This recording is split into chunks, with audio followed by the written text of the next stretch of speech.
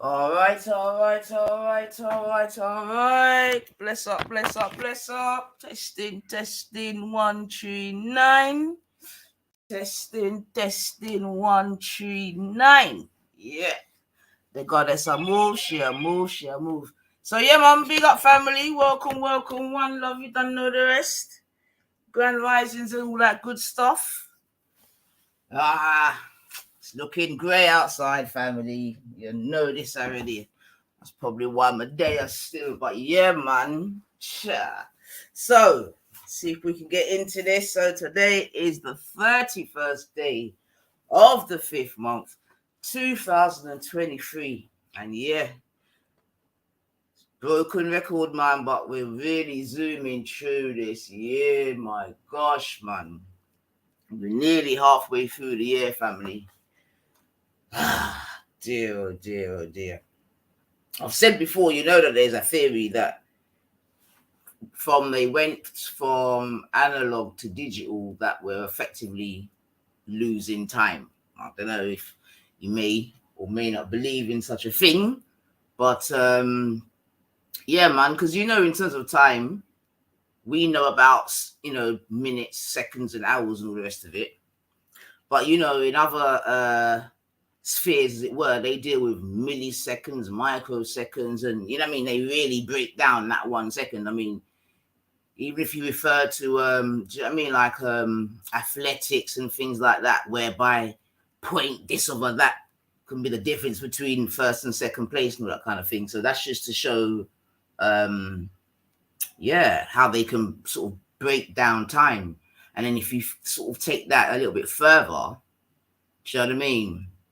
In terms of, because what it is, if you I don't know if you remember, or even if you think of a clock that goes tick tock, do you know what I mean? And obviously between each tick and tock, big up yourself, Mel, man. Come on, man. Yeah, man. Grand risings, Mel. Grand risings, all the way from Come on, bless up yourself, man. So yeah, I was just saying already. I'm digressing to us, but my thing already. But if you think of the clock going tick tock, and obviously previously they would say that between each tick and tock is a second, right? But now we've gone over to digital, where you don't necessarily have a tick tock in it. It's just it's more like a lapse, as it were. And like I was saying, there's a theory that says that as we've gone from tick tock to like a lapse, do you know what I mean? Those little times in between, do you know what I mean? Can then basically effectively make you lose time, man. Do you know what I mean? But already I digress, man. But yeah, we saying the lurkers they bought already. I love the lurkers, man. I love them, man. And they know they love me, man. I love it, man. But lurk ahead, man. So anyway, big up all my lurkers, innit? I usually pick you up first, like the silent ones. The ones that still ain't ready to break out of jail yet, man. But don't worry, man. Time will come to break out of jail, man. Time will come. So yeah, bam. So that's that. But yeah, man. So bless up everyone. As you always hear me say, anyone that celebrated any kind of birthday, christening, and anything in between, you understand? I hope you had a good one. I hope it went well. Do you know what I mean? And so when it comes to them thing there, it's all about family and friends. You understand what I'm saying to you? And love and bonds and then way there, man. So yeah, I know there's people out there going through certain things right now. So big up yourselves, keep the faith, keep strong, you know what I mean? And we move, man, because that's all we can do, innit? Like put one foot in front of the other and keep moving, man. Because if you stop moving, it can get peak, right? It can get very peak, man. So yeah, man. We move. So big up yourselves, big up yourselves, big up yourselves. So yeah, man, we're there. It's 11:08. It's half-term settings in England. You understand what I'm saying to you? So big up all the youth them, big up all the parents that are doing that parenting. Do you know what I mean? Putting their children first, second, and third. You know what I mean? Big up yourselves. We've had some lovely weather. You know what I mean? Of which I have definitely enjoyed. Do you know what I mean? A few days of random sunshine, We need more. But I definitely enjoyed it, man. You know what I mean? Melanin up. You know? So yeah, man, big up the people them that was able to enjoy a little bit of the sunshine and you know what I mean? Do some activities with your people them, man. Because you know in England we're not guaranteed sun on a regular basis, boy. So when it come, to try utilize that still.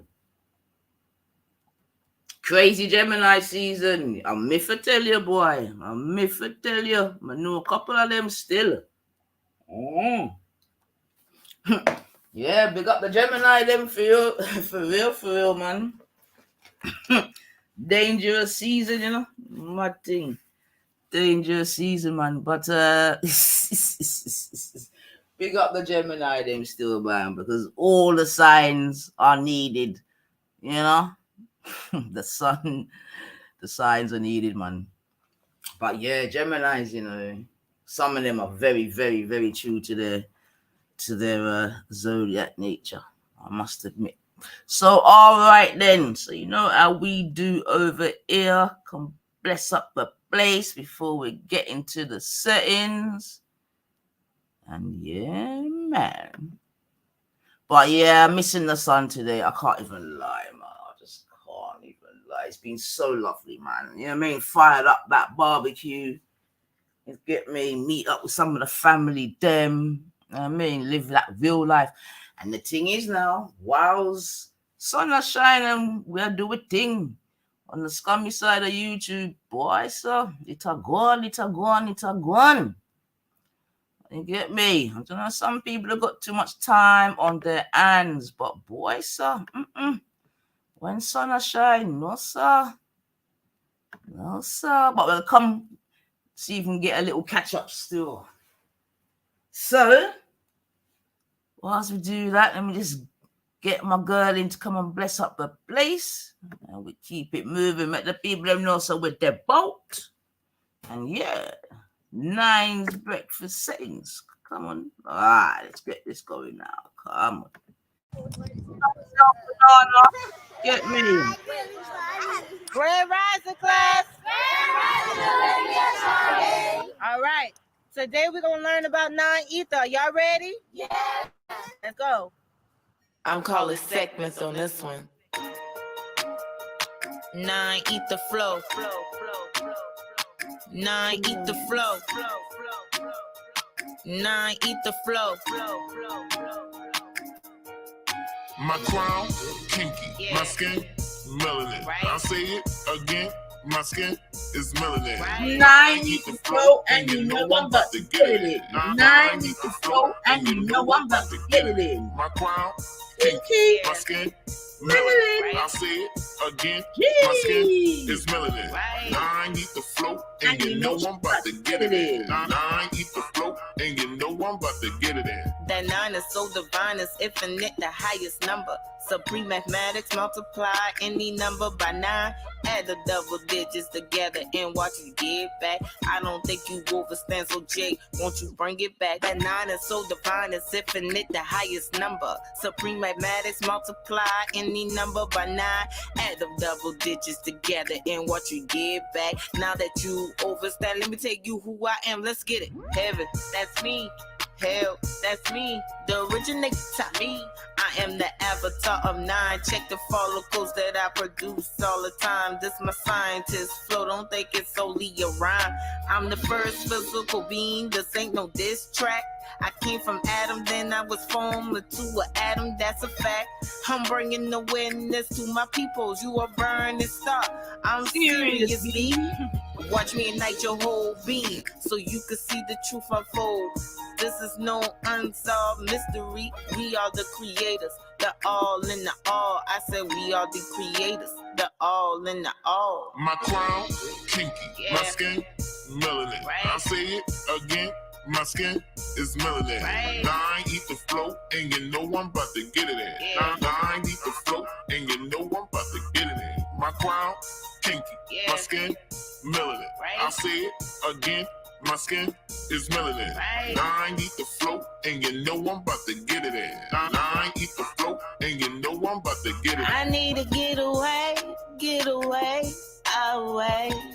Take me to a place that's tropical, so rock can shine down on me. Only he can give me what I need. I need that ultraviolet vitamin D. That's serotonin. Big up yourself, On my nerve. BBB. You know Come I'm on, it. you never walk By alone, the way, son. Rob produce me some more melatonin. I'm the fifth element. I'm lead low in this. I can make Zor go by boom in this. I'm metaphysical and alchemist in this. I ain't cursing on the track. My daughter gonna dance to this. I'm earth, water, air, and fire. I'm a walking planet. I'm here to give you what you desire. I got the right knowledge, the right mind. I can't go wrong with this. I got the right knowledge, the right mind. I can't go wrong with this. My crown, kinky, my skin, melanin. I say it again, my skin is melanin. Right. Now I eat the flow, and you know I'm about to get it in. Now I eat the flow, and you know I'm about to get it in. My crown, kinky, my skin, melanin. I say it again, my skin is melanin. Now I eat the flow, and you know I'm about to get it in. Now I eat the flow, and you know I'm about to get it in. Yeah. Come on, melanated up in this bitch. See the words, you see the words. Yeah.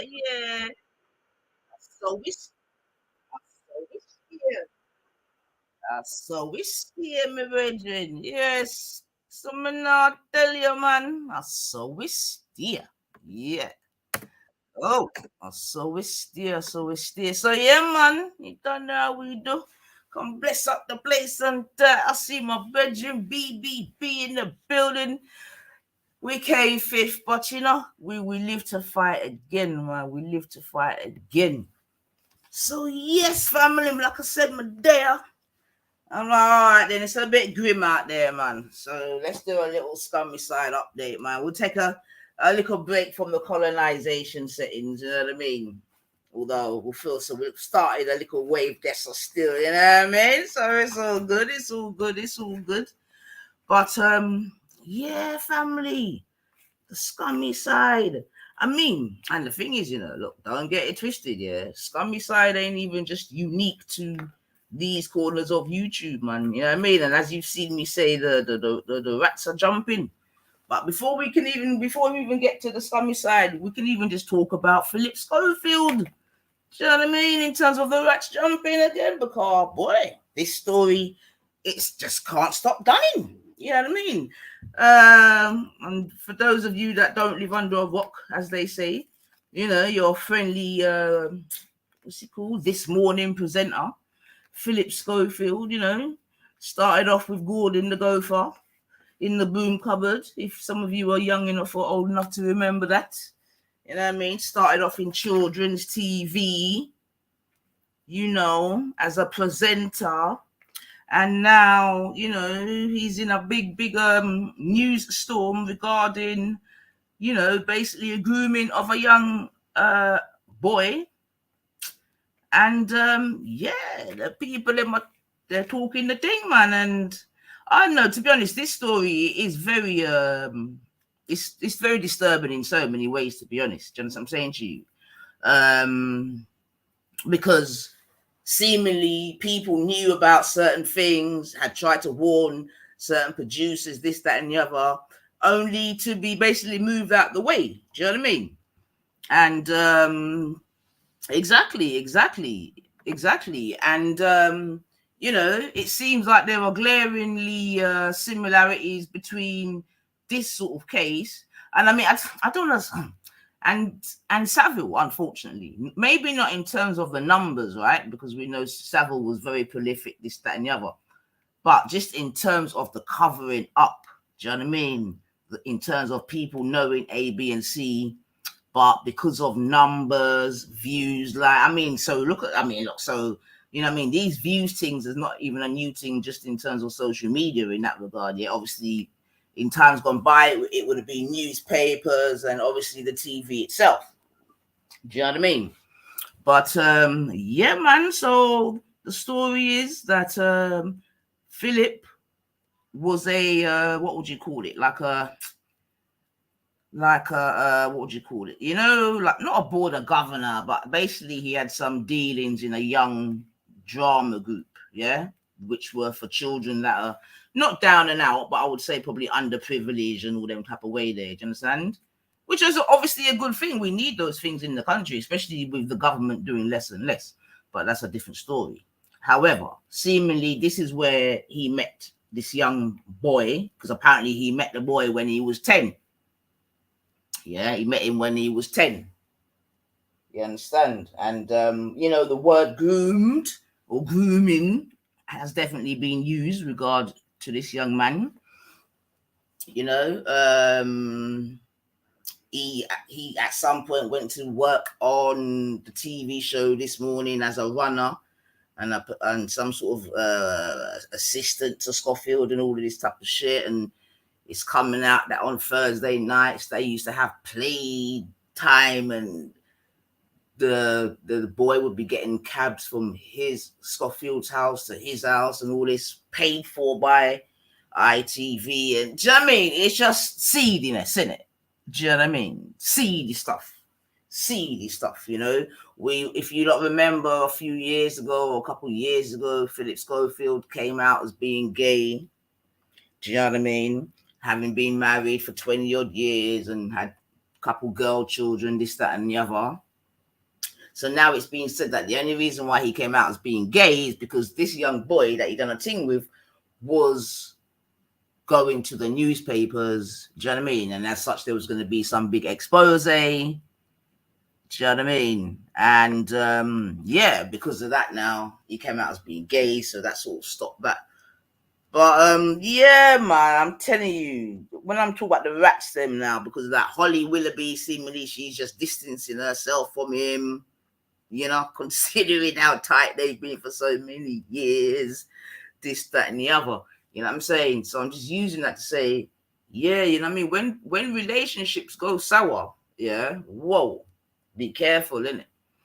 Yeah, and that's what I'm saying. Even in real life, be careful what you tell to certain people, man, because you and them might be good now, but boy, if something were to happen and, you know, it goes the other way, well, the ammunition is real, you know. And, you know, there's so many people, well, not so many, but yeah, man, apparently there's a lot of people that are glad to see the back of Schofield, saying that he's been a wrong one for mourning, you know. Eamon Holmes, if you know Eamon, good old Eamon and Ruth.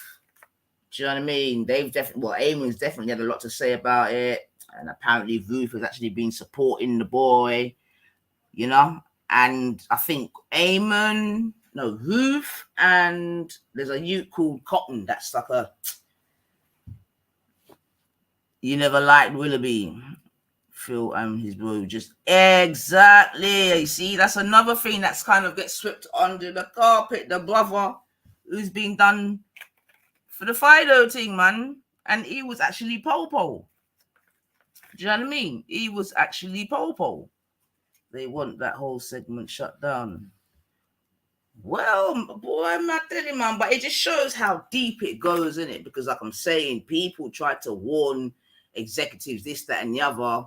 And instead of dealing with it, it just got moved on under the carpet, moved the youth to a whole different show, being loose women.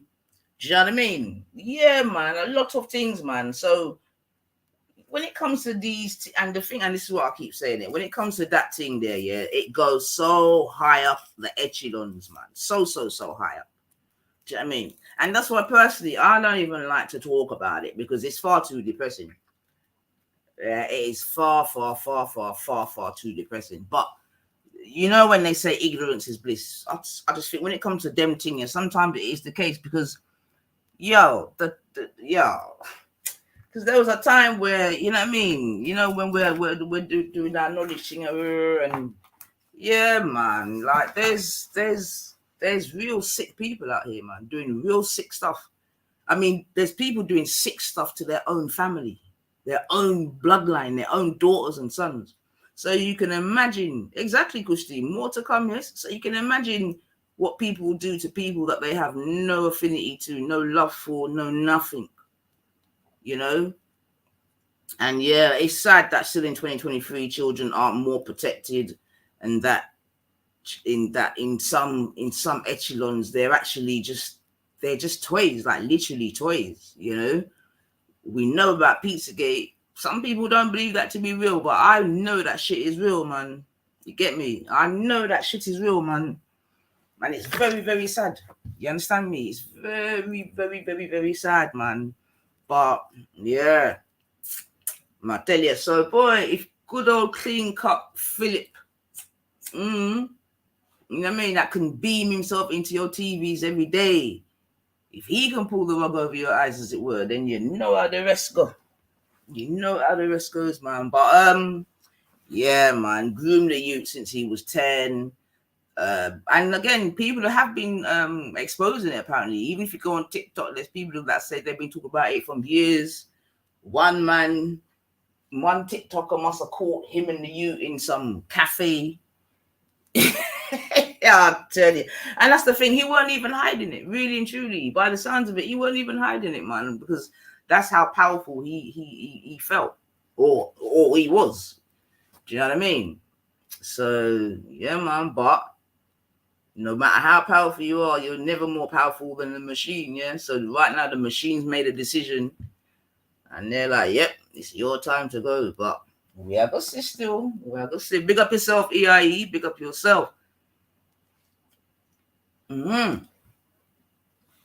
So sinking ships and the wraps them. It's a very common theme, man. Very common theme, which can take us right back over to the ScUmMy side of YouTube.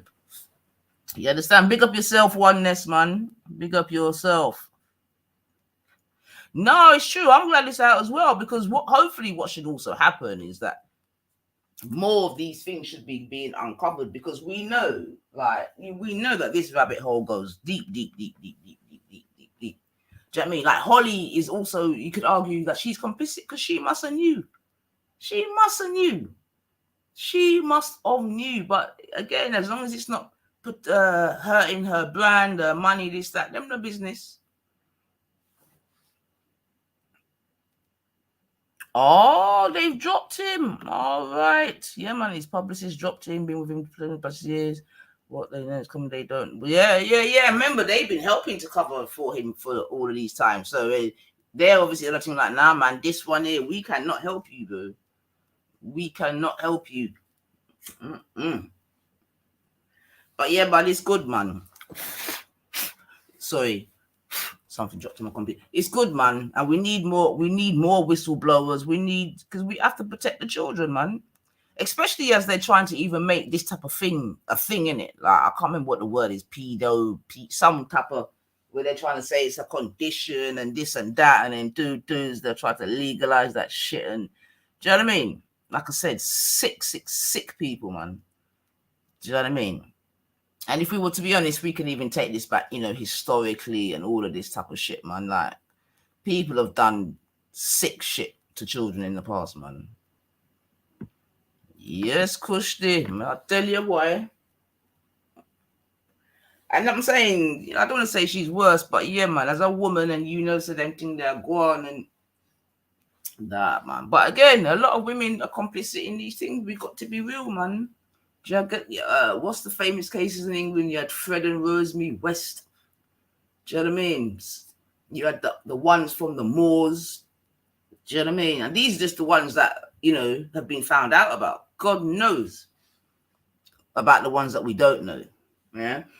Which brings us onto the ScUmMy side, because like, as these things are actually going on in real life, as we can see in it, like real life grooming, real life, you get me, Peters and all of them way there, yeah. And from a good few years ago, when I even started my ScUmMy side reporting, you understand, and I'm saying, these people take the word pedo and nonsense and just fling it around like a joke thing, like it don't mean nothing, like it has no lead behind it. You understand? So simultaneously, as we're having this going on, for example, with Philip Schofield in the ScUmMy side of YouTube, I don't know if you remember the last time I gave a little report saying that they had like CPGate, yeah. CPGate, we're gonna call it, and just just for those that may not know what CPGate is. So in the ScUmMy side or YouTube, basically Gummy must have opened up a Discord server, yeah. And apparently at some point, some CP was dropped in the server, yeah. And then since then, it's become this massive thing, yeah. So in terms of the sort of chronological order of events that I've been able to sort of ascertain in my little nines reporting, as it were, yeah. Well, see, that's a good question, actually, Kushti. So this CP was dropped in the server, yeah. And apparently, one of the main things is that a particular person was blamed for it, yeah. Someone called Pisco, yeah. Like straight away, apparently he was blamed, yeah. Seemingly without any evidence, this, that, and the other. Well, actually, the evidence was that the person who dropped it had a particular name called Dark something, I think. And certain persons just automatically said it was Plisco. So excuse me. Oh. You just can't mash up my sorry family. All right. One second, family.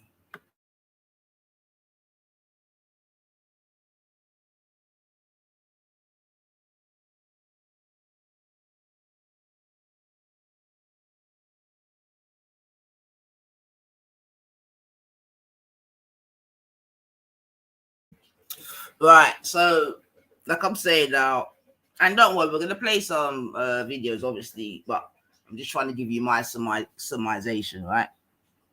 So like I said, some CP was dropped, yeah, and a certain gentleman was accused, yeah, because it was said that the name Dark something belongs to this youth called Pisco, and some of you may know of him, you know what I mean? He's the man that's been after Dan for years, trying to call out Dan for his type of this and that in Discord. So hold on a second. Please up a second.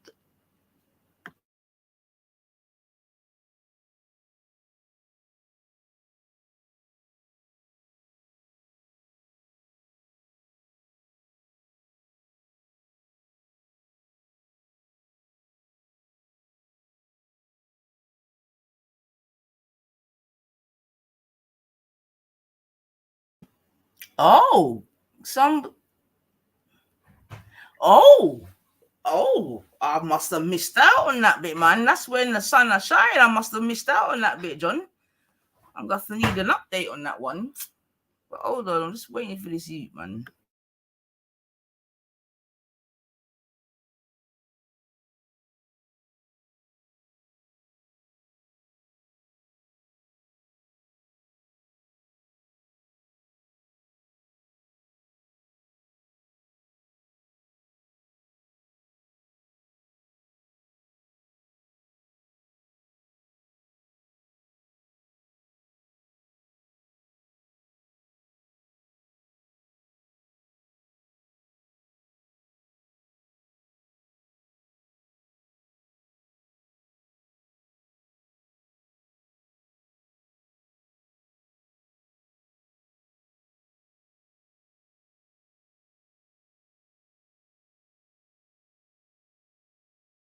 Right, family, sorry about that.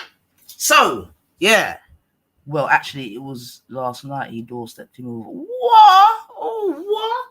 So I'm behind on that update there, man. All right, so bam, like I was saying, some CP was dropped. Yeah, automatically someone was accused. That person being Pisco. Yeah, and then since then it's just been an almighty shit show. You understand what I'm saying to you? Whereby, yeah, like it seems like there's definite two camps now in the ScUmMy side. You understand? And yeah, we're gonna find out, man. But big up yourself, Ultra. Come on, 9 block and that. So we'll play the first. Let me get rid of that one first. We'll play this one now. All right. Now remember, this ain't no rice and peace. I'm the one you're not complaining. This is ScUmMy side update. Zin. All right. So let's get it now. So yeah, is that a good summarization? CP was dropped. Someone's been accused, rightly or wrongly, and also we don't know if the police have been informed or not. And then there's what's the word? What's the word? I can't think of the right word, but the thing is, some people are questioning why the police were not called before these images or other persons were told. So, for example, apparently when this happened, anyway, we're gonna find out. But apparently, when this happened, Issa was told, if you can fucking believe it. You get me? Apparently, he got me told Issa a bleeding heart. Do you know what I mean? Apparently, I think before she told the police. Yeah. So yeah, man. I mean, yeah, and the rats they're jumping, man. They're jumping. People are getting dashed under bus, and people are like, "What? Dash under what bus? Nah. So all right, then let's play a bit, man. Where am I gonna start? I'm gonna start here. No, I'm gonna start here. I'm gonna start there. All right. Big up everyone in the building. Yeah, you're off today. Good, Ultra. Me too. Some of the halftime settings and that. And like I said, the sun is not out today. I mean, so when all these mad shits was going on, me out there and enjoy the sun. Right, where am I going? Okay, we're gonna start here.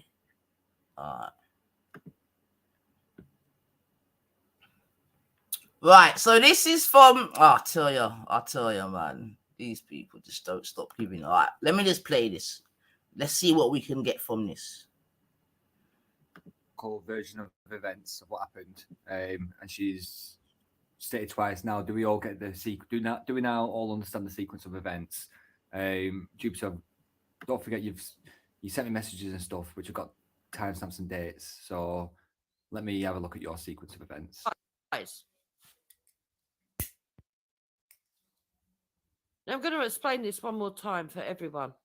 Sequence of events. I'm on the StreamYard somewhere else.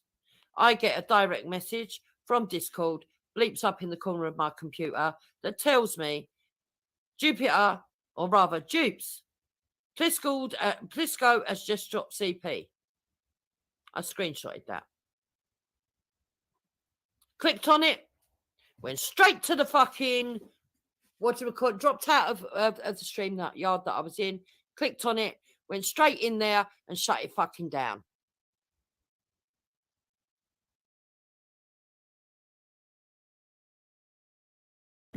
Yeah, John, just come and drop it in my back chat, innit? And then I can play it. Because I'm in my studio, innit? So just click the link, drop the, drop it, and then go on back. Please, thank you.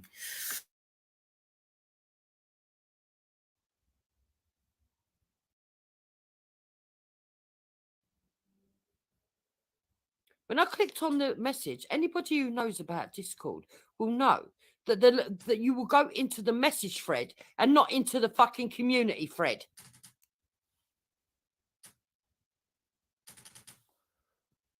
So I went into the message thread, read the message in full, went straight up to the left-hand side, clicked on the bit, went all the way down to the bottom and shut the fucking server. That was it. End of. End of. I didn't even come out, called the police, kept going to fucking answer phone, telling me to go online. I went online, reported it, and then I called Danny Oakes-Jones, fucking talking to Esau, telling Esau how lovely Plisco was. I then jumped back on the stream and said he's not a fucking nice person. He's just done da-da-da-da-da-da. Okay, so we can now establish that you're the one who brought it online, Jupiter. And instead of leaving it with the police, which you just reported, you then came online and dramatized it. and I come off.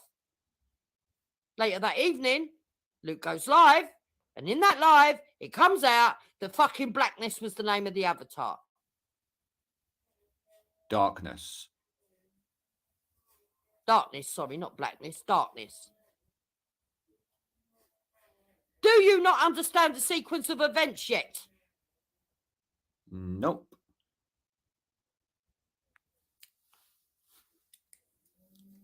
Before I even found out that the avatar's name was Darkness, I'd already realised in my... All right, so just for again a little bit of can't think of the right word. So this guy is Luke, innit? This guy's called Base Luke from up north. He's actually from the Hive, yeah. So he's like one of Wasp Prentos, as it were. So I believe he may have taken over from the Wasp and that. And so yeah, he's they're rats.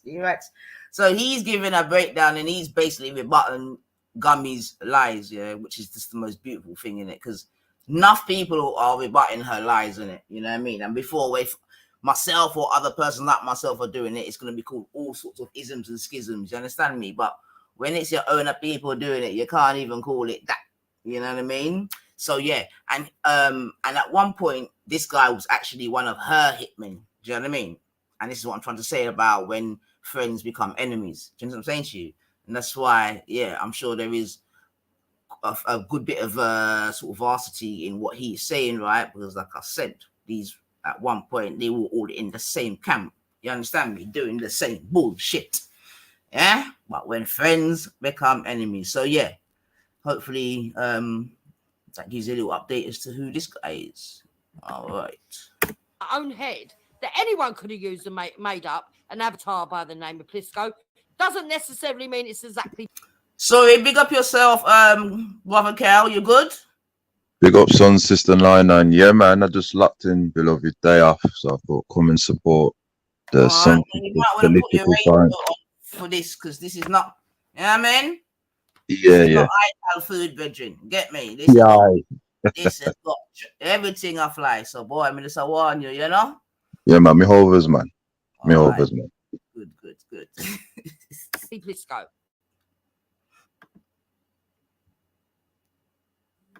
That's a lie. So I then went back on. Right, so you're making out as if like you immediately realised that somebody else could have made a profile of Plisco, and then you immediately corrected yourself. You didn't correct yourself until the minimum 48 hours later, Jupiter. And you've totally missed. You're skipping parts out here, so you're skipping the fact that you called me at 1 minute. I'm just going to pause this 2 seconds. I have an incoming call. Oh, when you say caught you in a lie.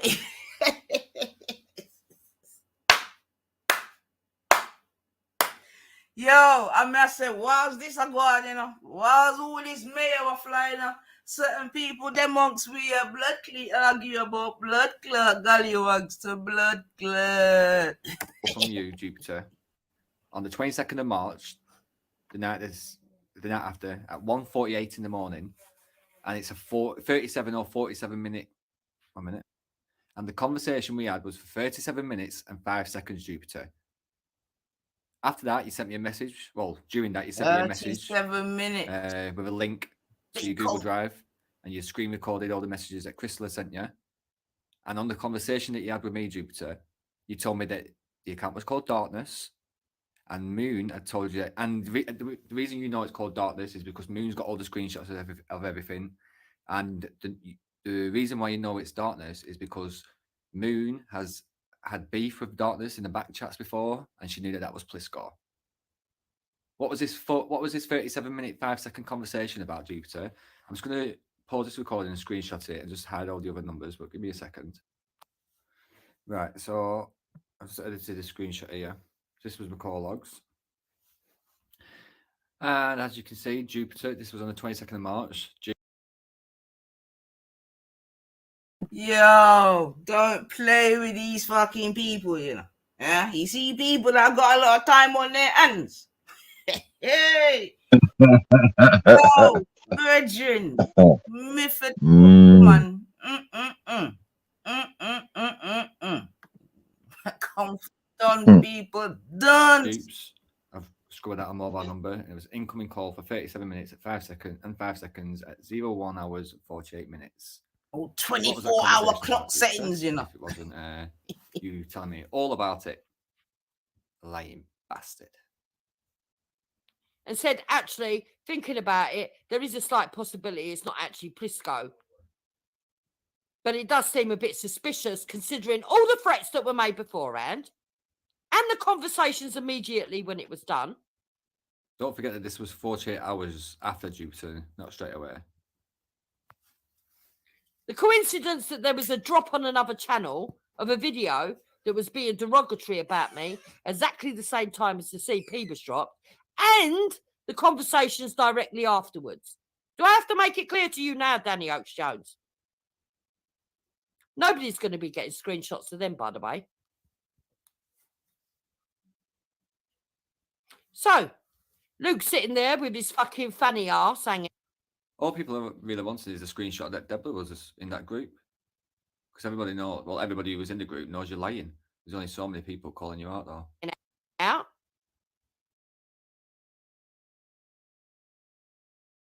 Okay, then. So in comes another candidate, as it were, Debla. So apparently one of the next arguments is whether this Debla girl was in the group or not at the time in which this CP was dropped. Do you know what I'm saying to you? Some people are saying that she was. Some people are saying that she wasn't. I'm not sure as to what the relevance of that is, but that also seems to be an issue as to whether she is or isn't. I've got a feeling it's more about just sinking ship settings again, innit? You know what I mean? Like, just everyone tried to draw everyone in, basically, man. You know what I mean? If I'm nasty up, you're going to get nastied up. It's like one of them ones. But yeah. Making up suppositions with Cam.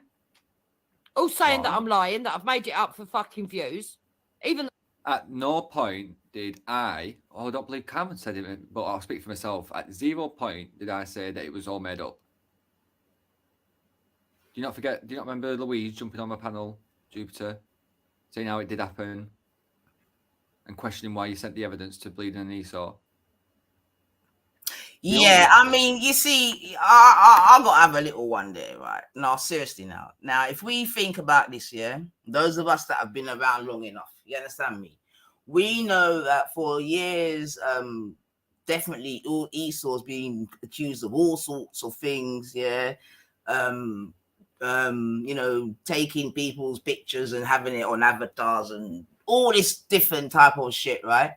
By said person, in fact. And if you remember, Esau and the ScUmMy side started, in fact, you know, whereby Brian Hurl, Esau, and Gummy, whatever, they were the, you know, they were the stars for a long time where they were just on her case. You understand me? That's why we know about her surname and how much kids she's got. And remember, they were digging her up. You understand me? Like, digging her up. Yeah, I mean, I wouldn't want these people nowhere near. But anyway, that's a different story. So they were digging her up in it. Now, a couple of years later, seemingly, she is sending Esau fucking you know, evidence of CP. Like, why him?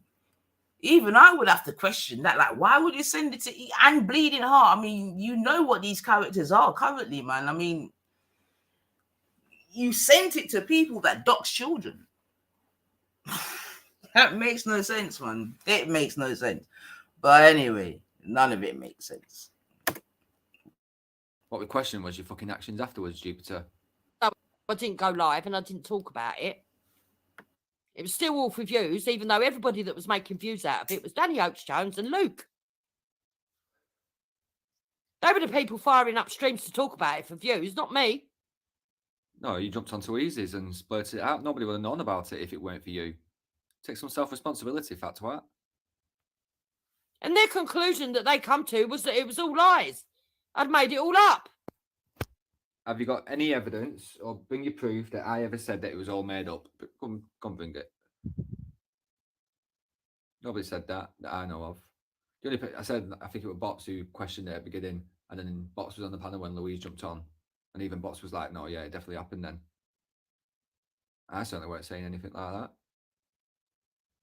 You're trying to paint a narrative, Jupiter. So, because I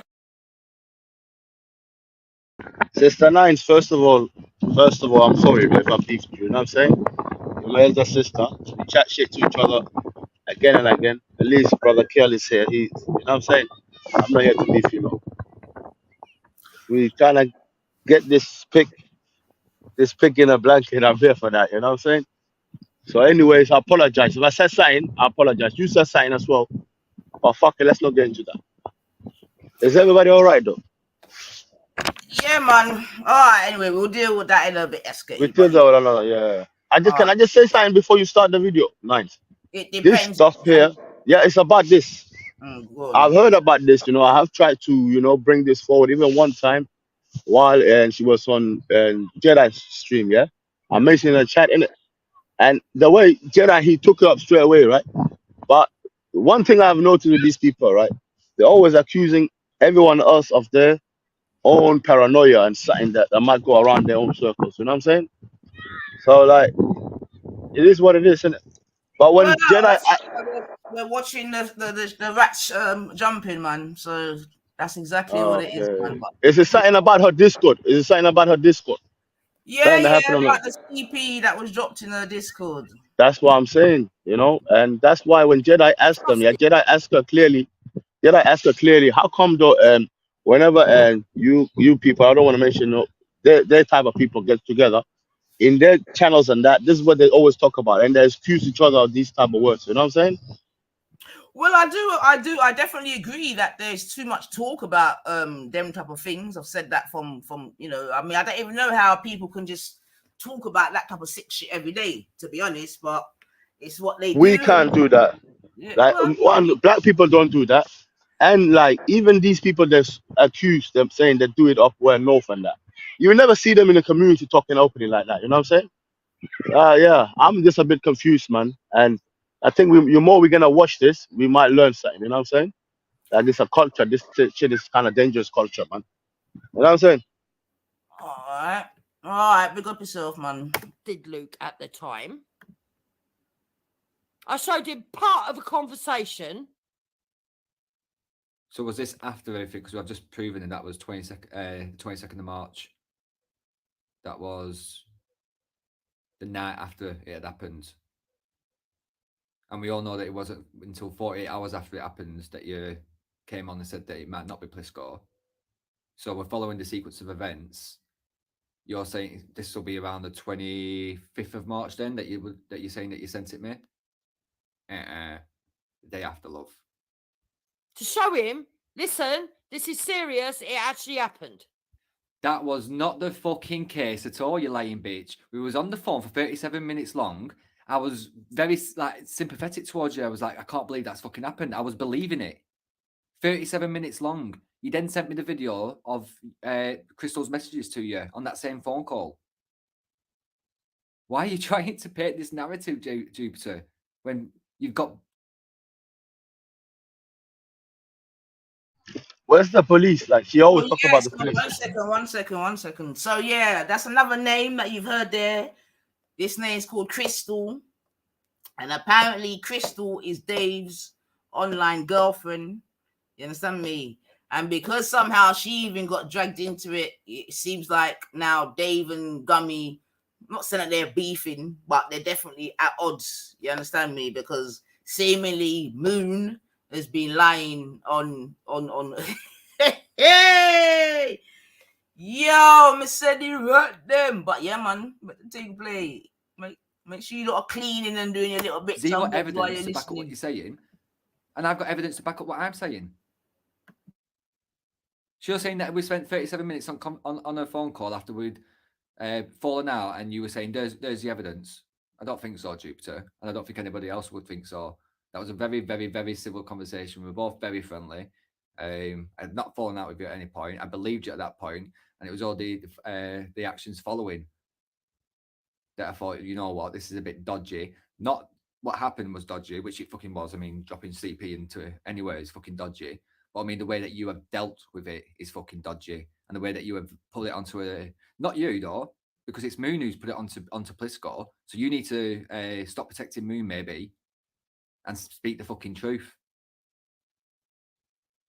But you said it was fucking Darkness, and Darkness is Plisco, and it wasn't until 48 hours after that you came on and said it might not be Plisco. So maybe you need to get the sequence of events in order first.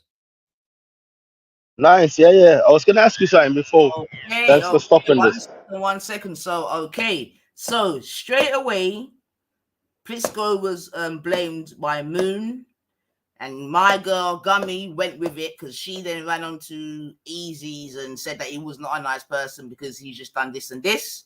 Yeah, so definitely he had been accused. Yeah. And now we're understanding that it was only 48 hours later now. So it weren't straight away or within a couple of hours or whatever that people came to their senses and thought, you know what? Maybe it's not him. That it could be just someone else, you know, dropping in a name and this and that. So this is where we're at now. And yeah, obviously people are trying to convince others otherwise and others ain't having it. And neither should they, man. Yeah. So what's really going on? Because I haven't seen this video. It's basically... You're going to have to just bear with us and... No, it's Jupiter against this Luke guy. It's basically Jupiter trying to come with that, you know, victim mentality and, you know, attack to Luke, and then Luke is not having it, and he's like, yeah, fuck off. Because I'm basically hearing this guy dissing her out, and I thought, if this is a serious situation, and I remember when you created, you know, I remember what you coming around talking about creating the Discord group. So all of these people are on the same Discord group. So if this was serious, he wouldn't be chatting like this, innit? I don't know, like, you know what I'm saying? Basically, the guy is dissing her out. He's like, fuck off. Like, don't, like, if you look behind it, he's basically saying, don't blame me for nothing. If you listen, you'll get the context to what you're asking, yeah? So let's just have some patience. Part of the thread, the initial thread. I had no idea that little cunt was going to go. She didn't send me any part of any of the initial thread. She sent me the entire conversation between her and Crystal, private messages. It wasn't a thread. It was private, so what are you talking about? Go after Crystal. I wasn't going to go after Crystal. At that time, Crystal, the only evidence we had, that physical evidence, was Crystal saying it was Plisco. You're saying that nobody's ever said that. You're saying that Moon never said that. So the only evidence we go off now is that Crystal said it. Do you understand the fucking web of the web that you fucking all this tangled web that you fucking weave, Jupiter, and now everybody's involved? Just because I speak about it, shit, fucking talk about it, doesn't mean I'm fucking behind it or responsible for it. That lies with you, Jupiter. You made it public attention. You made it public knowledge. Instead of leaving it with the police, you immediately jumped on Easy's and you fucking dramatized it. It's on you, Jupes. Nobody else. Even Dave trusted Luke. And that's what I'm saying, man. When people use these sort of things to weaponize and to get views, this, that, and the other, because basically what man is just saying there is you should have gone straight to the poll, this, that, and the other. No one online didn't even need to get to hear about it. And I agree with that. If you're really serious about such things, you know what I mean? And you're not going to be jumping onto our next man's channel and talk. Yeah, man. So I agree with that, man. And that's what I'm trying to say. It's just hold on. Can I, Brother Kill, what are you saying? Are you there? Yes, my brother. Yes, my brother. What are you saying? Brother, can I just ask you a quick question? What's with these the ICE people and this type of situation? And don't go into it too much, but no, but we can't. This stuff is always around the ICE people. All right. Stop. No, what I'm trying to say, they're always blaming other people for this shit. Right? This is wrong, man. Let's not be naive, yeah, and go on like these sort of things don't affect all societies, nations, this, that, and the other. Yeah, you're right. Let's not do that, okay? Please, we're not gonna do that, okay? We're just gonna fucking deal with the show and we keep it moving. We're not gonna go into that because then it starts getting silly and political and all the rest of it. Yeah, because we've had many conversations on YouTube about different versions of fucking child abuse. Do you understand? So please. I don't even want to look at too long now. Like, I hope we get through this bit. So if you haven't got the sequence events straight in your head, you have now. Darth fucking Fuckers. Gaslighting that. Gaslighting dupes. Have you got any evidence to back up that sequence of events? I've just backed up my sequence of events. Can you back up your sequence of events with any screenshots or evidence, Jupiter? Are you going to deny that you had that 37-minute conversation with me on the 22nd of March, 10 minutes before 2 a.m.?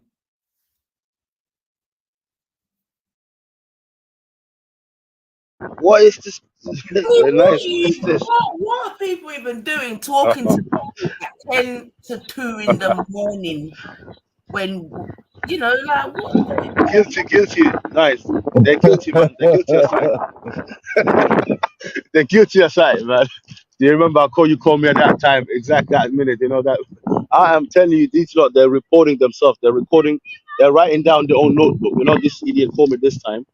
I don't want to get involved with that shit. That's what's going on. Well, this is why it's hilarious because, you know, like I said, my man's forensic. I mean, Skits is saying they're all the same, which I don't disagree with. Do you understand me? But that's why we said they're right there, my jump. You understand? But yeah, my man's forensic and he deals with 24-hour settings. He's not even given the 12-hour clock. Hey! Your sequence of events, that conversation with happened around the 26th, 25th? It was the 22nd. Not long after the live.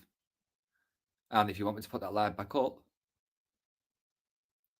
well, actually, what I'll do is I might just do a stream just going through that video, that review, so then we can all watch it together and see how the name Darkness came about, Jupiter. I think I'll do that later. I'm babysitting at the moment. Well, I'm about to anyway. They're getting dropped off. Well, ciao for now. And Jupiter, stop lying because it's all going to come on top for you one day. A computer, me.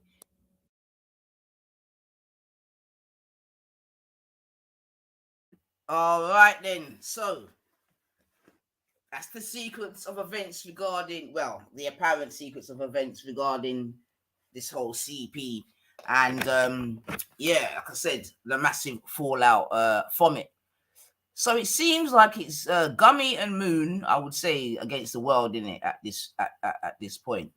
So yeah, like I said, one of the balls of contention was that Moon did not say it was Plisco and all of this different type of shit. Yeah. Listen, yo, man, I stress him, you know. I stress him, man. Let me tell you how stressed he is. Hold on a second. Let me show you how stressed he is. Hold on.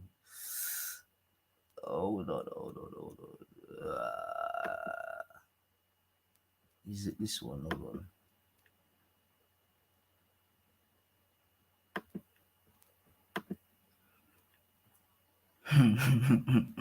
All right, so where do we go now? All right, so now, okay. What did you get from this? Like, and I don't want you to get into too much, so you know, by words and that. But what I got into this, yeah, it's like when these people get together, they fuck up shit. You know what I'm saying? So yeah, that's what I'm saying. You know, people of the same people flock together. Don't know. Well, it's like I was trying to sort of align it to the whole Philip Schofield case that when people are good, they're good, innit?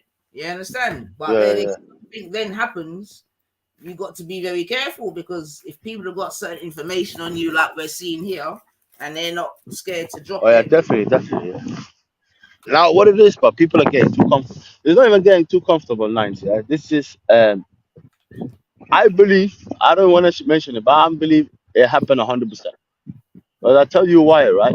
You remember from Rodney's channel and all of these times back in the days, right? You remember what's going on, right? And this was just from that channel to other channel to other channel. That shit was going on. You know what I'm saying? But I heard her saying she called the police. I don't know, man. I did hear her tell Jedi she reported this to the police. But I don't know, man. It's again, you know what I mean? There's more to come, but some people are questioning if that actually happened, the whole reporting, So what do you think about if you're a Pakistani Muslim in the Britain right now, and you hear this from the same people? You know what I'm saying? I don't know though, but yeah, man. And this is why I believe, yeah, this is why the same people, they're always, anti-black, they don't believe in nothing. Even you see that from the video, you know what I'm saying? Even, well, fuck this shit anyways, man. What are you saying, Kel, man, brother? You good? Yo, Brethren, go on mute. Just go on mute, I beg.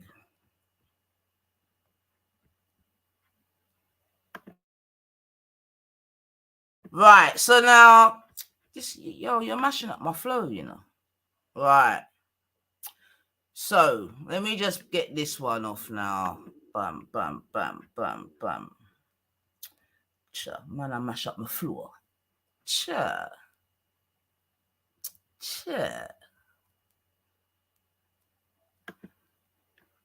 Right, all right. So in terms of actually the question that was just asked by SK, so let's come off of that. Okay.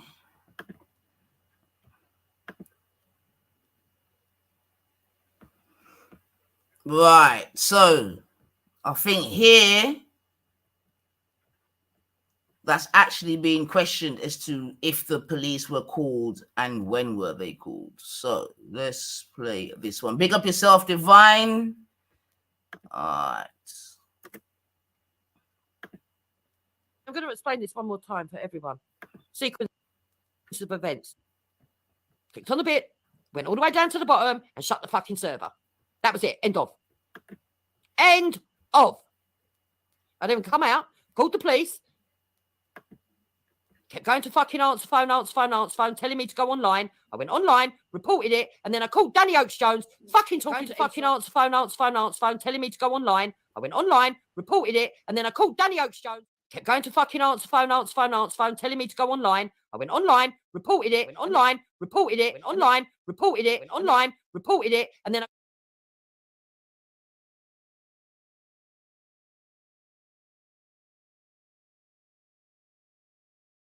If I tell you, the people them surgical, man. Oh boy. She never reported. And then it'd be on my screen, on my computer, but I haven't. It's on your server, though, unfortunately, your Discord server. Well, it's gone.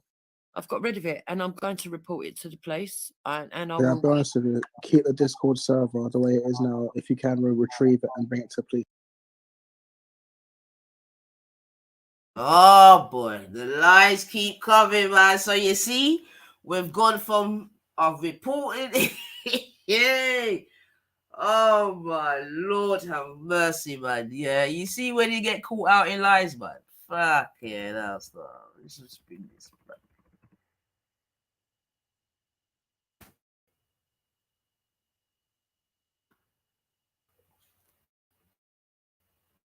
I'm going to explain this time, everyone.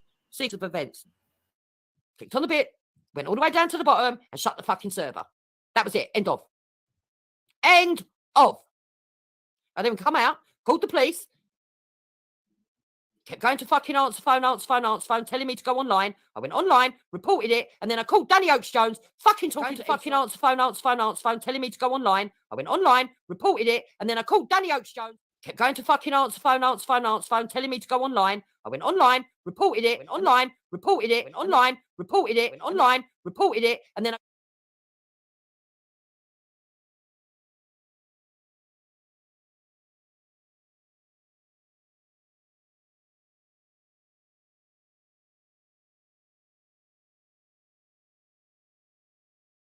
and then it'd be on my screen, on my computer, but I haven't.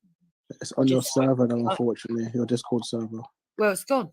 I've got rid of it, and I'm going to report it to the police. And I Yeah, I'll will. be honest with you. Keep the Discord server the way it is now. If you can, retrieve it and bring it to the police just the way it is.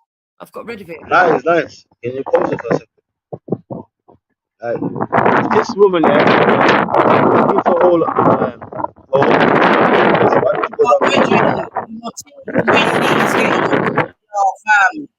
Your thing's windy, innit? You're in a wind tunnel. Try again. All right, but as you can see, What I was trying to say, Nine. yeah, go on. I was trying to say, yeah, if this woman trying to, tell the police that what she would have plucked the whole computer off of the hard drive, if Jimmy, Victor must have known how to take a hard drive out of the computer, right, and give it to the police, right? If this was serious, she probably know she won't even have a computer to come on the internet. You know what I'm saying? So I don't know. Take the chat shit. Well, I think some people are questioning that as well, ScUmMy. So it seems like you're in a group with others, man. You see, but what we can It clearly makes no sense, right? see there is that there's one version where it's being reported, and there's one version where I'm gonna report it. You see, so yeah, And you still got the hard drive. The worst thing about it, Nines, yeah? See that stuff, it never leaves the hard drive, You think you might deleted it. If the police wants to find it, right? All they do is they take your hard drive and you can find this type of stuff, right? You would have even probably found the person, you know what I'm saying? But, like, you know what I'm saying? For what I'm hearing, you hit the hard drive, you're talking about, it was on Discord, what? And I deleted it off. You can't delete it off. If you delete it off, that means you got rid of the hard drive. You bought a new one. You like it's like some crime thing. You know what I'm saying? You got rid of the evidence. That's why it sounds up to me like. Well, again, you make an interesting point, and then that would then question how serious this matter has actually been taken, or because again, you're probably right. If it was that serious, if the police were taking it that serious, that is. Some people don't even believe that the police are taking it serious. Some people don't even believe it's been reported. But to report it to the police, I've got rid of it, and I'm going to report it to the police. I got rid of it, and I'm going to report it to the police.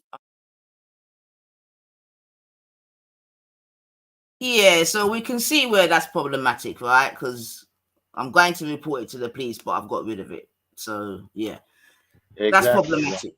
That's very problematic in any instance. You get me? But we'll let it play out. Owned by China. It's owned by the China CCP. They create it and pay for it, but I can show you where on. Yeah, that's why I'm putting the link, the actual number of the link, so they can actually find the one quicker. Yeah. Yeah. But like when, for example, if somebody deletes their account, it actually doesn't even delete the messages. So even if they delete their account, it says deleted user and it gives them like a code for the name as well. That's so they can be tracked. That's brilliant because they'll be able to trace him. I'm sorry, Jupiter, but I'm reporting thing to my police force as well. So no, I want everyone to report it. Yeah. I'll do it as well, Jupiter. I'm with you on this. Oh yes, 100%. I want everyone to report it because at the end of the day, you can't get away with this. This is disgusting, and this is setting people up, entrapment, blackmail, and not only. And then that's the least of it. The rest of it is the fact that he's actually got child porn. What's he doing with that? Why is he oh my gosh. That's what I don't want to do. Yep.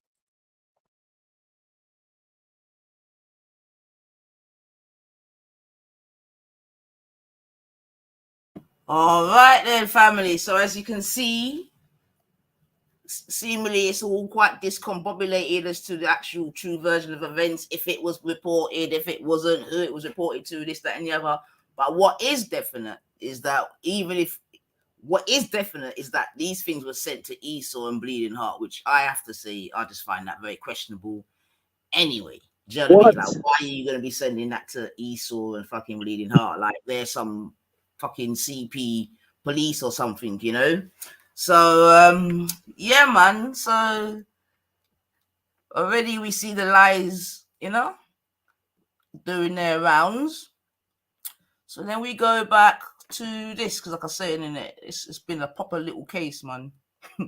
So we're going to come bring back some more evidence now. So this one is saying that proof that Moon, because remember, the whole story was that Moon did not accuse Pisco, yeah?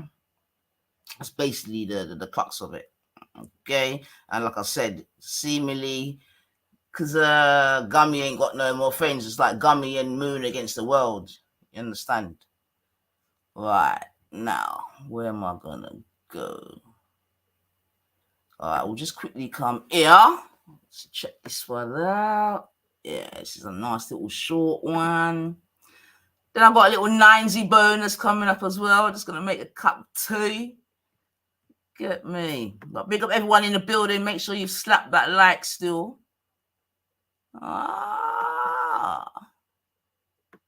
Yeah, I'm here, man. The sun's not here, man. But I definitely enjoyed the few bloody days. Just me. Did anybody on the outside of YouTube know that Moon said Darkness was Plisco? Can I just say as well that initially nobody outside knew the name of that account. No one on I here never knew even knew it until I unless they phoned saw them it. because I didn't even read their email. Okay. Okay. And their name was Darkness, and that was one of the names that Plisco uses on YouTube, and was one of the trolls that were coming in mine and Jupiter's, threatening the acid attacks on our kids and stuff. So Kaylee, so you sent that message to Kaylee. So Kaylee wasn't in that group at the time. So that's certainly somebody outside of YouTube who knows it. Or I'm not sure what you meant by that, Moon, but that's certainly you telling Kaylee, who was not involved, that Darkness was Plisco. Right. So on this bit here, so Moon's question now is, who told Jupiter that Darkness was Plisco? Because I've heard Jupiter make the claim that I told her that. So let's listen to what she says. Who told Jupiter it was Plisco? Moon, at the time. So what Moon's getting at there is that the fact that Crystal had messaged Jupiter saying it was Plisco. But Moon, don't forget, I think it was Jupiter who said that recently that she didn't even read your email. She only knew that it was Plisco when she called you. So you did tell Jupiter that it was Plisco. It wasn't just Crystal. And the reason why Crystal thought that Darkness was Plisco is because you told the whole chat that Darkness was Plisco. Who told Jupiter it was Plisco? Hold on, 99. Can I say that? Right. There you go. Yeah. Now, I just want to say something though. One thing I do remember right now, yeah. This woman here, what's her name? Angel Moo, whatever, yeah. She never used to like Klitschko, so they were always trying to set up Klitschko from back in the days, you know. Always saying Klitschko's like that, you know, he's stalking them and this and that. So I don't know, they might be playing, you know, some privilege right here. Yeah, I mean, could be. That's what I heard. They were trying to set him up from the get-go. So I'm not saying, I don't know what happened in it. I'm not saying. Oh, right. Yeah. Just true that. I can't trust what they're saying right now. Okay, so you're saying that it might have just been a ruse to set up Plisco in the first place to get their own. Yeah, about 80%. That's what I believe right now. So. Right, but this is not John saying that this is not Angel Moon. It's two different women. This is not Angel Moon. You know, this not that Moon, but that her friend is that another Islamophobe. They used to chill on a Reels channel, and she used to have the key. She used to let people on. Yeah, I do remember this woman. Yeah, I do remember. All right. Big up yourself, Code. Come on, man. All right, let's just listen to this last little bit. Put your raincoat on, Code. This is bacon and eggs today, son. So, and what we? Yeah, but look, Moon has got nothing to be. What do you mean, and? What do you mean, ands? Like for the previous 2 or 3 days, you've been saying that you've never said it with Plisco. You never made that claim. Jupiter saying that she never said it with Plisco. But now you're all admitting that you was lying there and that you have said it with Plisco. Do you now understand why people think you're playing games, cunts? She just admitted it. Hold on. Are we entered into Cloud Cuckoo Land? She just admitted. You have, Dave. You have entered into Cloud Cuckoo Land. You've just not realised, like, you are in Cloud Cuckoo Land yourself. Like, you just need to realise that and take yourself out of it, but you don't. This is what happened. That's it. Who said it was a link with Plisco's name on it? Oh, I don't know. Nobody. Right, you don't know. Well, I didn't say that. Nobody did. No, wait, nobody's ever claimed that you said that the name Plisco dropped it, Moon. The claim that you said was that an account called Darkness had dropped it, and Darkness was Plisco. as evidence in this video from 2 recordings, from what you say publicly on Jupiter's panel, and then what you say in private to Kaylee. We've now heard you say in private to Kaylee that it was Plisco who dropped it under the name of Darkness. You're a dodgy fucking pair of geriatric old women. You realise that you're too far down this rabbit hole to back yourselves out of it now. And instead of holding your hands up, not apologising, but holding your hands up and saying you was wrong, you're going to continue to slander an innocent man. Scum bitches.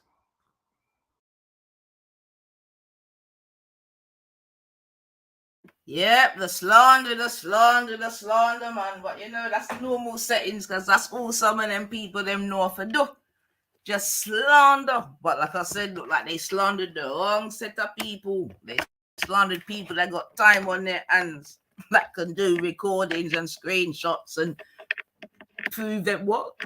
Lying geriatrics and that. Oh, Lord have mercy. Yeah, just a little scummy side update code, man. Just a little scummy side update, CPGate and all sorts of shit. But all right then. So we'll take a small little break there. We're gonna come back to that, but I think that's enough of that for now, man. That's a lot.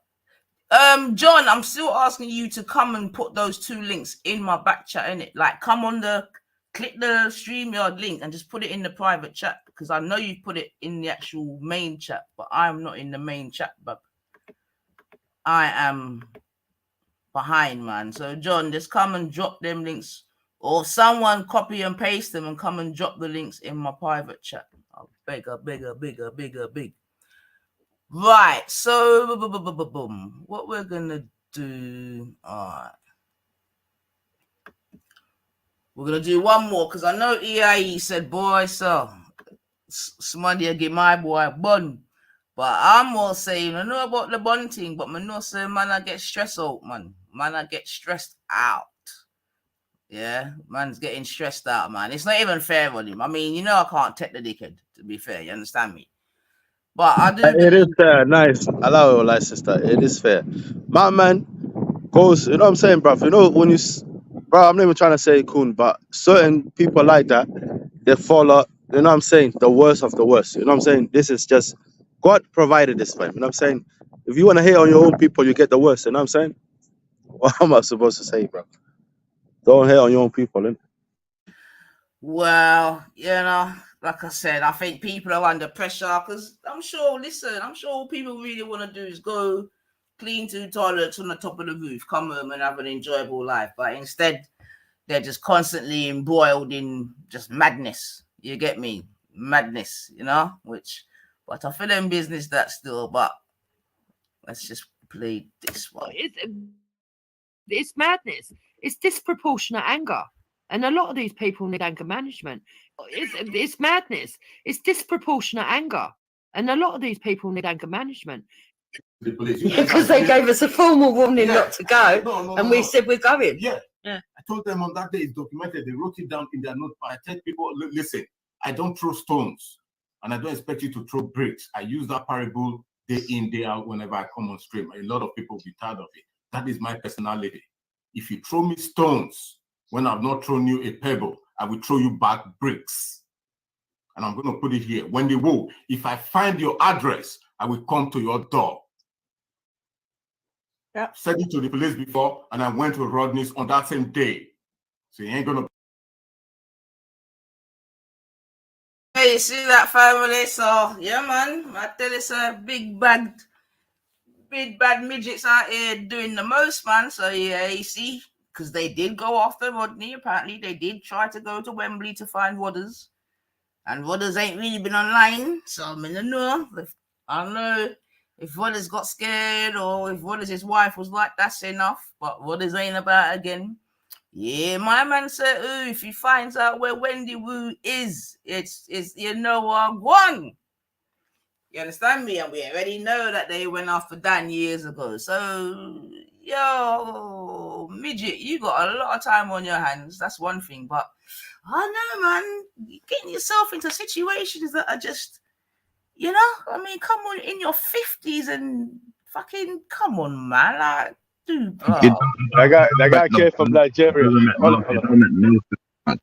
I tried to explain to him that time. There's an African proverb: when kings lose their direction, they become servants. No alpha man allows his woman online behave that way, and he's not even doing nothing for black people, but he wants to indulge in what ICE people, who are collective of power than black people. This is the result of it, Sister Naifa, man. This is the result. Nah, I hear you, man. And like I said, as fucked up as I know him to be, yeah, I'm sure in his head he can do without it. But like I said, he can't control it, innit? He can't control it, man.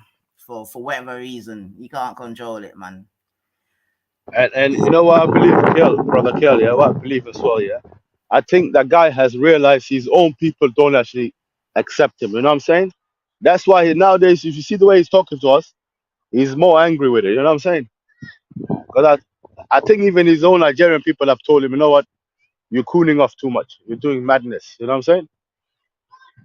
That's what I believe, bro. That's why he's I'm kind of sure they're panicking. not even aware of his online antics, because if they were, I'm sure something would be done. But anyway, let's not even think about it. We're just here to review. Different from what I've said. Carry on. I'll come to your door. Yeah.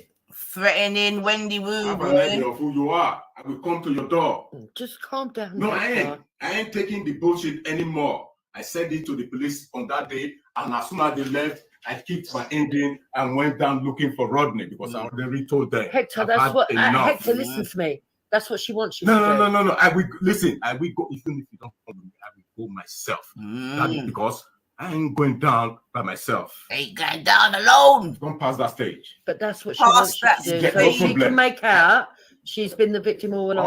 All right. This is how the internet can impact you, man. Man saying it's gone past that stage. Yeah, have you not muted? You not hear me? Huh?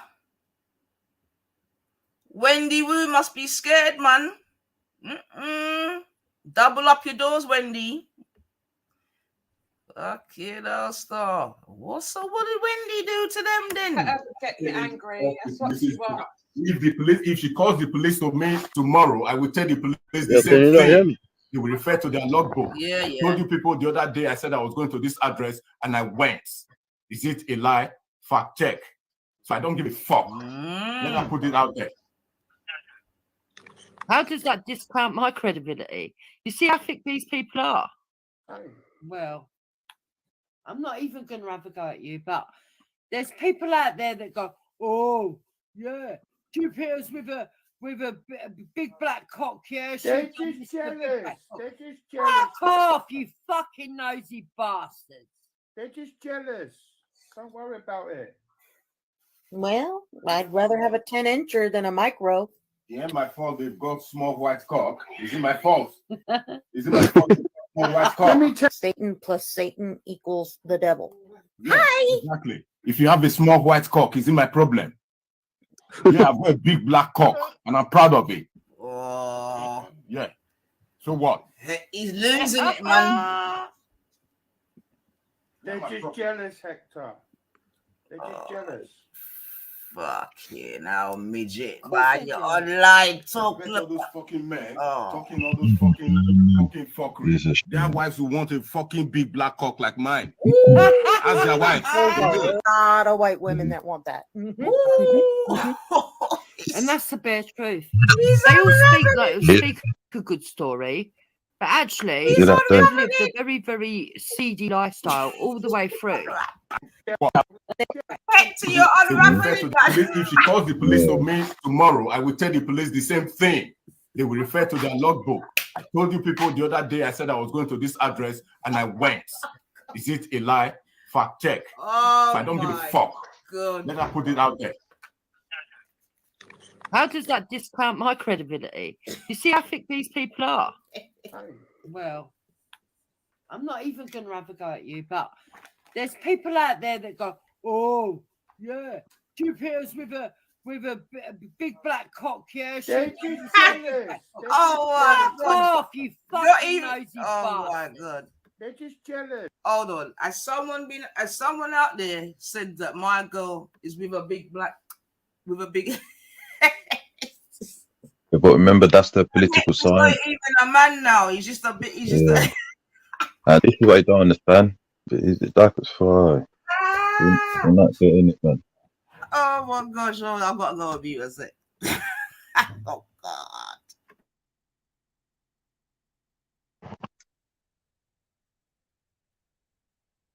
Go on, chat, Kel, man.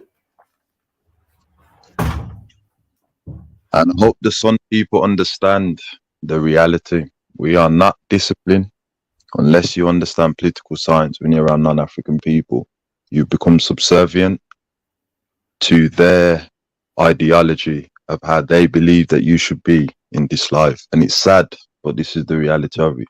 We've seen it with the black entertainers. We've seen it with certain unsynchronized pro-black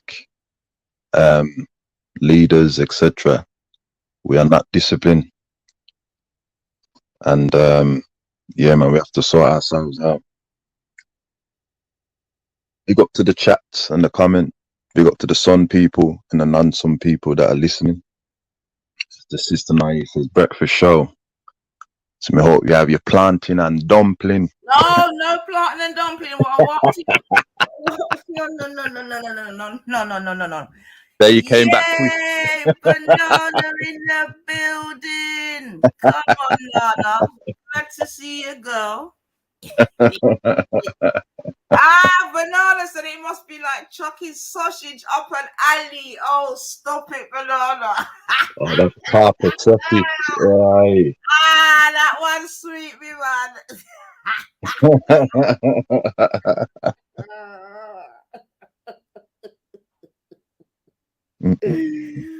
Oh my gosh. Oh, come on. Let me let it. Oh, yeah. Let me let this thing play. That one sweet me now, no boy.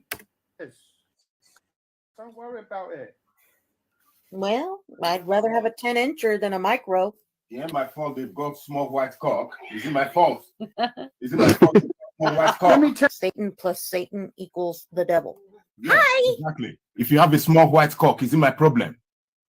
Yeah, I've got a big black cock, and I'm proud of it. Yeah. So what? They're just jealous, Hector. They're just jealous. Of course they're jealous. And I bet all those fucking men talking all those fucking fuckery, their wives who want a fucking big black cock like mine. As their wives. There's a lot of white women that want that. Exactly. And that's the bare truth. They all speak a good story, but actually they've lived a very, very seedy lifestyle all the way through, but pretend that they're all perfect people.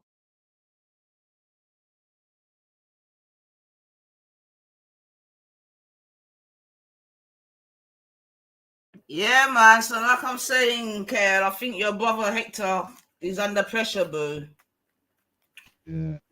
Get me? When granddads are coming online, espouting, you know what I mean?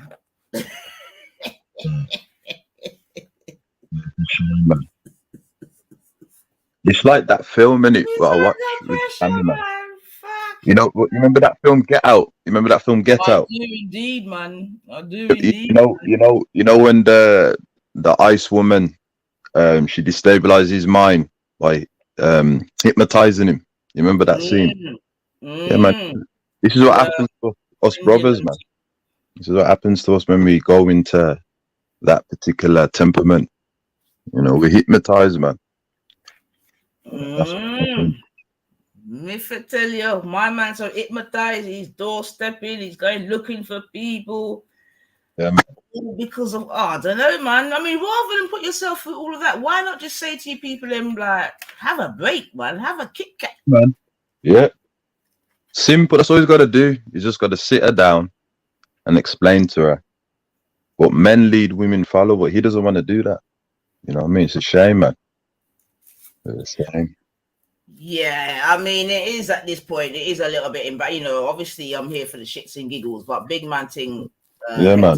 This is ridiculous as a man, you know what I mean? As a night, yeah. man. Like no other. No sir. Nah. No sir. But But yeah. they want to come online and attack. You know what I mean? Pan-African is when we want to make sure that our son women are protected online. They want to mock and laugh, etc., and that because it's foreign to them. You understand? We don't have to be with the women online, but their men know that, you know what, brother, we got your woman's back. If she feels a certain way, black men are there to make sure she's okay, and that because that's part of the community. But they want to come online, laugh. But look at that now. You allow your woman to behave a certain way. You know what I mean? Iceology, unfortunately.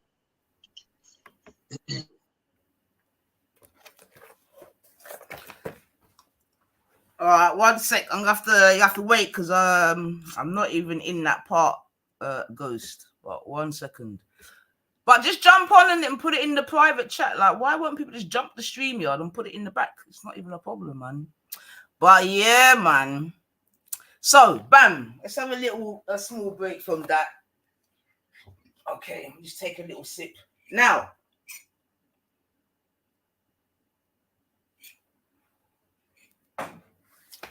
that's what I'm saying. I'm not even. Oh, hold on a second. Man.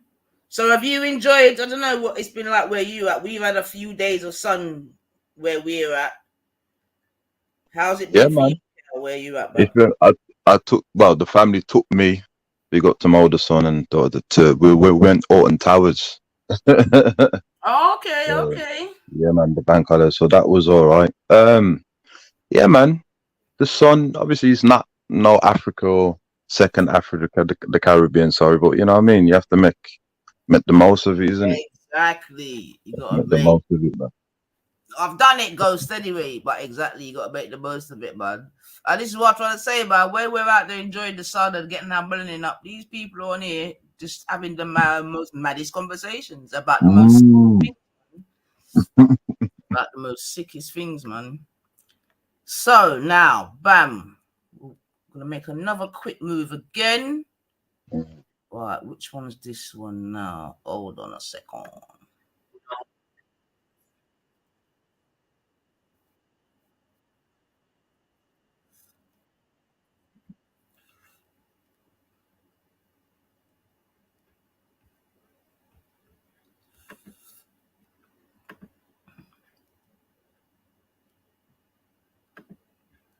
Right. So I'm going to move it on a little bit quickly. Yeah. I need some of you to cast your mind back to SlipperGate. If some of you that may be about for SlipperGate.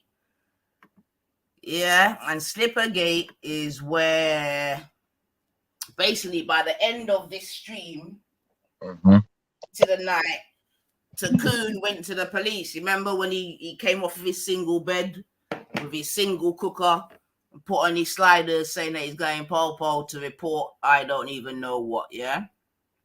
So chronologically how it started is because I played this video, yeah, that I'm about to play now.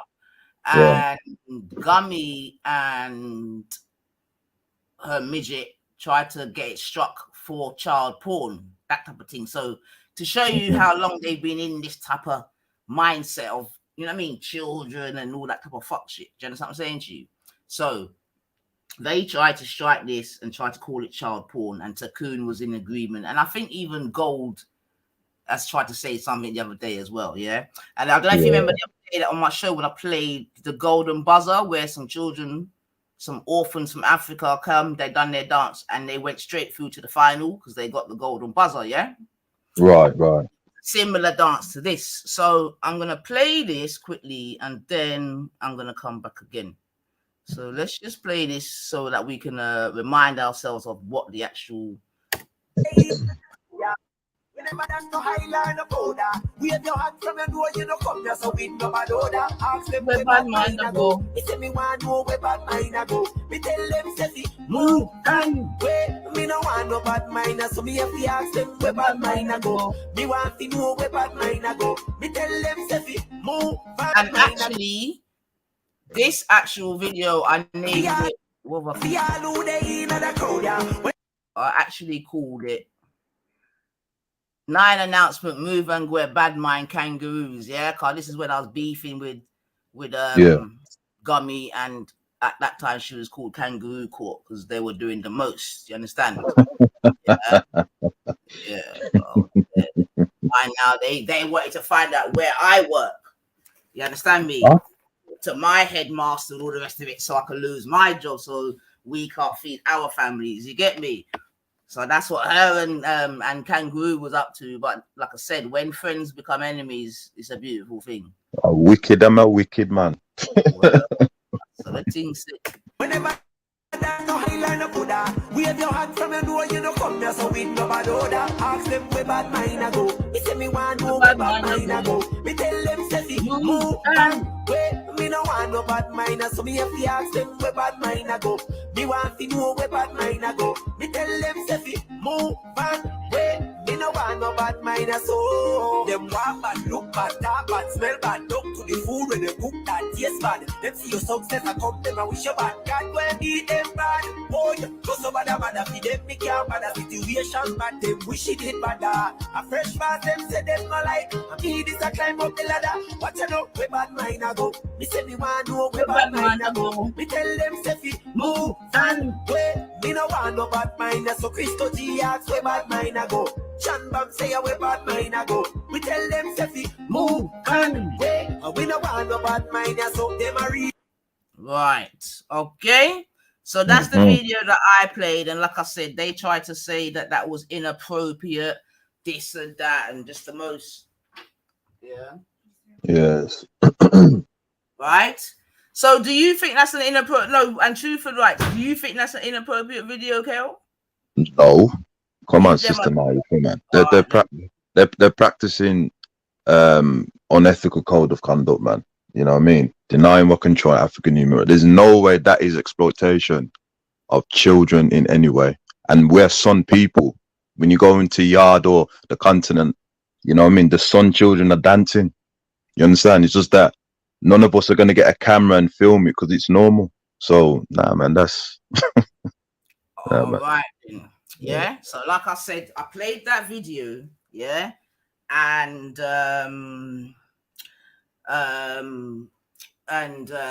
played that video. Like I said, they tried to strike it. Yeah.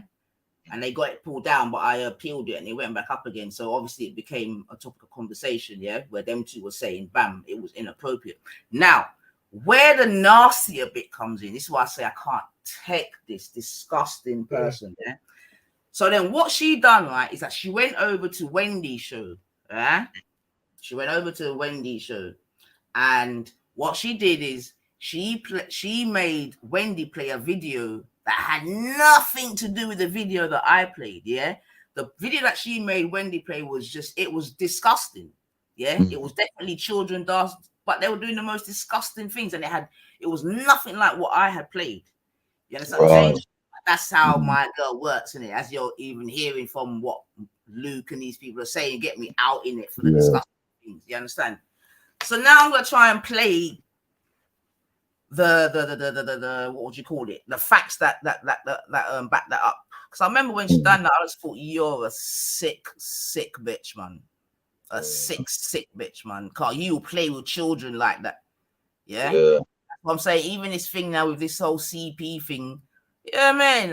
If anything I would believe when it comes to them people. Cause them people they're not well, man.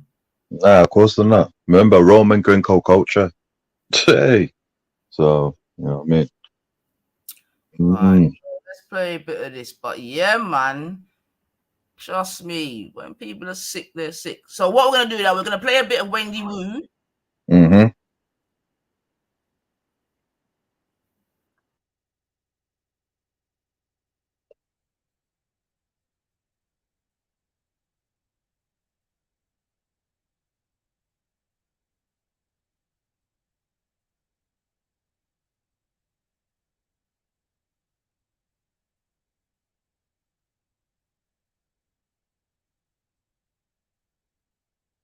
I don't know why. So you didn't just ask for my address, Jupiter. You asked Luke to find my family. Mm-mm.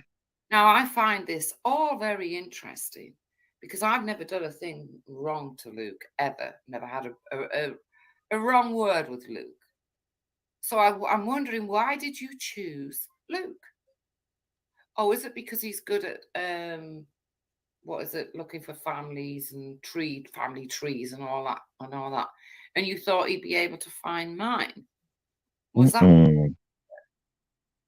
Is that why you wanted him to go looking for not only my address, but my family? That's very interesting. May God forgive you, because I won't. I hope God does, but I won't. You've turned this into a massive deal, but this is your defensive stance that you always take. Like, people who are fucking attacking you, and I'm not going to stand for it.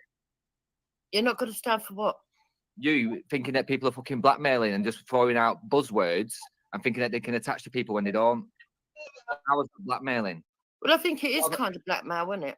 Well, how's it blackmailing? What am I trying to achieve? What is my gain? I don't know. I think your game was. Well, then to blackmail somebody, you need some form of gain. To remind somebody that they've done something is not blackmail. But regardless, I'm not bothered either way. But bottom line is, that's the position I was coming from. And I should have been more clearer with yourself. Luke, bottom line is, yeah, I have a bit of a gripe with you when you do turn up to like argue. No, you see, Luke, I can't bear listening to Dopey Dave. But anyway, you see, Luke, Jupiter jumped on, right, to say what it was because she felt guilt. She thought, Luke, that you would come out with whatever happened in that when you were in the back of the stream, talking about going to find people, Jupiter giving you a whole list of people she wanted found, Jupiter saying that she wanted my family found, right? And what would you do with that? Would you pass that on to Bleeding Heart and Esau? Is that what you planned to do? Was it, Jupiter? Yeah? Because it's all being kept very quiet. Luke has not been trying to blackmail anyone. Luke hasn't said a damn word that you asked him to do that. Not until today. Now, do you think for one moment I was sitting thinking, she's going to ask somebody to try and find my family or try to find my address? No, because you kept claiming that you don't do those kinds of things. You don't do that. Do you know what? You're just as bad as Esau, if not worse. So I now know that you took the time to do that. Now, Danny, or if Simon or Plisco even, or Mandy, if any of them are listening, they will know that when we sat in our little group, I never once asked anyone to find anything out about you, Jupiter. Nothing, because it's legal. So what I want to know is, why did you want my family found? And why did you want my address? Because you didn't want my address because you wanted to give redress. Yeah, you wanted to put things right, by i.e. sending the police, right?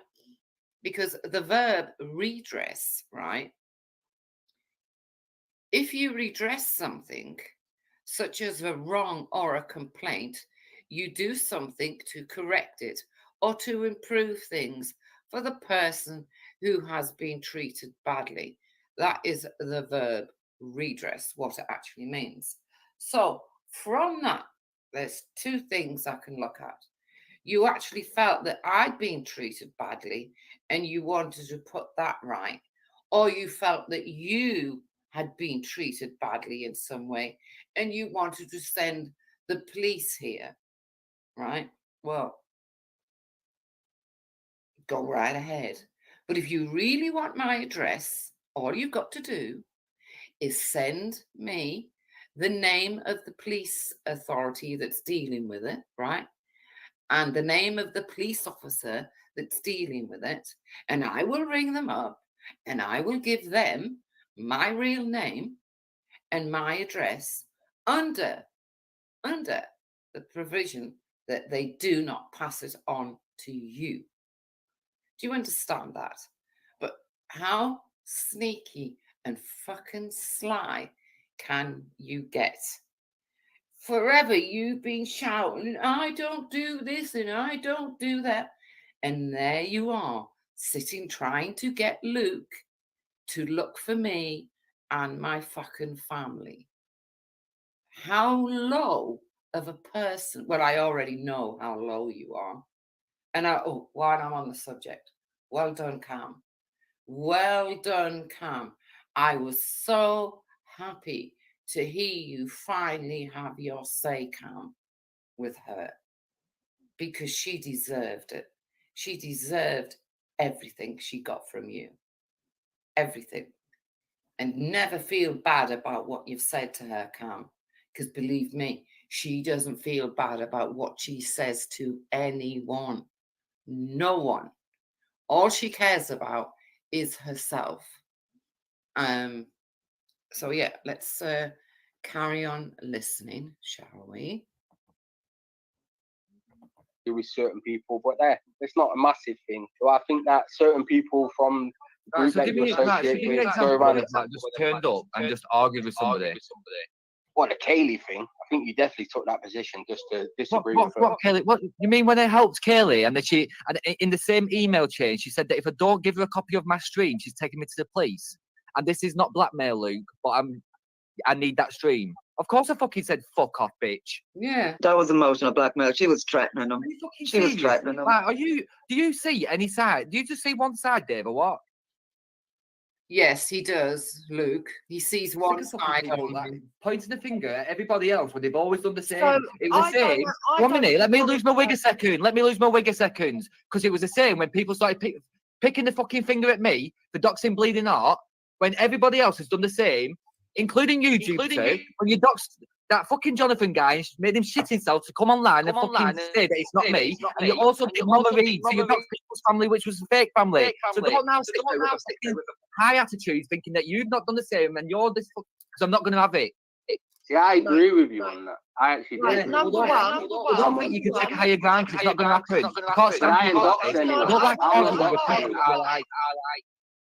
Hold on, guys. Dave's mic is echoing, so if he's going to talk, we just allow Dave to talk. Yeah, I've not doxed anyone. Well, I have. But this ain't a competition. It's not a competition. Anybody, but people find it like just fun and games to do it for fun. Right. So I want to reply to Luke. Luke, number one, I don't think you're a bad person. I don't have you down as a wrong one, right? Don't you? Interesting, Jupiter. Very interesting. More than interesting. That isn't what you said to me when Luke started going on WASP streams, was it? Wasn't he one of the ones that was below you? If I remember. Oh, he's below me. They're all below me. All of them that go on WASP's channel are all below me. Remember? Well, But hold on. Number two. Yes, I did do that. I also apologized to the bloke. I've owned up to what I've done. And I haven't. But that's nothing. Wait. You apologized when the bloke came on the stream. I told you the night when you told me that you had this identity given to you by somebody who called themselves Pauline Smith. I said to you, you should really hold on to it and leave it because we don't know anything, blah, blah, blah, blah, blah. You said, no, I'm going to make a stream and we're going to go live and I'm going to say it. And that's exactly what you did do. And you didn't care if you were wrong or right. Yeah, man. So like I'm saying, these are the times where these two are stickers thieves. You understand what I'm saying to you? And Gummy would definitely use Wendy and Wendy's platform to do her nastiness, innit? Like she does the same with Moon now and probably even Lifehop. Big up yourself Yeah, Brentford done well this season, son. Brentford done well. So you know what I mean. I'm saying that she's got form. You know what I mean in this sort of behavior. You get me? But like I said, when the rats start jumping, blood, it gets messy. So I don't even know where am I to judge. Where am I? Where am I? Yeah.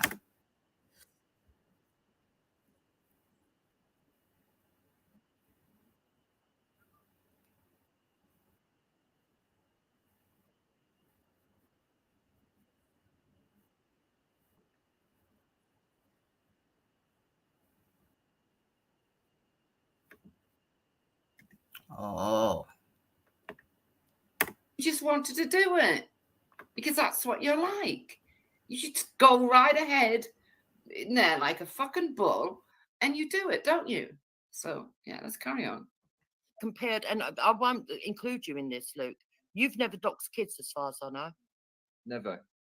Right? So I don't see you as the group that we're talking about. You ain't in the group, kids. And that's Dopey Dave. You know when you get told that your mic is causing an echo, that means go on mute until you need to speak. Do not come off mute and, just because you feel like it, or you'll make everyone echo. You stupid fat pig. That's what I was talking about. Well, you sit with the cunts that do it, don't you? You sit with cunts that do it on a fucking daily basis. Yeah, you point out to other people who retaliate, you fucking crazy cunt. So can we just clarify? Can we clarify? You doxed fucking 9-eater son too, Jupiter. Yes, you did. Yes, you fucking did. Right. Let me get this clear on 9-ether, right? Because Jupiter keeps denying it. Okay. So I can't remember what day it was or anything else, but this is the God honest truth. She said to me that she had a video of 9-ether and her son. And my exact words were, you can't have. She told me the video. I went, no, I've seen that video or that clip. And it was just of 9-ether, right? I didn't see no boy. I just saw where 9-ether was there. That's the one on COE. And it's the one where it's just 9-ether. Because why did I see that video now? They were showing it somewhere, and that's the one I saw. And she said to me, no, I've been given another video, and her son's in this one, and I'm going to play it, and I'm going to see how she likes it. And that's exactly what you did, wasn't it? And I mean, for weeks after that, 9-ether, I mean, I'd forgotten about it, but 9-ether was following Jupiter about, and 9-ether was being really aggressive towards her. And I really couldn't understand about the change in 9-ether because she normally didn't really care. And then it was like a light bulb moment. I remembered that Jupiter had shown this video, pointed out 9-ether's little boy, and he was just a little boy, and told everyone. No one had knew of this video. No one had ever seen her son. The only thing I knew about 9-ether was that she had a son. I didn't know if he was an older son, a teenager, a younger than a teenager, which he was in the video, by the way, younger than a teenager. And when she played this video, I wanted nothing to do with it because it was wrong. It was absolutely wrong. And I think the only reason Jupiter played it was because 9-ether and Lady Divine wound her up so much because they were saying that Hector had another kid in wherever it is he comes from, whatever country he comes from. And it wound her up so much that, she went looking for 9-ether's little boy and she showed them and pointed them out to everyone she could. So really, she's got no high moral ground. And I'm gonna, what I'm gonna do in a minute is play something that she said it'd be, what day is it? Saturday. So I think it would have been Tuesday then she said this. But anyway, I'll carry on with this for a bit more. Yes, What's you the did. reference? You got the fucking video, and our son was in it. Was he not? Was he not? You fucking liar. You doxed our son and then said, what did you say? There's 9 eaters son. There's 9 eaters son. How does she fucking like it? Get up out of you cunt. Fucking cunt. You're a cunt. You're a cunt. You're a cunt, and you're a bully, Cam, and you're a shit stirrer, and you I'm a bully. I've got to say this because it's true. Cam isn't the bully. You are, Jupiter. I think I've said this before. I had never really spoken to Cam. I didn't know a lot about Cam. Apparently, Cam and Shell was on Ralph's thing before. I mean, I don't know. I really had nothing to do with All right then, so I'll just pause it this one because, like I say, when the rat them jump, you get me, the information get chat. So as you can see, and again, this is even just for my documentation. You understand what I'm saying to you? Because people like to go around trying to finesse the thing and this and that and rare. But yeah, man, yeah. So just to say that some people have got form. You understand? In playing with kids, just doing disgust. You know what I mean? Just being around children and using children and weaponizing them. Do you understand what I'm saying to you? And that's been done to me on quite a few occasions by said person. Do you understand me? So like I'm saying, I'm doing this for documentation purposes as well as anything else. Why is this use always, Virgin, ain't no one else live? Like, why are you even here, man? Ain't no one else live. You losing your wig in my chat for, man. Fuck off, man. Dickhead, man. Yeah, of all the things that you want to comment, and that's what I'm trying to say, people like you lot are just frauds, man. Of all the things you want to comment upon, that's what you're commenting upon. You're a dickhead, man. Yeah? Of all the things that you're hearing, that's what you want to talk about. You're a prick. Yeah, and that's why you and them are good together, man. Good together. Do you understand? All right, then. So, we go again. You know what? In fact, this is for you, you fucking dickhead, man. I mean, fuck's sake. Yeah. Give you some big pussy, fucking hell, man. Yo, you're in the wrong place, bro. You're in the wrong place. But anyway, let me quickly give you something, man. As you're bored, you obviously want entertaining. All right, kangaroo court. Yeah, I've got them things. Don't worry, B, man. I've got a bit of time today, so we're gonna get into them. Right. So what I'm gonna quickly do. Yeah, this is for you, Logi. Get me. This is especially for Logi and all that sale with you. Wave your hand from your door, you know come there, so we no bad order. Ask them where bad mind I go. They say me want move and go, boy. Move and go. Me no want no bad mind, so me have to ask them. No one you wrong, yes, so boy. Move and go. Me tell them say don't need you, son. Me no want no bad mind, so don't need you, son. Look to the food when they cook that. Yes, man. That's your substance. That eat them bad.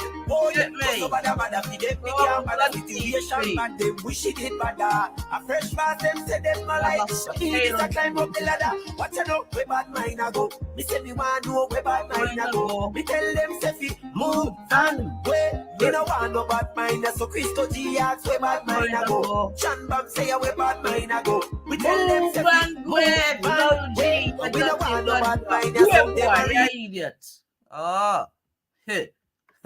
You're a fucking idiot. Yeah, you're an idiot, man. Move and go, boy. So, with that being said, that leads us nicely on to my next little segue, yeah? Because, like I said, yeah, the truth will always set you free, and when friends become enemies, yeah? So we go again. So remember what I said to you before about that video, yeah, whereby people were trying to say that it was indecent, this, that, and the whole nine, whereby by the end of that night, like I said, Sir Coon had gone to the police station. That's how involved people were in this sort of conversation. Weird motherfuckers, man. Actually just weird. But all right. But it just shows that there's also not even just weird, but like sort of insidious vibes behind it, man. Do you know what I mean? And these things aren't just done by coincidence. They're done with thought patterns behind it. Yeah? So, all right. Let's go back again to Kangaroo Court settings. All right. Okay.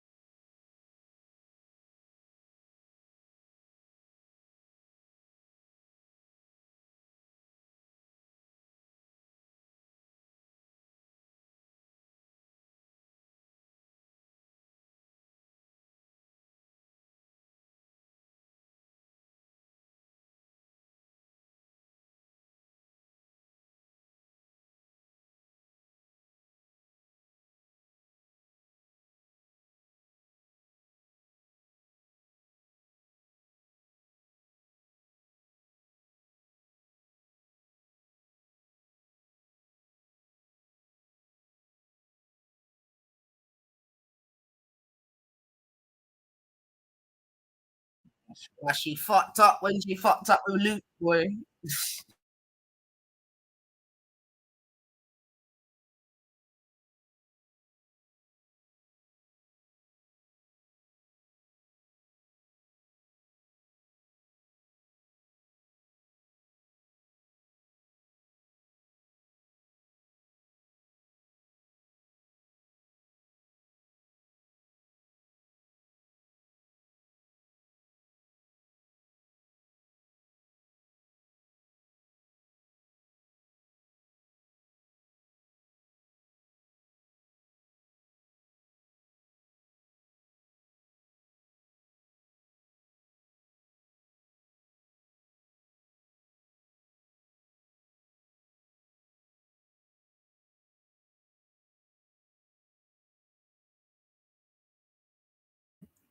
I must admit that is a bit mad still, whereby I don't know how she can do it still, because like I said, in the past, Esau's done the most to her and Hector, this, that, and the other.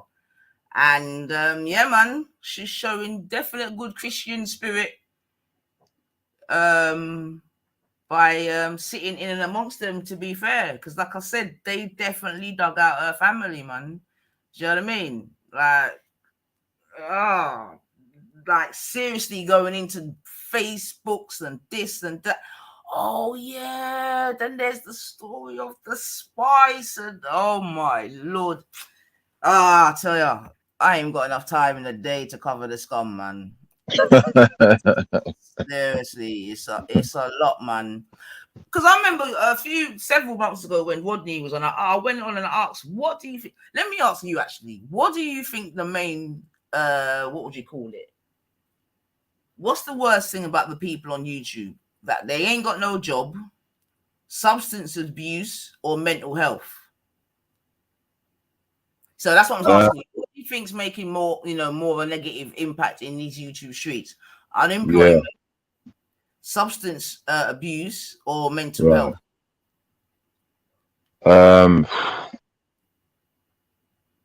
I will say it's the substance abuse, man. You know what I mean? Substance abuse. Yeah. You think that makes the most? Okay. Yeah, because you know, what I mean, as I said, I can't. You know, there's a lot of people with mental health issues. Hold on, they're In saying different it's ways. quite. Oh no, mental health. Okay, no, we can be heard. Sorry. We can be heard. Yeah, we can be heard because Divine's saying mental health. Yeah. Sorry. Yeah, there's a lot of that, isn't there? You know, I mean, a lot of us are diagnosed with certain things. And I mean, employment. I would say it's the substance, man. You know, that's just kind of problematic. You know what I mean? 'Cause you could be suffering with both of those things and making things 10 times worse. Well, yeah, and I think that's where B. John's saying all of the above, to be fair, because I do believe that there are some people who have got all three in it, mental health issues, substance abuse, and are unemployed, which is actually quite a bad cocktail. Yeah, it is. In these times, man. And just to bring it back to the more sort of social aspect, I think, especially since COVID and that, where, you know what I mean, a lot of, online became a thing. Do you know what I mean? Just through whether it be necessity, choice, or whatever. And I think we're also seeing a lot of sort of hangover or ripple effects of that, whereby people are really taking this YouTube thing really, really seriously, and they're really, really invested in it, emotionally, physically. Do you know what I mean? Maybe even financially to a lesser extent. You know, that's why I always say it's good to take a break, still, man, for real. Because even myself, as someone that has a channel, I can appreciate how, you know what I mean. If you're not careful, it can become, can consume, and you get me. You don't get on with the rest of the parts of your life. That's right. Yeah, I totally agree. That's why it must be used with constructiveness, man. You're using it for business, or building ties. Yeah.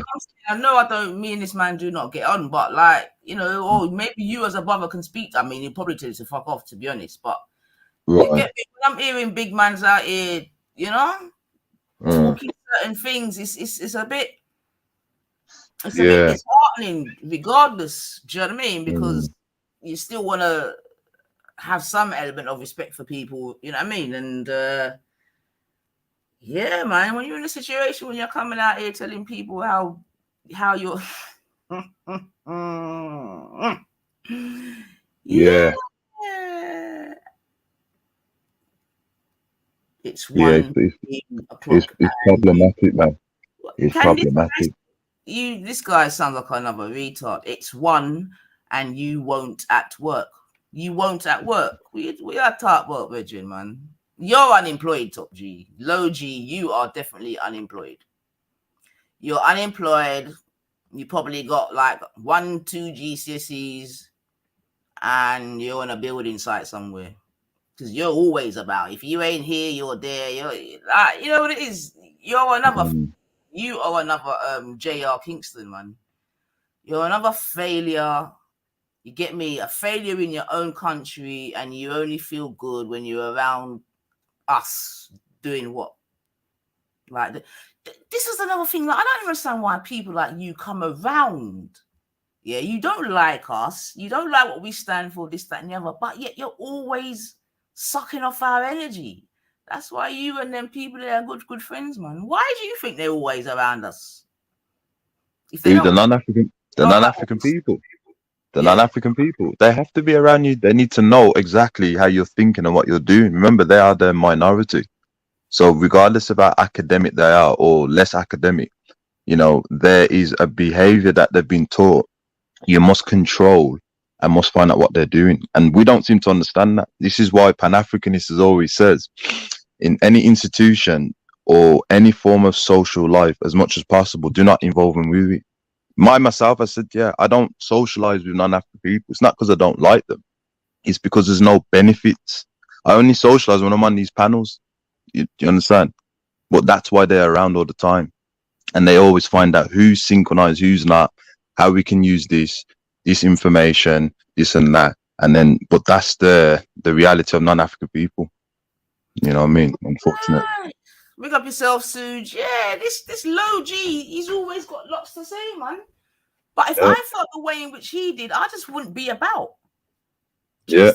That's why we don't even go in their circles, but they're ever in a few circles. Yeah. Mad thing. But you ain't getting no food from here, boy. Okay. So anyway, we're not even gonna let this Iceman take us off track still. You get me? Just welcome to the church, Logi. You get me? Just join everyone else, man. You know how it go already. So yeah. So bam. So we're gonna play a bit more of this. Oh, you don't like me playing your sister? Is that what it is? Yeah, I got it, man. You know, like it when we play a fear thing. Man, you're an idiot, man. Like you're weak, man. You're not even a strong ice, man. You're just a weak one. Now look at this, sister. Look at this. You see when you start attacking the unethical code of conduct. Now look at the comment below now. Right? Look at the comment below. Yeah, I don't understand why. I don't understand why the non-Africans feel the need to have my picture on their comment.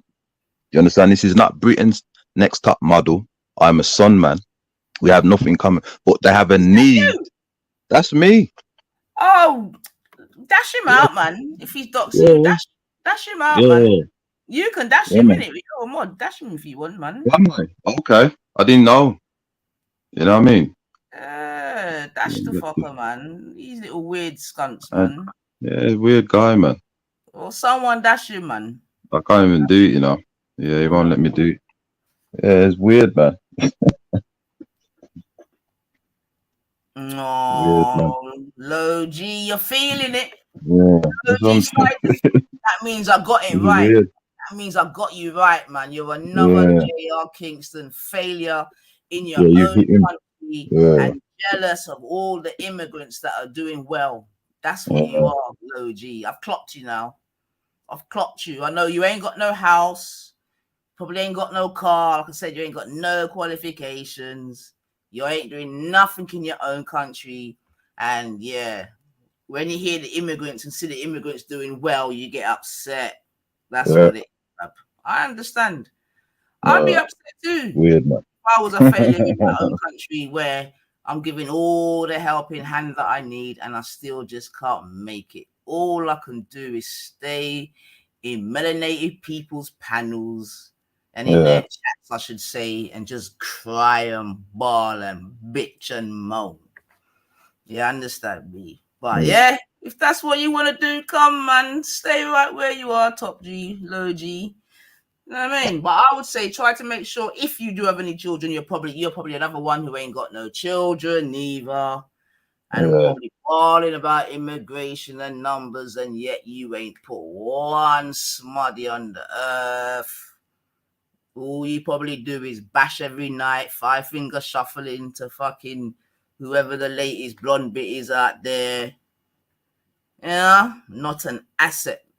You ain't even probably got a sovereign ring to blood clean. Ain't even probably got a bit of Tom, man. You ain't even probably got a bit of Tom. Whoa! All right. So let's get back to this now. Where was I? It's people that.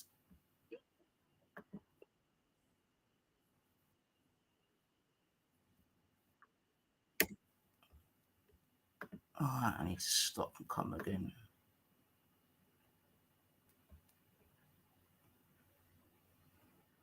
About why so hostile. If you don't like it here, you know what I mean, go away. There's less hostility in it. I'm sure there's many places where, you know, people accommodate little fuckboys like him, but not me, boy. Do you understand me? This is a hobby, not a job. Get me? I'll tell a man for the sucking people them if necessary. Right. So where was I? But yeah, man, it's true though, man. I see it still, man. I see it. So let's get back to the rats jumping off the ships, man. Because that's what this live is about. It's about rats jumping off ships.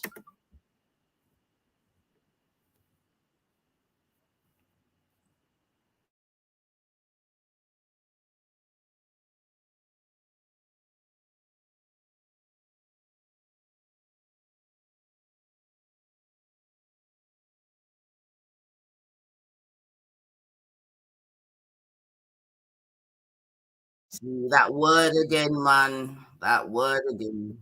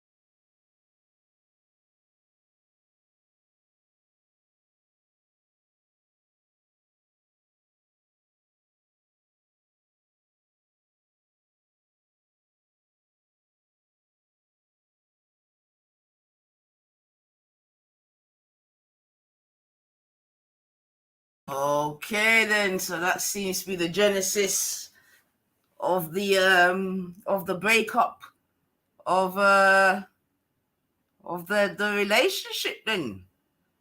Okay, so it was down to Simon, amongst other things, I'm sure. But all right, there you go. The truth shall set you free, man.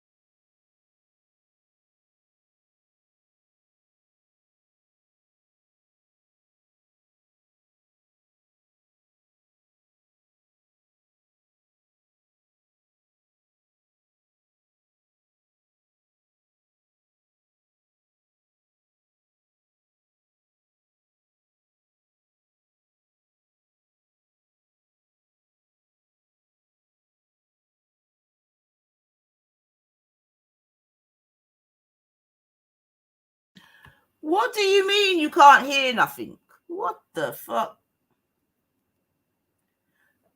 No, wait.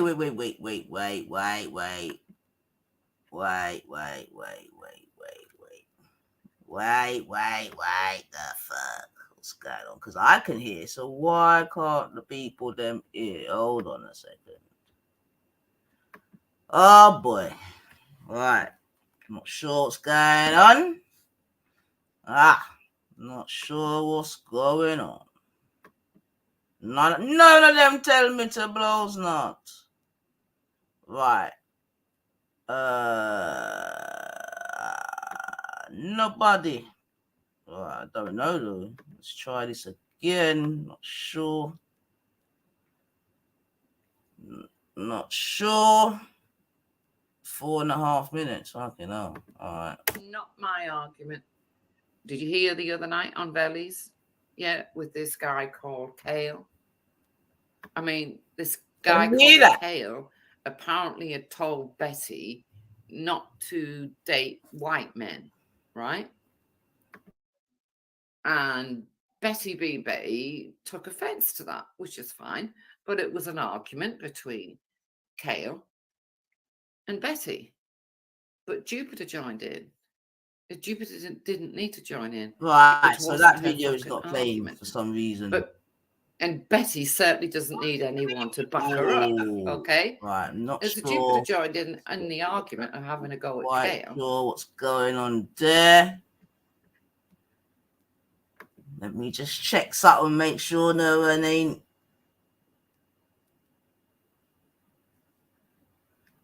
One second.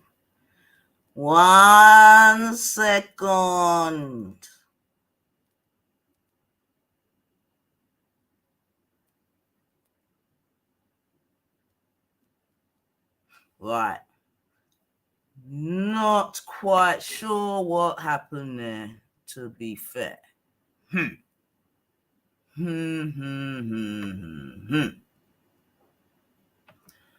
Not quite sure what's happened there. Right, let me check something. Bloody hell. That's a mad one.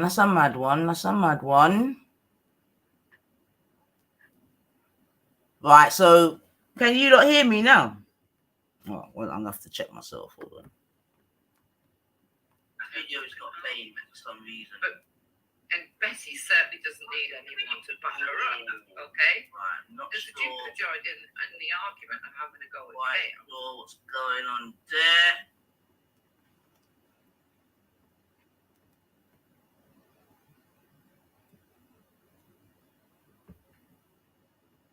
Oh, shame. All right, so I can hear something. All right. Chat Bumbot and Bumbot.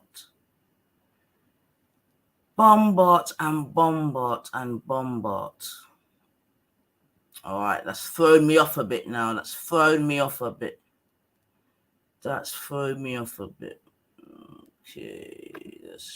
let's come out of that, man. Let me see. In there, and no one's. Okay, 1 second.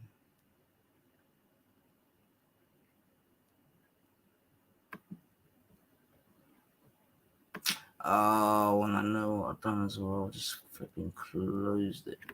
George.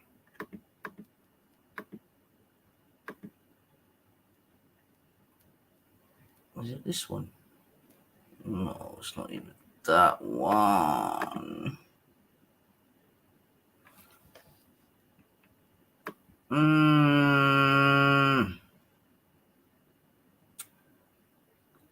Oh my giddy uncle. Oh.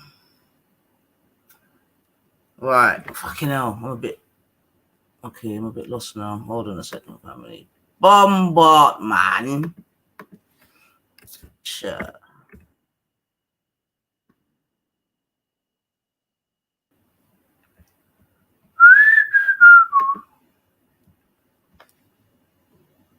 And there's some other videos that people have dropped as well. I'll get onto them.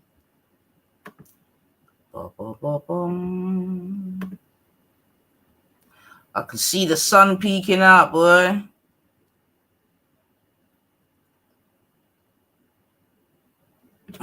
Let's go for this. Fault. Technical fault with the video.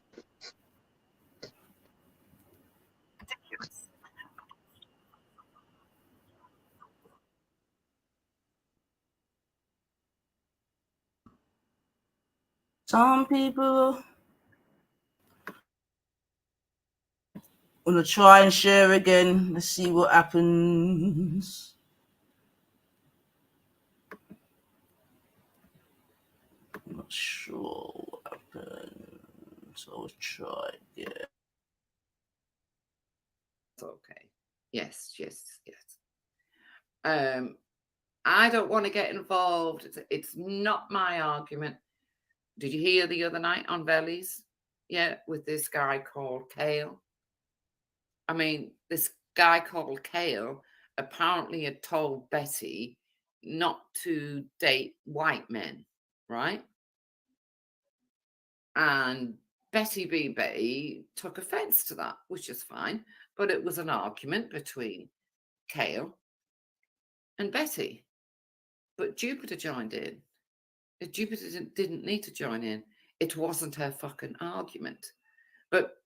And Betty certainly doesn't need anyone to back her up, okay? As Jupiter joined in the argument of having a go at Kale, it was ridiculous. But that's Jupiter, you see, because she jumps in, and then when it gets out of hand, she'll disappear and she'll say, it was nothing to do with me. It was nothing to do with me. I'm free of that. Yeah, and all the rest of it. But the biggest thing, just like Reginald, I've noticed personally, is that she, for some reason, because she's married to a guy from Nigeria, right? This is right. For some reason, she thinks she then has the same knowledge, the same insight, and everything else that somebody like Betty would have about African countries, where they call, or Jamaican countries, or whatever. I don't claim to have that. I would never claim, but she does, because she's married to a guy from Nigeria, which is a bit strange. I mean, why does she need to be so wrapped up and involved in that? Well, it's so that she doesn't feel left out. Because if there's one thing that woman can't stand, it's being left out. Now, I've said it before, and I'm going to say it again. Jupiter, yeah. If you want to contact my real granddaughter, who's only 10, let me know. Yeah? Let me know about it. Let me know. If you want to contact my family, let me know. I'll tell them. Let me know. Let me think. Anything else? No, because you're very sly and sneaky, aren't you? So what did you actually find out when you were trying to get Luke to do all this research, whilst you could sit back and say, it wasn't me, I didn't do it. I didn't do it. It had nothing to do with me. It was Luke. Yeah, I see your game, Jupiter, and that's why I haven't fallen for it. And you managed to turn all those people. I remember it as clear as day. When all the people who I'd been talking to, they just turned on me. And I thought, well, I haven't said anything to Luke. I certainly hadn't said anything to Dave, right? I hadn't said nothing to Moon, not a damn thing. And the others, yeah, I hadn't said nothing to them. But all of a sudden, all together, they all turned on me. Now I know why, because they were all sat in this group. And she was crying because Wendy was telling the truth. And Dave decided he was going to be the fall guy for her. So can he be trusted when he's willing to tell such a big, fat lie? You got to wonder. You have to wonder. And Moon. You know, Moon what did I ever say to Moon that was wrong? Nothing. She just automatically thought she had the strongest. She thought, I'll go with Jupiter because she's the strongest one. Big mistake. You found out now that Jupiter isn't the strongest one. What Jupiter does is she'll distance herself from you, Moon. She'll use you when she feels like it, then she'll distance herself until she has nothing to do with you. Okay? You totally misread the situation. It's your own fucking fault. And now you're left with going on Bleeding Hearts channel because you're a fucking fool, right? And nobody has time for you because all you do is moan. You could do moan, moan, moan. But for God's sake, why did they have to come back? Why don't they fuck off and go and stay on whose channel is it, Mr. Unknown or whatever he's bloody called, and stay over there, and we don't need to listen to them. So today, Jupiter said she was going to do a live with Bleeding Heart, and that people were going to get a chance to go on there and say why they don't like Bleeding Heart. And she immediately turned on me. I don't speak either. You might like her. She gets drunk and speaks rubbish. 3 years ago, so let's carry on. She's lying. She does. Oh, she cares. Okay. Yes. About you, Jupiter. I couldn't be bothered to go listen to you. You don't believe anything till you actually witness it for yourself. Real. And she was, what was it she was saying? Yeah, this is what they get up to in Africa. This is what they make the children. No, like I say, I've just remembered this. You see, Anita in Africa dancing. And I think it was for a reason, if I remember right. If any of these people will listen to me, telling the truth. And she got Luke to go looking for me, right? She also got Luke to look into, well, it doesn't matter now. Anyway, it doesn't matter. The fact is she got Luke to look into Robert, and then she decided that Lizzie Dearden was my granddaughter.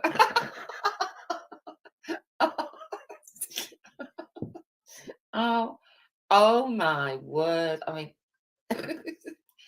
really, Jupiter, is that it? Yeah. Well, while I'm on the subject of Jupiter, I remembered something. Right, so now let me just take a pause. I don't know if 9 is going to listen to this. I got there in the end. Lady Divine or Veli or Jedi. I mean, I just... Like I said, when friends become enemies, when friends become enemies. So let me just bring it back 1 second. Let's refresh our memories. Yeah, because this will be the truth shall set you free, man. Right, hold on a second now. Let me just see. I'm not there to find. Anyway, fuck it. You lot saw me play it anyway.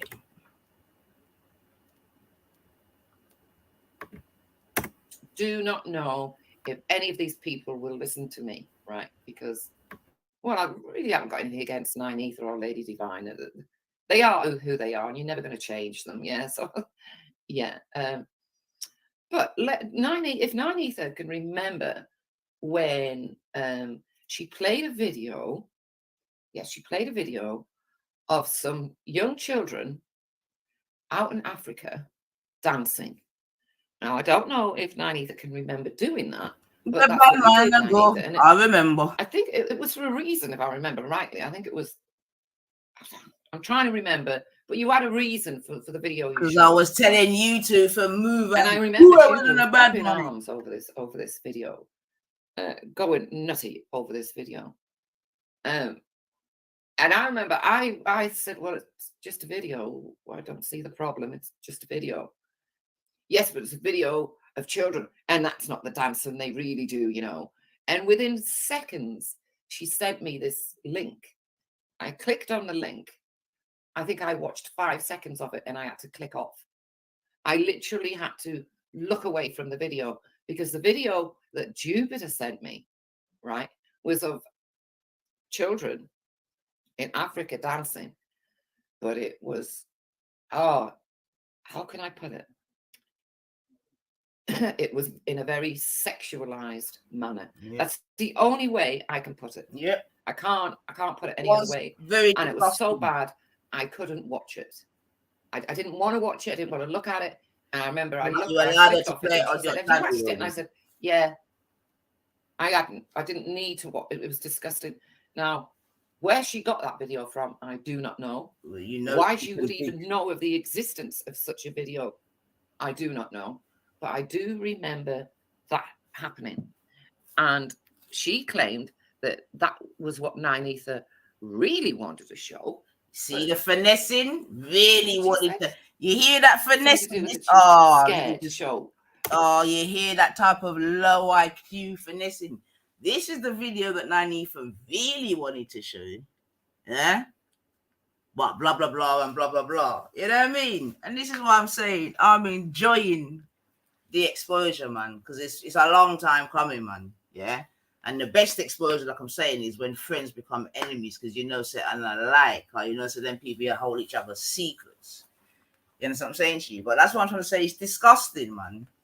Yeah, it's disgusting that people would use children, do you know what I mean, and just weaponize children, which is basically what happened. Yeah, weaponizing children. I played the video that you see me play a few times where BaD Minor got. You can see the children dancing in the mud barefoot. Some of them, this, that, and the other, they're doing their little thing, and somehow that's gone elsewhere to become something completely different. Yeah, it was actual nastiness that she got Wendy to show. You understand me? Now, obviously, Wendy done it at the time on her thingy, on her channel, all the rest of it. And when they were thick of thieves, they weren't a problem.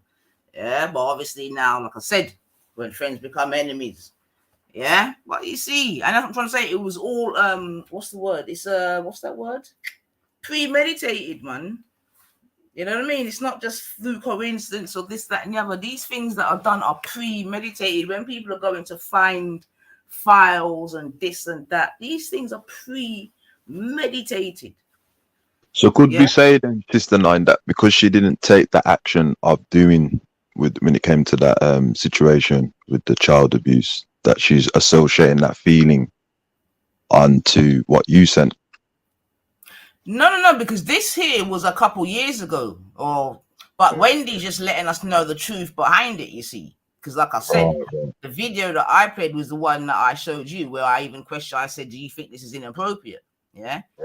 That video was trying to be struck by this husband and wife and whatever, and saying that it was inappropriate behavior. Yes, you see what I'm saying to you. And then what they done is that they went over to Wendy's channel and then they played a highly inappropriate video of children skinning out and blocking out and all them things there, which was not the video that I played. And if you're listening to Wendy now, the finessing is she's saying, no, this is the video that she wanted to play. Right. You see what I'm saying to you? So this is just her getting caught in her bullshit, like she's getting caught in her bullshit today with this whole CP thing. You see what I'm saying to you? So there's form there, man. There's form there. There's form there of weaponizing children. That's a definite. And like I said, by the end of the night regarding this situation, Turok went police station in his sliders. Yeah. That's how unsynchronized he became. You see what I'm saying to you? Because I think him and, yeah, man, but I'm telling you, the form is there, man. But yeah, like I'm saying, this is as much for documentary purposes, you get me, to clear up my name and my shit and whatever. Yeah, of course, These people are nasty, man. And as you can hear, they'll be nasty with anything and anyone. Because right now we're hearing, you know, CP being weaponized. And it's ridiculous. Anything to do with exploitation of children or anything to do with women in that way, or it's problematic online. So you have to clear your name up, man. I totally agree, man. Totally agree. Yeah, man. And because these people like to finesse and lie and finesse, yeah, because we ain't got the time to be online all the time to catch their lies and that. That's what I said from way back when Suspect is about. You need to be online 24/7 with your lie detector and that, because these people, when they open their mouth, they just Yeah. they don't care, and then they don't remember the shit that they speak, and then they just chat shit upon shit, man. You know what I mean? But some of it is obviously very dangerous, because now we have a situation where, you know. But yeah, man. But this one here, like I said, is just Wendy making us know. So yeah, she definitely tried to finesse the thing, and the video that she was playing was disgusting. Yeah, and she tried to say that, well, this is the video that Ninetha wanted to play. This is how much I'm under. Oh, I swear to God, man. But anyway, let's keep it going. Because that was it. Her and Hector were screaming at Ninetha, saying that the video Ninetha was showing was sexualized.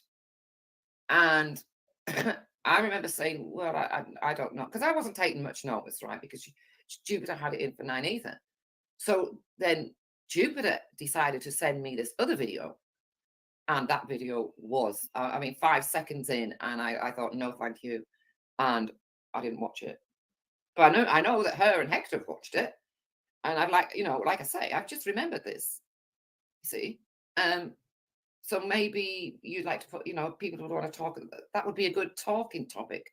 Why did Jupiter and Hector have this video, know where to get this video of young African children dancing in such a sexual manner?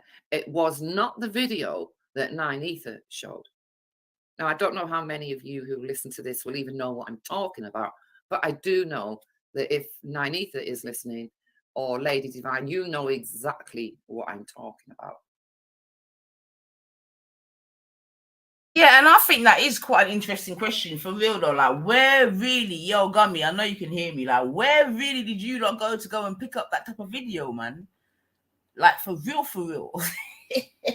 Hey. For real, that's a good question. Like, where did you go to find such videos, man? Because I ain't got them type of videos, especially of children. So yeah, I think that's a fair question still, Wendy. Like, where are you going? Where are you and your fucking husband going to get them type of videos of children, young, pubescent children dancing in such explicit ways? Yeah, that's mad, that is. Yeah. You understand? And then even going back to this whole CP case again now, because that's the problem. Like, you're known to drop links and drop videos and drop shit and go on like I know you. Do you know what I'm saying to you? And go on like I know you. Yeah? But anyway, I think that's cool with that bit in terms of clearing that bit up. You know what I mean? Another finessing call. Yeah, so she wanted to show me Jupiter wanted to show me the real, and she was, what was it she was saying? Yeah, this is what they get up to in Africa. This is what they make the children do in Africa. Yeah, I couldn't watch it. I didn't watch it. So imagine Ruckus is there. Yeah, this is what I'm trying to say. This is why when I call these people coons, I don't hear nothing, you know. Yeah, I don't hear nothing. I know you prefer unsynchronized, but that don't work. Coon works, man. So imagine, yeah. Imagine you're gonna. How are you gonna allow your wife to say that that's the sort of dancing that they get up into in Africa? Like, oh, you're just this. You're done out here, man. I tell you, man. How long have they been doing this for, Sister 99? You know, this type of finding information and doing all these strange things. Is this what, a year, or has it been going on longer than that? This has been going on for a long time, man. Do you know what I mean? Oh. A long time. Like I said, they've been known to go to people's yard. Oh, mate. They go to people's yard. Yeah. That can get you taken out in the grave, man. What the hell? Are you being for real? What do you mean? I'm not being for real. Oh, hold on a second. Let me see if we can get it from the horse's mouth and that. Yeah, man. That carpet said to come bad, man. That's putting your life in danger. That is. But this is what I'm trying to say, that the midget's getting a bit stressed out, man, because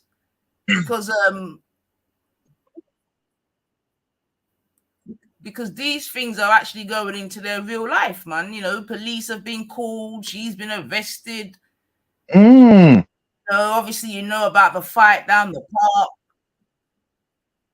I don't, you know, beloved, because remember, you know what I mean? I've only been on this thing for, I think, about a year.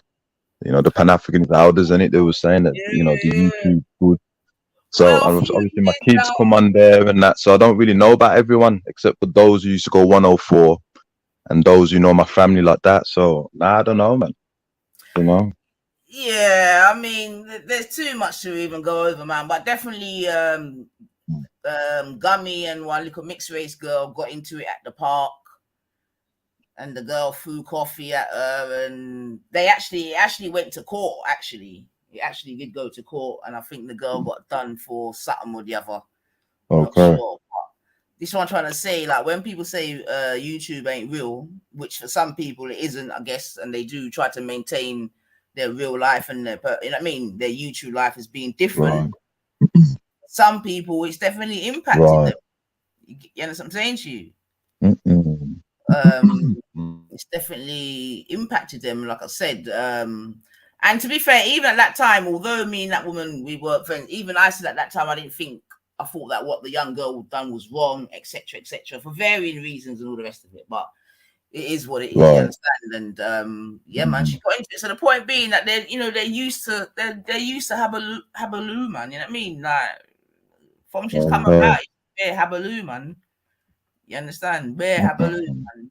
You know, and you know, I know, man. If and when the time comes when I become a grandparent, I hope that I'm not online Habalooing Aya, to be honest. You get me? Yeah, true.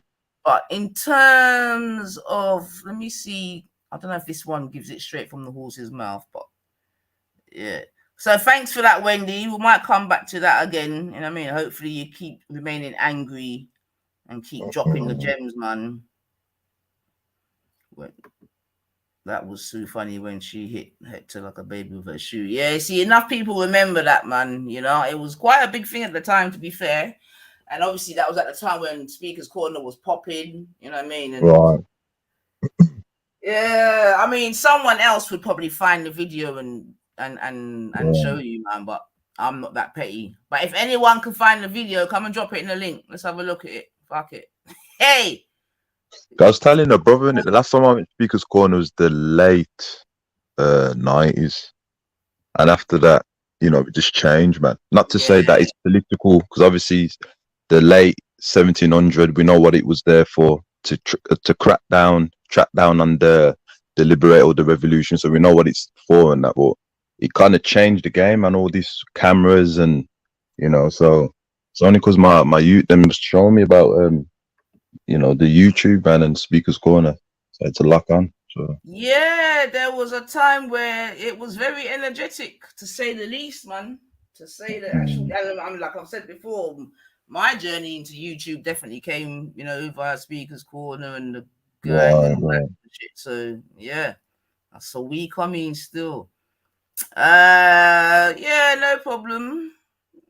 Yeah, tell Janet big up herself still.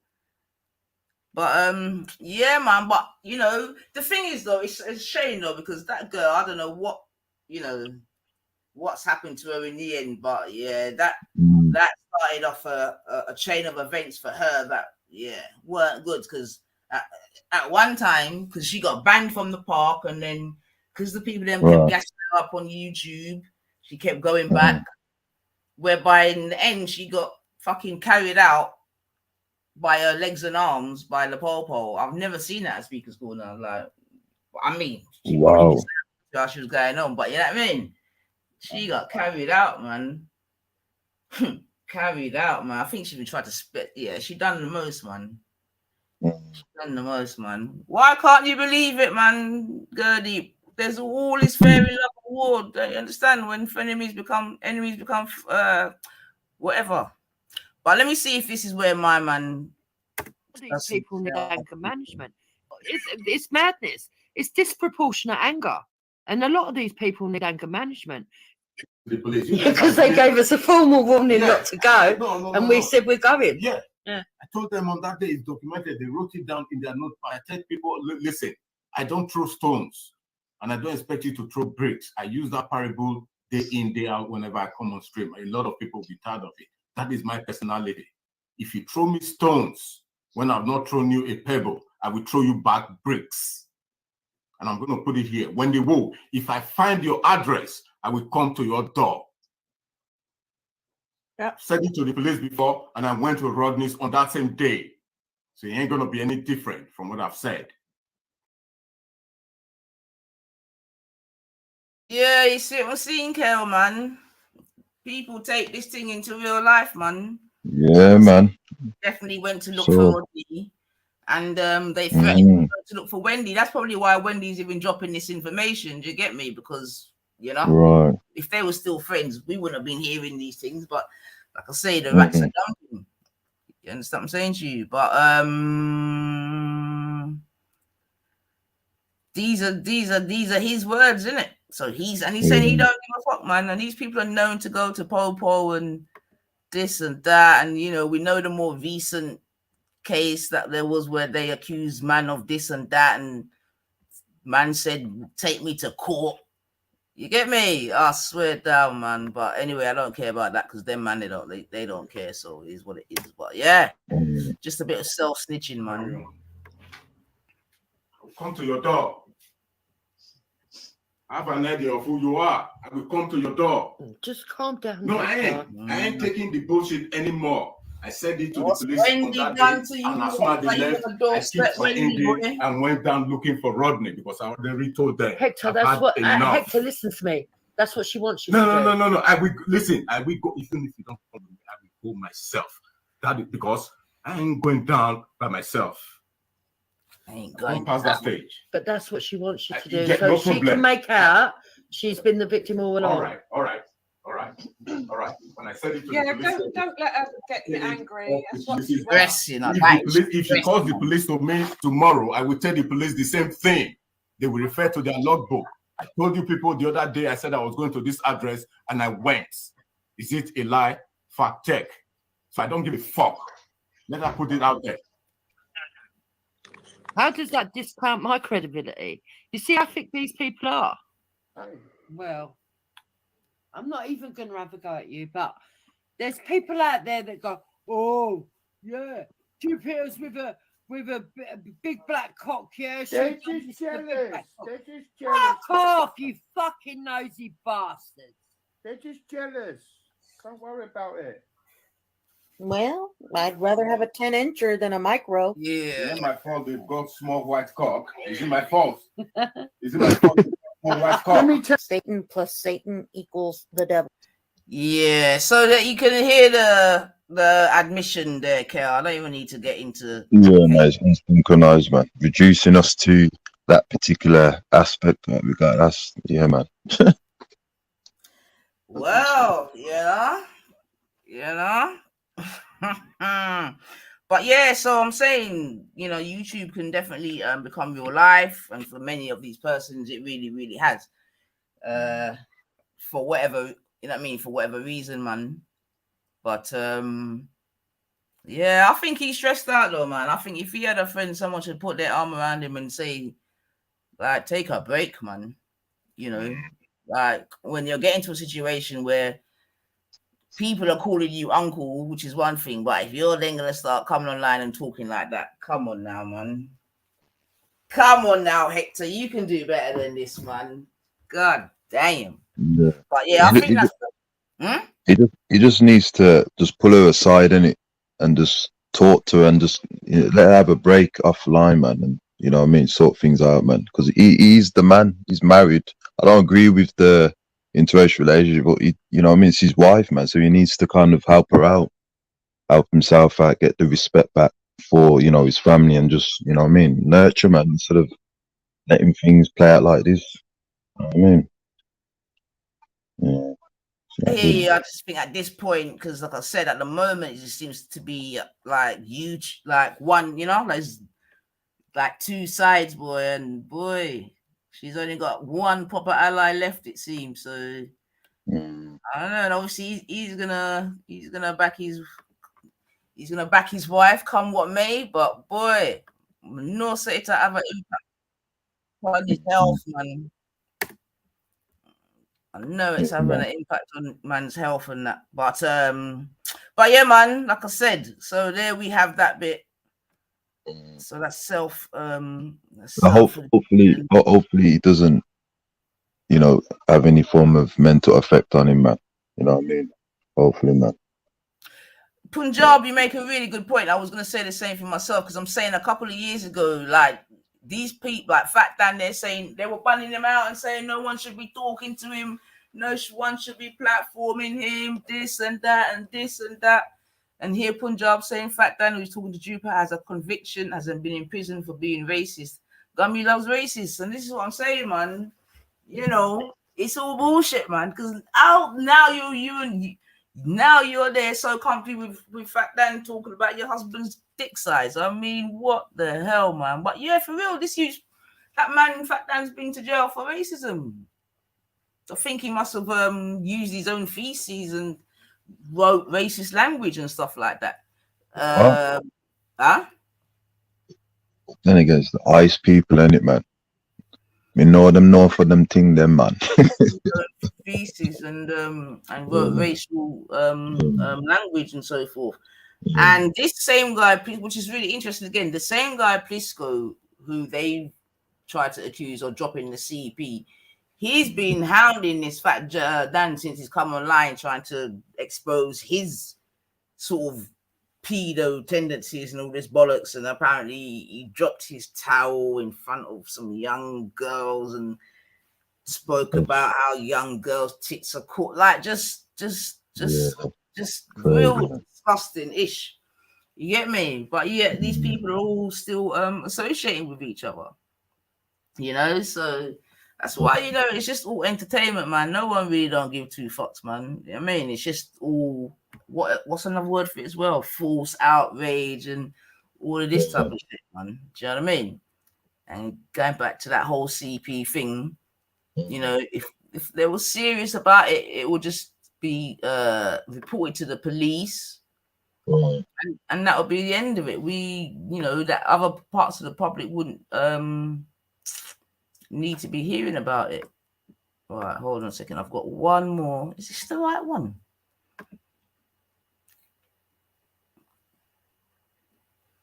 Would you say like those who have content creators right under YouTube, you know, after every show should kind of like advise the people them, like when it comes to YouTube, you know what I mean, like your personal information and certain things? You think that would be a good solution, or get people's attention?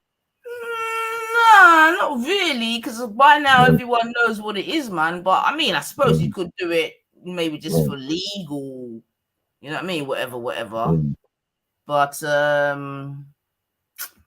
don't know, man. And like I said, some of these people are so gone, they don't care about all that type of thing, man.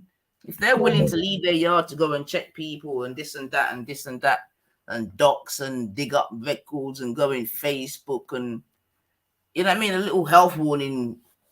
I mean, I heard a video the other day when Brian was, if I could, I can't even remember where it was, but basically Brian was going off his head saying to his little crew, like, you lot ain't up to nothing. Brian saying, listen, I've been in jail for the cause. I've been to the madhouse for the cause. I've lost my wife for the cause. What have you lot done? Yeah. But again, I'm just saying how serious people take this YouTube thing, because Brian is a very good example of that, where it's affected his real life. You know, it's crazy, man. You know, affairs are being had. You know, madness, man. But after all of that, and I don't know, I've got a video here, but it looks long, so I definitely can't play it. But it seems like after all of that,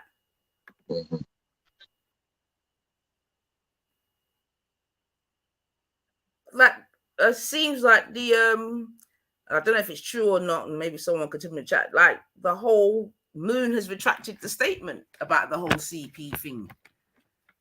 So I don't know if now that thing now is all dead in the water or not, man. But yeah, that's too long a video to go through that. But yeah, it seems like, I don't know, it seems like it's now being taken off the shelf after all of that, man. But if that goes, if that's taken any further, you know, that individual could get in trouble for that, man. It's classed as evidence, isn't it? Well, indeed, but that's why I think people are believing that it's not, because like I said, it seems like, I don't know if it's true or not, Moon retracts all. Oh, right. I think what's happened is that Moon's taken down all the screenshots and deleted all the supposed evidence that could help the case. So okay, means in the long run, do you know what I mean? Just means to me that if they were serious, you know. But yeah, man. So that's some ScUmMy side updates, family. You know, it's a little bit off of our normal food, but you know, it's my little side hustle. yeah, A little side hustle and that. And like I said, there was a couple bits in there that was just for my own personal documentation, like I said, regarding certain persons trying to deal with my name a certain way. And like I keep saying, you have to be careful. out here is your name, innit? You know what I mean? And when people try to shit on your name, and like I said before, God don't like ugly, but the truth, of course, shall always set you free. Do you know what I mean? And here we see, and like I said, today it's good because these are people who were friends before. You understand? Yeah. So they got all the tea. So yeah, man, the exposure continues, man. Liar, liar, liar, pants on fire. Stuff, but yeah, look like it's just like Bill and Ben against the world, or I think I heard Luke call them. What's those two women that flew off the cliff together? Oh, that 90s film, innit? I remember watching that. What? I can't remember their name, man. But it's yeah, that one from the Rocky Shop Horrors, and it that one that she was in that show, and no, that film, and East of Eastwick, she was in that as well. It's not Bonnie and Clyde. It's Thelma and Louise. Thank you. Yes. Thelma and Louise. You know what I mean? Till the end, innit? Till the end. Till the end, man. Till the end. Yeah, man. What me? You know, which is more than could be said for old Holly and Philip. Get me? Because Holly's dropped Philip. He's like, nah, you're too hot right now. You're far too hot right now, Star. I'll be honest with you, sis. What is going on with that? Because I don't know what's going on. Because, you know, I like to, if it's not to do with us, you know what I mean? I'm not interested. But what's going on with that? What's going on with that? So basically, Philip Schofield is being accused of grooming a young boy since he was 10. Oh, mad. And the boy was going to do an expose on him. Right. And then because of that, Philip came out as being gay. Okay. After being married for 20 odd years with his children. And now it's escalated to where I can't even remember how it escalated to this far now, to be honest. But basically, he's left ITV, or they sacked him. Insert as you will. I think Holly might be on her way out as well, to be honest.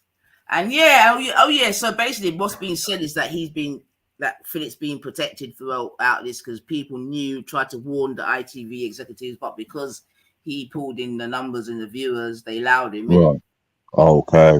He's their little sweetheart. But yeah, some people are likening it to the whole Jimmy Savile thing in terms of the covering up. And I was just adding to that to say that this whole Peter Pan thing is so big around the world that if we knew the truth, we would cry every day, and you probably wouldn't even get out of bed. You know what I'm saying? Nine Ether. Yeah, bless up yourself. Big up, man. Do you know what? Nine. I was having a pop at the women in general the other day, and I did kind of bring your name into it. I did bring, you know, in terms of clashes online, all right, clashes online and beef online. I kind of did bring your name there, and I felt a bit deep because I've seen that you've given me concessions at time. You let me on your panel and all the rest of it, and even Big said, you know what, she let you on your panel, and now you're chatting shit about her. But it wasn't like malicious to the point where I want it to stick in it. I was just making a point. So where did this take place, Bab? No, I was on Vellies, and I was kind of having a little bit of a you could say a rant, a monologue about women in general, the way they act. What about white women, black women? Let's have a conversation. I think women in general have kind of let themselves down on YouTube. Why? Just as much as you could say argue and say men have. I just feel like So how do you think I've let myself down on YouTube then? I don't know. I feel like the conflicts, especially the conflicts between out of everything, each other, right? And this ain't me trying to stir up or whatever. It is the most shameful, where it couldn't be done behind closed doors. Like this is like we're not adults, and this is actually a public platform. So obviously, you lot have bled out on the platform. I don't know for views or what, and I don't know what it's done. It hasn't done much. I know. Hopefully, it hasn't had a. Who are you talking about, man? I'm just saying the beef between Raspect and Jeds.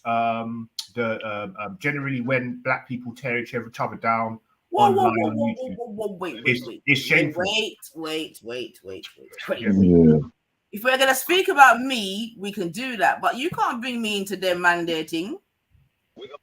No, but I'm saying, that's what I said, like the community as a whole, obviously, when you are talking about the community online, wherever you are talking about, and me, I'm talking about specifically online on YouTube, unfortunately, you're going to have to use what people are here for now. Yeah, and but what was you complaining about me about? No, I just think generally, as in women, I just said a statement as in women have kind of, because there was a conversation about how men deal with women as women, or like that, like the general position or roles as women, men and women, and I think I just came out of it the other day as something that I see, and yeah, I felt a bit deep because I could have used another example as opposed to yourself, but we were getting. Okay, but what did you say about me though? I just said that you, but I just feel like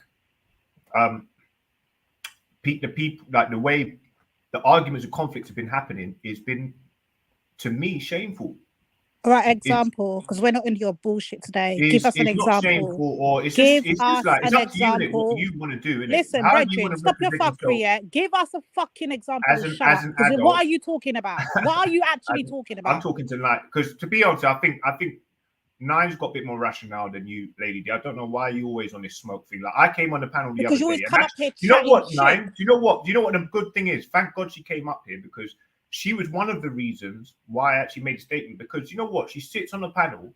You come on the panel because she's got no emotional control, or I thought she had a bit more intellect than she does. I'm sure she does. I'm sure she's just trying to like make out she's not intelligent. But she sits on the panel. You come on the panel. Oh, well, and you said bare fuckery about black people as well. I've just come on the panel. Bear in mind, I haven't even said nothing to her. So she's just on this mad. Listen, what the fuck is he talking about? What is he actually? Mute him. What the fuck is he talking about? Not one time has anyone mentioned the word black. I don't even know what the fuck you're talking about. What I asked you for, dickhead. What I asked you for is an example. Give us an example.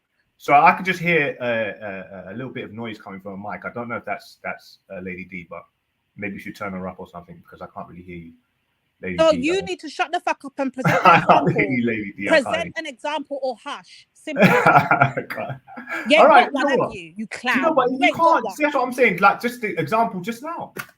There you go. We were speaking to the point where there's no fuckery, there was no whatever it is. Well, now there is. Now there is. When you come up here chatting shit, that's how you operate. That's how your life runs. When you come up that's here, your reality, innit? Shit, expect See, that's your a reality, response. then, innit? Now, when we ask you for an example, present one or hush.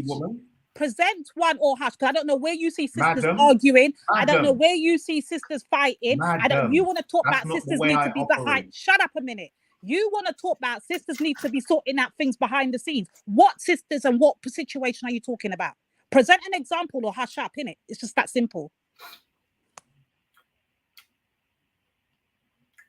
I'd say out of all the people that beef online, Lady D's up there in the top 3 for demonic beef and side ad-libs and conflict. Yo, mate, you're not going to present an example or what? Confusion. But are you going to present an example? You can be a good panelist. On the other hand, she can be a good. Nanifa, tell this clown to present an example. What sister Right, you so talking listen, about? listen. Go, listen. You came on, yeah, and you said you're coming to apologize because you felt you went a Not bit. really apologize. I don't. Whatever the word is, in it. Whatever in it. Now, what I'm trying to ascertain is what is it that you said? Because thus far you've not said nothing, but yeah. Well, I mean, if you don't want to agree with the fact that you feel like black people have conducted themselves in a correct manner, then do you, Nanifa? On YouTube? What has black got to do with the conversation? You said you were talking about the women. Lady. You was talking about the women. We asked you for an example. Nanifa, Why do you make it about blackness? You feel like, I'll ask the whole panel because I don't. No. Look. Let's not do that, right? Let's go on. Let's reverse a bit. You came on saying something something specific. You said that on G Block you had said whatever. That's not the point I was making, though. That's the point. That was the point you made. All right, cool. Well, I just told you, innit? So look, you think of when you were acting like dummies. Don't ask me to do it. Don't ask me to. I can point it out. I can point out. Okay, so you got a long-running beef with who? With who? Exactly. With Hector, with Gummy, with this one, with that one. No. Whoa. Wait, your brethren, don't piss me off because the sun. You're asking me to tell you. No, that's fine. You've named 2. Who are the others? Okay. Well, from what I've seen, I don't think it's so much you, Nine. I think you're kind of one of them, but I wouldn't say that you're like the main culprit. Just give an example and hush. I'm one of the main culprits, but mine's not based on me tearing down my own people. Then that's not what I'm predominantly known for. I'm predominantly known for random things. Pause a bit, man. This one, that one, this bottle, this, that, each spoke to this one like that. But it's not about me constantly tearing down my own people. No. Stop using fucking. And then me trying to be an advocate for my own people at the same time. You're going to be an advocate for your own people at the same time, but tear them down. Right. That's not what I'm known for, innit? That's not what King Gold's known for. King Gold's known for being right, man. Fucking pick up. Mute him, sis. Mute him. Right. So basically, what I'm ascertaining, Gold, is that you've got a problem with me. Yeah, get me. And instead of you saying I've got a problem with you 9 for A, B, and C, I ain't got no problem with a woman. Whole smoke screen. That's what I'm saying to you. Yeah. I'm way now more listen. Yeah, my thing with Gummy is my thing with Gummy. Yeah, I don't give a fuck what you think. Yeah, because I know it's enough of you lot are pussies anyway. Yeah, so you let them when they shit in your fucking mouth and tell them thank you. Not me. Facts. I understand that a lot of you, if she don't remind you of your mother-in-laws, she reminds you of your mother. I get it. You get me? But I don't give a fuck in it. So if that's what you're upset about, then you're gonna be upset forever, boo. Oh, who are you talking about? Gummy? Who are you? That's the name you mentioned, isn't it? Okay, so Gummy. So who else am I beefing with? Now you're beefing with. You've had beef with Maku. You've had beef with Jedi. You've had. I've had no beef with them. No, stop chatting. You've not had beef with them. I've replied. You've had beef with things. You've had beef with me over there beefing. What the fuck are you talking about? Where do you see me? You probably had beef with Lady D more than anybody else, but we just haven't seen it. But what the shit, man. No one else live. Ain't no one else live. All right, yeah. No, that's not the point. I'll be over here. I would be over here. I'd be over here. Not making no sense, bro. What do you mean? You're just not making no sense, man. I'm trying to get the sense out of the nonsense, but you're not. If you got something to say about 9 Ether, then just tell me, innit? Sis, let me put perspective onto this. Big up, sis Kushti. Big up. What's up, Kush? So what happened? This is what happened. I heard from the chat, hence why I had to jump on. Yeah, because this dickhead makes absolutely no sense. I'm talking. Can you stay on mute, sir? While I'm talking, you mute up. This is not the fucking G Block. You stay on mute while I'm talking. Put him on lip. Put him on unmute, sis, because his lips doing too much. Right. So this is what happened. Yeah, from the chat, he came on and said that the women. He was very specific in what he said. He said the women have been doing the most on the internet. Yeah, the women are shaming themselves. The women are the da-da-da-da. So I was like, in the chat. So I'm coming, sis. What's he talking about? Then he went on to say that the women should do this stuff behind the scenes. So when he's saying the women, he's then inferring us in our circle, yeah? So what beef are we having on the internet that we need to do behind the scenes, Makingo? Can we have an example? Just as bad culprit. I think she's worse. Yeah, can we have an example? Listen, stop talking and present an example of this so-called beef that us women are doing on the internet, please. The beef behind the internet. I don't know what's going on behind the internet, but directly on YouTube.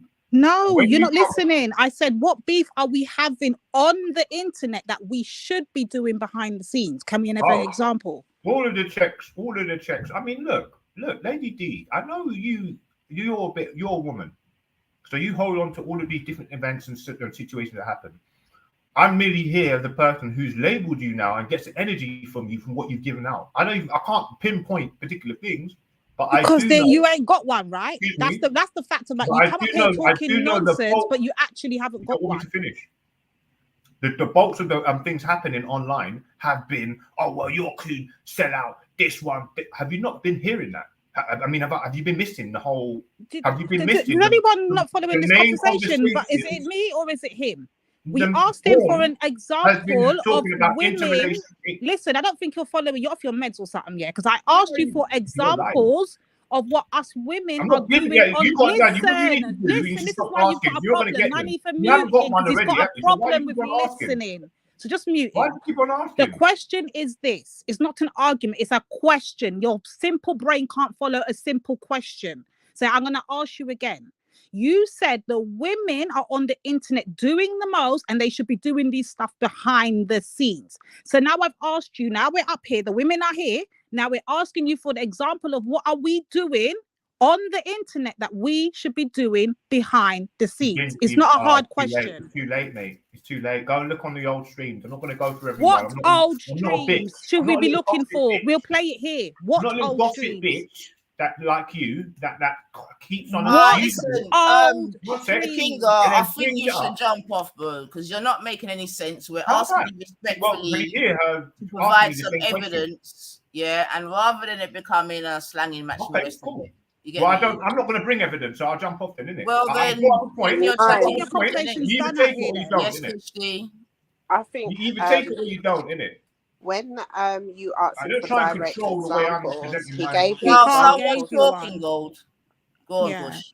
When you asked him for examples, he gave you examples of men. Then you stopped him and asked him again, and then we didn't really get a real answer. And then when Lady Divine came on, she was asking what in the examples that you gave is in relation to women, because he did start off with women, but I think afterwards it was pretty clear what he was talking about. I mean, what I think he's going on along the sides of everyone calling people coons and things like that. So I think fundamentally that's what his big problem was. But he come in trying to bash the ladies. But I don't want to name names. Don't make me name there's names. There's no ladies that was like. That's a fact. He can't give an example. It seems like I'm begging, innit? I don't want to be begging to Shifar. I don't want to be begging to all these other guys that you slapped around the fucking thing.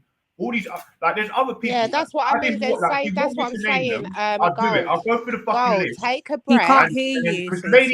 He can't hear you. She actually wants to cause more shit. No, you know what it is, God. I think you need to articulate what you are actually saying clearly. Like, why don't you just say that you don't like the fact that when the sisters call out certain people coons and acting like sellouts? Because he ain't got a backbone, since he can't talk with his chest. He's talking in riddles and circles and making absolutely no sense. And when you ask him for an example, he can't present one because he knows he's chatting shit. Simple as that. It's just that simple. Have you brushed your teeth? Your horse teeth. Shut your mouth, man. Anyway, so look, all I'm saying. Kingo, go and look after your mum, your ice mama, yeah? Go look after your ice mama and stop worrying about what black women are doing. Go look for your ice mama and stop worrying what we're doing. Excuse me. Have you finished? You little racist self. So. Let me be racist in my piece. Let me be racist in my piece, yeah? You're just mad because we don't deal with you like that. That's all that is.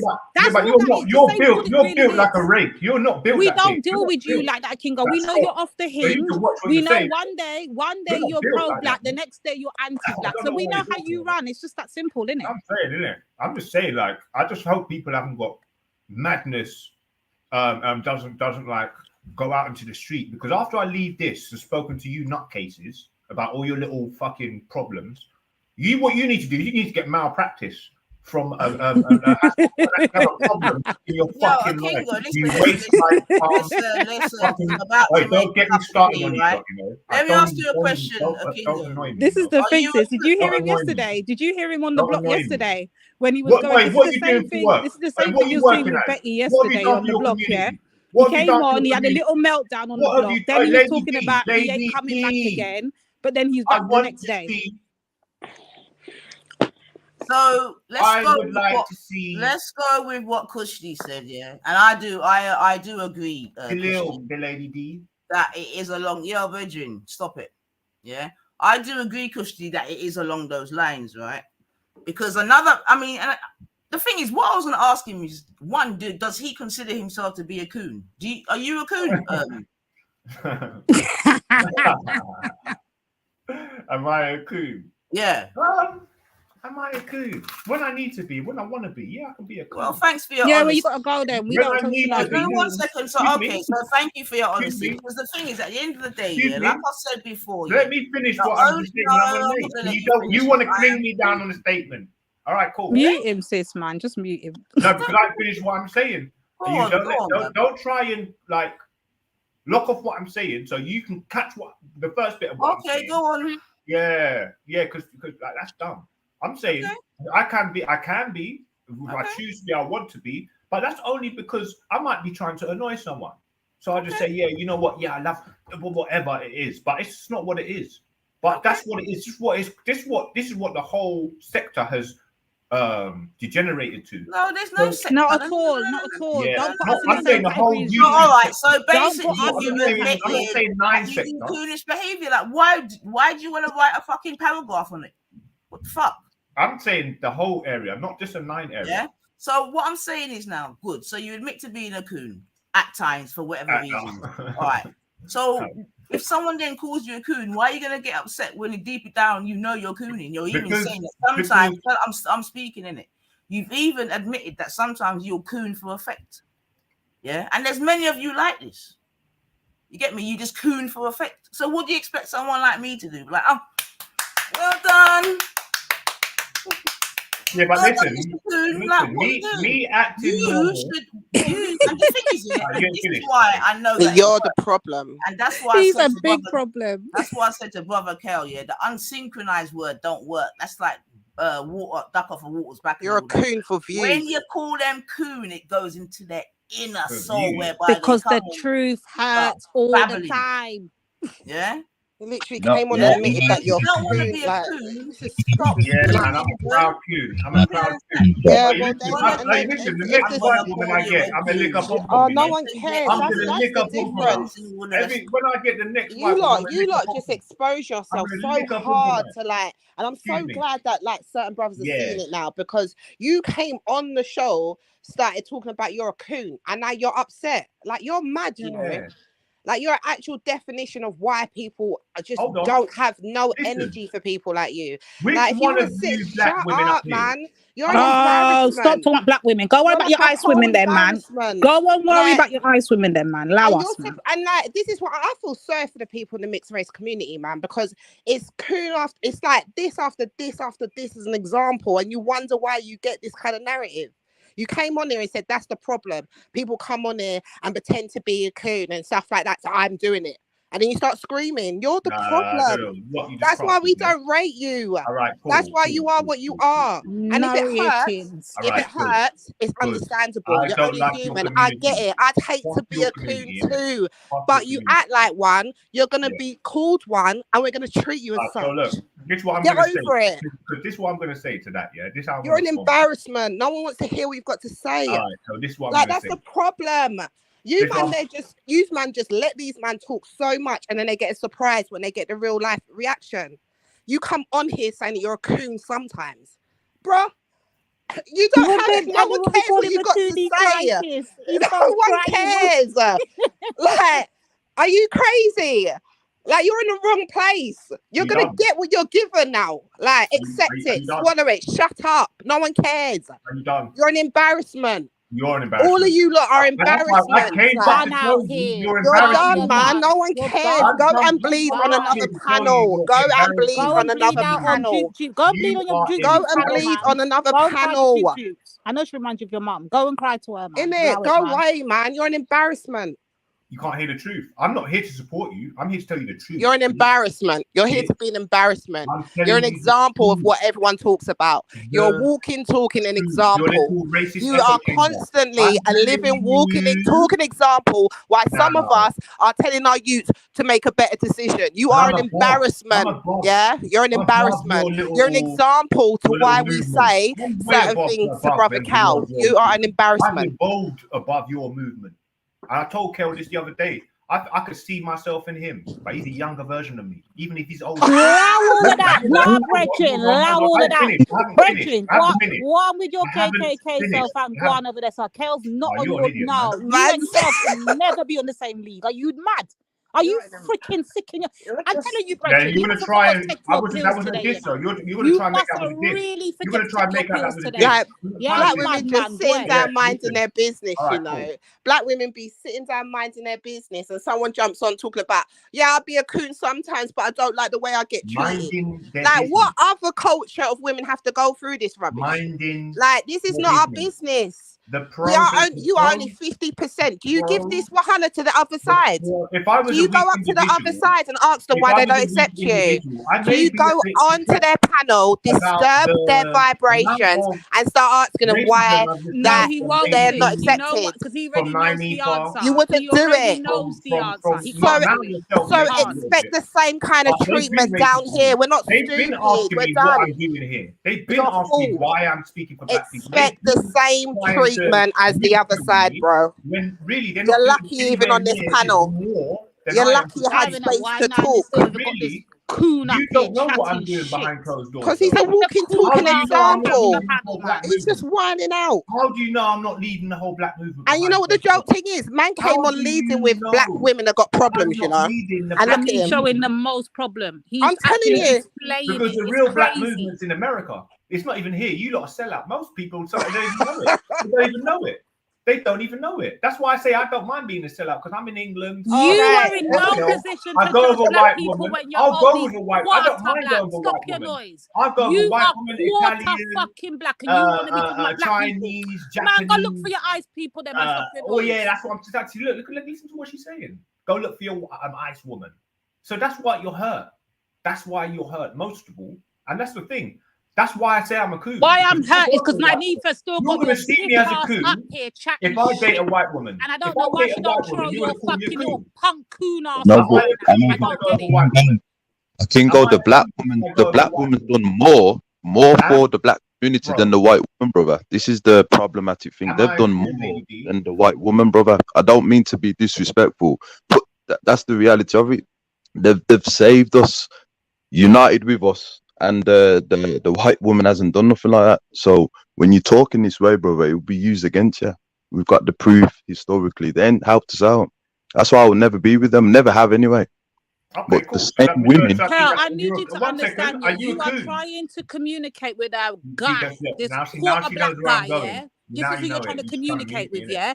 That's come on panels many a time when he's been drunk out his fucking head, all his camera on, talking about Caribbean people are this, Nigerian people are that. I'm telling you, he's fucking black 3/4 of his life. The rest of his life, he's an Iceman. So understand what kind of mentality you're dealing with, yeah. And on top of that, he's got mental health.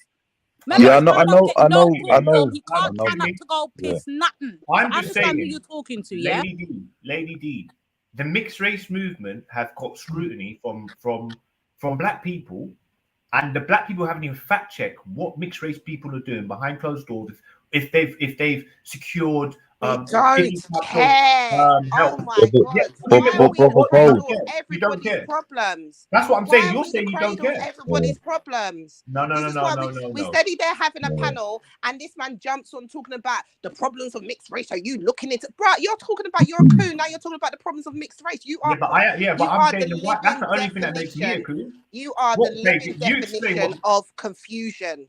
Gold. No, You listen. need to He's good for the No, panel, no. though, sis. In all No. honesty, he's actually a good advertisement for us to use That's it to why I other said he's a sisters to walking, say talking why example, we Okay. should not date Nine outside Are you our going to allow race. this to This happen, is what Nine you're gonna Nine produce. Are you going to allow them just to dog me down and Yes, not let me say yes, nothing? she is. Oh, Same No, way but you're that's gonna not. allow you to keep Yeah, but running you're your lying, mouth. though. You're lying.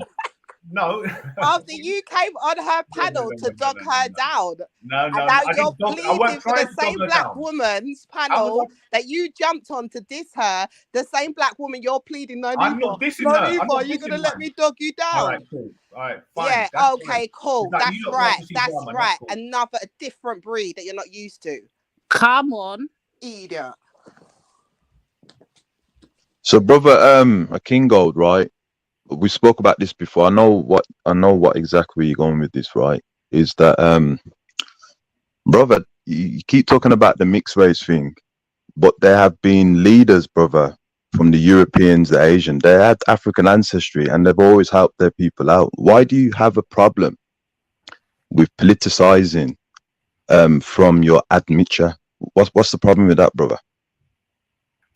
But I don't really know what do you mean politicizing from my admixture? What do you mean? So, for example, right, you know my stance when it comes to genetic dominance, right? The moment Jupiter was spoken about, which she should have been because she's character assassinating one of our, from our community. But the moment the white woman's been attacked, brother, I've noticed this for years, and even now, I noticed that black men, they feel the need to protect them. Do you understand? Even when they've done wrong, but they don't want to do it for the black woman. So what is it that you feel is wrong about calling out the ice woman when they character assassinate our sisters? What? Jupiter? Yeah. You're using Jupiter as an example, and you feel like the words that they say, right, generally about black men and their relationship with white women and white whatever with white men with black women. You don't think that that's reaching further beyond who they're actually directly talking to. So it's I feel like you're just talking about Jupiter talking to these ladies, but not all white women have that thing. These women have described their feelings, right, about that, these particular topics. So really, we need to focus on Jupiter. They need to focus on how they're speaking about the situation, and they've been up on these panels for the last 3 years, waving their coon stick, talking about. 1 second. This pussy warrior. This batty blood clot boy. Yeah, boy, got yam out under your bomber clout. You want about aggressive. I'm just saying, if you don't want to acknowledge it, it's up to you. But yam up under your eyes, woman. Go, boy. You know what, bro? You know what, brother? I'll be honest with you, brother Gold, right? I'll be honest with you, Gold, right? Is that the problem with the white woman? Let me ask you a question. Do you Hold believe on, in I just want to finish something up with respect to that. The problem with the white woman, right, is that her self-esteem is based upon the character assassination of the black woman. In enslavement, brother, she never done no form of movement to protect the black woman when she's been oppressed by the Iceman. Even in her feminist movements, there's nothing to protect the black woman. So if black women see a problem with them using political science to go against us, and we're protecting the ice women, even though historically they've done that, then brother, that's problematic. Why would I interfere when the sisters are attacking you? You as a melanated man who has a problem with them going against the ice woman. You understand what I'm saying, brother? Or is it not? Kel. Fact check. Is there more racists have a problem with black people going together or white and black people going together? They have a problem with the black man and the black woman. That's always been that way. Now, have you heard that, everybody? 1 second, Kale. I just asked you a question. Sorry, brother, to cut you. Is there white racist people have more problem with blacks going with whites or blacks going with blacks? You just answered, oh, blacks going with black. That's a lie. That's a lie. Because they've all ethno-nationalists' whole stance is you know what it is. So I don't have to even explain it. So at the end of the day, sorry, you're wrong on that. I don't know if you're doing it on purpose, but that's cool. You haven't acknowledged it, and it took me a while. So really, so now that factor is against mixed race populations in the UK now. See, now this is why I could run for mayor. I could run for prime minister. Right. Because I look Because you have to laugh, you know, complex sis. things. You have 1 to second. laugh. Hold on, I haven't finished yet. You lot have got what thingy's called or we. Let me say we Pan-African. This, that, this. Thousands, millions of years of history. We can fucking go on. Land masses that fucking expand from here to there. You got this, that, this, that.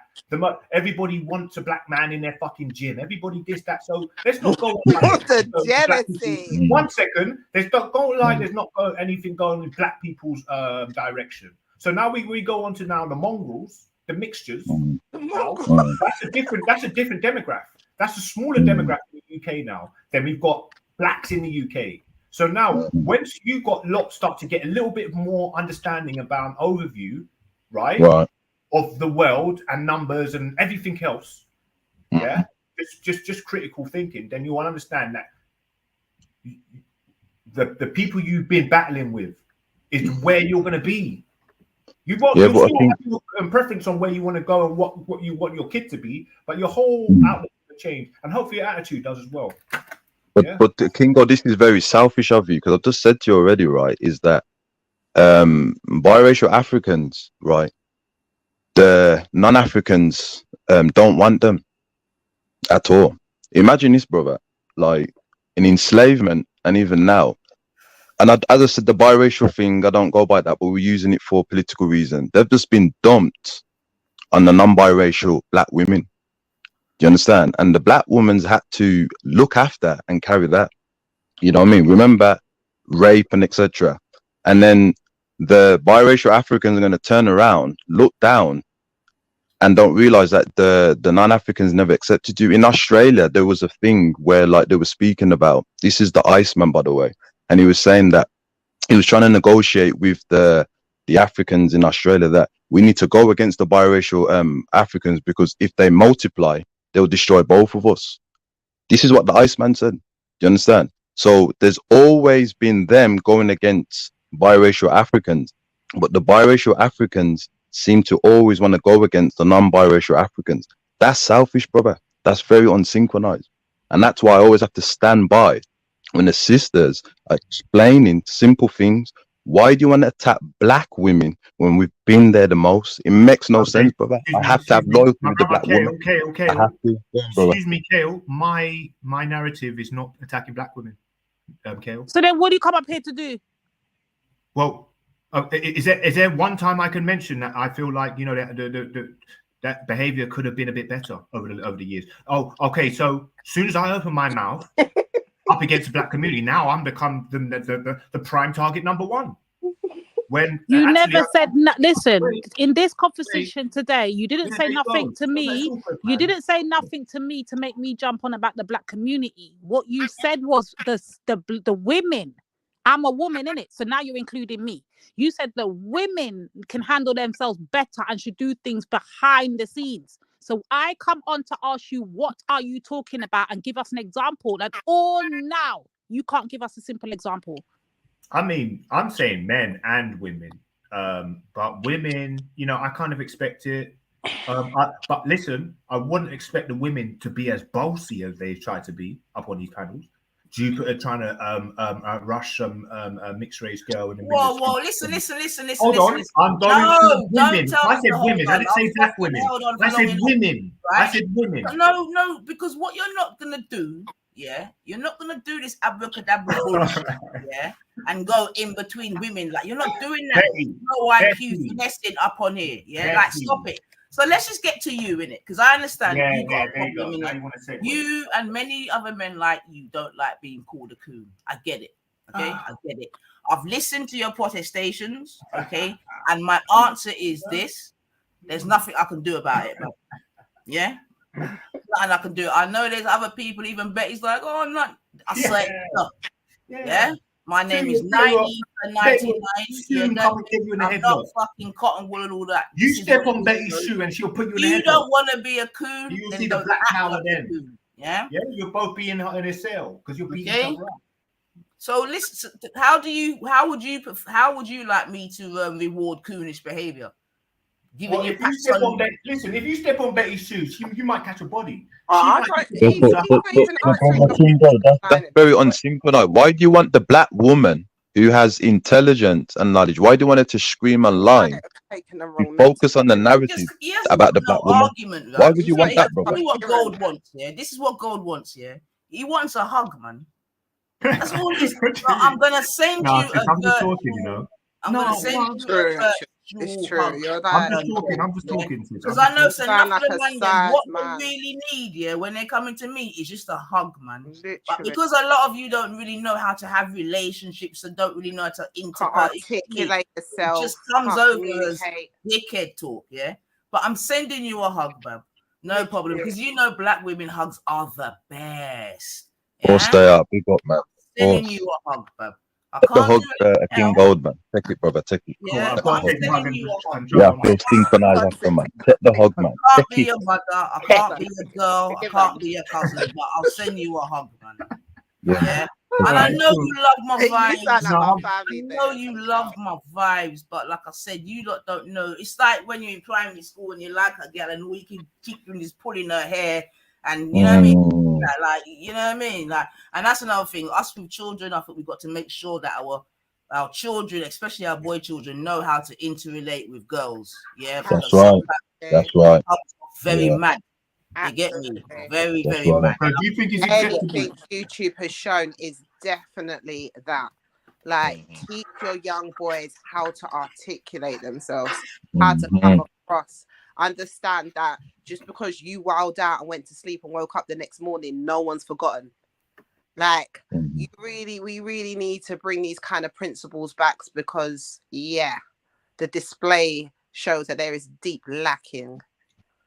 Do you think it's acceptable to talk about black issues or behavior of black people between each other without it looking like I've got issues with black people?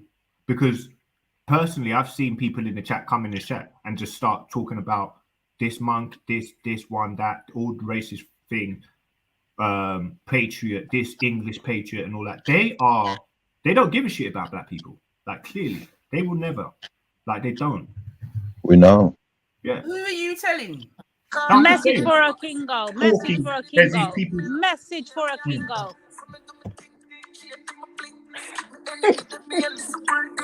Camera, action, flip, put me outside.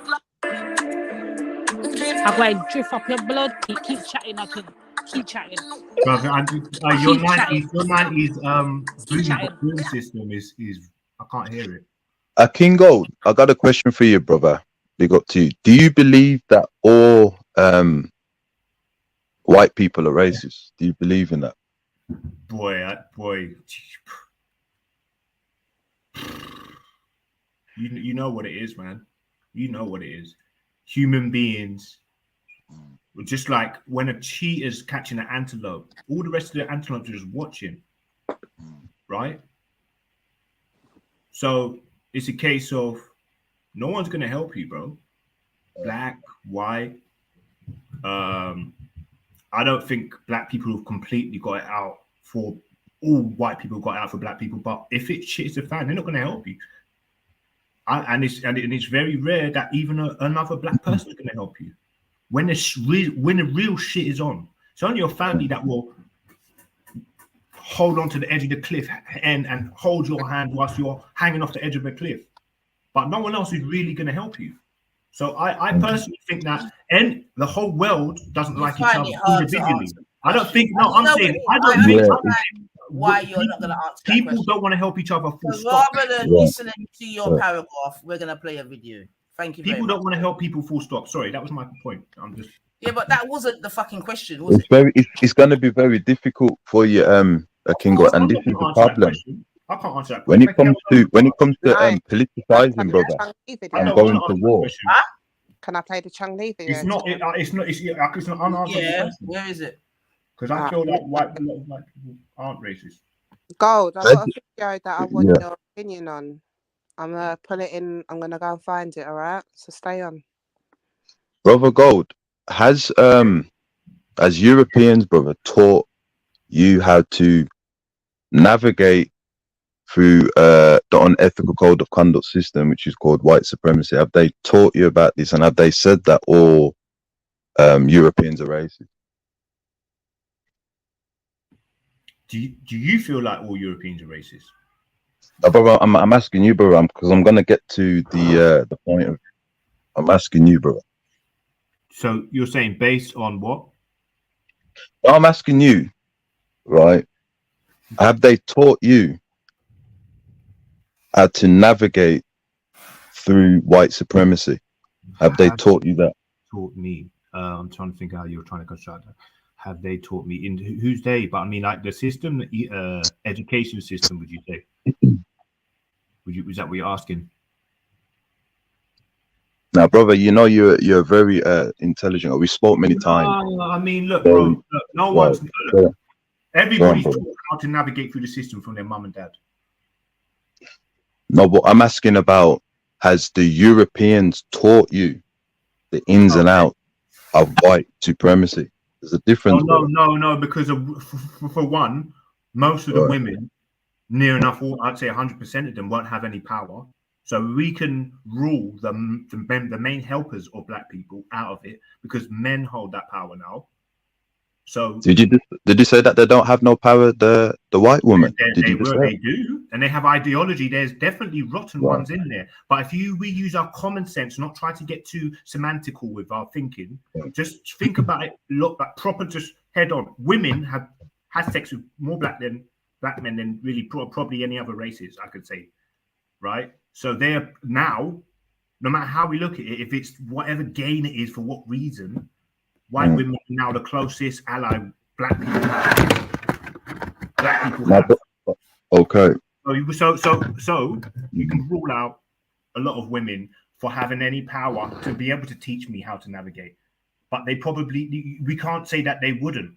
And I've heard a lot of white women putting on a little bit of patois saying they fuck the system and they fucking hate it. And they're encouraging me and telling me what I'm already thinking. In London, right now. So white woman the other day outside Sainsbury's helped me with my shopping home, telling me about watch out for cliquey type of groups of nationalities. Make that what you want of it. But boy, it is what it is. We all kind of feel the same type of pressures, So we can see eye to eye when it comes to political and them understanding when it comes to different races and the interaction with black people, just as much as black people can understand it with, you know what I mean? Especially the women these days. We can't overlook that, and I tell you what, the representation on here hasn't been great, but I mean, you've seen signs of it, and online they won't be honest with you. When you come offline now, you're going to think, fuck, these guys have got even more. Listen. But they just don't want to say it. Keep talking about this representation, yeah? Now, there's only a few of us online that are out here representing you. So you're obviously talking to us in it. Now, let me tell you something, God, yeah? There's nothing that I've done online that I feel ashamed of, this, that, and the other, wherever this, wherever that. Like you've often heard me say, yeah, in many ways, this channel is going to be my documentation to my children and grandchildren about how their granny, great-granny was and is. Or was at least. You understand what I'm saying to you? Now, if you and persons like yourself don't like the way in which I go on, that is fine. You get me? I don't necessarily like the way in which you go on, as you know. But it's fine. Yeah? But barling to me and all the rest of it, I don't know what you hope to achieve, man. You know what I mean? I'm not bothered. I'm not bothered. I've just said to you, man. I just said, like, obviously. What do you expect, though? What have I done? What have I done that's so wrong? What different? I don't know. You need to calculate. No, but that's what I was trying to tell you, that I haven't done nothing. Yeah, you're the one that's making the assertion, but you don't want to give no example. I don't know. Now, if it's about calling you and other main coons, I get it. I understand that one hurts. But if anybody else, they say 9 is. That's why I'm saying to brother Kel, you trying to stop me saying coon and go to unsynchronized ain't gonna work, because unsynchronized don't do nothing. Yeah, but you see the coon, man. Yeah, it touches you like something different. And that's why I'm going to keep doing it. Let me ask you a question. Yep. The same person you lot have been calling, or a lot of people have been calling coon, or I've heard them say it. I've been hearing a lot more black knowledge and and veneration and have knowledge and honor and praise from these same people that are supposed to be. Who are you talking? Yeah, man, you know, innit? No, I don't. Otherwise, I wouldn't ask you, bro. Nine, why are you doing this yourself? Like, for real. It is what it is. You know what it is, yeah. Listen, you don't know what you're doing. You see, you don't know what you're doing, doing, when I call, and it's reflecting on people's channels. You know what you're doing, isn't it? You come and defend whatever you're defending with chest. But right now, you're not saying nothing, bro. You're just fucking. I make reason for things happening. I don't come out and try to chastise and completely fuck someone's shit up unless they've spoken about my fucking mum or my ancestors or something. Then I might just. Yeah, but brother, there is a bit unsynchronized, you know what I mean? You know what I mean? But on the whole, man, you lot know what you're kind of doing. Well, because brother, you know what I noticed, brother, is that you have a problem with the Europeans. She slid their votes. You have a problem calling the Europeans, brother, or racist, and that's very problematic, brother. And that's what the issue is. So if we were to sort ourselves out, right? These coons. All right, that's cool. You know what I mean? That's very problematic, bro. And it's not just the Europeans, it's the Asians, it's the middle. They all are, brother. But I've noticed that you find it very hard to accept that. And it's gonna come out in your actions. Boy, you know what the funny thing is? Do you know what the funny thing is? Yes, my brother. People that will go and work with white people, right?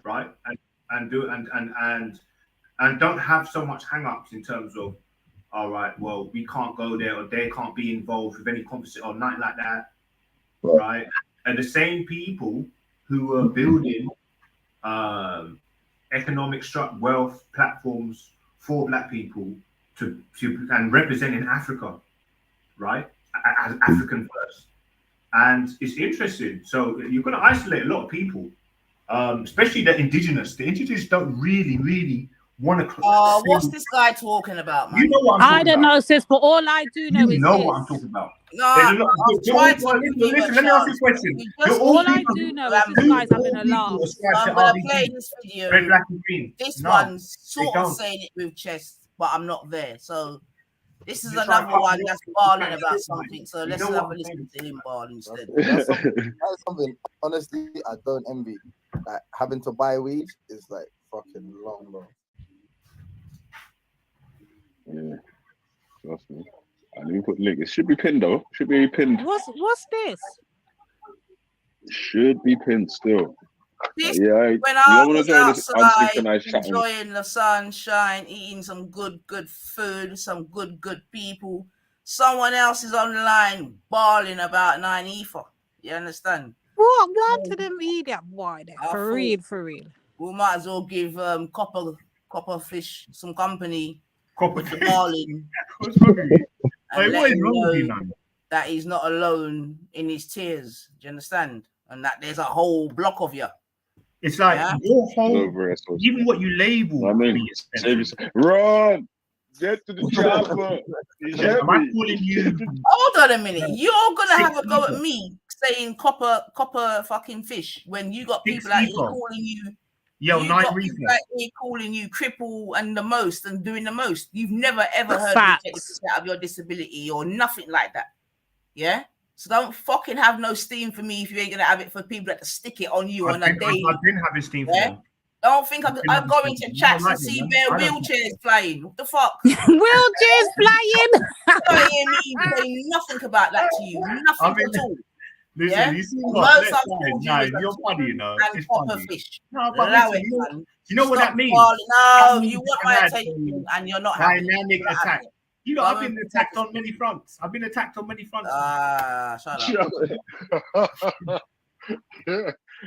You're not going to be on the colonization breakfast series or that with edit. God, please. Where is Kel, bro? Imagine, I swear his name. Yeah, Sonny, when it's sunny outside, you got to be careful, man. Yeah, this is synchronization on ice. This is synchronization on ice. Gold, does his voice sound familiar? Does it sound warming to you? Who's that? Veli Vision. Hey, what happened to me? The other one. Who's that? Oh, James. Yeah. Yeah, Kunos that's James, cool. man. Big up Kunos James. Hey, James Jesus. Hey, Yeah, trust me. This show is actually for Cal still because this is synchronization on ice. Yeah. So, yeah, walk on, Sauce. Big up. Look at that blood clot. No way. Are you taking the piss? You? You're taking Hold on, did she just pop up because she hear the coon talking? No, there's no way you just dropped in like that. You're funny. You're funny. Yo, Kush. Yo, Cotton, you are so unsynchronized right now, sis. We don't even know what to do. We don't even know what to do with you, right? We have to have a meeting. Sisters, we need a meeting how to deal with this one here in the chat, yeah? Because this is actually unsynchronized. Hey, Kel, if you ever need a definition of unsynchronicity, see it there in the chat. She goes by the name of Cotton, yeah? Right, what happened? What I missed? What did she say? Oh, no. Sis, look when she pop up, yeah? Cotton must have been there the whole time because it's just funny how she just magics up out of the blue as soon as this coon comes on the flipping panel. Is he on the panel? No, he's on his voice. The voice. Yeah. Yo, I can't save you there, man. Yeah, but listen, look, sis. My picture, my African picture I drew is more African than you, and your patois is worse than Eunice's. I've not even heard his. I can just imagine it's really. Yeah, but brother, a lot of our Pan-Africanist heroes, brother, they also were very educated, etc. But they still practice on synchronization, brother. So you can't say because I have a picture that's more African that frees you from practicing on synchronization, brother. So you can't use that, man. Unsynchronized. You know what? The funny thing is yeah, you see when I've done everything for what I can do for the black community. I've had my white woman, and then I come up to the eat out, to the cookout, and the same thing that people morons were saying in America about that they wouldn't let the Africans sit at the table is what you lot are saying. A lot of these people from your demographic are saying about mixed race people. This is why I wouldn't do. This is why I would cherry pick what black people I would help, and the rest of them now gone. Now I'm cherry picking who I'm helping.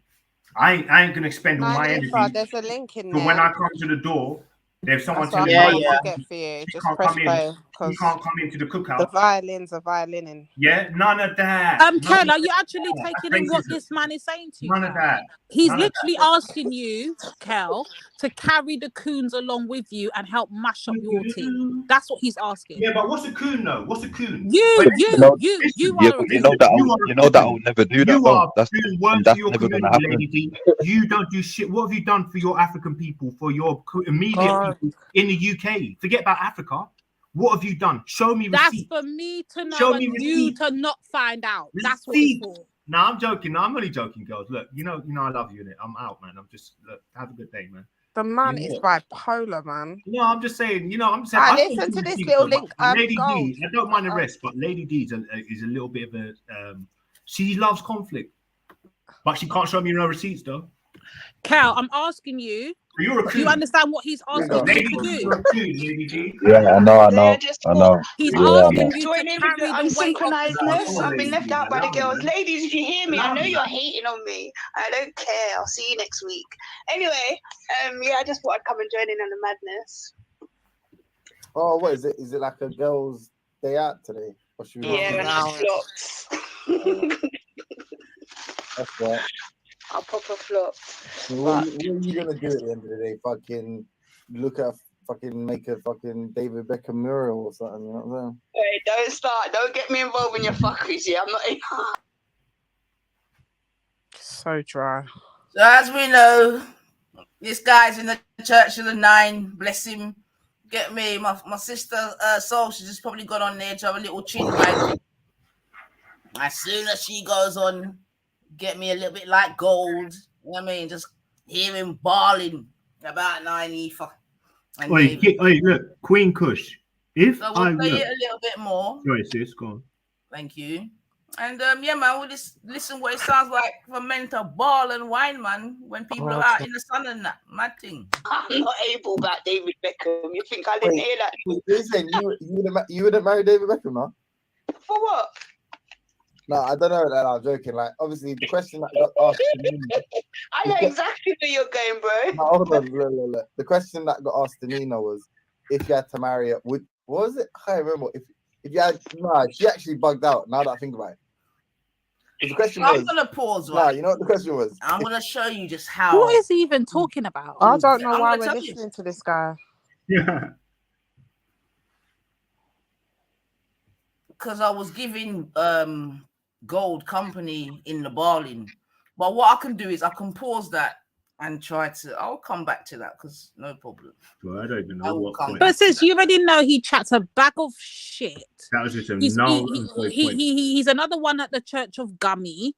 He's another one that does all. Remember, he was the one, you know, that was the most disgusting things to fucking note Gummy over there, you know, on Real's panel. So understand when you're dealing with an unsynchronized clown like a James Jones, I don't even know why you're giving it energy, because no one ain't done the most shit. He did the most shit and put Dan in problems. Let's remember how this shit all started up, you know. So we can't take nothing that he's got to say seriously, for real. Amen. All right, like I said, I'll put that on pause. You get me? I'll put that on pause. Gold, you got a little bit of a save. Well, personally, I'll come back to that still. I reckon he's got receipts. I reckon James has got receipts. Oh my God! Can we press I'm gonna play instead. So, all right.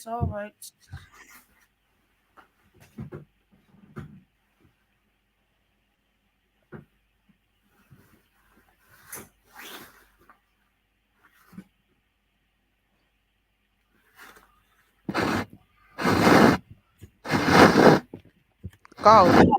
You can Yes. ask me the question you want to ask me after this, yeah? Because I've got some few questions for you after this. My friends are black women, dark skinned to be specific. So when they used to talk about black men dating outside of their race more than any other group, I would empathize, I would listen, I'd understand, I'd get it. But when people actually ask me, do you think black men should date outside of their race, and give me examples like this one, yeah?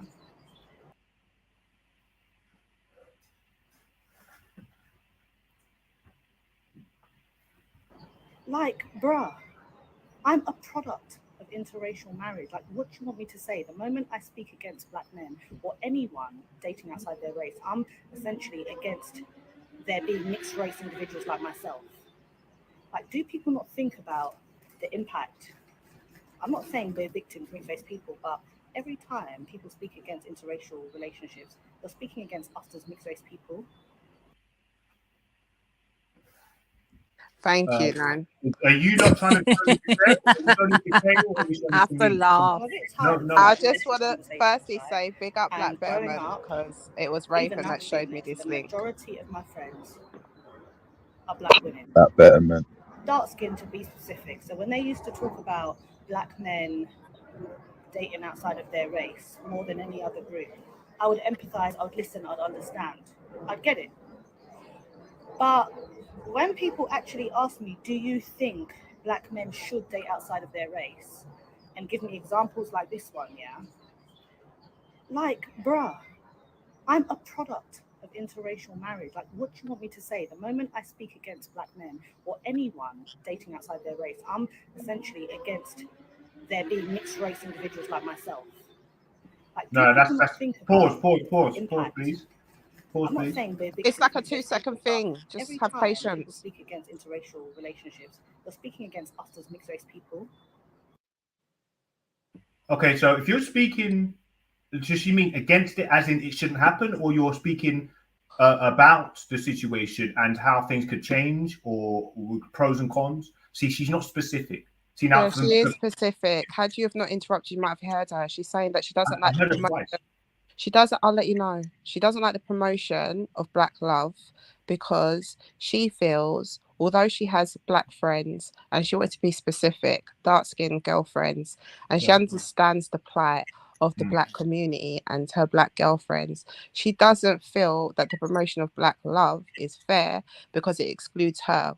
If she can't promote black love because she is a product of a black man dating out. So therefore, the black community should no longer promote black love and have a thought about the mixed race people and how they feel and how it isolates them. What do you feel about that? Well, that's interesting. I think that's your point of view. I think what I got from that video, which is obviously people get different perceptions, right, of what they see from what she said and her stance on it. Because what she's saying, really, in essence, is if she talks against white and black love, then she's talking against herself. That's one of the main points that sticks out. No, because she was talking about the promotion of black love. Yes, and okay, and I want to go to that. I'm saying the promotion of black love. She can say that, but that's fine. I think black people going together is a good thing. I'm not going to say I'm not going to speak on it because of that means that she just does. She's being very political. She's a prominent person out on the main stage, so she's got to keep very. What do you think about the point, not about the lady? What do you think about the point? We're aware of her. Yeah. Well, she's got quite a good point. Some people do feel like that, but when you get to a certain age and you start to actually get more of an opinion, she's got a good point. She's got a good point because that's how she sees it. Because she's not got the balls to say what she thinks. Clearly, she just. What does she? Can you help us? What do you think she's really thinking then? Well, she won't say it, so I can just only guess. But what I'll guess what I've said, isn't it? Because I just sound fully honest all the time because it doesn't work. My brain, man. About these situations. What do you mean your brain? You're not hearing what you want to hear. You're not hearing what you want to hear. I'm asking you a direct question. I wanted a direct answer. You're talking to me about how she feels that you know that she ain't really talking about her heart. Do you know her? All you can do is comment on the words that she said, and you're going on one again. I've just commented on what she thinks. So about Lady Divine is right. I was wasting my time. Forget it. No, she spoke about two things. Just keep talking. You mentioned what you wanted to mention about the snippet of what you saw, right? I mentioned both points that she brought up. What was the both? All right, what was the both points that I missed out? She was talking about black going together, white and black going together, and her speaking about it, and her having a look. Look. Do you want to play it again? So let me put some actual. Let me interject. I don't know what you've been do the merry-go-round thing. So let me interject here. It does my head in. I can't. So let me just get straight to the point here. Yeah. No, she never said nothing about no white people in nothing she said. What she was talking about was specifically black people and black people promoting black on black love. Notice she didn't address the white people that she claims that she's half part of or whatever, Chinese people or whatever people. She's specifically targeting black people. If you listen to what she's saying anybody out here promoting black on black love is anti her. How the fuck does she come to this equation? Exactly. Why did she not say the Chinese people them or the Japanese people them or the Asian people them that are practicing Asian and Asian love and preaching that? Why is that not anti her? Why has it got to be just black people? Let's be honest here. Give it to them, Lady D. JD says she feels compromised, but if that's the case, it's none of her business, in my opinion. Apologies, man. That is exactly the truth. Being able to process any and this is what I was saying initially, Brother Cal, is that when we focus on their needs and their wants, do you understand? It now comes to the point now where you can't even promote black love out of feelings. And I think you know, and that's why I think that we have to start being way more militant with the way that we move and strategize and move towards things. Because it was even Brother Raven that said that, you know, there does seem to be an onus on one side to always have to pick up the load. And Lady did make a specific point here, is that even though I've noticed that I don't even ever think of that, so I do now start coaching myself in thinking that, because it is a big point. And I think Lady D was like one of the ones that is just always hot on that. Her and BaD, I'll give it to them. Like, they were hot on that. And it's like, why is the onus always on this side? And even then, what she says, because even though her name is Chin Lee, right, the confusion shows itself again. She's actually a product of, I think, a Caribbean dad and an Asian mum. Yet her name is Chin Lee, right? So Lady D has a point, because there's no point does she talk about the fact what the Asian community, why is the Asian community constantly dating inwards? Why are the Asian community so insular? This hurts me. If my mum didn't do this, I wouldn't exist. She wouldn't dare step to them. But not only does she have a voice to do that, they're now welcomed into the conversation to derail the conversation. And now we have to debate a point that you'd never give to the other side. Yeah. But it's a strategy move, sis. If you notice what she's doing, if we look at her blindly, yeah, we're not seeing her as no black woman, point blank and the period, yeah? She's over on the Asian side, period, point blank. That's just what it is. That's what visuals give us, yeah? Secondly, even if this is what I'm not into this, yeah? Because what happens then is because they've got this one little half of them that you can barely recognize as black, yeah? Then they feel like they have more chattings for the black side. What makes you never go take her argument and go tell it to the Chinese or the Asian, them or the Japanese or wherever the rush you come from, Miss Lee, Ting, whatever you want to call yourself, yeah? Why are you coming over here like we met you? Because we're not making. We shouldn't be a part of the conversation. We allow it. We're the default. This is Instagram, by the way. This is like this is what I'm saying. We're the default. Do you understand? Like if one don't want you or this one don't want you, it's not even just has to be white. Now it could be Asian. Next is going to be Chinese. Do you understand with the way that things are going? Yeah. And it's just like they understand that they would never go to that one. The blacks are always the default. They'll take anything, carry anything. Will they take your rule? You know what I mean? You're poor, you're young, you're weary. That's us. Like, and that's us. And that's Brother Kel comes in now. And that's, yeah, and that's hold on. Can I finish that point? Sorry, as well? babe. Because Sorry. I think that's even us in regards to the struggles as well. Any kind of struggle, you put a black face on it. You see a black face leading that charge. Feminist, transgender, anything. So this is what I'm saying. We do it as a default, bro. Like we really do, because we have to stop now. We have to take these people like gold that just think that they can drop their load on us. They'll never do it on the other side, yeah. And then they think that they can come into a conversation while claiming. Remember, she don't even classify herself as black, but she can get involved in black business. To have me up here, man. Chatting shit, bro. Do you understand? What the hell you done with your life? Use your powers. Listen, you got no life. You got no aspiration. Since you're chatting pure sense, pure sense. They are right. They are right, brother. And that's why I asked you the question. I asked you, do you believe all Europeans are racist? And has the Europeans taught you? And you fell into what I knew you was going to do, because they are right, brother, man. They are right, man. I'm one of the prettiest Nigerians you're going to see. I know. They are right, brother, man. They are right. That's why. That's why, brother.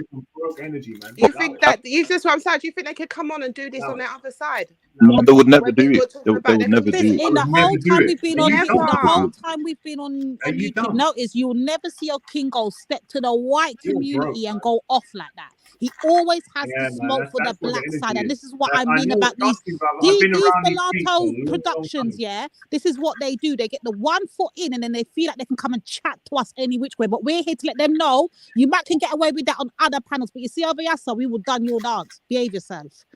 I'm just saying, man, don't hate the world, innit? Because obviously, like, yeah, but a King Gold, they are right though, brother. Because imagine if we're gonna do something serious now. Look what's gonna happen now. You've compromised. You understand, brother?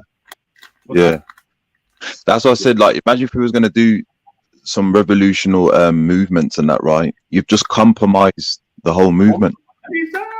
Nutter. Oh, listen, Kale. Now, for real, bro, man, because what you're saying is facts. You know, go on, brother. Go on, brother. Go on. I'm having a conversation. I'm just saying, look, I've come on the panel. I was talking about what I think about the situation on mixed race interrelation. Now, this is a conversation that happens a lot. It's happened yesterday, the other day. We talk about it. So for me to insert my thing that speaks against, or it kind of holds the black community under the scope. People don't like that, innit? Yeah, like, but brother, I've tested it. I've done positive stuff about the black community. Okay, people were welcoming and all ears, and I expected. Yeah, but I can go.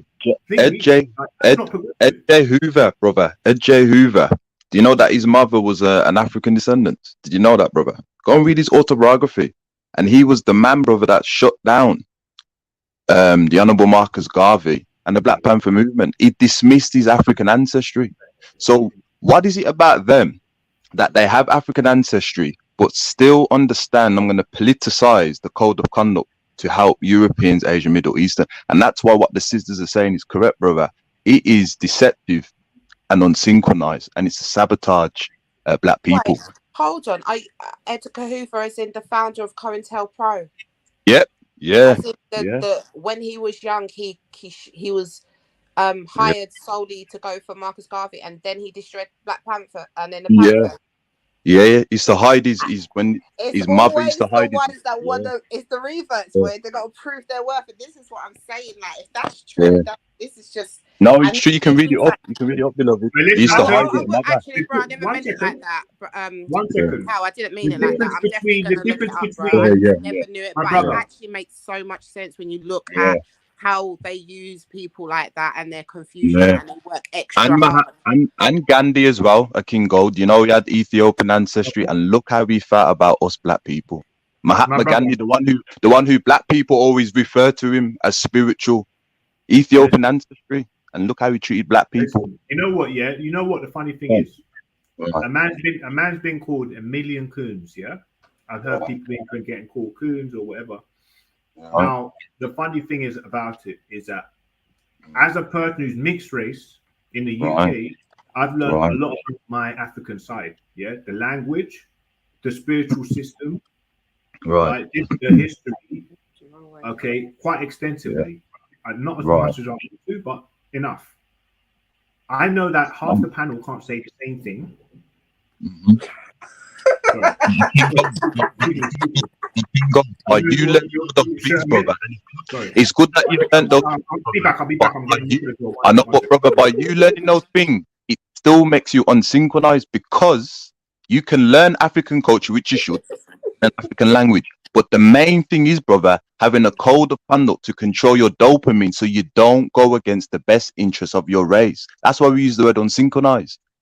Difficult to operate at the same time for the best interests of your people.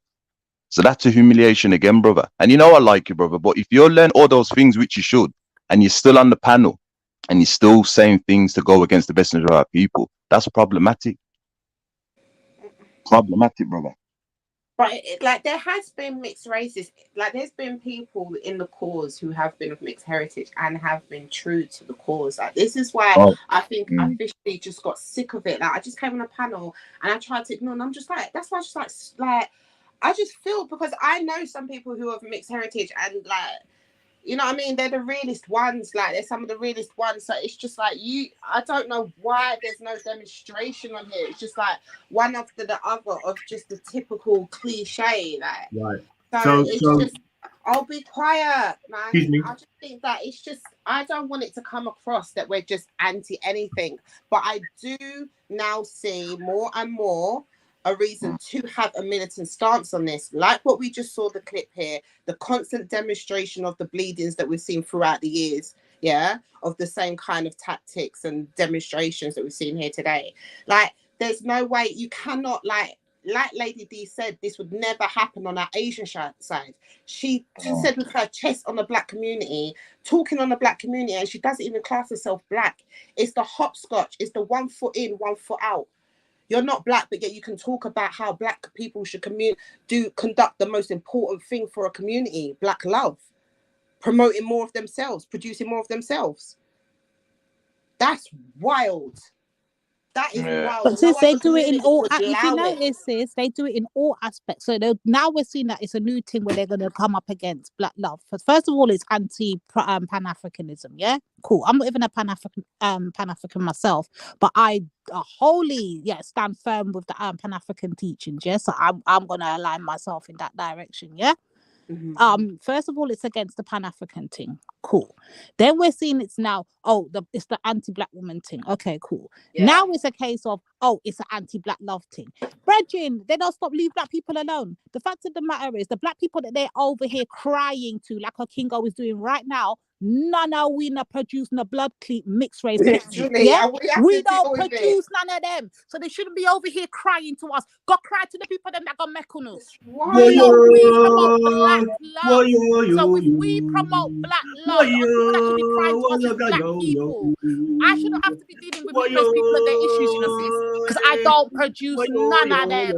And I have wild. It is wild. It's mad. Crazy. Yeah. It is crazy. Oh, and the thing is, I've seen mixed race. You know what? I will get the video and put a balancing argument. I've got one of a mixed race woman who is saying stuff that's similar of us. I will say though, her mum is I think the blacker side. So I do believe on like if the mum's black, it's different. But I will bring someone of mixed race. I'll get a video. I think I can still find her. I mean, look at Nat Turner. Look at Nat Turner. Look at Nat Turner. There's loads of them.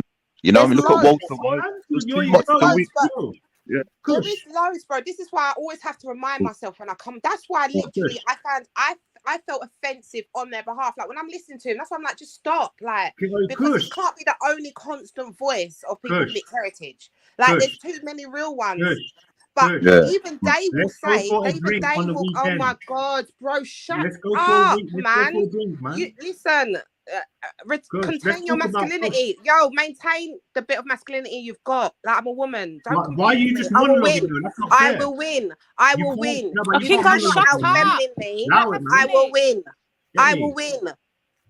Like, and like the thing is there's mixed race people who actually talk against mixed race people talking like this, and I think that's the step to go through now. So it's not even our voice. Do you understand? Like, let the real ones talk to their own. Like, do you know what I mean? So I'm gonna get that video now to have a different kind of voice, because all we hear is this. Like, it's jarring, bro. And then that's why you have to. That's why, Cal, you have to start saying, you know, remember this one, this one's a real one, because you have to remind yourself. Because listen to him. Yeah. That's why, you know, in the Black Betterments is why we created the synchronize and synchronize, because when you start going by admixture, etc., it confuses us. But if we say, oh, you're unsynchronized, we understand. Because we know in it, like Kala. I'm supposed to meet a Kala. Kala knows a couple of my family because Kala's a Pan-Africanist. Look how he is. So there's loads of biracial and Africans. He even talks about the confusion as well. Yeah. Confusion. That's what I mean. So the real ones are saying it. They're stitching on them. They're telling the real, and it has to be done. Like, truth has to happen now. Yes, I think didn't help us. Like this is what it allows, bro. Like, I really think all of this will take your weary, you're mad, you're unsynchronized, come on, man. This is boring, you're lost. Bro. It's given us this. Yo. This is what happens. While the other ones were like, you ain't of us. We were Yo, like, Valley, come and collect your people, them, you know, Valley. I'm tired of this. Bum buckler. Fire upon the Power love hour upon still them. soon come, man. Power hour, drive hour, soon come, gold. Listen, sis, listen. Hold on. We're gonna have a nice, exhilarating conversation about. I know, gold. I know. That 9 said, if it's a hug you want, we get it. Nah, I'm saying, look. If it's a hug you want, we get it. Some weird thing. I'm coming here to conversate, and obviously, I'm coming to say hello. Obviously, I like that. You know, I like the vibe. I acknowledge the confusion, gold. No, look, you can't put me in the same boat of this young I acknowledge it. I've already advocated a black love. I understand, gold. I understand. It's no brainer. I just hope the rest of the family understands. But I understand. We want to keep races, traditional races, and nationalities like here. I would like to see. If we call back Nanny and ask her to offer you another hug, you're just ignoring what I'm saying. So how rude are you? Do you want another hug? I don't know, man. I feel like it's a dagger. It's a cloak and dagger, but it's fine, man. It's all right, man. Do you know what I mean? Like, when you're on your black things, as always, we take you, don't we? So don't let it get to your heart, man. Remember, black takes everything, man. Of course, man. Remember your Jeanette? Yeah, like my mum. Yeah, and he took her away from other white women. Yeah, and he took them out of that demographic. So obviously black people have a Tis, lot more why? than they Tis? need. I didn't do it, I swear. It was No, chaos. black people get more than what they can Are you have. gonna Are you gonna blame me in that? Right. Yeah, move error. Come on. brother, come on, man. You know your shoulders are broad, man. Show me, man. No, but obviously, if you look at Huey P. Newton, all these brothers, clearly a mixed race brother. Yeah, we know, brother. We know. And not one of them is unsynchronized like I Yeah, man. Yeah. He did his work, man. You know what I'm saying? So that's one person that I would say, yeah, that's a good advocate. That's a good person. I would say, Yeah, that's a good person to aspire to. There's more than that. There's more than that. There's loads. Inspire to that, goals, man. You'll be all right. So what I feel like that was an era, and that was part of the revolution, and the stage that we've got to now. It did involve a couple of mixes, but I suppose that was just part and parcel, right, of the world. So now what it is now we're saying, okay, we're going to try and retain or draw back some of these people that are being created because we ain't really got much use for them. No, it's the mindset. And by the way, a couple of mixes, they've been before that. The King Goddess, I said, yeah, right. The Irish African would have gone with a white woman. Because if at that time, if he would have been on these panels and he would have been going for white men, and he'd been the person he would, you lot would have been the ones that he would have been shrugging off, and you lot would have been clashing. No, but we know to separate. We know to separate the work.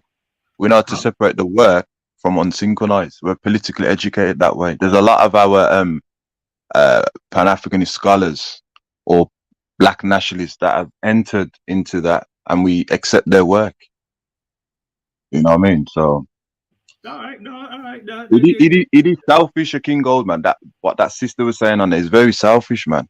You know what I mean? The same people that has been there, we're gonna throw them under the bus. Selfishness, man. That's what unsynchronized. The root of it, it's selfishness. How I feel is more important than the collective. That's all it is. Selfishness. I can imagine the same thing has happened all over the world where the white concubines and their children have probably had, there's been something where it's just been different. You know, there's been the same type of politics going on socially, right? Throughout history, I can imagine. I think to this degree now, there's a lot more people concentrated and the consensus has been directed and the thoughts of people have been directed by like centralized now to these fucking powers that be, as opposed to everybody was sort of falling in line with what their culture said in their tribe or their village. Now it's sort of like pushed by this one cathedral, like this what these guys have been talking about, the cathedral, this massive fucking propaganda machine, right? Yeah. Anyway, but she look. I'm just saying, this woman, she had some pita bread. You can't take what she.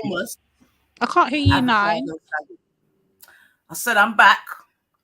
I just had a little pita bread, hummus, and avocado salad. Yeah. Yay! You got this. You know, at the end of the day, I come from nobility in Igbo land. I come from nobility in Japan. I come from nobility in the Jewish sector. What I come is from this nobility in the druggy English on? sector. So at the end of the day, All right. So let me ask you a question. I am speaking. I don't care who's speaking over me. I'm gonna call you a Jankro. I will kick off your bumper. Listen, Jankro. Brethren, say that one more time?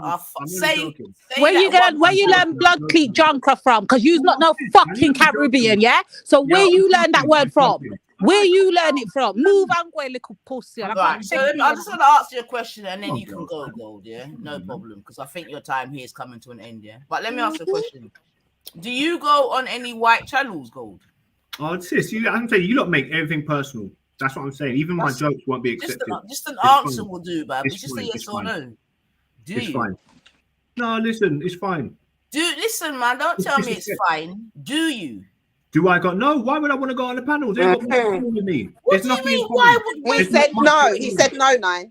I don't really. I've got more of a fascination. Why would you not want to go on their panels? They're half of you. Let's go a little bit. So let's dig deep. What do you mean? Wait, Gold. Just wait a minute. What do you mean? Why would you want to? What do you mean? Because they haven't. Look, if I go into a white channel, they're going to be speaking out predominantly the white perspective, and it'd be weird because there'll be a black guy, so they won't. Now, if there's one black guy in there, but you're not black, or mixed race who's got any type of, they're going to be less inclined to be, you know what I mean, that insular type of racist type of echo chamber that you kind of know exists, right? So if I go, I don't understand what you mean. Let me finish. So if they go, they're going to be speaking about football. They're not going to be themselves because I'm in the building. They're going to be a bit more sort of restrained. Are you saying that white people are not as welcoming of yourself as we are? They are. No, they're just as welcoming. They're actually white people more welcoming. So why aren't you going on the channels? Because we don't have anything common to talk about. Bro, are you seriously? All right, so what makes you, all right, quick, hold on, sis. Good question. He said he's got nothing in common. The white with people them. on Valley Channel aren't the same people. Listen to what I'm aren't saying. the same people You as just them said, white echoes. you just said you got nothing in common to talk to them about. 1 second, man, chill out. You just said you got nothing in common to talk to them about. So what do you think you got in common with us as to why you're here? Wait, excuse me. I'm half black. I'm not half. Yeah, English. that's not the question I asked Why you. would I go into an English channel? Listen, you're not listening. You're Are you listening serious? capability. It's not a fucking good thing for you, right? So listen again. Try listening. You said you have nothing in common with them to talk about, right? So I'm asking you now, what do you think you have in common with us that you're nothing with you and your fucking ugly face and attitude? Right. So if you got, why are you here? Why are you here? Get off my nutsack. Why are you? You are not special, Lady D. I'm talking. Well, I am special because you keep trying to come over here and invite yourself in our conversation. So there is obviously something special about us as to why you are here. So again, the question is, why are you here? You are a happy-go-lucky individual. You don't stand on anything. Why are you? You are a non-biased weirdo. No problem. Why are you here? The question is, wait, Divine. Let Kushti ask the question. Kushti, ask him the question, please. Listen, I don't mind mediating. Listen, Gold, do you mind just answering her direct question, please? He's incapable. Okay, let's give it one more. Lady Divine, can you just ask the question one more time, please? He can't answer the question, sis. I asked him 4 times and he can't even comprehend. Wait, hold on. So you can't answer the question. He can't even comprehend the question. How's he going to answer it? Why is she on my nutsack for so hard? Because you said something stupid. You literally said you have nothing. You literally said you have nothing in common over there to go over there. Like, I wouldn't talk to you. So then I asked again, and then I asked you, what do you think you have in common over here as to why you're over here? And you're incapable of answering the question because you're a retarded fucking little idiot. With your fucking self-identity issue, you are confused as fuck and you keep begging black people for your acceptance. And we're here to let you know, Negro, you might look like you're black, but you're not black. You are a whole mixed race that is confused as fuck and keep begging for our fucking acceptance. You and many of your kind. It is what it is. Shut up. Crackhead. Why are you just blah, blah, blah, blah, blah, blah, blah, blah, blah. Don't you ever stop? Don't you ever get tired? The facts are the facts. Stop begging for our acceptance. The fact is you're not black. You're not. No matter how much you try to align yourself with us, no matter how much you come over here and insert yourself in our conversations, you're not black, bro. Lady D. Chill out. So we're asking you, why don't you go to the white side and do the exact same thing? And you can't give us an answer as to why.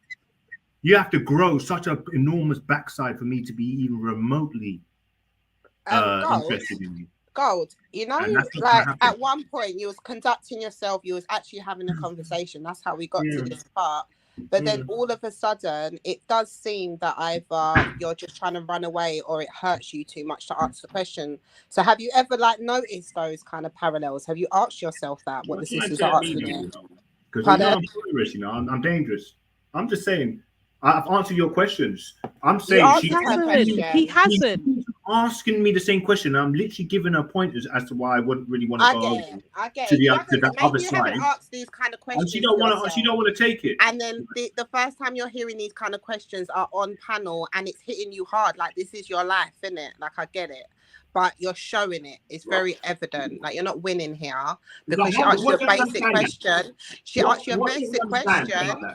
Your voice is raised high, like it's a lot. Do you understand? He didn't even. He still doesn't comprehend the question. He doesn't get it. He literally does not get it. It's gone well over his head. And you know what happens? When there's a lot of low IQ people about, no intelligent people want to be about with them. So it's almost like you're still here. That's her question. Why are you here? You've got such a hate for the black people over here, but you're not really giving any reason why you're here. You're here because we'll accept you. Just tell the truth. That is what I'm getting to. Why does he? What does he think we have in common with us? And I don't have a problem with you, brother. I have a problem with how you think, brother. That's the problem I have with you. But you're here because we accept that. You know this. My brother. And listen, I tell you what. Don't you think that's a bit ironic when you say that when you come onto this panel, Gold, don't you think it's a bit ironic when you say you come onto this panel and you don't feel accepted in it, and you don't feel, and you feel a bit uncomfortable, but then when we ask you if you go onto a white panel, you from the back, You can't hear what you're saying. You do know this, right? I can hear mumbling. She's talking about me with the other side, as opposed to the black side. Now, what I will say with you, honestly, is that they would love to have me over there, because what I do is I'm a person. But you said they wouldn't want you around, and that you'd feel it, and it'd be uncomfortable. I didn't say they wouldn't want me around. Some of them there. wouldn't want me. Some of them wouldn't want me around, but I said they wouldn't want to be themselves and actually try and voice their views that they'd want to voice. Why? Would their views offend you? Sis, that's perfect what he said. No, sis, that's actually perfect what he said. So now he can get to the second part of my question. So what is it he feels like we have in common with him? Because remember, he's up here always telling us that we have nothing in common. He does the cooning. We don't do that. He does all of that. He has a white parent. We don't have that. So what exactly is it we have in common with him that he thinks he can come over here? So you be quiet for about 2 minutes, because to be honest with you, Nine, I feel like your whole thing would do much better if she was just shut her fucking big lips. Oh, Gold, you just answer the question without offending a black sister on a black panel. He can't offend me, sis, because I can get cocky and he can't get today I'm going to That's turn the off difference. myself. He can't He's offend been me. mad rude to me, and I just don't know why. I get it, but maintain masculinity. She's sustaining her attack on me. Just answer the question. Answer the question, please. Yeah. You said the only reason why I'm here is because Nine, she's into old school music. She reminded me of me of Computer Love again, and I thought, all right, I've been listening to. Do you remember the question, Gold? Do you want me to? Yes, I know the question. So my thing in common with Nine is actually listening to 90s music, 80s, 90s music, and it's kind of retro. It's vibey. That's it. I feel we got something in common. I like her because of that, just alone, just because of that alone. I was like, yeah, she's cool. Like, she's come from my ear, whatever. So, okay, I've got something in common. She's quite intelligent. She runs her own panel with, so it's a no-brainer. Kale, I see him as the same individual as me. We've got the same type of, I don't know, he hasn't told me his backstory, but I can imagine he's experienced enough to understand that, okay, it's a time for me to maybe try and, reach out and just, speak and talk and maybe let people know about it, and because he probably feels there's an impending problem, and he wants to voice his opinion to let everybody know that there's a problem. So I don't understand. I see us as similar. Like my medical malpractice, I felt was enough for me to come and say, look, watch out for these people, isn't it? Because this is how it went with me. So we've got something in common there. Me and Lady D, not much. We have, but. She's a sister. She's just a black lady. She's into history, but that's the only reason. Brethren, I beg you to keep it as we've got nothing in common. Nothing. Not a coon. So you're not African. You're not African, isn't it? Yeah, cool. You're not African then. King Gold, tell the truth. You're not Just tell the African. truth. King Gold, tell the truth, brother. The reason why. I'm out, people. I'm out. Anyway. King Gold, hold on, brother. Hold on. King Gold. King Gold. King Gold. Be truthful, man. The reason why you can't be around the whites because you know that when you're around them, either they're going to speak ill of black people, right, or they're going to speak ill of you. And you have to be truthful. The reason why you come around, which is a case of which is a case what us black people do, is that you understand this. Black people are not disciplined when it comes to political stance. So you know that we on synchronization, we can diss each other, etc. And that's why I know already, brother, because I'm politically educated. I know when it comes to our people while we're around each other, and I know when it comes to the non-biracial, I know how it goes, brother. And that's the truth. You have to be truthful. It's conflict. When you're around them, they're gonna speak ill about us, or they're gonna speak ill about you. I'll tell you, girl, that's why you can't be around white people. I know how it goes, bro. I know how it goes. Yourself up, and I thought for the last week, I thought, let me just tell them, innit? Because I feel like I'm exiting the scene. So I thought I'd let some of these home choosers hit home and let you understand that, yeah, the way you've been acting, you know, innit? You already know. I can tell you where I've gone wrong on the main stage, on YouTube, in whatever relation to anything. I can tell you where I have been unsynchronized, I haven't been politically correct, or I've been too much or too soft or whatever. I know where I've gone wrong. But you will not fucking point it out. And you want to point the finger at other people because you don't want to look at the main fucking, yeah, you know what I'm talking about. You don't want to talk about look at the main dog because you're a bit scared as well. So look, until you're actually really trying to put work down, drop me some black history. Who's the main dog? Drop me some black history on the YouTube channel. Drop me some African. Who's this main dog? And then that's it. We're good. Boy, bash it, bang. Yeah, do some shit for your community, innit? And then you can talk. But until then, you're mute, dumb. Okay. And you know it, Okay. you know that's fact. Unless you've done something tangible, you cannot now look at a mixed race brother and you don't know what he's done from Adam. You don't know if he's working with the biggest fucking movement in the black community. And then big up Mr. Pro Black. Big up yourself for your good works. Yeah? So anyway, Kelly, if you listen to what he was saying, Kelly, he basically told you what it is. His undertone was he's here for entertainment. He's here for entertainment. He told you what it was. Music. He's here for entertainment. Point blank and period. Don't eat a bacon sandwich, Lady D. I bet you're lazy. I bet you don't even fucking work. I bet you eat sandwiches, you drink alcohol. There's nothing about you that's black. Gold, go and do this on the other Of course, but that is exactly my story, Gold. Work with it. That's exactly my story. Now work with it. Drunk alcoholic. Of course I do. Now you work with that storyline and run with it. And go cry to your ice mama with it. Now go cry the same way I diss you and diss your mother. I put her back on the phone and I will diss her again. Put your fucking ice queen back on the phone and I will diss up her blood clot again. You remember the slaughtering I gave that bitch on fucking G Block? I will do it again. Now go and go and cry to your ice mother and tell us a Lady D gave you a beating up here and that's why you're up here crying and begging for our forgiveness. Go on. Go cry to your ice mama again. Why? I beat her up before and I will beat her again. Go call for her. Go on. That's what I'm hearing from you. What's all that about? Constantly. The last time I done your dance, you went crying to your mama in it and put her on the phone. Go and do it again and let me beat up her blood clot again. Go on, do it again. Anyway, look, this sounds feminine. It's very feminine. What's happening right now, and I fell into the trap. So obviously, I've got to hold my hand up and say, look, I come to actually talk to Nine about something a little bit intelligent or something that we can just talk about. Yeah, mixed race people in the community. It's a number of things. We've gone over it a number of times, but I feel like we could have approached it from a different angle based on recent events.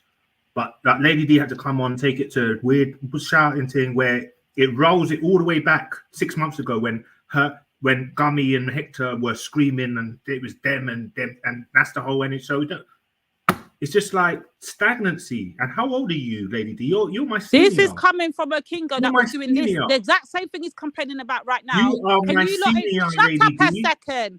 So the exact same thing he's crying about right now. He keeps bringing up this Gummy and fucking Hector thing. But you notice something? Yesterday it was a Kingo that was up there crying and doing the back and forth with fucking Gummy. So Bradley, when you're fucking chatting, yeah, make sure you flick the fucking platter out to your own eye, yeah? Because just yesterday, you were on the fucking block crying and screaming on the fucking panel about Jupiter, talking about Veli, I ain't coming back. Man, move and go, you're pussy all, you know.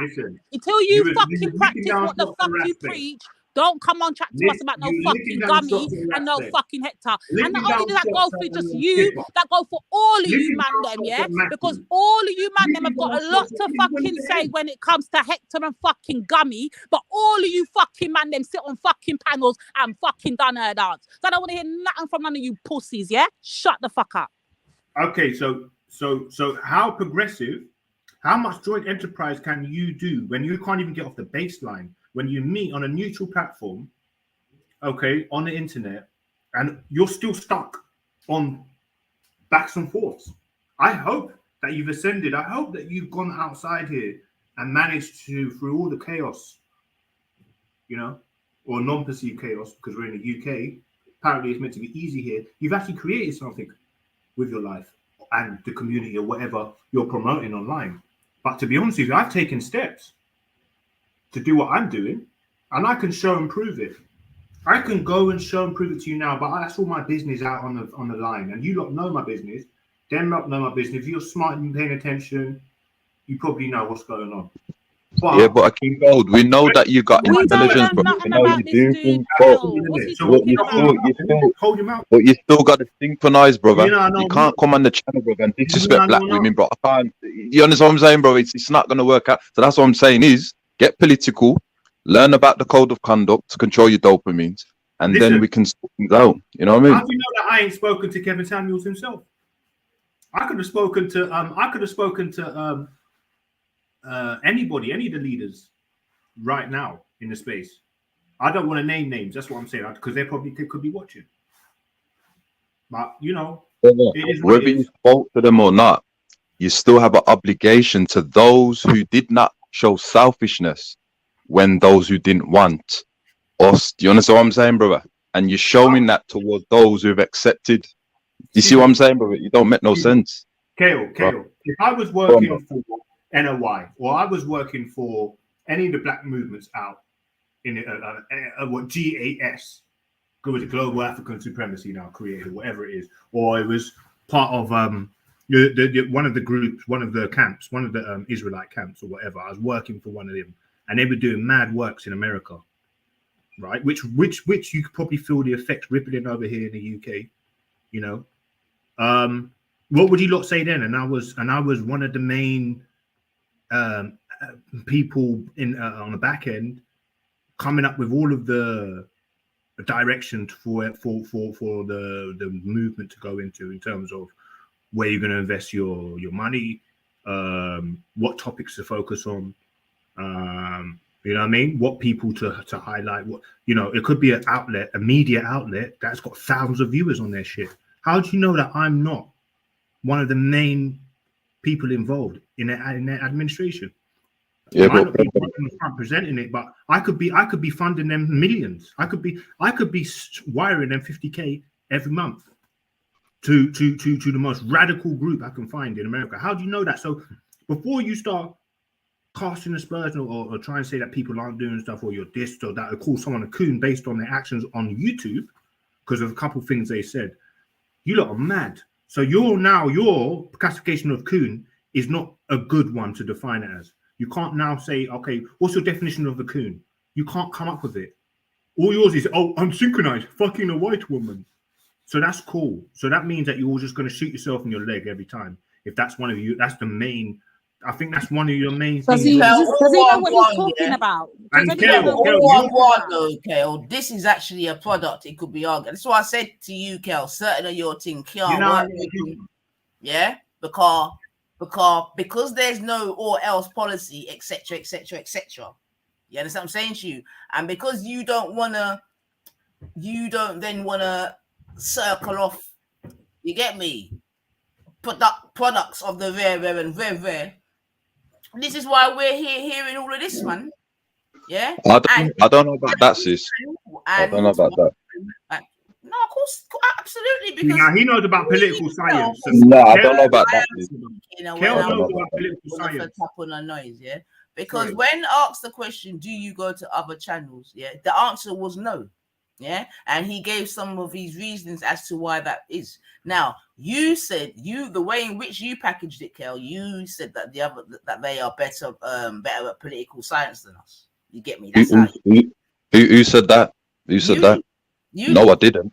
No, I never said that. That's good. We've got to pay attention because hold on. See, All right, what I fix did it say then, was Kel. Fix it then. what I did say was the reason why Gold doesn't go on those white channels because Brother Gold has faced like a lot has faced is that when you're around non-African people, either they assassinate dark-skinned black people or they start assassinating you. So it's conflict. I must have got it wrong because I thought that you Understand? said at some point Right. that they are better at performing political science than ourselves. That's what I thought. No. What I said was is that I thought he said that he wouldn't be accepted over there. That's what I thought it was.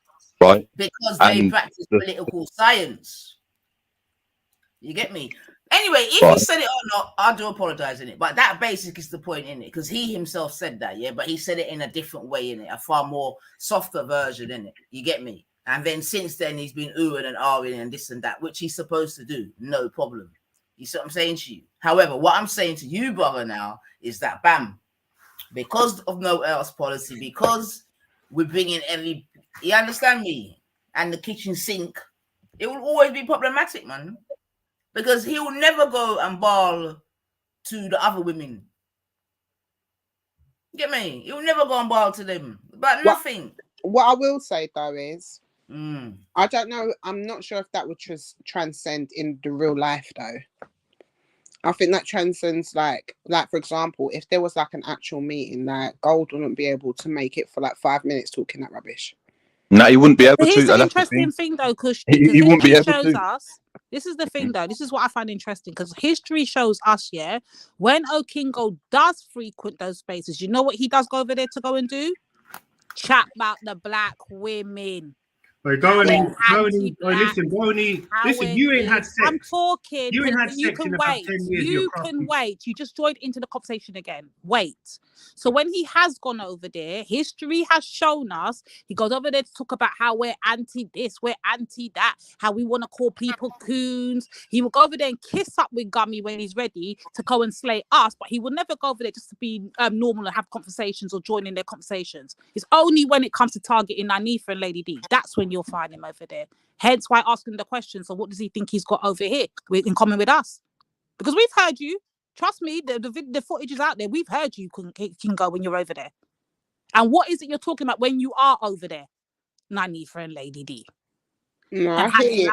So it's mad. It's just I hear you, sis. I think it's just for me realizing that, like what you were saying from the initial start, right? So if we look at the comparison, if I look in real life, he wouldn't be able to talk 5 minutes in a black settings talking like that, but he wouldn't be able to last in a white settings in real life talking like that either. But that's one thing, right?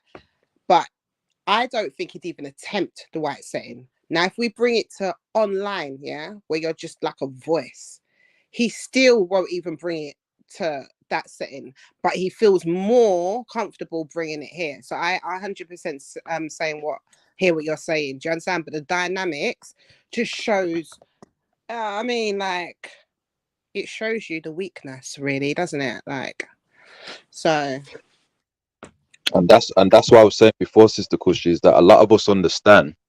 Some of us are not disciplined when it comes to a political stance, because when we're going on panels, right, unless you're doing the same thing, people watch what you do. So if they see you joking and saying things like that, they'll think that, oh, not serious. So that's why a lot of us come. For me, I respect the panel. You understand?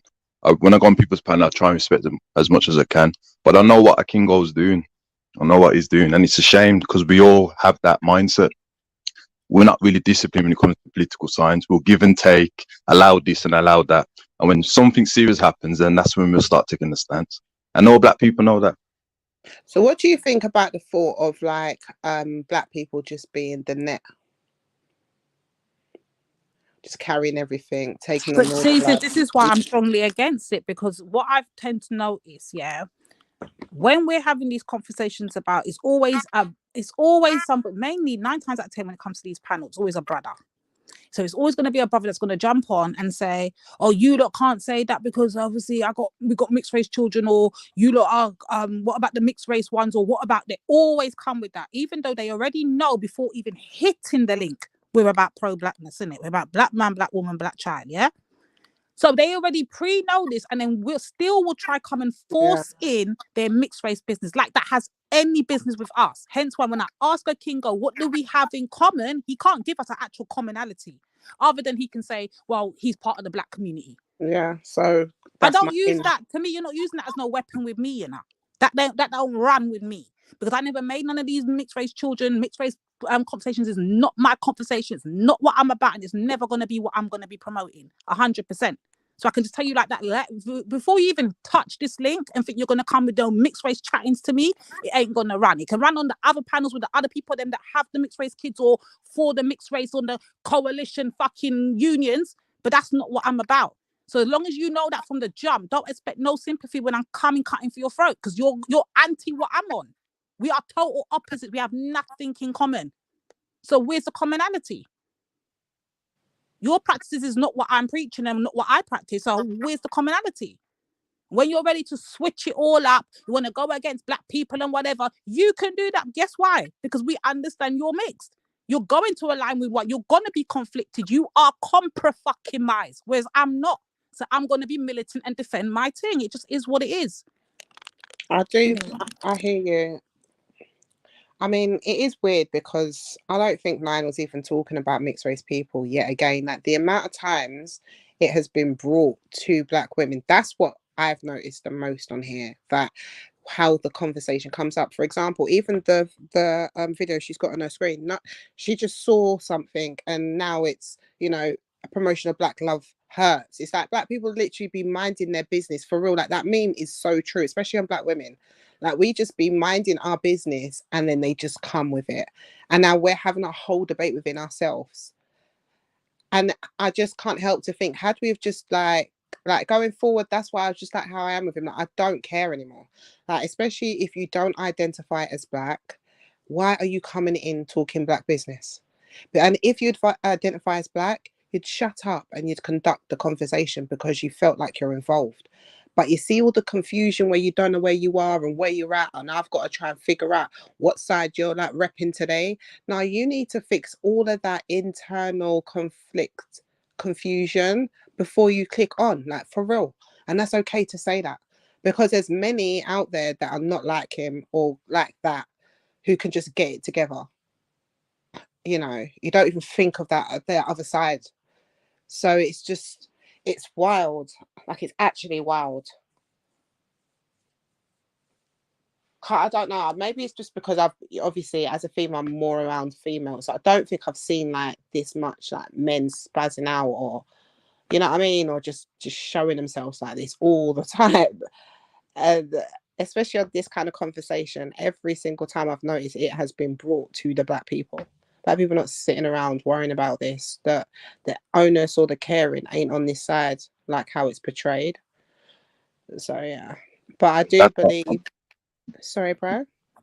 That's how it has to be, beloved. That's the strategy, is that you have to kind of turn it back, because the black woman is the motherly feminine teacher, and all people know this, and they'll use the nurturing, they'll trigger your nurturing skills to do that. And that's why a lot of the time with our unsynchronized brothers, the conflict with that, and at the same time a challenge.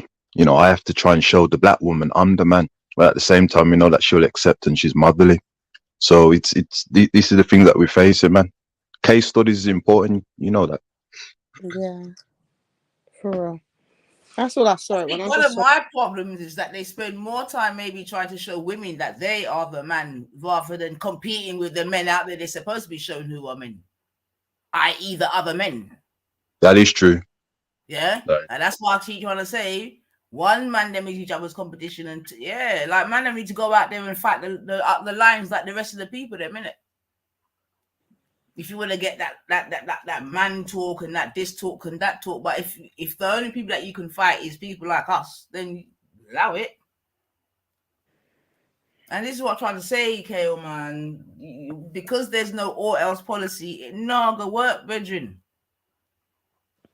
Yeah, you just have another day when a youth like this can just spaz out on this and that, and when we're bunning them, man will be like, oh, there, come on, son, you can do better, lad, and all of that. and this is known.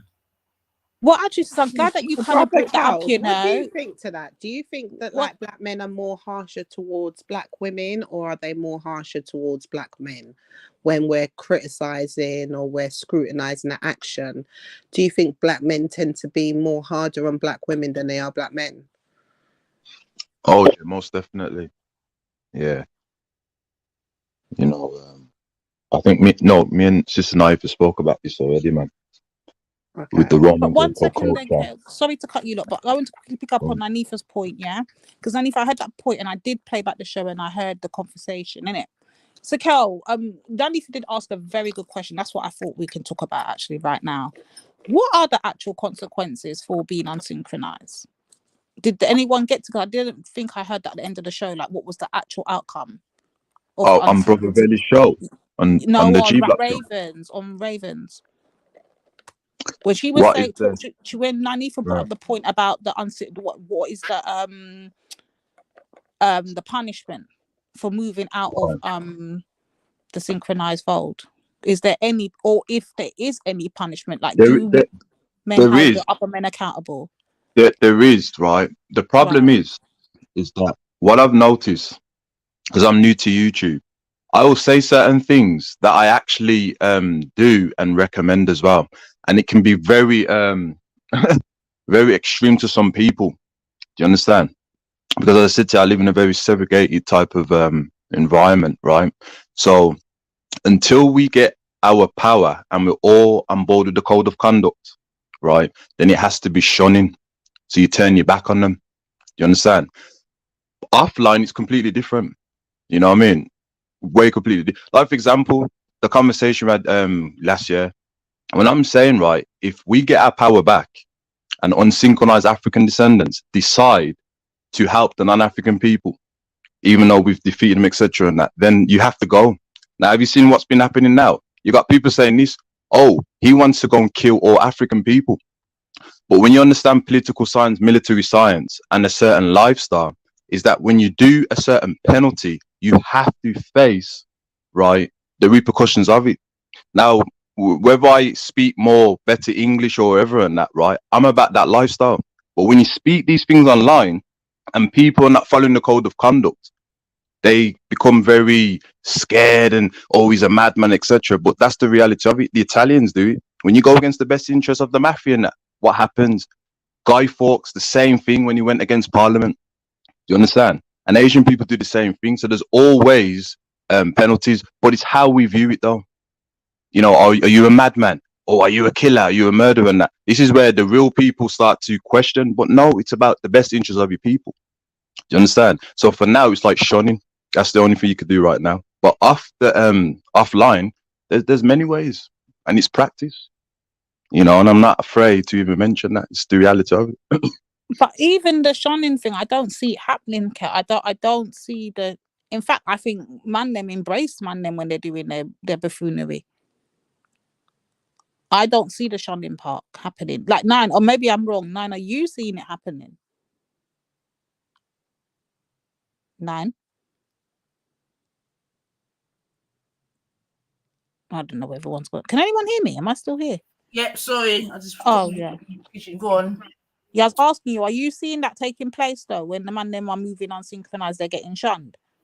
Nah, man, and I've told Brother Kel this, man. You know what I mean? And I think just like maybe women have certain innate abilities or capabilities, I think some of the man them are similar, especially when it comes to correcting fuckers, man. And you know, Brother Kel, I've been on panel with you when we've been having a conversation, and then in comes a living, working case study in Schiffer, and there was no shunning bedroom. If anything, it was trying to get man through the back door. And that's what I'm saying. Because of that, nothing will, in my opinion at least, nothing's going to change, man. And the unsynchronized know that. They know that. The thing is just that if you watch the Pan-Africanists, right, who go online, and you know who they are, right, when they're going online, they're trying to remind the people them. So when you kind of on a panel where the majority of our people are going to be in certain conflict, right, is that, yeah, you can shun that person, But at the same time, other people are going to start talking to you, and then they're going to start talking to you. So then you have to make a decision. Am I going to have a rowing debate with the person that's blatantly unsynchronized to sort out the message, which you're going to get more people? And that's what it is. Online is very, very tricky. Offline, it's very clear. It's easy. So that's why it may appear to be like less disciplined, but it's because of the message. What we're trying to push first. You know what I mean? That's why it's that way. You know what I mean? Yeah, but Kel, I don't think you're being honest though, Kel. And there's a reason why I'm going to say that, and this is why I wanted to speak to this sister. You know, I do really love that the way that sister carries herself. Miss Poetic over there, because she kind of gave you an example of it not happening, Kel. And I don't think you man them even now. I don't think you understand what the sister was trying to tell you. Or maybe you didn't hear her. I'm not sure, but I don't think you're comprehending what the sister was actually saying. Are you on about what happened on that show, or because the sister was saying? Yeah. Okay, She was because trying the to say sister was that, you know, saying, you was quite quiet. Yeah. Okay, so I'm going to be very careful how I word certain things and codify that. What had happened is that we're on the Black Betterment podcast, and we are basically it's Brother Raven's in charge and that, right? And there's no problem with that. So sometimes you're not always going to be alert with certain things, right? So when people are saying something and then neutralizing it, when everyone kind of like rushes at the same time, it becomes distorted. So for me, I didn't react early, and I'll be honest with that, right? I didn't react early to what happened. But then when on the as the show progressed with the time, that's when I said to myself, okay, this is what we need to do. So I admit I reacted late, if that's what you're referring to, you know, but we spoke about this already. Okay, yeah, I just want you to make sure that you're much more vigilant, because I think our sisters, we pick up on it instantly, and hence why you would just see one of us just hit the link and say, no, we're not having this, and we just start going tear. Because what we know and understand as sisters, man, them ain't gonna come up and say nothing. Man, them's gonna sit down, stay quiet, stay on mute, pretend they're not hearing, pretend they're not in the room, or they're on, you know what I mean? Man, them will turn blind eye. So it takes sisters like me to have to jump on the panel, and like I had to do the other day when the situation with Betty. Now, don't get me wrong, Betty would done some madness a couple of days before that. But the way that brother was chatting to her and trying to do his misogyny, I couldn't take it. I had to just unmute myself and just let rip on him, because I don't know who we feel like he's chatting to. And this is what I mean. We know it's man them ain't gonna say nothing. I can give you consistent examples of these things happening, and man them are silent or mute or playing blind, deaf and dumb. But as soon as a sister comes on the panel and starts all of a sudden, oh, the sister's loud, she's aggressive, because you man them ain't checking it. So we have to be what you man them ain't been. Do you see what I'm trying to say? Yeah, but remember, you know, there are brothers, minority, that are trying to check and defend the sisters then. So I believe you focus on what happened on the Black Betterment, and yeah, you know, it was very late for me and that, but for me, I'm always defending black women is a routine. It's not something where like we come on the YouTube. No, we live that life, because when you know about 104 and you know about all them things there and Brixton, etc., and that, we've been taught these things. You know what I mean? If we can't defend her on our own, then we'll call people and get a collective. These things are normal in the Pan-Africanist movement, and that, especially what I've grown up and seen, and for myself. So what the online, you know, as I said, we applaud you sisters, man. You know what I mean? It's just that I wanted to make sure you that are okay, because I'm like that. I'm very thoughtful that way, because, you know, you probably have to tend to your husbands, your children, etc. and that. So I don't want anything to dismantle that. So which is why I'll say, you know, it's better to fall back. It went to disrespect in any way. It's more thinking about offline. But I do get that sometimes you have to, you know what I mean, you have to just block up a boy online. It's the way it has to be. So I get it.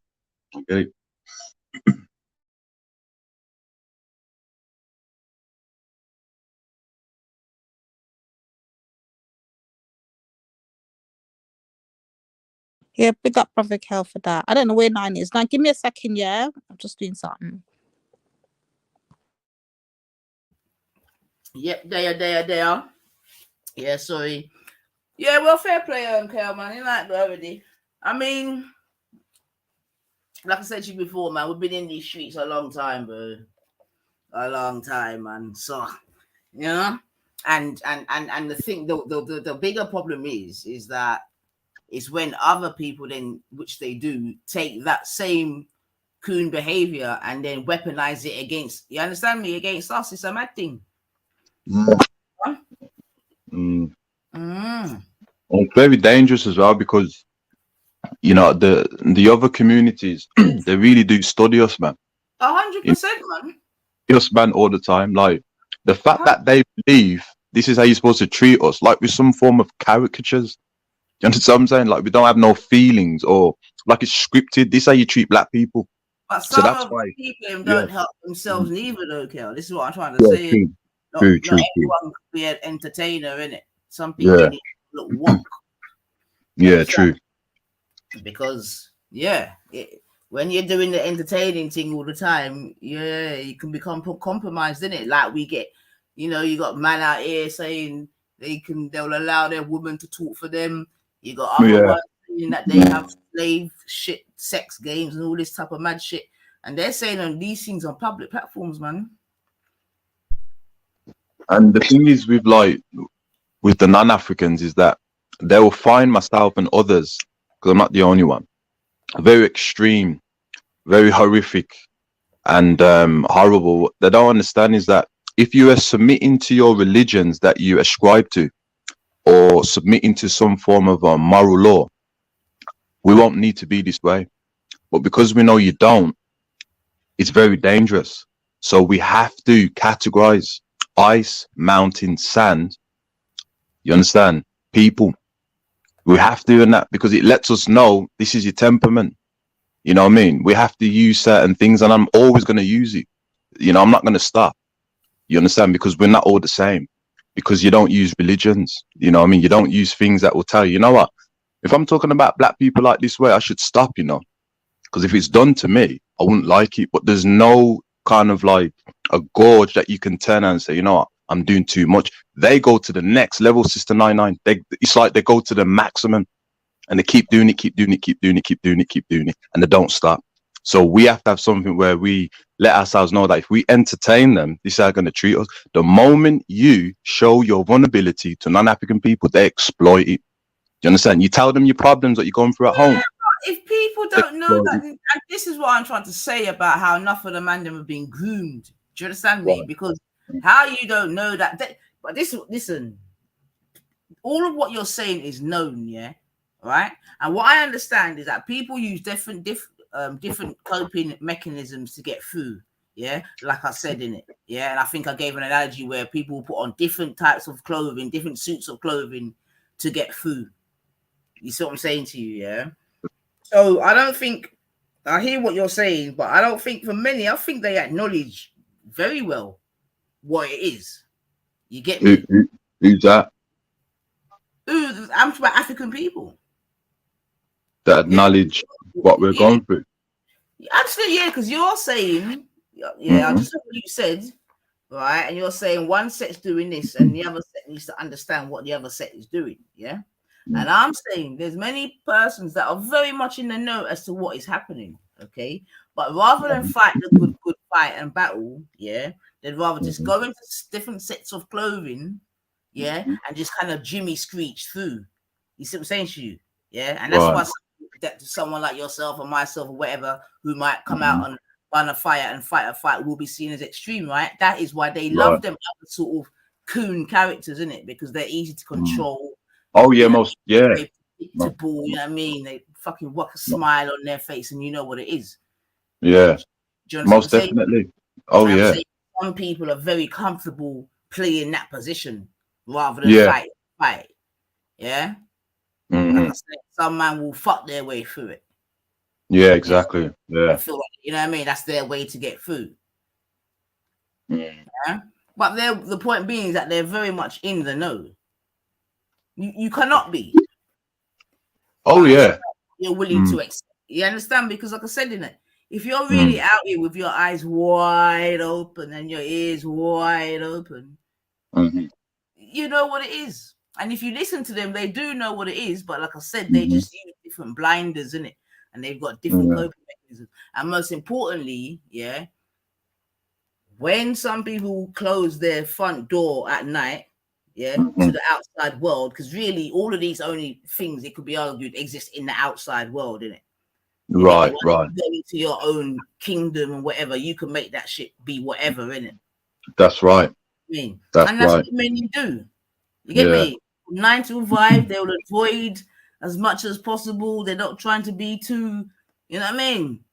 Too whatever, the combative or whatever in their job, you know what I mean? They might see certain things that they know is straight out wrong, but they're not, you get me? They don't want to go in, they don't want to get their hands dirty and all of it. You know what I'm saying to you? This is what it is, man. Not everyone's up for it.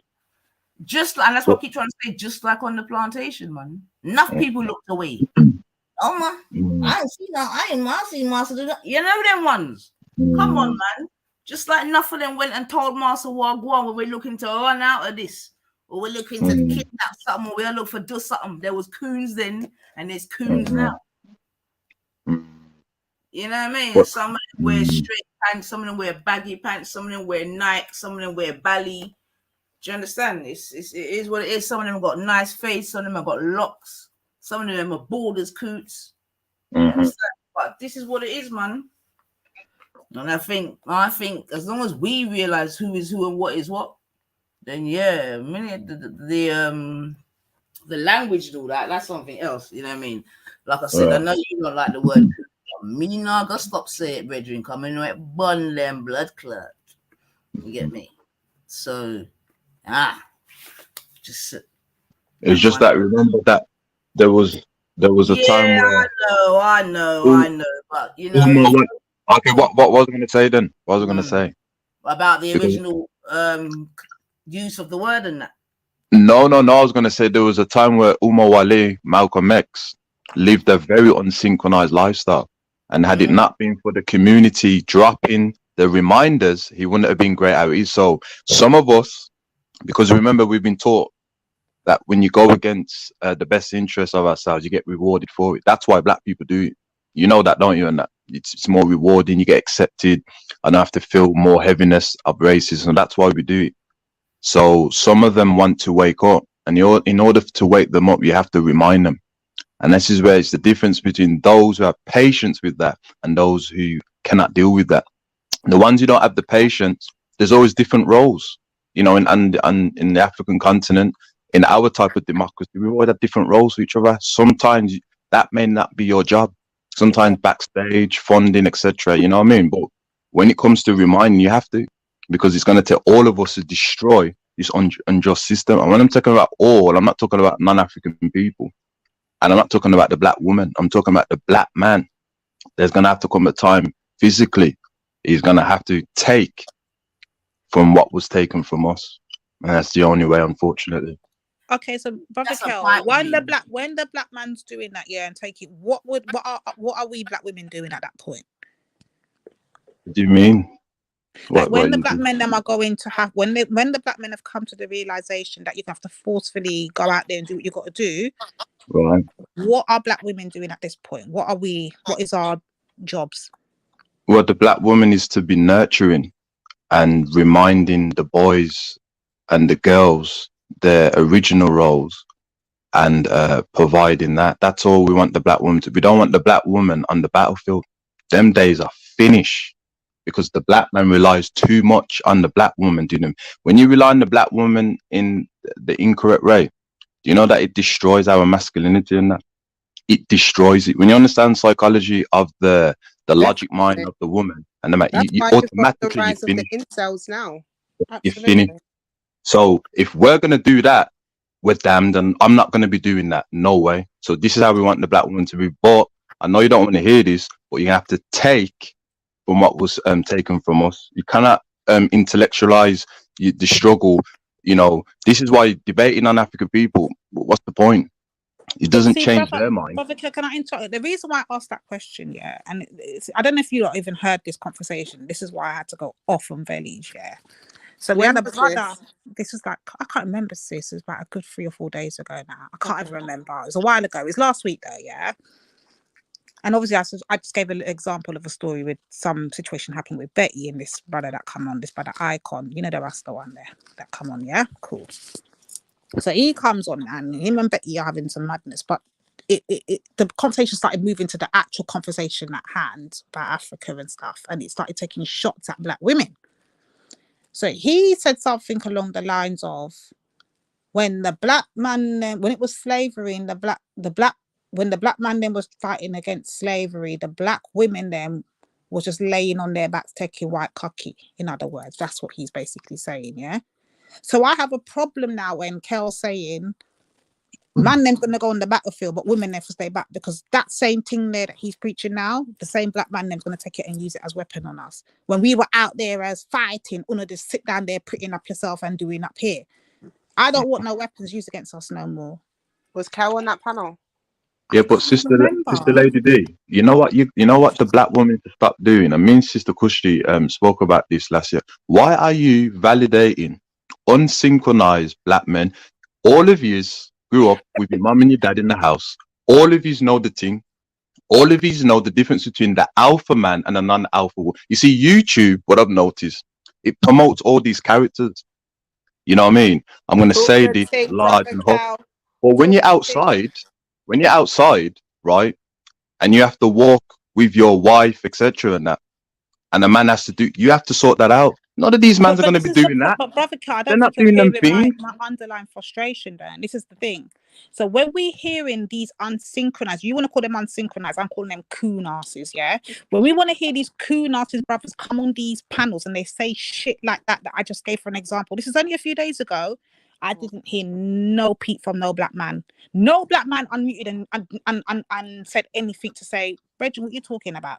You know who it took? It took for me to unmute and just start letting off tutus I'm seeing in the chat. Oh, there goes what does he say? Oh, there goes, I forgot what the word God of Jacob uses, you know.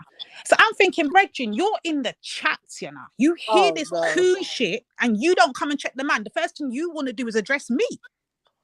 What make you not be a man and address the man? You don't hear the man just talking about black women just taking white man cocky and helping the white man throughout slavery, like we were just sitting there complicitly opening up our legs to white men while slavery was going on the while they were doing blood, sweat and tears and getting beaten up on the plantation. Might even drop the link. Yeah, but sister, it's for you to tell any black man that says that. You have to speak. I shouldn't have to say this to you lot. You lot should be automatically in formation when this shit happens. That's the point. But there's more unsynchronized black men than synchronized black men. And what the black man is to understand, whether he likes it or not, if it wasn't for the black woman fighting in enslavement, right, and giving her body to the white man so he doesn't rape us, you'll be finished. And that's what the black man needs to understand. Because it weren't just the black woman that was raped. We was raped in there too. Yes. So we need to tell them the truth. Well, you mean not today? It's every day whenever you hear my voice, but when you hear the black man them doing the bullshit, you're the one I see in the chat or consistently cheering the bullshit on. But as soon as you hear a black woman's voice, especially my voice, you got the most to say in the chat. So why not today? You do it every other day. I don't get it. That ain't washing today. You do it every other day. What's going on with you two? Because God did Jacob is nothing but respectful. No, I don't think I heard him when he's over on Born Rich talking about, oh, I'm gunning for Lady D. So I know it's what it is, but I already done see him already. I saw it from when Bo was around. I done saw him for what he was from them time there, you know. So it ain't nothing new to me, but I just noticed that when man them hear the bullshit from other man, then they got nothing to say. That's why I can't even rate none of them. Really, I can't.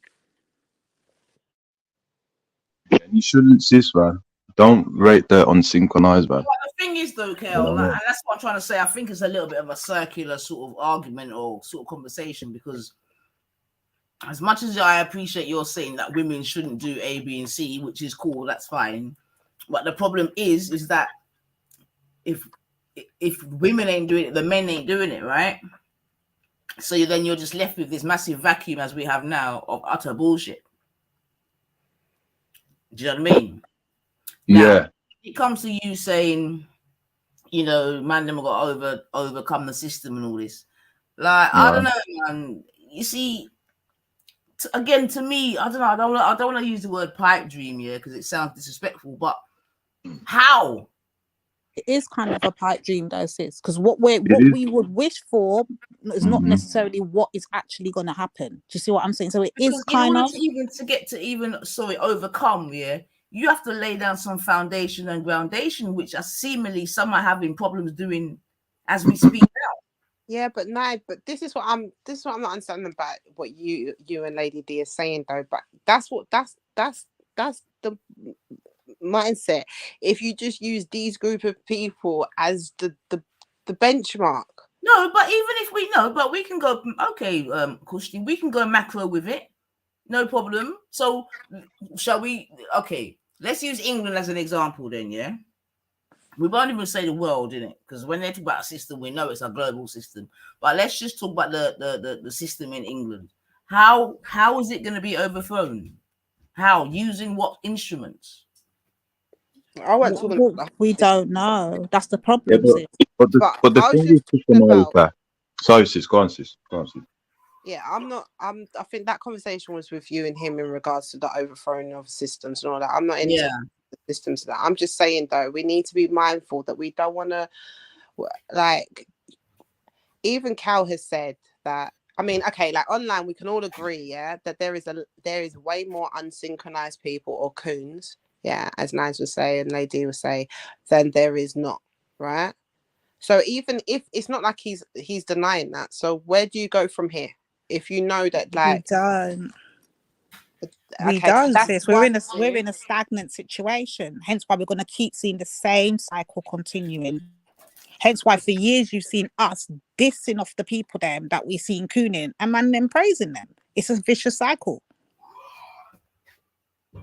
What I'm saying is it's going to be a vicious cycle if you stay with the same people. Like, you can't do the same things and then want a different result. That's a sign of insanity. So I don't have that's why, like, you know what I mean? I don't converse with the majority of them lot.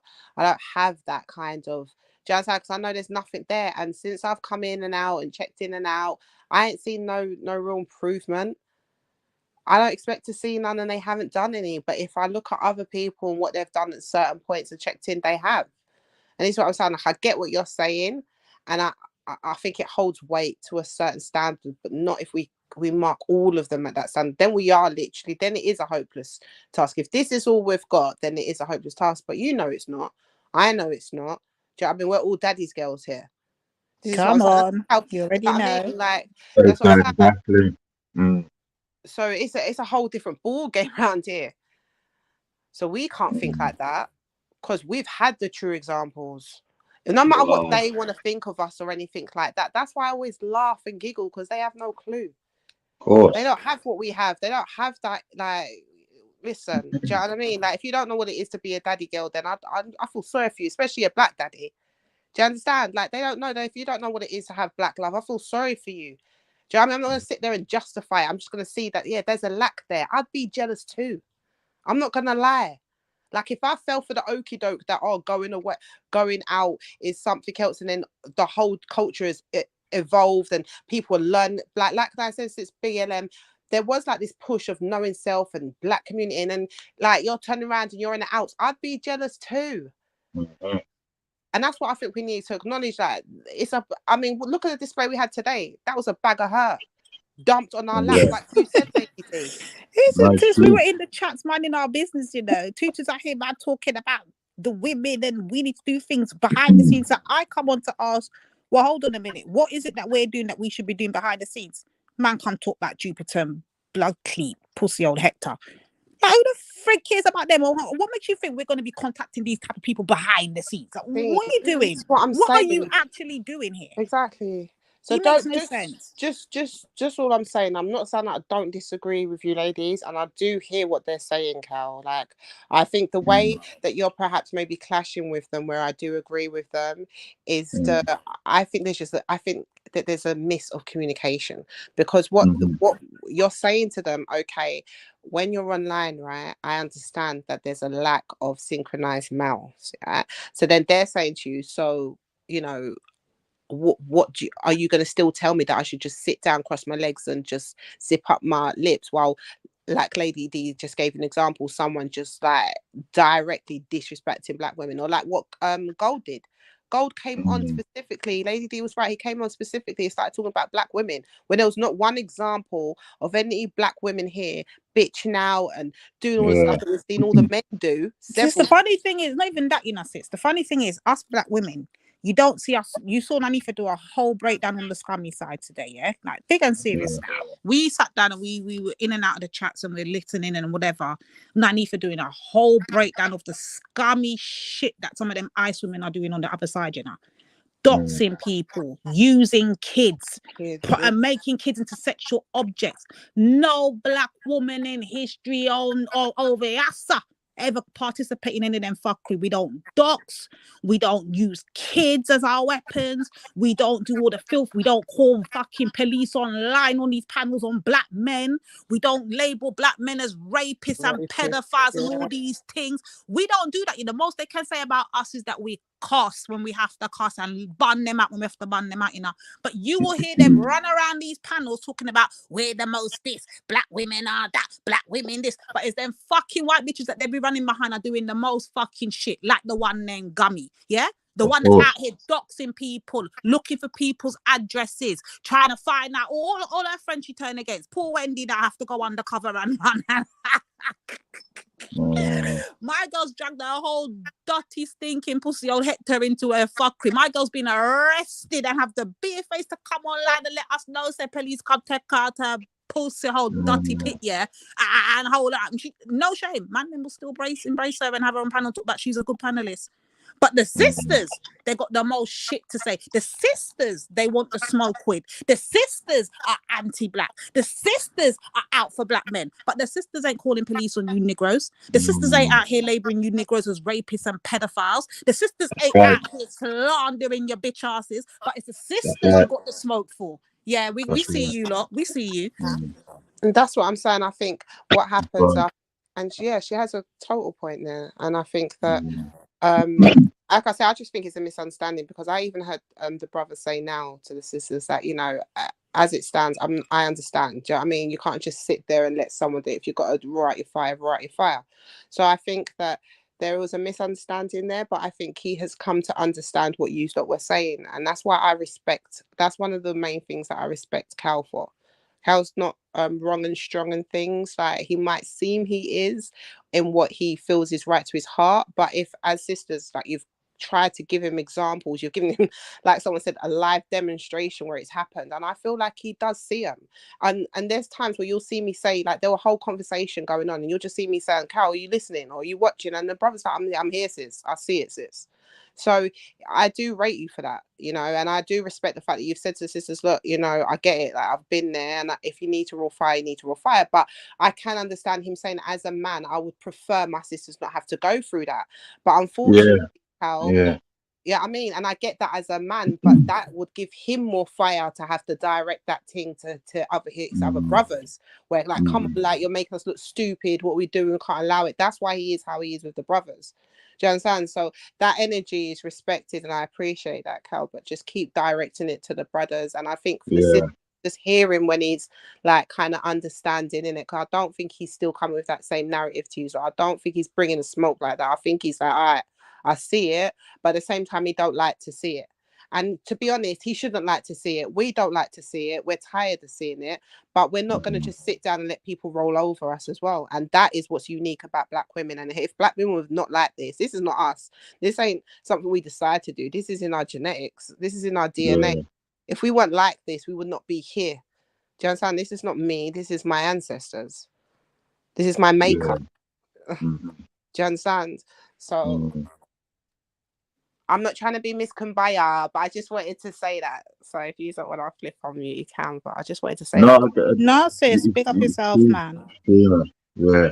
I was just more thinking about, you know, the well-being, like, you know, hopefully they're not getting distracted from home life. So, because I'm older than that, so I'm thinking that way, like, I don't want them to be drawn out when they got bigger, more responsibility, whether it be at home or helping out the community and that. So that was what came to mind Well, I do hear you though, man. I do get it, man. Yeah. No, I hear that, bro. And you know, you do get fire.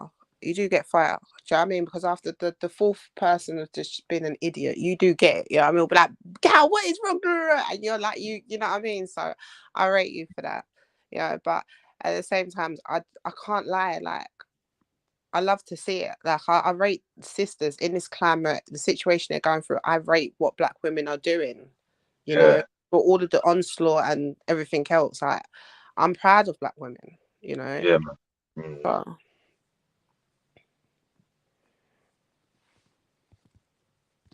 when you when you use that cut off head, head still be rolling. yeah, man.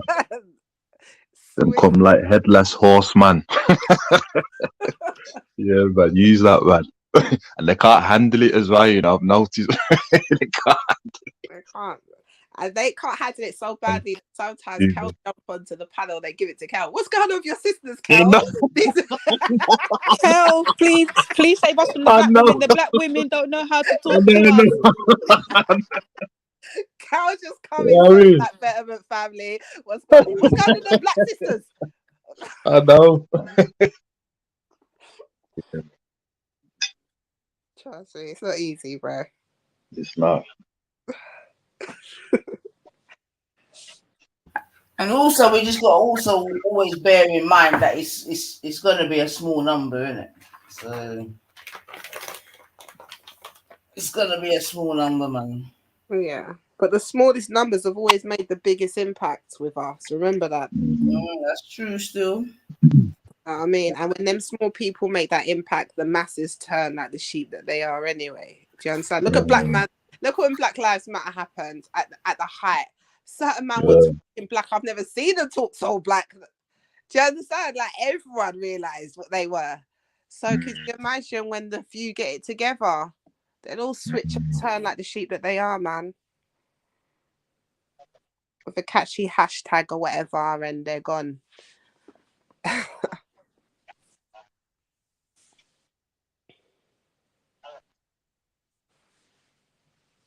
Sorry. No, I hear you, sis, man.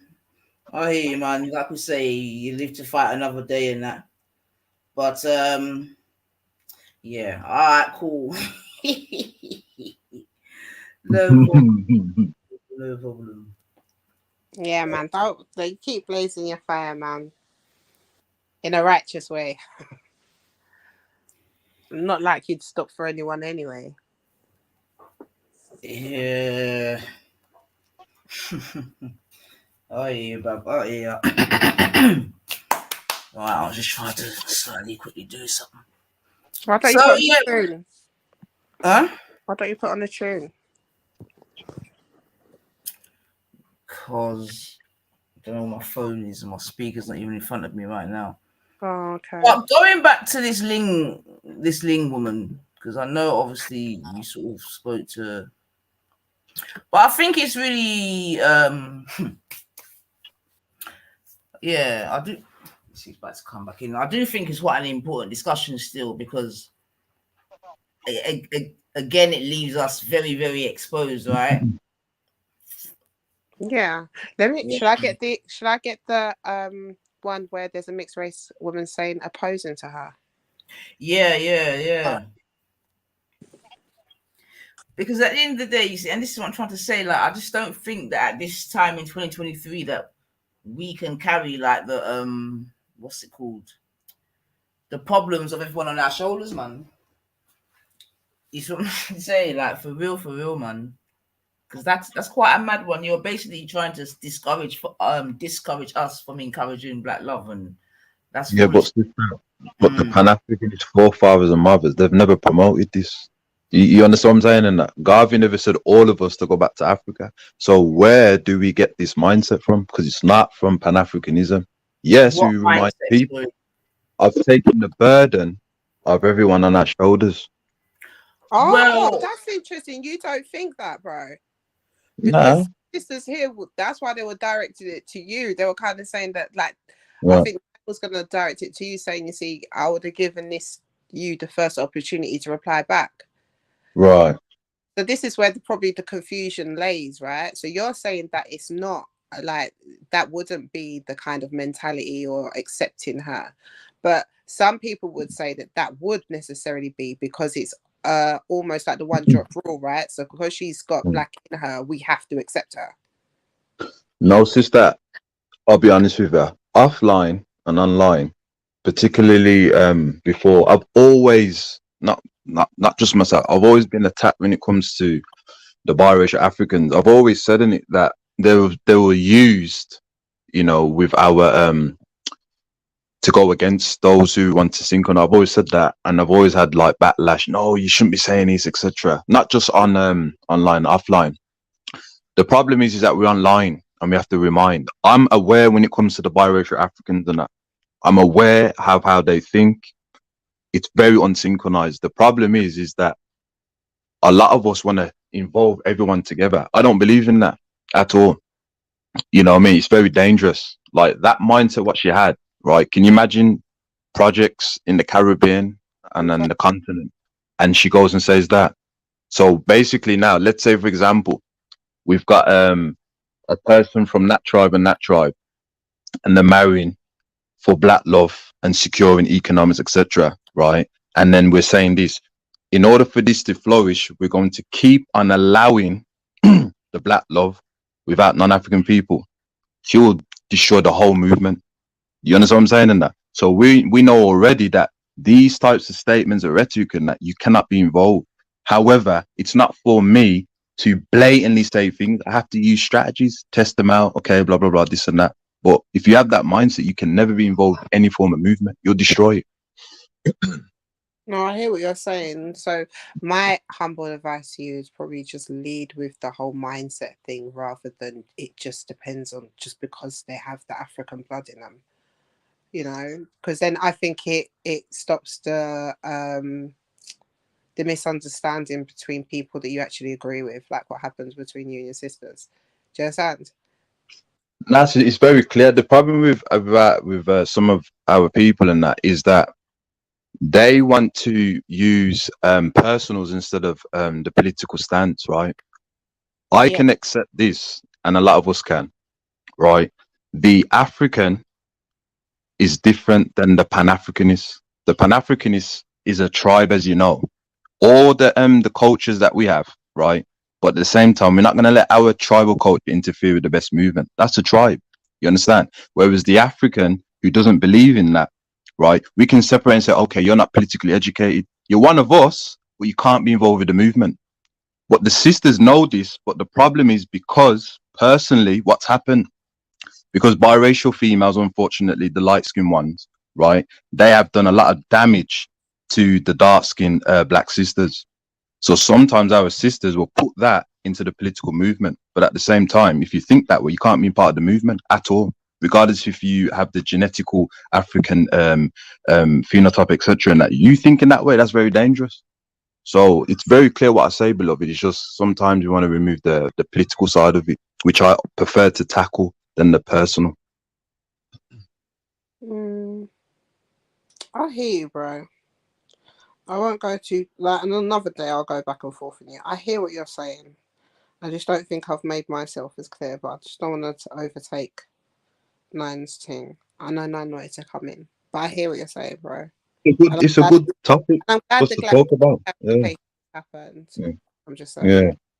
It's just a knife. It doesn't matter. It is a good topic to talk about because we cannot dismiss, what has happened. It's the truth, though. I mean, Lady D knows what I'm talking about. Do you know what? Right?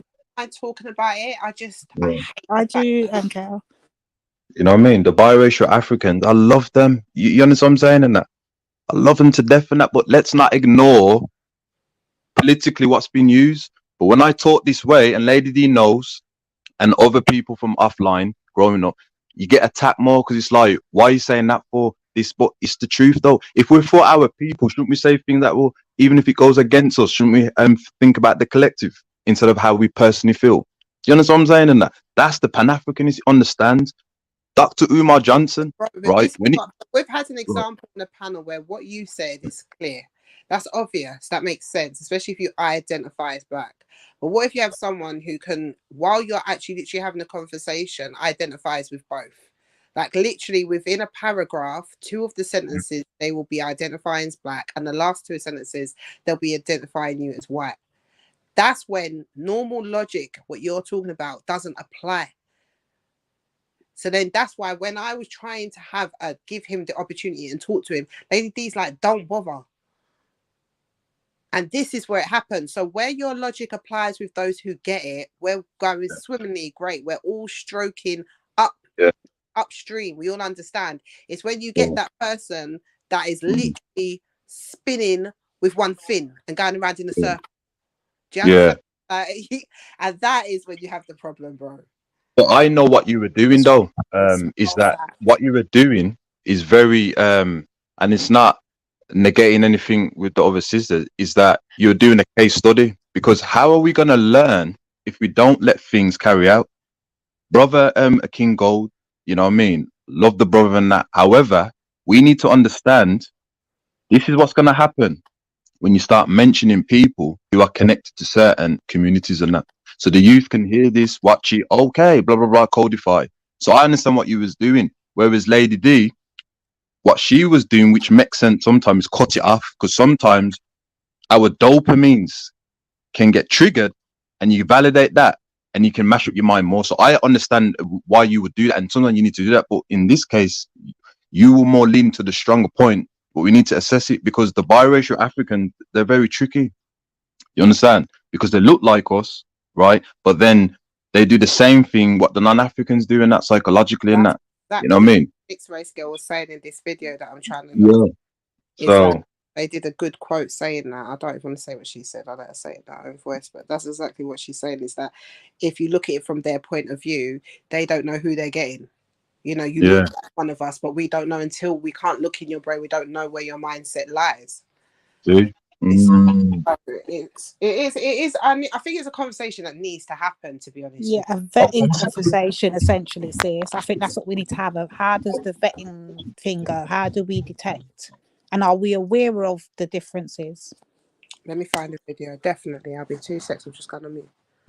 It's like, for example, you're getting some of our people, and this is no disrespect, that are now talking about a DNA test, right? And they're from that place and that place. They're doing exactly what the biracial Africans do. Oh, I can't speak about that no more because I have this ancestry now. Oh, I can't do this because it's going to offend. We're doing exactly the same thing. But non-African people have African ancestry. And they understand, regardless of my blood type, my DNA, I'm for European first, Asian first, Middle Eastern first. They all understand that. So why don't we do?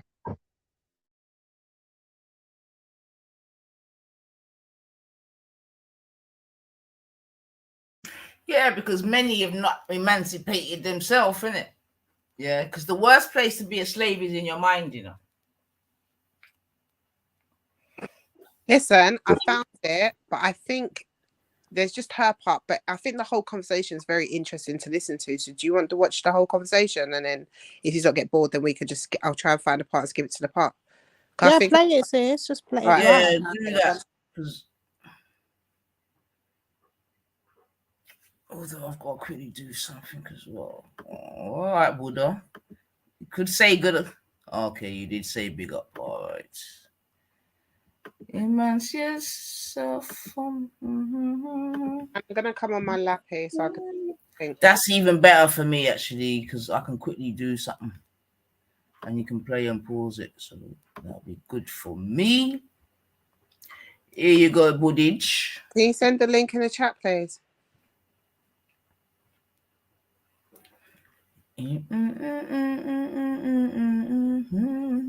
That's right, John. Come on, man.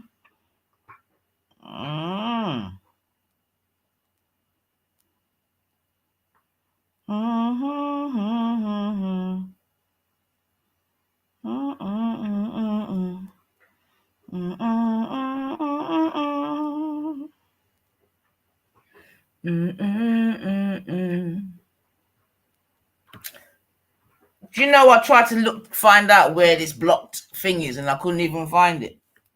I went to actually look. What are you talking about, sis? No, because Buddha's saying something about being blocked. Oh, sis, I think But it's in your YouTube settings, so you have to actually go to your YouTube channel settings, not your StreamYards. Because whoever blocked him, whoever did that in the chats, because they've done it now, you have to go back into your YouTube settings to unblock whoever blocked him. Go pick up yourself, Buds.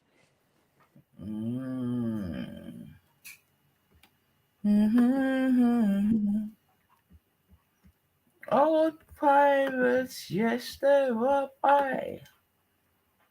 No, I've not played it yet, Ghost. I thought I'd wait for you to come back, bub. We've been having a good old yarn, mate. A good old yarn. Who was that just dropped out?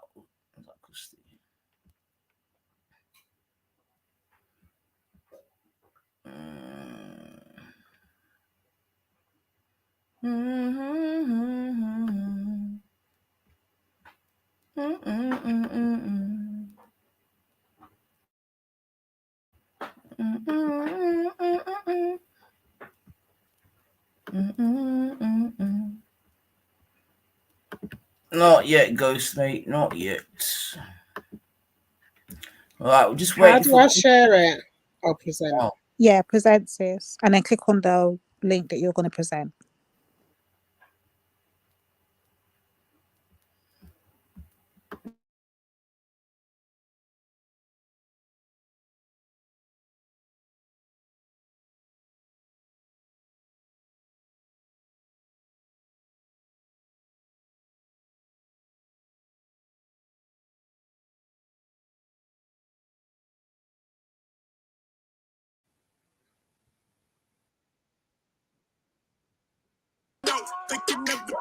Can you hear it?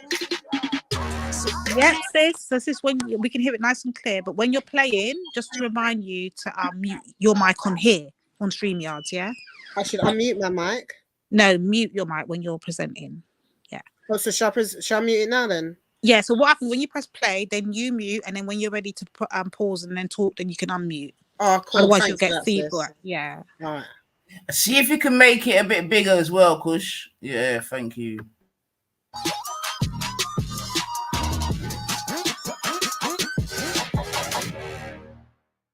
So for you, specifically, Tiffany, I'm coming to you, is because you are raising a biracial child. Yeah. And I'm thinking to myself, as a Black parent raising a biracial child, we're going to put Megan over there because I'm assuming that that's not your approach. Not at all. I was ready to jump in. Right, Yeah. right. So what is your approach? How do you see that as a Black parent of a biracial child? I refuse to box Jeremiah in. That's my son. He's 10 years old. And I've always told him, since he could talk and he could communicate with me, he's the best of both worlds, right? His proximity is more to my family because the white side of his family is in California. So he doesn't see them as much. He goes to a Black church. He goes to an all-white school, but he's raised by a Black mom. He goes home to a white dad, but when he's usually around my family. So, I remember maybe just about a year ago, I don't remember, our family was having some kind of conversation, and someone said something about Jeremiah being light-skinned. He was like, I'm not light-skinned, I'm Black. And so it was interesting because I've always told him he's the best of both worlds, but he identifies as Black because he's always around us. He's kind of got that swag, he gotta wear his hoodie, he likes hip hop, all the little nuances that come along with being African American.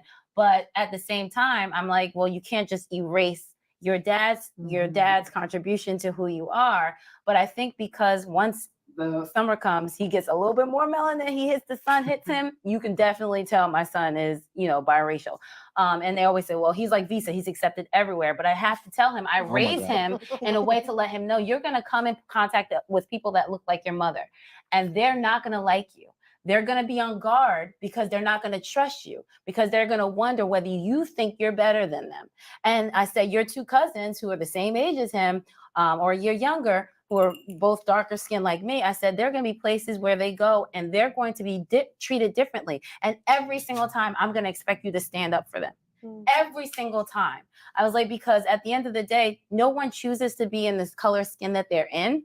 But you can choose to identify how you want to identify, but make sure that you're also protecting those around you who feel ostracized, who feel marginalized. And this, in this case, happen to be your two cousins who are the same color as your mother.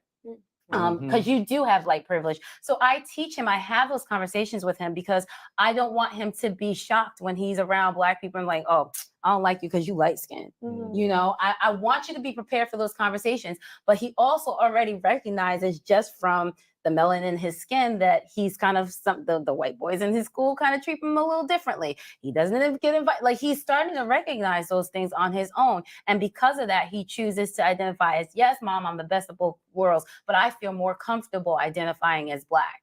Because I think also what he sees in society is that just a little bit of melanin can get you in trouble with the police, or just a little melanin, someone's following you around the store, you know? So I think those things he's also starting to, you know, see within himself. But at the end of the day, I make sure to have conversations about both sides. Yeah, of his pause history. it a sec, I don't really have.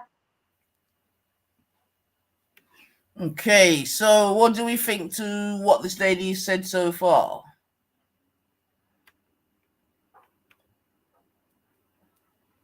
I'm still digesting.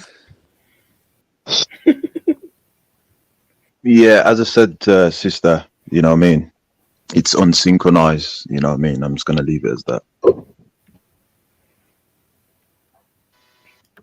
Shall I press play? Yeah, big up, Buddha. I think if that is you, brother, you sound really faint. I don't know if that's just me though. Yeah, I'm using a wired mic. I'm not at home, so I haven't got my setup, so I have to kind of improvise. Even if that's wired, that's still not good, bub. Give it a little twiddle. It might have a shorts or something. You know what it is? It's just Type C, and my tablet don't have one of those microphone head jacks, so I use a converter. I think it's the converter that's doing it. All right, well, at least go on mute until you talk then, bub. We'll try to reduce some of the feedback whilst the video is playing. All right. Do too much of the white history. Yeah, go to sis. Sorry, go on, Nan. No, I said play it. Go on. Oh. Sorry, yeah. Why? Because he learns it in school. I have to actually teach him his Black history, but he doesn't get it except for Black History Month. And every month he's like, they're just teaching us about Martin Luther King, Mom. They ain't teach us about nothing else. And you know what I mean? But you and I talked about, you know, even civil rights leaders. A lot of people don't realize Rosa Parks, Booker T. Washington, Frederick Douglass, August Wilson, one of my favorite playwrights. These people are civil rights leaders. And if it wasn't for them even having using some of their privilege to get into certain spaces that people like us, we would still be sitting at the back of the damn bus. So we can't just completely discount what their contribution is to Black America and some of the freedoms and the things that we've been able to accomplish.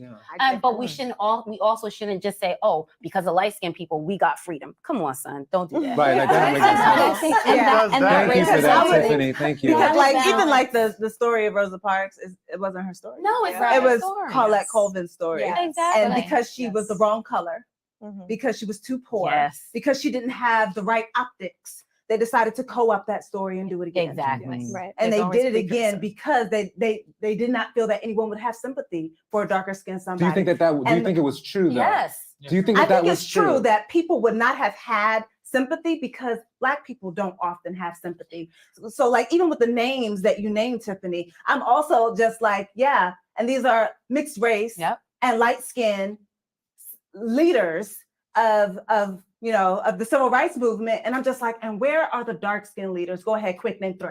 Oh my God. But here's if I can offer something, Donna, because we keep doing that. Let's not. Because and while I'm not advocating for the divisiveness, right? Because I'm like, I appreciate the use of one's privilege to further a conversation. But at what point do you get out of the way and allow dark-skinned people to speak for themselves? Because is this not the same issue that we often also see where white people don't want to hear about Black issues unless a white person is saying it? Okay, but men don't want to hear about women's issues unless a man is saying it. Dr. Donna, and I'm we just like, do at this some a point, I lot. want to be able to talk for myself and be heard without somebody saying you're being divisive or to insert their story here where it did not belong in the first place, like that original interview that you were talking about. Because I'm looking like, well, the fact that you even asked if colorism exists shows me your privilege to believe that it doesn't. Yeah, that was wild. Yeah. She was a Nikki, total space cadet. Sorry.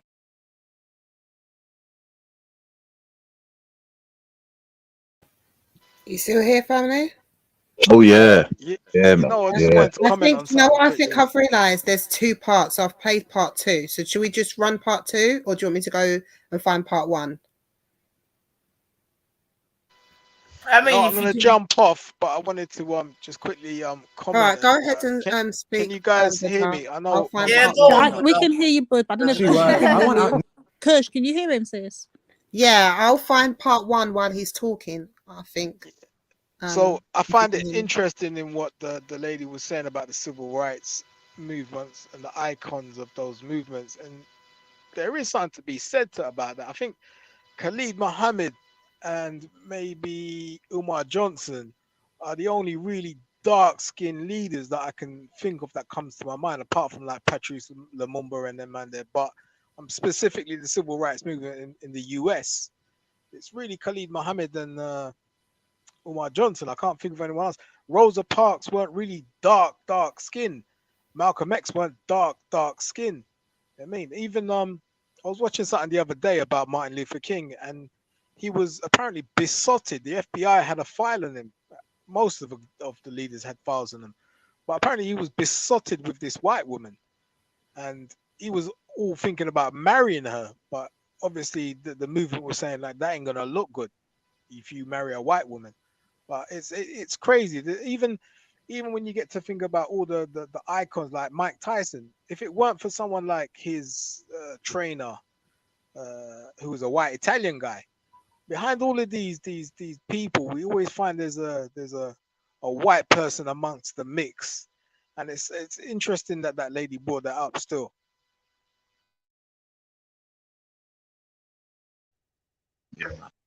I hear that, brother. I totally agree. And I think that's why I really found this conversation really fascinating, because it's the honesty in here. But yeah, I think, you know, this color problem, this colorism kind of problem, or this kind of representation is, or which kind of slashes coincides inside to the mixed race conversation. It is a problem. Like she said, if you really were to name 3 off the rip, it'd be a bit of a struggle. Yeah. That's why it's a good time to talk about it on this show, But man. sis, is that only a struggle because every time they do pull up these examples, they're only pulling up examples from, i.e., America. That's probably what the problem is. Notice nobody pulls up freedom fighters from anywhere else but America. Absolutely. And that is enough. That's a whole different problem, that America identifies what black is and blackness and what black struggle is, because it's a diaspora fight. There's been struggles and leaders in every other continent. There's been uprisings in every other continent, and I know, like what Sis is saying, that then they weren't all light skinned, but it's very interesting across the pond. That's how they see things, or that's their representation. And to be fair, the civil rights movement did start in America, though. So that's true. But what I did find interesting, though, Buddha, is when you said that there's always some, I guess, white person that's. Are you trying to then say that you don't think these people would make it if there wasn't for these, I guess, white people, or did I just misread that? I'm contemplating the response to that. I'm still thinking, would Mike Tyson be Mike Tyson without his trainer, Costamato? It's I don't know. It's an interesting one. Like, if we look at boxing in general, all of the promoters, all of the guys that pull the strings are all white. There aren't, apart from Don King, who was in the pocket of many white people. But it's an interest. I don't know how to kind of contemplate. I don't know how to kind of digest it, to be honest with you. Yeah, Right but about that's there's but we can we can work to that. We can reason that out, right? So we know that boxing was fundamentally at that point in time when boxing probably was started, and around that time the black people were introduced to them. They were probably enslaved, or they were part of some sort of oppression. They weren't allowed to box. I mean, we know about, I forgot the famous fighter, what's him, the big black guy, you know, and that was Jack. yeah. Yeah. So that was a Jack big Johnson, uproar. you mean? Yeah, exactly. Even Jack Because Johnson, he even had the a idea thing of for a black white man women, like boxing down a that white got him in man. trouble. That like his downfall was white women. He No, got put in prison. the way to get him was his desire for a white woman, but his downfall was the fact that he stepped into as soon as he stepped into the ring and had the audacity to beat white people. Yeah. That was his downfall. But he was dumb enough to, like, what well, he wasn't as smart enough as Cal says to control his dopamines, and so they Yeah. got him for the white woman. But the real reason was the audacity to think that you could step up in front of millions and knock out a white man, or we're That's still right. telling them that they're monkeys and they're nothing. Do you know what I mean? Like, the reason, probably what I'm saying is the reason why there were so many white men behind him is because it was a racist sport. It's such a racist sport even now. Like, what's that thing that that promoter said about AJ, about we keep her more, something about slaves. It was a very slave master kind of rhetoric. Yeah, even the Colosseum, all of it. Yeah, Is. so yeah, it's a very And it's not just restricted to boxing. I mean, even if you look no, at athletics, exactly. where we rule, Yeah, exactly. But the athletics. white man's All, leading. if you look at all of the people that run the athletics, the managing groups, they're all led by Europeans, white Europeans. Yeah, but And look, the same Brother can be Jacob, safe. The same could be safe for football as well. but Buddha, You look at, just to cut on your point, sorry to cut you there, but I just want to put out what God of Jacob, but he actually touched on something I was just thinking. So what I would then say, Buddha, to kind of answer your question, I would say that just, yes, there might have been some black, white influence somewhere, but the most I will ever give them credit for is saying, okay, yeah, well, they probably showed them a different environment, maybe, but the actual work that they've put in has been off their own back. It's not been on the hands of white people. So that's my well, my look, argument. do you know what? If I we found the speak in video. specific, if we speak specifically about Mike Tyson, right? If you look in the early 80s, every single person in his corner was white. His trainer, his cut man, everyone was white. Castamarto took him in and adopted him legally, like he was illegally adopted Yeah, by but what are you Castamarto saying? and Are you brought him saying into that the they did house this out to of the live. kindness of their heart, though? Is that what you're saying? Like, if it weren't for the kindness of their heart of doing this, or don't you think that they just saw? Not so much the Yeah, they kindness saw of an their heart. opportunity. Do you know what I mean? Yeah. They saw an opportunity. Yeah. Is what it was. He Yeah, was so I'm not 14. They saying- were having him scrapping at 14, a grown ass men. That wasn't out of love. There was no care about him. There was no care about his education. There was no care about. That's not what I'm putting forward, though. I'm not saying that that's why, because they loved him. I'm saying it's just ironic that these people seem to be everywhere where there's an advancement for black people. They have to be there somehow, some way. Do you understand? It's a bit. In my head, I'm thinking, if Castamarto weren't there, would Tyson? And Tyson says himself, he wouldn't have made it. He wouldn't have. And it just goes to show how fucking messed up the situation is. Without them, we can't do anything. We have Nah, to get that's segues into. that's because they were always the gatekeepers. When the only Even way now, to get through is one as door. we've just spoke, like the Yeah. people that pay the checks in football are all European. The people that are in athletics, all European. So I don't know, like it's a weird one. Even Africa, you get a team in Africa, they'll go to Europe and get a fucking manager. Like, it's capitalism, because baby. that's what I was going to It's say. white That says it's supremacy. capitalism. That's how it works, though, Buddha. So if Yeah. you look at any industry at any top, you're going to see a white person there. It's unavoidable because at the moment they're currently running the world. It is what it is. So you're always going to find that dynamic. But the actual work and the input and getting them to where they've got to, that's off their own backs. They've had to want that. They have to be hungry for that to get there. And they were hungry for it and they got it. All right, can I play the video, family? One more thing before I go. This is why I got to rate people like Mayweather. Instead of like bowing to the promoters, he started his own thing. He's undefeated. He's a multi-billionaire. Got to rate people like that. But the stranglehold still exists. I think the only place it doesn't exist in the UFC. But Anyway, guys, this I'm gonna jump. Catch you guys later. Big up, brother. Big up, big up. Big up, sister Nahanta. Thank you for breaking down some dark skinned leaders there.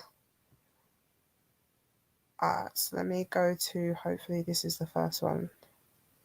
I don't want to waste a good people time then.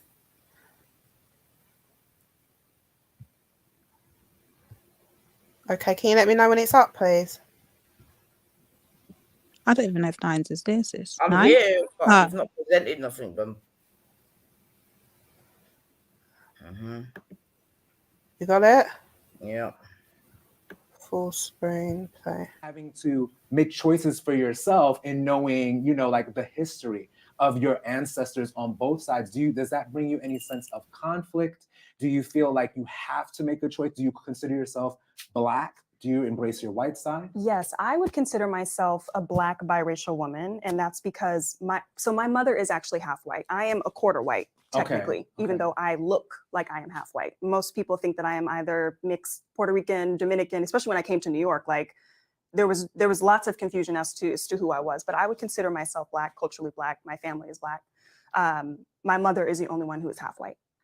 And I would say that when I was younger, I think that I had more confusion than I do now, kind of similar to how you were saying, Juice. And I would say that when I was younger, I felt that perhaps maybe we put ourselves in too rigid of a framework that defined Blackness, that told us how we could act and what to like. But now that I'm older, I find that this logic is shallow, because I believe defining Blackness for ourselves is, again, paramount to our survival. I can't help but these, cause they know they can never touch these. So baby, let me talk my shit, or I might just go another feed.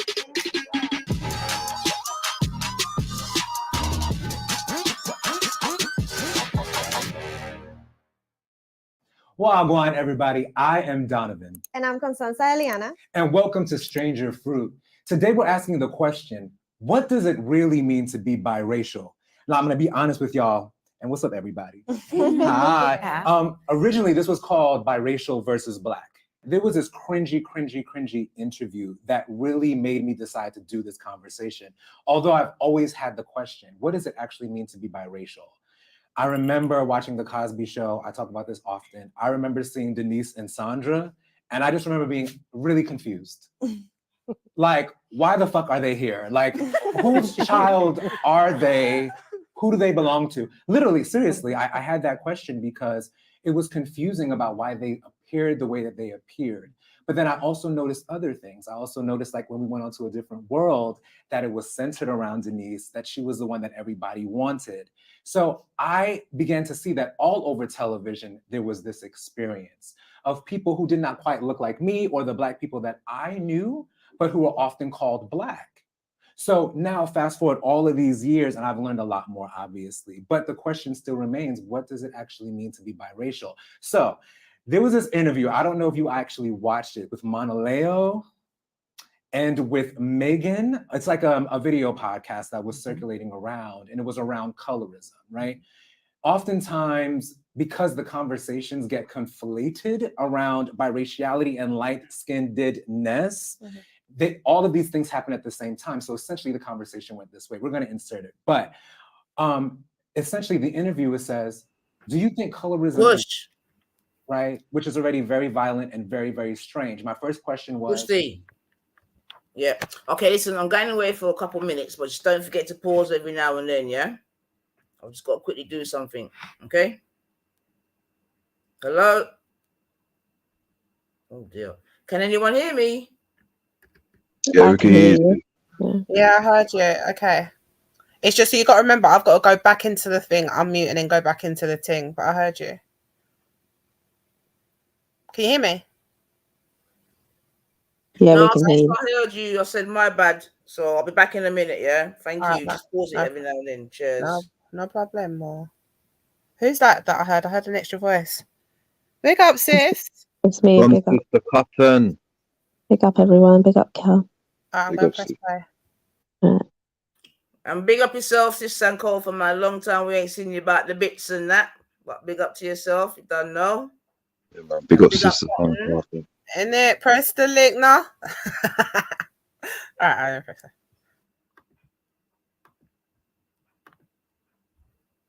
Why would somebody who is in the Black community ask another Black person if colorism is real? Mm-hmm.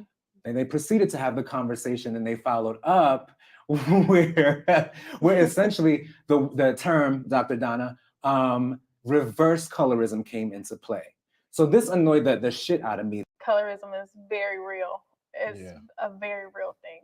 Not to take away from anybody who is a light-skinned rapper, but it's definitely easier for a woman with a lighter complexion to blow up quicker than a dark-skinned woman, for sure. But like, why do you feel like that? Because like, I be getting into it with people, right? I used to get made fun of at school because I wasn't Black enough. Bitches used to try to cut my hair. Like, people be thinking that like light-skinned girls don't go through colorism. It's not colorism. If you're light-skinned, it's not colorism. So what is it like, called? If people's picking with you, then that's like, but it's not colorism. Like, colorism But what is if they call me discrimination white? against darker skin. You're basically talking about reverse. Well, reverse colorism then. Because they used to be like, you ain't even Black for real. You're white. Go over there with the white girls. And I'm just like, bitch. That's interesting. Yeah. Like, I am Black, actually. I wouldn't say it's reverse colorism. Like, It's I like don't, that I don't thing- think that that's a thing. We also get, oh, you're pretty to be a Black. Like, I've had white people and others. So that's racism. Yeah, that's racism. That same weekend, another video came to my attention. I think that this one was a little bit more problematic. It was on a show called Black.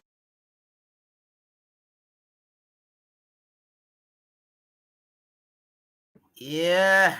Did we notice the confusion there? Nothing but, boy. Yeah. Yeah, unfortunately. Okay. And the Black woman has to remain calm, also educate while being interviewed, while remaining in her femininity, while staying on a code. Wow. Shoulders.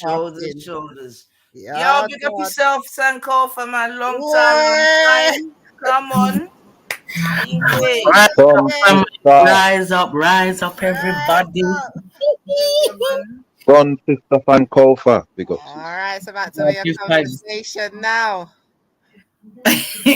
I'm here to listen. I'm washing up my dishes. But no, it's a deep one though. It is a deep one. And like I said, we do have to. I think there's an element that it can be very clean cut. We're in a time where it's becoming very clean cut.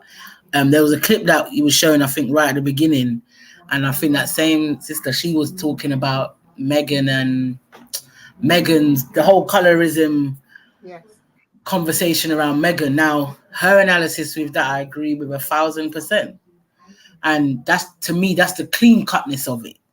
You understand? But then when we start having Kel's kind of broken down the conversation as well in terms of, you know, his choices. I always used to say mixed race, I'm going to say mixed race, half Black, half white, Black men know who they are quicker than women do in terms of their lived experience. But we don't always... we just don't factor the society and the conditioning and what we've gone through and what we continue to go through when it regarding this colorism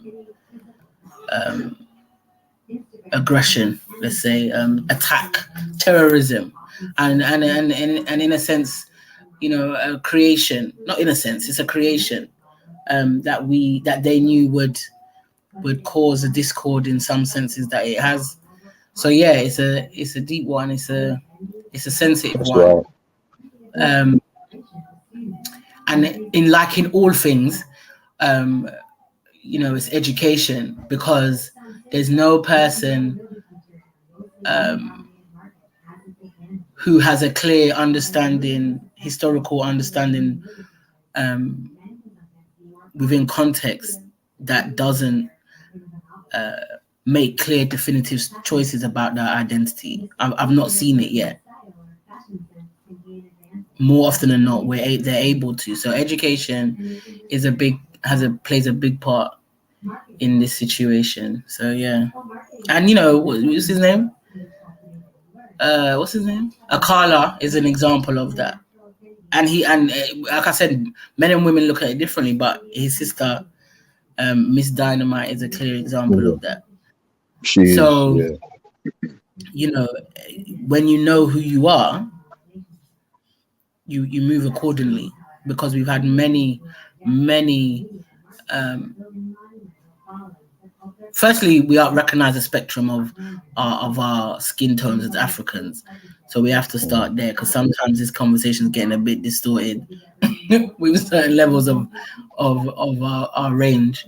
But also, historically, when, you know, on this side of history, we've had many of our brothers and sisters of mixed heritage that have a clear understanding of who they are, and they're on the battlefield same way, you get me? So they understand themselves, they know who they are, they know they're African, you get me? So, but yeah, we're living in times where it's a deep one.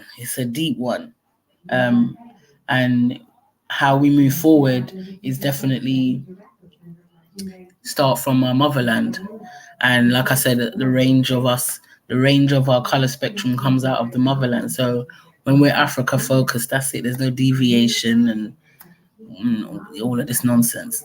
it's all there for us to see. We come from a range, and if you're not in this year range, that's it then. You know what's very deep? You know, Steve, what you said as artists, that which a lot of our sisters don't realize. You said that the black man, he knows when it comes to who's biracial, who's not, right? And I have to agree with you, because the black man, we as men, right, from a far distance, we can know if that woman's got a voluptuous body or not. We can see from a far distance, you know what I mean? And just like from a far distance, we know that. Nah, for real. I'm being for real. And just like we know that. Nah, I'm being, because what you said is true, sis, because we look for, the unsynchronized black men look for, I need that ambiguous type of black woman. So they know who is and who's not. So just, you know, what you said there, man, I had to kind of, you know, agree with you, man. You are right, man. You're right, man. But they can. So yeah, but if there's no or else policy, Kale, then you're always going to see such persons. And then then what happens? That those persons steadily become the buffer class, and then after that we get rubbed out. What's the all else? Oh, is this off the back of the other conversation? I wanted to say something about that, you know. When you say all else, though, let me just clarify. You're talking about, what are we talking about? Yeah, because we're talking about, Kale was just saying that man them know from afar, who's mixed, this, that, red, boom, boom, boom. All right, I'm saying cool. But I'm saying, because, I've lost my train of thought now. Yeah, but I'm saying, because there's no or else policy, you're going to see bare of those. Okay, and in England in particular, it's going to become more and more, because there is no or else policy, And I'm saying when we follow that trajectory, that's what I'm saying, how we then can get rubbed What's the all else? Wait, what's the all else? I'm a bit. No one ain't going down the Thames in a suitcase. For mixed relationships, Lord of mercy. We cannot be taking out our brothers and sisters for the loss of self and then wanting to lay down with others. we cannot be living on that side of the fence. You know, we have to. I mean, I'm not saying that to preserve life. Obviously, there's a little bit of not really though, because I hear what you're saying, sis. But the thing is, is that what we know is that all else policies keeps communities in check, and we can put all else has different things. So I always go, you know, Sankofa is for me to be consistently reminded of our culture and where we come from. So we don't just take life for taking life's sake. In them way that's there we are all else policy. I'm not saying we had systems in place. Okay, then tell me what systems are in place then. Okay, go on then. Tell me what systems are in place. No, that's the point. We had systems in place, Right, and the so- society functioned in a particular way. So shunning that thing. I think that's the thing I was thinking about, because I remember I caught a little bit of the Umar shunning conversation, and I was saying that because Kel was saying if a mixed race, if a black man comes into the airport with a white woman, he already knows he's not going to get the validation and the acknowledgement. So there's a level of shunning. And the way the conversation was going, I think the word shunning, maybe it's not a good word to use, I don't know. But the point is that Umar Johnson would never not talk to the brother. It's the fact that the brother feels shame, so he's hiding himself from Umar. Do you understand? Umar will never, any brother or sister who's out in mixed relationships, he will still start the conversation of, I love my brother, I love my sister. You don't want no one dead. He's not calling for no one's battering. He wants you to come back to yourself and find your correct complement. But I'm saying that to be ostracized from your community is not a little thing, you know. It's not a little thing. But where we are at the moment, one sexist, do you see that happening? What, being ostracized? Yeah. No, I'm saying that's back in the day that might have been our extremes. Where we're at now, because this is the other thing. When we say some of these things, we have to be consistent. And I am somebody, if I'm gonna say certain things and I have a standard, my standard has to be consistent. Do you understand? So I do work with my sisters. Yeah, I work with men and women and children, but I do a lot of work with my sisters, and we have to be consistent, so I can say. So if we got an all else policy that goes across the board, that's man and woman. There's no some and some, and for this and for that, and maybe sometimes, and for this we'll have an allowance. No. We have to be consistent. But in terms of community development, we're always looking to keep prosperity in the community. We're never taking away. But I'm saying that the way we're living now, it's about what systems we put in place. Do you understand? With the work that we have ahead of us in terms of how we engage with our community, look on these little YouTube streets. We can't fully dictate all the people, well, some people can, but for the most part, we don't dictate all the people that we communicate with, because there's enough people on some people's platform that never on a normal judge a day am I talking to. Do you understand? But I'm saying if we're doing certain work, we're going to engage with certain people. The conversation is the militancy, the shunning is that you're clear on the different levels you're engaging with people, straight and plain. So for me, mixed race relationships, I'm consistent. I got a family member that's got something going on Sunday, Tarated. In Ilford, I won't be present. I will not be. You see? My son won't get to know that person not very well. Maybe if they come into the black space. But me not going to know Irish pub or nothing. I don't know what it is called. But I didn't read the invitation good. I just know I won't be there. All right. So I'm saying there's consistency. You have to put in your own forms, and we will build systems. So there's different systems. What's his brother? Brother Raven on Black Betterment. When he's talking about what he's creating a system that's you're gonna know that you only get to this level of, in this organization, this is your limitation, because that's where you stand. You have this politics, this is the politics of here, and that's what it is. So I'm saying that it's how we choose to implement the things, implement what we create, so people then feel the wrath of it. But if we don't create things and implement them and live by them, then it's not happening. And why I'm saying we have to be consistent. We can't expect man to be forcing things, then us women are flimsy in other things. It don't work. We have to be holistic. So holistically, we have to address this problem, but we have to address it together as men and women. And men have to address men, and women have to address women. So I always applaud Umar, because Umar, he's consistent. Very consistent.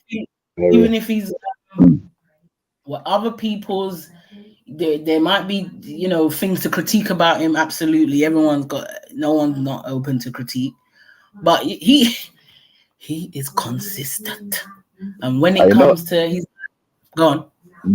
You know, it's very interesting about Dr. Umar Johnson as well, is that whenever there's a memorial for his ancestor Frederick Douglass, the Honorable Frederick Douglass, his non-African family members are there, and he's very consistent by staying black. This is what black people don't seem to understand.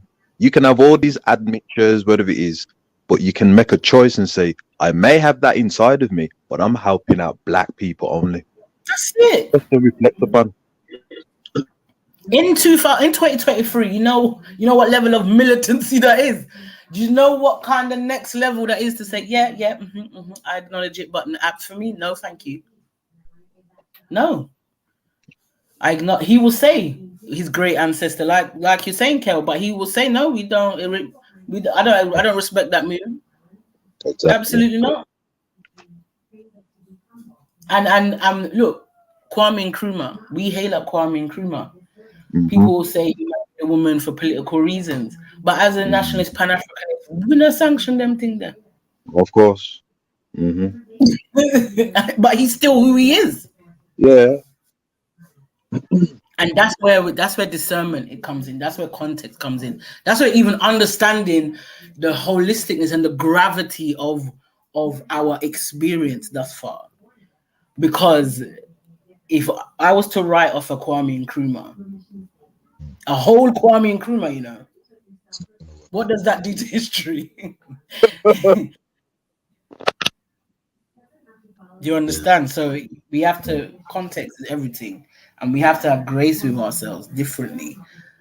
Where we have to find militancy, where we see open traitors, where we see open, clear, clean cut enemies of progress. That person works diligently against the progress of African people. We have many amongst us that live out and just go on in with themselves. They don't even catch a cussing. Catch a cussing. So yeah, we have to. There's many levels we need to try to get to. But we have not tried to. We're working to get to before we can say. Before even some of the people that I might want to come up missing. Before we even get to that, but there's a lot. We have a lot to. All right, so obviously, just going back to that, that was obviously me just showing the opposite side in it, Obviously, we're not saying that's what we should be doing, but it's an example of an all else policy.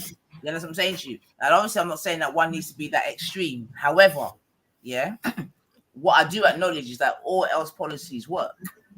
Okay, and that's why I just keep asking. You know, in certain of our situations, what is, in fact, we know that there isn't one anyway, to be fair, and even just listening to yourselves, I know there isn't one, but, you know, I do think that because there isn't one, it leaves many doors open still, but. No, all of our doors are open and the all else, that's what I'm saying, is culture. All else is culture, but we have to recognize we have to rebuild our culture. And we have to see that the culture that we have, that is not that far away, that is still even within us, because we speak to it all the time. I always give the basic example of when we keep talking about when I grew up. That means there's a level of a culture that you remember, that you lived by, a value system. It dead there. And that's come down through the ages. So now the conversation is, well, then if that worked, if when we was young, people weren't just walking up and down the street, now I'm not fiddle, or didn't or understood to respect their elders and whatever we keep saying we remember. What was our elders doing? What was they organizing doing amongst us as Pitney? when we keep talking about we went here, we did this, we did that. So what did the elders do to create these things? What things was in place? Or when now we're learning, we're reading, we're read. We're the information age. Oh, in our culture, it said this. So how do we implement that in 2023? What could we create? We need a rites of passage program. Rites of passage program, again, is not a youth thing. That's a life cycle situation. But I'm just saying that's how that happens. And dare I say it, it's called organization. But when we educate ourselves, Kale says it in a more succinct, intelligent sounding way. But when we do that, when we go through that process of education, we understand how we fill in them gaps. We understand why I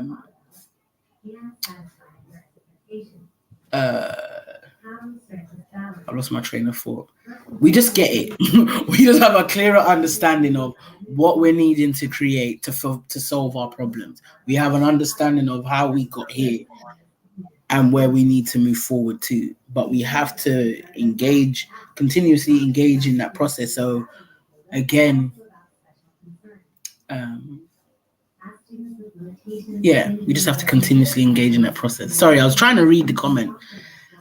Somebody must have to take out this top G guy. Who's he swearing at? It's all right, man. He's just one of them. He's just making go on, man. But yeah, I mean, it distracted me. I'm like, who the hell is he talking to? I hear you, man. Don't worry, man. But what was I gonna say? I hear what you're saying still, sis, in terms of structure, this, that, and the other. Yeah, I hear you, Bab. I hear you, man. Yeah, it's only until people see, until we create and we continue and we build, and people will, we're attracted to the things we see as well. No matter how it could only be 30 people, but you see it, and if it's impactful, then you want to have, no, leave it, please. Then you want to know more about it. So, yeah, then you want to know more about it. But the or else policy, it starts, you set your own trend and it will grow from you. Trust me. I haven't not seen that happen yet. Yeah. I hear that still. And people come on different levels as well. So people might not get it at straight away, but that's why I say consistency is everything. When people see you're consistent, like that's your path. Listen. Lately, I've been listening to Baba Baruti, and I realized sometimes. And one of my uncles at my sister's blessing on Sunday, he said to me, "Do you think this is the best generation we have?" And I was already having a little rant about my generation because I am very critical about my generation. So I was still in that energy, and I said to him, "No, well, there's, we're immature and this and that, but it's a 50-50." And I wasn't really giving a clear answer because I wasn't impressed. I ain't gonna lie. And because of the work I do sometimes, I just wasn't impressed. Anyway, I've been listening to Baba Baruti now. So then Baba Baruti said, he's had a moment of that kind of, critique. And, an elder said to him, "That's not going to win no liberation around here, That attitude, well, maybe some of us, there's no liberation. Then we've lost already. Call it a day. Go get the crack pipe and finish and done it." And I said, it's true. We are. No. We are. No. No, it's not. We are winning the war of liberation, 100%. The question is, we keep expecting things to change in our lifetime and not realizing that we're having our lived experience and how we how we exist in this time of history, but also how we contribute to the ultimate goal, but understanding that we are achieving our goal. No one took this nonsense clothes. Who are you saying is talking nonsense? Nothing. Oh. Achieving and what's the ultimate goal, Bab? Right. Sorry, say that again. What's the ultimate goal? Sovereignty, African liberation. Okay. But African liberation is our whole global liberation. Sorry, because it's still in my mind, I was listening to it a little while ago, so I might sound a bit all over the place. But I'm just saying that we have to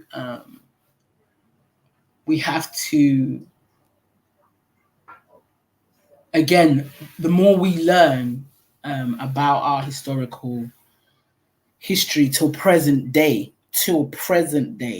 we will see the ebbs and flows of history, and we will have a better understanding of where we're at right now. So then when we're having these conversations, it's a conversation that we have to recognize that we're being called to do something. The fact that we're even able to have the conversations we're having now, we already feel that we're doing better than our elders. Because we will talk about generational trauma and this and that, and there's a colonial mindset. So we already feel that we're in a different position from our elders. We already feel that we're doing better in some senses. So we have to understand how we connect the dots of that supposed doing better, and then feed into it accordingly.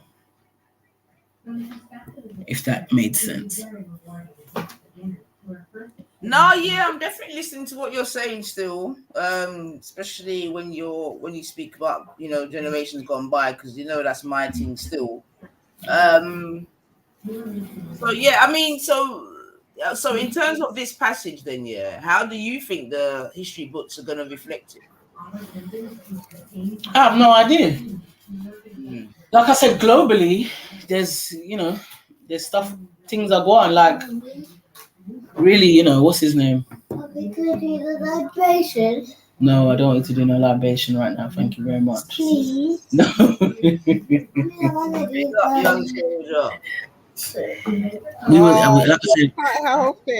was in a blessing Sunday, innit? So the auntie was doing libation.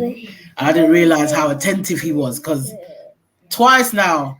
I found out today what it was, but yesterday I see him filling up a cup and he just started coming in the kitchen and start pouring it on the floor bit by bit. I said, but wait. So I'm saying to him, what are you doing? So then when he did it again today, the way he was doing it, I said, what do you think you're doing? And then he said, I'm pouring. And he tried to say libation, obviously he didn't say it properly. So I said, are you pouring libation? He said, yes. So I said, well, son, you have to call the ancestors' names first. And then you pour libation. So then I asked him, who is the ancestor? Who is the ancestor? Do you remember? I don't know. You don't know? No. Oh, because your job is to make people shame. Mommy. That's what they do, innit? Can you tell me who is the ancestor?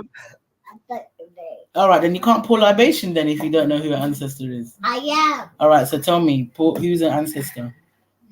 Who else? Who else?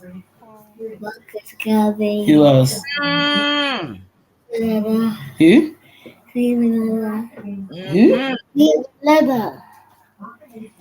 Say that again. Queen Meleda. Who's Queen Meleda? Who's he trying to say? Oh, Queen Mother Moore. Who else is an ancestor? All right. You forgot. Well done, you man. You're top, man. Come on. Yeah, he usually knew all the time. He just got shy. You can pour 2 little libation and that's it. That's better than enough big people, man. Good training, man. Trust me. Some people don't even know what libation is all now. Imagine that. Well, this is it. Yeah. Big up the young soldier still. I don't know if that's Brother Shakur in the back. Big him up still, wherever he be. But yeah, that was him now. But yeah, that's what I was going to say. That he is the person to, that's his work, the political education and the geopolitical land demographic education and all them thing there. So when I talk about what's happening present day, he will tell you about the big movements that's happening in the African. No more, please. You've poured Ashe. Ashe. Whoa, okay, too fine. Well All right, now can done. we wrap up now? Kundasai, I don't want no more libation, please. Good boy. Thank you very much. Oh, that's not what we do, right? Yeah. Tafazo. All right. So I don't know, Kush, if you want to Francophone nations. That's what I wanted to say. But yeah, go on. Sorry. Shall I press play? Yeah. We're just gonna quickly go back to the vid, and then we can have another girl commentary. stuff. On the show called Black Girl Stuff, there was only one sort of obviously Black woman who obviously she had darker skin, she had very, very short hair. She got a Caesar. She said that she had lots of different kinds of hairstyles, but now she has a Caesar, was blonde. I feel like as a dark-skinned Black woman, especially here, I had to be a little more conscious of how I show up. Even though I've had, pretty much a buzz cut for like 2 years, you know what I mean? I've consistently went back and decided to wear a wig or decided to wear weaves, taking it outside of this, other corporate jobs where I did the same thing. And because of that, I did that in interviews, and I did that when I first got the job. And I realized when I was speaking to one of my lighter skinned, colleagues afterwards, that we're just talking about the interview process, I had to do 10 interviews in order to get this job. And this is me working in corporate America after having not only a bachelor's degree, an Ivy League degree as well, and a master's in business.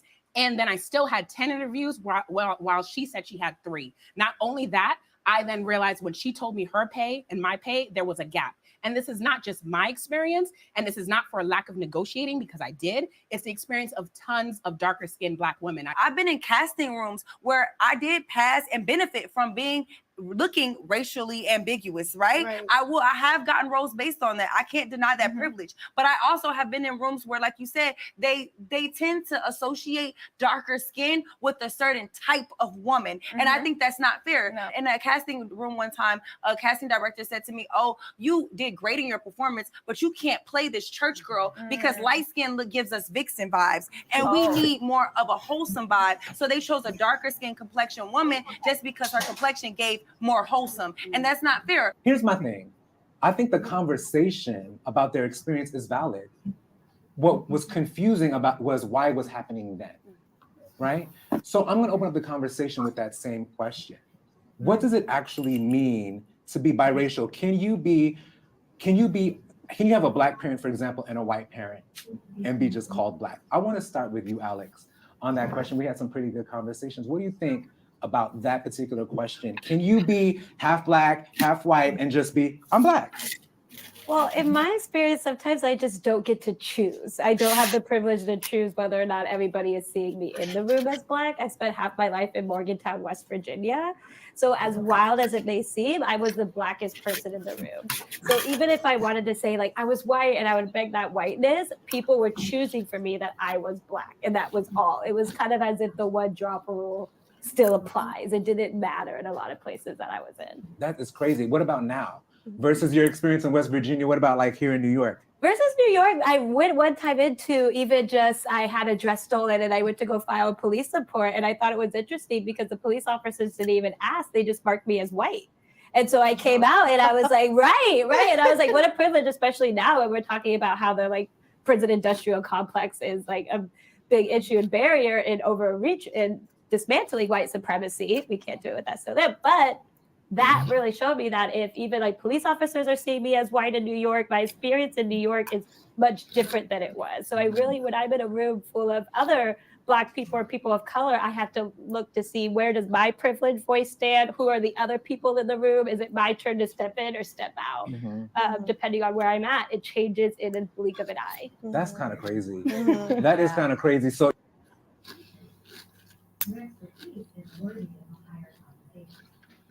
I mean, does she look white? No. I think she looks mixed race. But this is the uniqueness about our plight in it, because it depends where you are. So where she said that she was in New York, she could be looked Hispanic, and Hispanics, most of them can choose to be white if they choose to be so. That's right. So, That's right. and this is what I'm saying. So where one person's saying, "Oh, I obviously look black," it depends what setting you're in and who you're around. Whereas a black person is a black person is a black person no matter where she goes. That's the difference.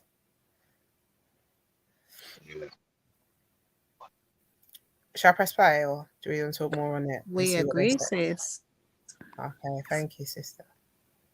Oh, you're like, I'm here one time and one day, and I can be here the other day. Do you ever go back to West Virginia? Yes. My spouse is also from Ohio, so I like during the holidays I see people are literally like double take looking at me. I get a lot of comments about my hair. Yeah, they're like, "What are you?" And like so surprised, or like, "Whoa, you know, your hair is so interesting." Or people are trying to touch my hair and tell me that it's like, "Why do you wear it curly like that?" And so in an instant. But in New York, where I basically live, I have so much privilege. I'm a teacher. Sometimes my students don't even see that I'm Black. I do have to sometimes tell people, or people will come to me and speak in Spanish, and I'm not able to communicate. And so people are always judging and making preferences. So yeah, it still happens to this day, go back and forth. And it was a very kind of, we were talking about dissociative experience. You never know how people are going to see you. Your amygdala is always on like fight, flight, or freeze, trying to figure out, am I safe here? Or do I actually have more power here? It could change. That's crazy. That brings me to a good. That's quite a dichotomy, isn't it? That is wild. Am I safe here, or do I have power here? Those are her two experiences as she guides through life in between communities. But this is what I'm saying though, at the same time, why I say it's a deep one, because like you're saying, in the Spanish, well, in the Puerto Rican community, it seemingly seems they can pick and choose, but that's due to the chaos created amongst them, because that's them. The social conditioning that's happened amongst them makes her feel she's white over me, then, if you get what I mean, or white over you, but she's not white over actual white. Do you understand? Yeah, but that's why I like she's using the word privilege. She's not necessarily using the white. That's why I think she's using the right terminology. She's saying her privilege. Because meaning she's correct. But it's the point. She is correct in saying it, but I suppose maybe I'm pointing out that she believes in it and she doesn't understand that your privilege is a false reality. Yeah. Do you understand? Yeah. Because you're very much seen as a Black woman. All them Puerto Ricans that they're seen as still as Afro Puerto Rican. They've just created. They're not entirely Snow White. This is what I'm saying. There's still levels here, and she's not at the top. And that's what I'm saying. It's the social conditioning that has placed them over us as darker skinned people. But but I'm saying that it's a false sense of security that they have bought into, that she thinks that she's passing as white. Do you get what I'm saying? I think I overs that. Definitely, I overs that. So I understand that where she sees it as probably more of a privilege or a one-up, overall, we all know what it is. So I understand that. But in no, I don't think she does. No, that's what I said. We overs what it is. That's what I'm saying. But she doesn't. So we're on the same page with that. Definitely. But that's why she's talking from her own perspective. That's why she's talking like that, using words such as privilege and this is what I'm saying. So that's where this is what I'm saying, that when she said feel safe, so where is the places is she talking? Does she realize where does she not feel safe? So when she says can I not feel safe, that's when she's going to West Virginia, the white area. Okay. That's where she acknowledges her Blackness is noticed. Where she recognizes her privileges is when she's in the Black community. So do I feel safe here is when she's in the white community. Do I have power here is when she's in the Black community. Okay. That is a good breakdown of the dynamics. Yeah, this is why I said this is really good. Like, it's rare for people to talk this openly. Like, yeah. So that's also got to be an because- internal. Oh, sorry. Go on. Play the thing. no, go ahead, Nine. Sorry, I can't come off mute as quick as I normally can, so I've got to go in between. No, things. that's all right. I was just gonna say that must be quite an internal struggle as well. Do you know what I mean? But it's all right. Let it play, man. Yeah, and this is when you overs it, and this is what I'm saying. I can now. That's why even when we're talking to Gold, it's not personal. Like, I saw saying to him, I get it. Like, I can acknowledge that must be a thing, right? So when you're coming to certain community, she said that she's on fight or flight mode, right? She knows that depending on who she is literally visually seeing, her dynamics changes. And she has to now work out her kinks in her head to adapt to that. I can acknowledge that. Do you understand? So I can acknowledge that, but that doesn't stop me from my position. And that's okay. And that's why I think this allows that kind of conversation. So I 100% agree with you. Like, I do see their plight. And the more that you hear them talk with their honesty, it allows room for that. Do you understand?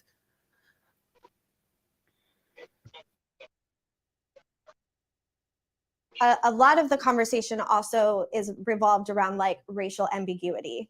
And for people living in the United States, I think it's very, very prevalent in the United States and potentially parts of Europe, because the US in particular, because of its colonial history, there are people of color and white people kind of coexisting at once. It's not like a culture that was always, you know, like in Puerto Rico, everyone was always from Puerto Rico, right?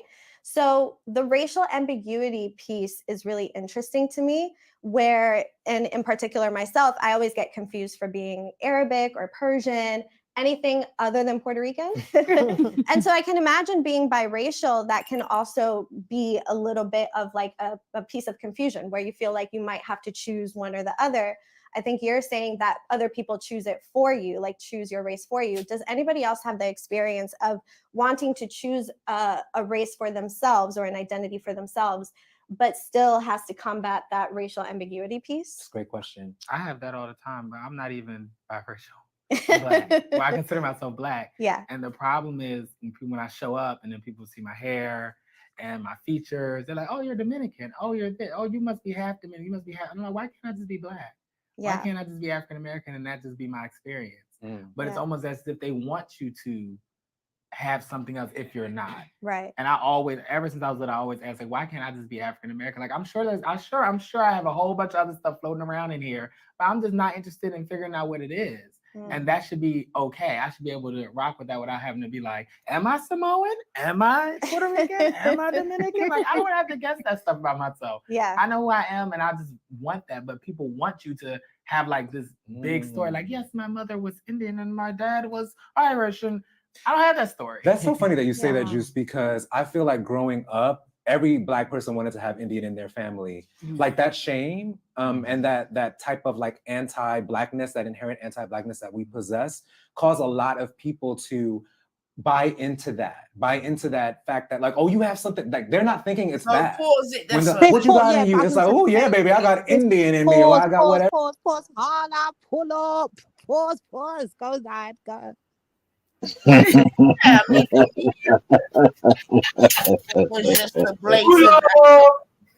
blatant, obviously, acknowledgement of the anti-Black, which then just tells a whole lot of stories, man. So big up to him for even acknowledging it, because with that, then we know about the trauma, this, that, and the other. But yeah, good. Thanks for the admission, man.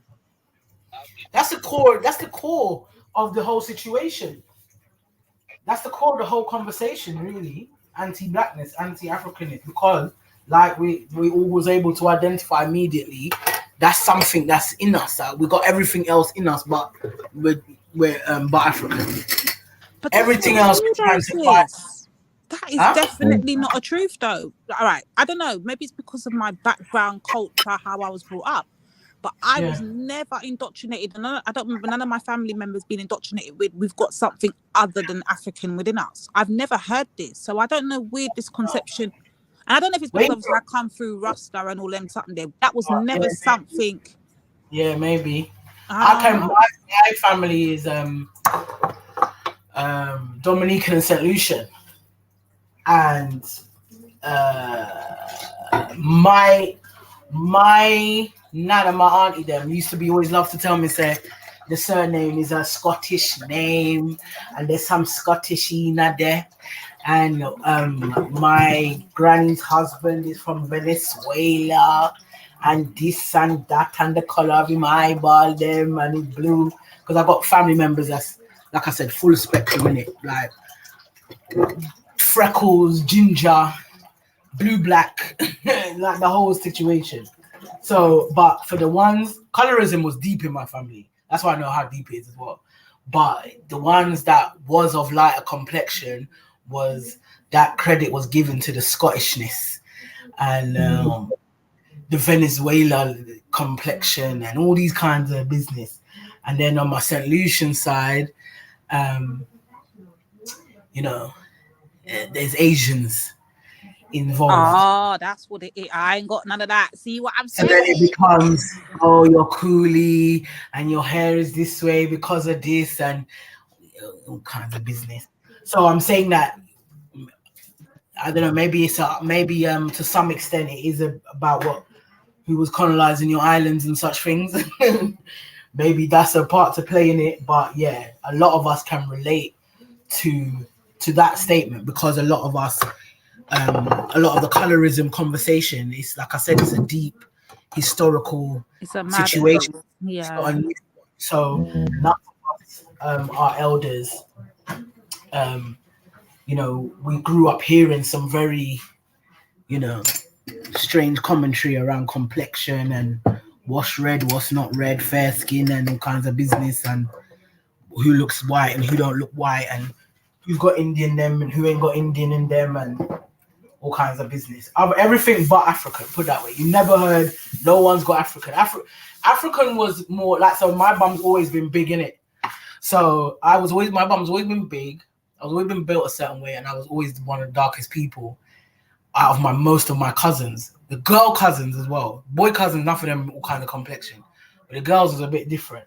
We was actually, the colorism thing started with the girls internally in our homes, but with the boys, it was on the street from Babylon and the police and all that. I say, that's why I would say boys get there quicker with how they identify themselves than women do.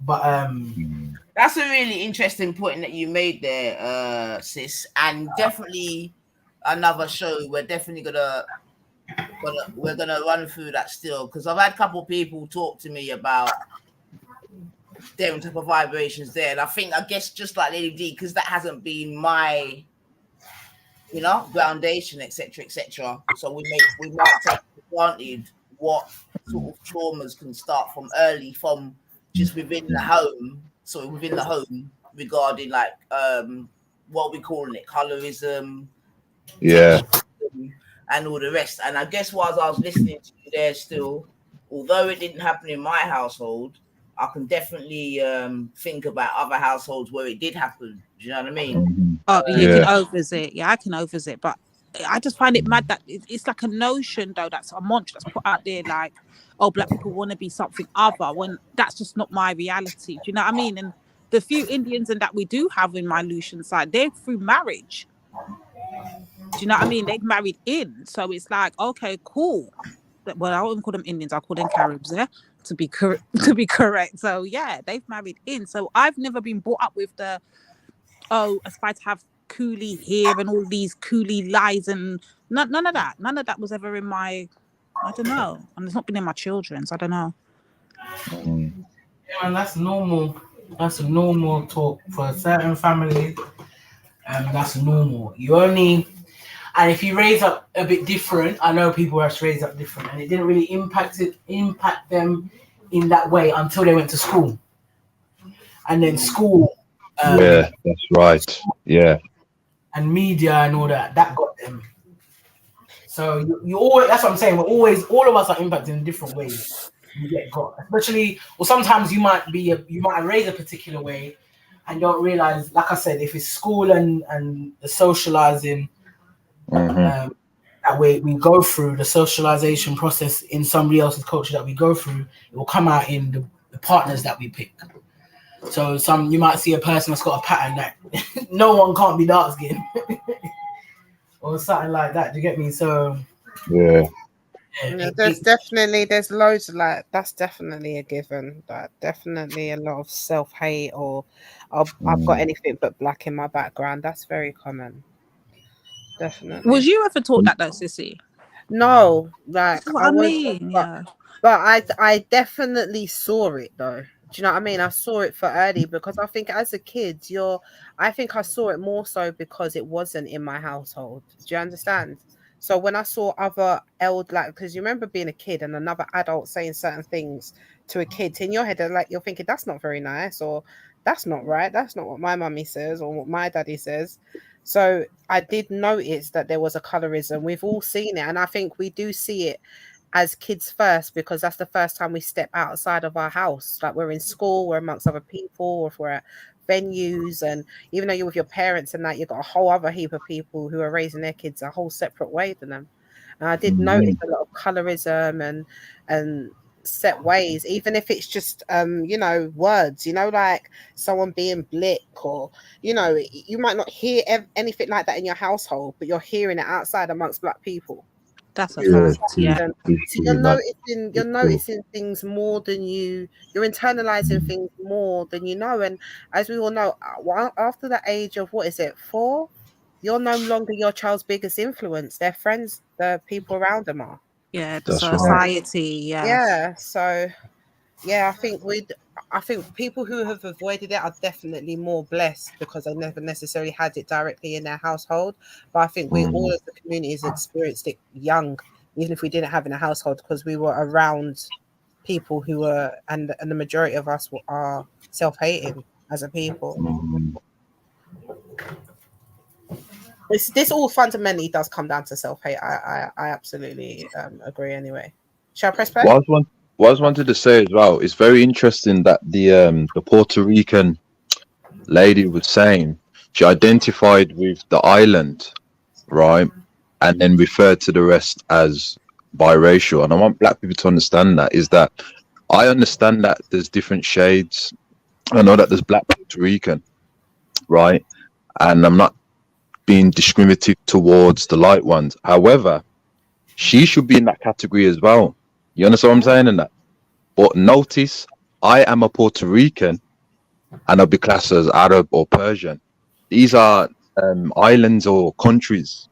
But in truth, she should be classed as that as well. So black people need to understand that.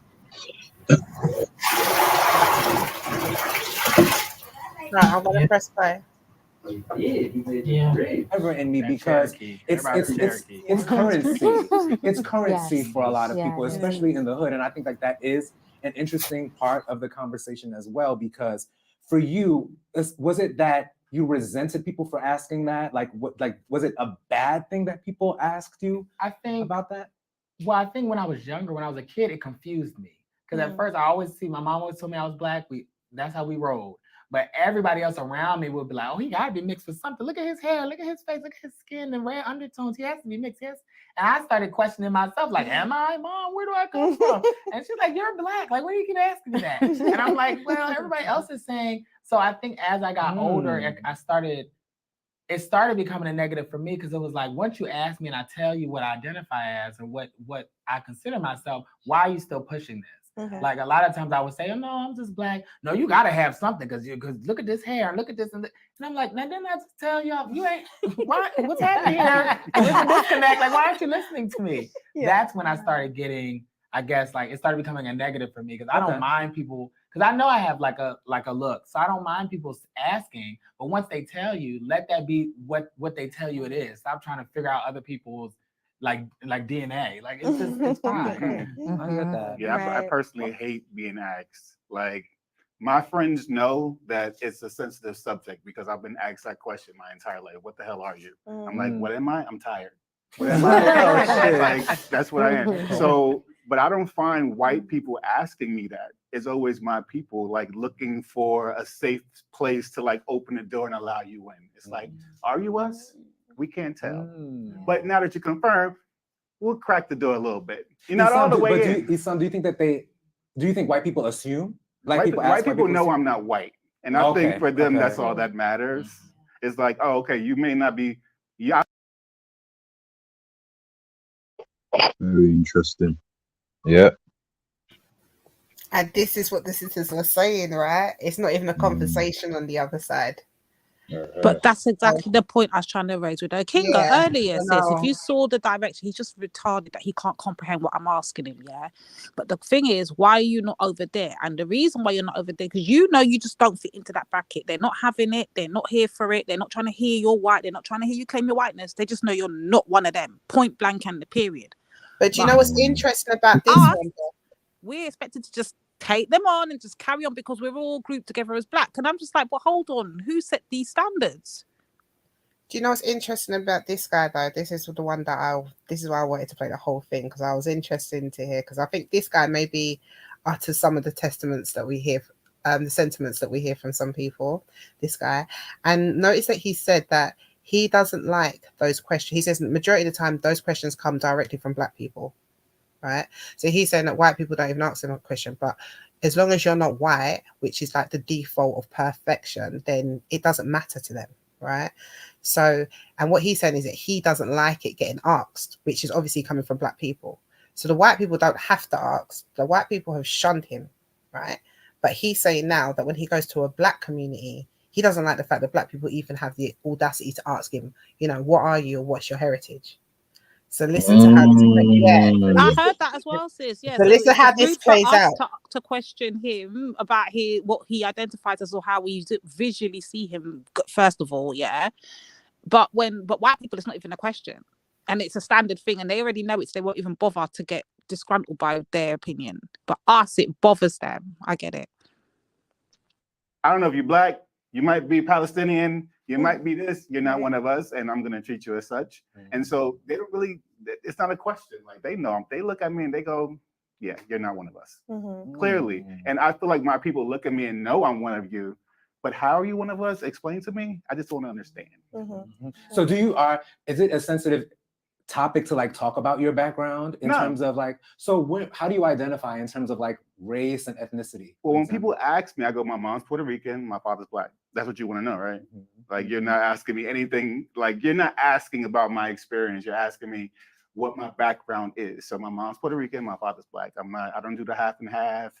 It's in a conversation like this, it's open, right? So like if I'm out with friends and someone goes, what are you? I'm not entertaining that conversation. Right? Because now it's coming from a different space. And that's going to trigger me, because anyone who has had an experience like that, they step into that conversation slightly triggered already, right? You know, whether they've been bullied, made fun of, had conversations where people have denied them access to spaces, it comes to the table. And so you have to be sensitive. Like this can be a very sensitive topic. And not everybody handles it with the same kind of care that I think it needs to be handled with. Because, you know, we are all in the same room, right? We're in the same space. We are of the same people, but not everybody sees us like that. Yeah, no, I appreciate that. Do you want to jump in? I do actually, because I also feel that while we have to have compassion for ourselves in that mixed up place, I also think we need to have compassion for the folks who are asking us that, because I feel in Black people, other Black people asking me what I am, it's to determine how dangerous I am potentially to them. Absolutely. Going down. The tarts. Big up the podcast. Say that back a little bit, please. Just a little bit. Rewind. Come on. As much as I say we have grace with each other, that's the other side of it. Historically, that's the other side of it. Now, we might not always be conscious of it. We need to know who is who and where your allegiance dead there, because she's going to be the rest of the context. But yes, it is that dangerous space as well. That's a fact. And if a Black woman were to do that, it would have gone a different direction. So I rate her for understanding her position and moving with the spirit of blackness, but understanding it and being the one to have to talk that down. Because you can even see the part where they split screen. It was like, one off. You know what I mean? We're saying that in. So I'll rewind it. But yeah. But Cushy, I know it sounds like insane, especially in Black America, that we sometimes vet people's blackness, if you want to say that, but we have to, right? Because there's been time and time again where everybody say I'm black, but when it's time to be black, I'm Puerto Rican, I'm X, Y, and Z. When it's time to hit them streets and roll up your sleeves, and you might have to hit somebody upside the head. Well, I can't hit him because he a Puerto Rican. Well, hell, they just beat up, jumped on a black brother. Well, I don't know. So you can't deal with lukewarm. Lukewarm will get you hurt out here. You get what I'm saying? So you have to vet that blackness, and it just is what it is in this day and age. Definitely, bro. Yeah, man. Political science is needed.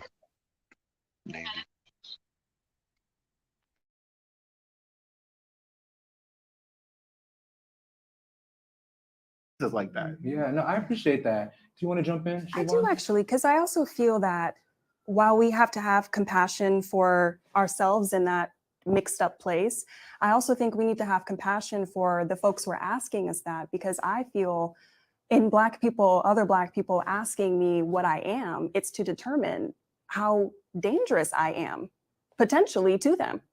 And historically, light-skinned, mixed race, biracial people, I feel, have been traitors and traders. So historically speaking, figuring out if we are cool is paramount to our survival, is how I think of that. So I understand that you can sometimes receive messages that make you feel like you were outside or other, but I choose to look at it from a perspective of caring for Blackness as a whole and preserving it. That's so eye-opening. It reminds me of See that there? Woo! She said everything I was thinking. Come on, sis. Chat the things. Come on. Come on. And this is the difference when you move in the Black mindset, because you listen to the language you're saying, preserving our community. This is the right thing for us. But as well, do you think it makes a difference that she has one Black parent and one mixed race parent, and they have one whole white parent? The guy she was speaking to. Oh, so you're saying, does it make a difference the fact that she's 3/4 Black compared to the others that are mixed? Yeah, so she might have way more of an understanding than he might, because he's got one whole white parent. I think it does. We've seen too much data evidence that No. Now, I think it does, because your experience determines how you think and how you see things and how you view things. So if you've grown up in a house that's got a white parent and a Black parent, your understanding of things is different compared to if you grow up in a house with 2 Black parents, but you've got a white grandparent or something. Your experience is going to be completely different. Do you see what I mean? Experience is different. It doesn't mean that the intake of your knowledge and understanding is different. And there's too many examples that she is not the norm. She is not the norm. That's not the look. Like we just said, Carla and Dynamite have a full white mother, full Irish. Yeah, they do. Scottish, yeah, they do. Yeah, I know, but I just think someone that's around Black culture more would therefore understand the Black people's, like, where they're coming from, rather than someone that, if his mum's white, and say the parents split up and he was grown up by his white parents, saw his dad every 2 weeks, his Black dad, it's not the same as someone with a mixed race parent who's still around Black people, and then a fully Black parent who's all around Black people too. The reason it's a logical conversation you're having, but unfortunately, it goes back to the conversation we was having a minute ago when people were saying, "What's in you? What's in you?" The amount of people that they are her mix, and they're gonna lead with the mix. They're not gonna lead with "I'm Black first." Do you get what I'm saying? So it doesn't matter how many. It doesn't matter that their environment was predominantly Black. It depends on what they have chosen to educate themselves with, and how they have chosen to again identify. Do you get what I'm saying? So that's part of the work, innit? Our Black experience is not as clean cut. It's not as, the information isn't there like we assume it to be. So I'm saying that more of us that will just say, "Oh, my mum's half of this and half of that," and my dad's da da da da. So they will lead with that. They're not going to say, "Oh, I'm black first." So I'm not understanding what you're saying, but unfortunately, you know, our everyday experiences show us different. That's why Pan-Africanists will go by how you think, because your actions will manifest on your limbs. So we know that if you're with us or not the way you look, because we understand there's different phenotypes and complexion.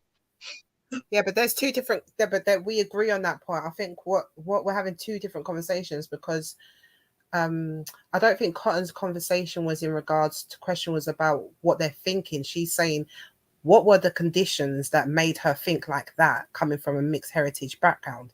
Is it that the fact that she was predominantly around black people? I don't think she's necessarily even mentioned the fact that she's more black as in DNA. I think she was more talking about experience. Again, I'm saying that how many people do we actually know in real time that's got the same mix that she has, but they're not projecting the same situation? Yeah, the same mentality.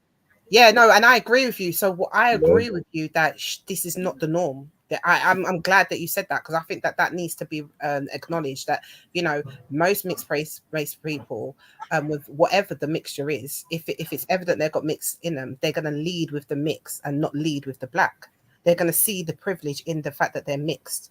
So I agree with that. But I'm saying also the ones that I'm not talking about just as a theory. I'm talking about the ones we know raise up in ends with. I'm saying how much of them think how she does, regardless of they're in a predominantly black community or they raise up predominantly black. That's what I mean. That's the point of why that's another. So you're saying you're saying that the ones that we know that are raised up black ain't talking like that, how she's talking, right? That's what you're saying. That's exactly what I'm saying. Yeah. No, I hear you, sis. And that's why you're saying that the conditions, just because they're around a whole bunch of black people, yet they're still going in with the leading thing that they're mixed. So I hear what you're saying. So I'm saying I understand what Sis is saying, but I'm saying I'm fortunate because that's just logical. Yeah. What Sis is saying, that's just logical deduction. You get me? Yeah. Unfortunately, it's not. The reality speaks different.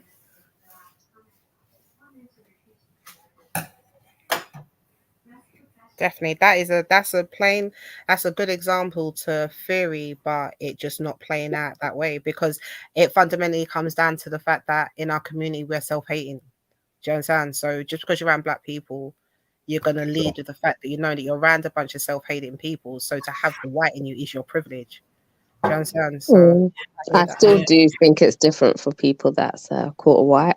Like, for example, a person online like Captain Rambo who's quarter white, I'd say that like he needs black first. You know what I'm saying? Like,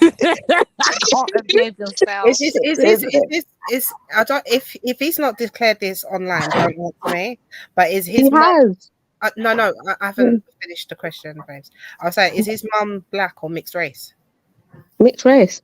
Okay, so that's the same as this lady here, because I hear what Sis is saying, yeah, and I actually do agree with her, but I will say that there is a part of my mind that feels that the ones that I have seen, well, actually no, I'm not gonna say that. I'm not gonna say that. But I hear what Sis is saying. But go on, Sis, Cotton, because you're saying that you believe differently. So explain your point more. Yeah, compared to like the half black people that have come online, like Isabella, people like that just totally, disrespect black people. So I don't know. I think there's a bit of a difference. But yeah, let's just continue with the video. But Cotton, hold on, because a couple of days, the same panel I was on, the couple of days I was talking about earlier. Cotton, you do know you're yeah, we're not gonna do it right now, but you do know your man, yeah, that clown, yeah.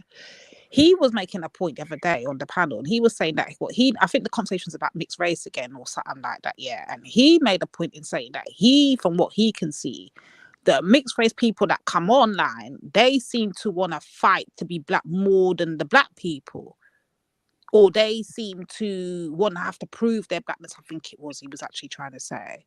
So who was his examples? I can't remember who's on the panel. Let me think, sis. I can't remember who was on the panel, but I can't remember. Was it when that guy, what's his name, that even got the to one do that's with claiming anything? Caucasian? Was it when he was on the panel? Because somehow the conversation turned to mix. Oh, Kang, it was when that King guy came on. It was he was mixed. Remember? Do you remember Kel? Who's that? That King guy came on. He was belligerent, drunk. He was on screaming the most Blackness stuff, and then there was that mixed race guy, that King, and then I think it was J.A. Kingston. And who else was the other? Who's the other mixed person? Was it a Kingo? J.A. Kingston's white though. I think it wasn't the same Ida Okingo, you know, but it was a couple of them mixed race dons that came up on there, yeah, and they were just doing that absolute most the other day. On, let me see if I can find that damn show. Hold on. Yeah, find the clip. All right, let me press play in the meantime. Yeah, go on. It's something that Muhammad Ali said. If I see a bunch of snakes coming my way, I close the door. I'm not trying to determine which one is safe for me.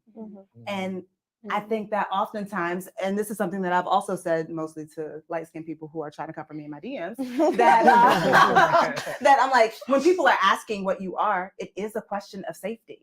Am I safe with you? Is it okay for me to be myself with you? Or are you going to be just another agent of white supremacy who cloaks themselves in such a way that I would accept you and then you would pull the rug from under me, right? So like how some folk would talk about like these white people who like, oh yeah, I'm down for the cause until it gets too hot and then they jump back out, right? So it ends up being the same question that dark-skinned somebodies are having for light-skinned and mixed race somebodies, because we're like, well, we have no idea where you stand on half the stuff.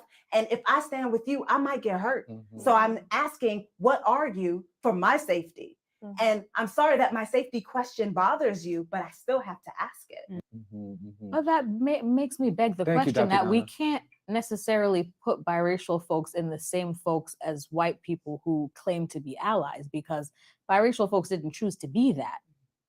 So I would imagine that there would be less examples of a biracial person turning on Black people than a white person turning on Black people. I would. That's why I'm saying I would think so. I'm not sure, but that's an interesting thought to me. That I guess my question is, in what ways would a biracial person betray Black people in using their privilege? Like how would that look? That's a great question. Do you want to take a stab at that? Go ahead. I've already spoken, so go ahead. Okay, go ahead. Yeah. I just want to take 2 seconds, yeah. I do want to carry on with this because it's kind of about what we've already said. But I just want to acknowledge that, did you see that when the guy asked the same girl that we was just talking about, do you want to answer the question, what she did? She said that I've already answered the question, I'll let her answer it, which is a Black dark-skinned girl next to her. Like, this is what I'm saying. Like, it's all about, people talk a good game, but the actions speak volumes. And if you check the way that this girl moves, she gets it. She gets all of it. She understands, like.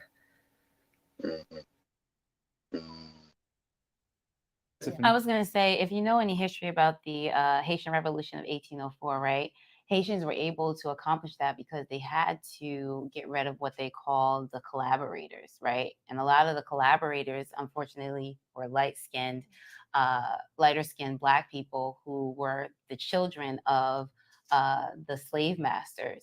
And so a lot of those collaborators would kind of parade around as allies and get the inside information and then feed it to the slave masters. And a lot of the revolutions that would have happened sooner didn't happen because the collaborators. So they actually were either killing or actually had to poison not only the collaborators, but also the slave masters. And that's how they were able to accomplish the Haitian Revolution. So I think that you're absolutely right in asking the question about safety. Like, me as a darker skinned woman, even though I have a mixed race child, I still have to ask questions and I have to kind of get clarity about where you stand, because I'm not sure if my safety is at stake or if you'll turn on me, because historically they've had this what I call light privilege. You might not have white privilege, but you do have light privilege. And so you're able to get into certain spaces that people like me or people of my melanin type are not allowed into or are treated differently when we arrive there. So I do think it is I think there's some empathy that needs to happen on both sides. And it's not to, take people who are lighter skinned and say, all of you are racist or all of you have a privilege, but we have to acknowledge that our safety is at stake.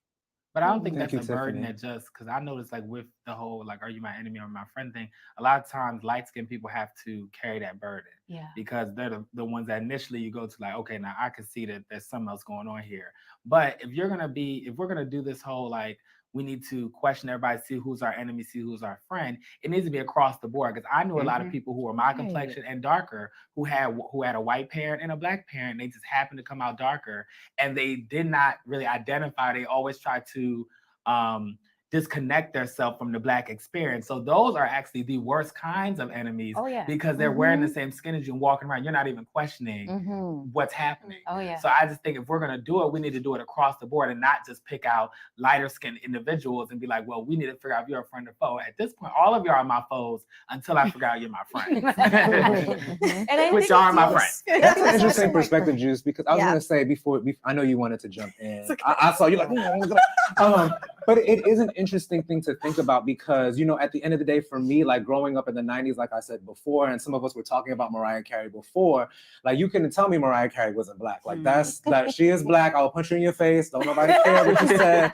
That's Mariah Carey. I love her. And I think that I actually do believe that in general, Black people have a very positive disposition towards people who are biracial. I don't think that it's overwhelmingly so. In my experience, I am not biracial. But I do think the conversation now, what I'm hearing is that oftentimes you have to choose. And we touched on that before.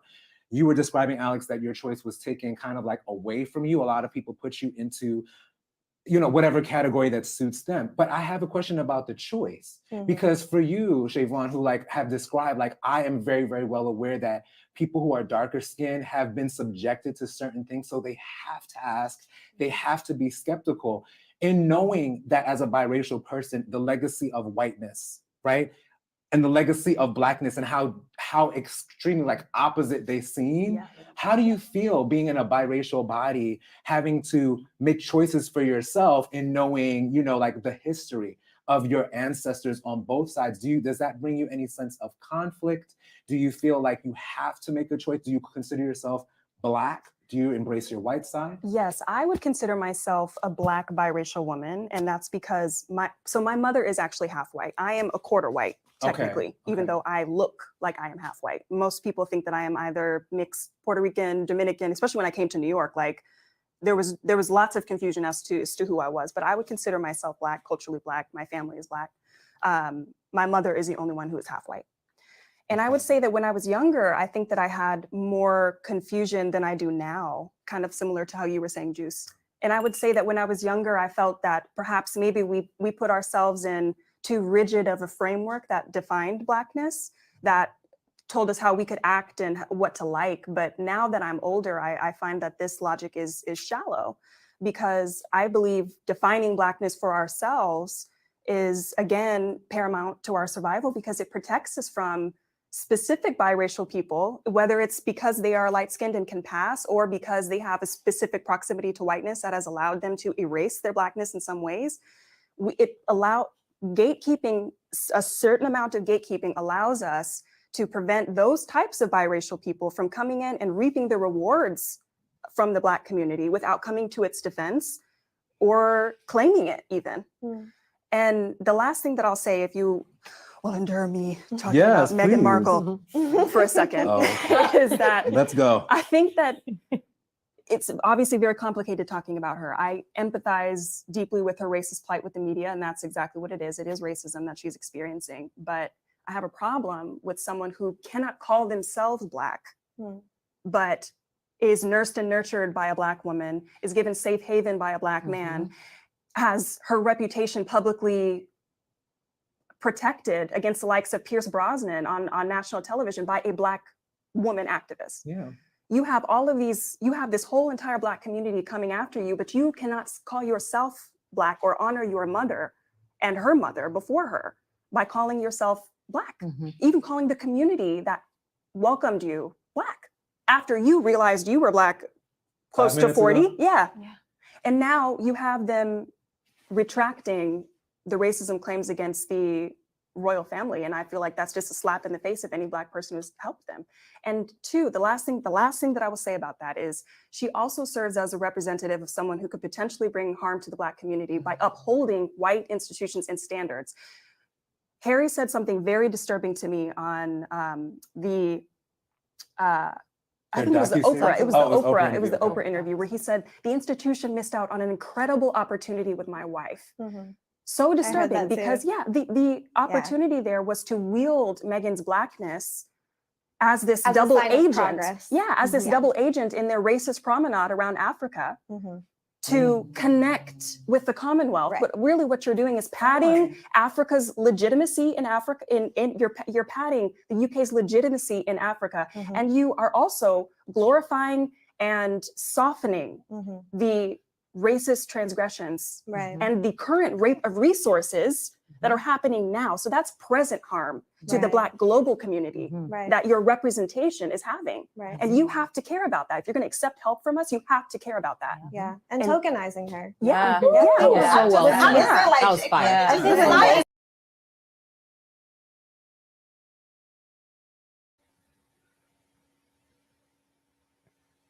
Family, are you still there? Yeah, I'm here. I'm going to say my piece. I just feel like I agree with most of the stuff you said, but in regards to Meghan Markle, she's half white, half Black. If she sees herself as biracial, that's what she actually is.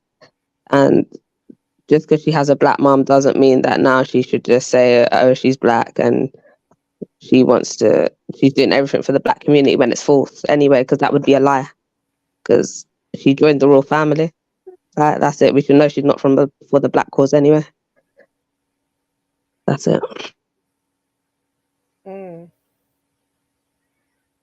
I think I understood what she meant there, because I think it's more, to me, I saw it more as an example of being able to put one foot in and one foot out of the community. So she's all good being a part of the Black community, like what she said when like that sister, I forgot what the sister was. I actually played her last time on Naniva's show. I think it's Dr. Shola was just protecting her and Piers Morgan, or when a Black man protected her, who I'm assuming is Tyler Perry, who protected them both. And so she'll take all of that in, but then any time she talks or whatever, she doesn't acknowledge the Blackness. So I think she's just using that as an example of how certain people within that community, who, although people who are mixed or can pass, can, with that anti-Black mindset, move accordingly, the way they can dip one foot in, one foot out, use their privilege here, take here, but don't give, always receive, always feel protection, never give out anything. So I feel like that's the way I kind of saw why she used her as an example, just to show that, because that is a good example of literally a Black community rallying around someone, like you said, who clearly just could give a damn of her Blackness. Probably didn't even acknowledge it until she suffered the wrath in media. Because Black people just... Oh, go ahead. Yeah. Go ahead, bro. No, I'm just saying. I wanna touch on what the sister with the Haitian story. You know, she brought her little shit in, right? She became a liability in my eyes because she chose whiteness. We would look at her. At least I would, and the people in my circle would look at her the same way, right? You chose that white man. You have put us in risk, and she talking about how she still has to ask the questions. No, you're in that camp.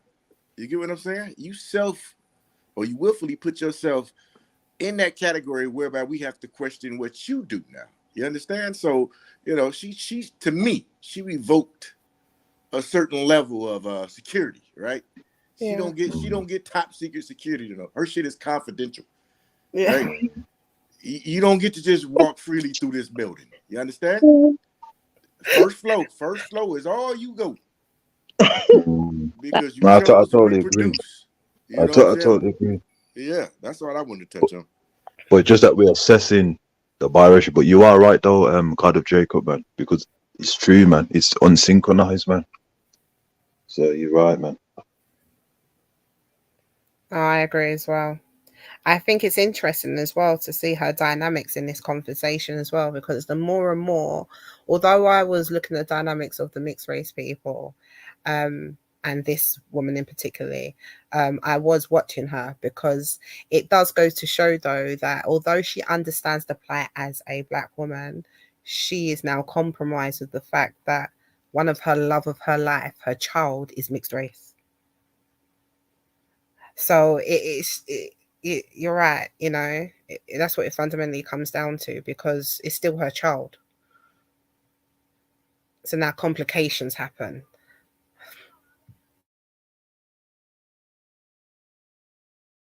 You were gonna come with it. Yes. Thank you for that. I think with Megan, Go ahead, both Flora. I think with Megan, like both her parents failed her in that regard. Yeah. I think that they thought like she can pass, and they never imagined she would be on this type of scale where it would be questioned. And now she's kind of paying the price of that. But I mean, her mother says in the documentary, like, "Oh, I didn't teach her," and it's It kind was of very strange to me. Yeah, it's kind Very of like strange. it was very much the white mother type of Yes, it was. situation, which Very was very strange. odd. Well, I'm not the biracial. I'm Dominican, the original biracials in the Western Hemisphere, because that's where Columbus landed first. Right. And so race is very present. I will say that I'm more comfortable in Black spaces. Like as far as like, there's this. Imagine celebrating that you've been raped by the colonizer first. Like, actual definition of self-hate. Oh, I'm the original mixed race. Columbus stopped it first. Hey, we got raped first. Madness. But Nines, I think there's people in the back. I'm not sure. Oh yeah, there is. Yeah, Nines. People at the back.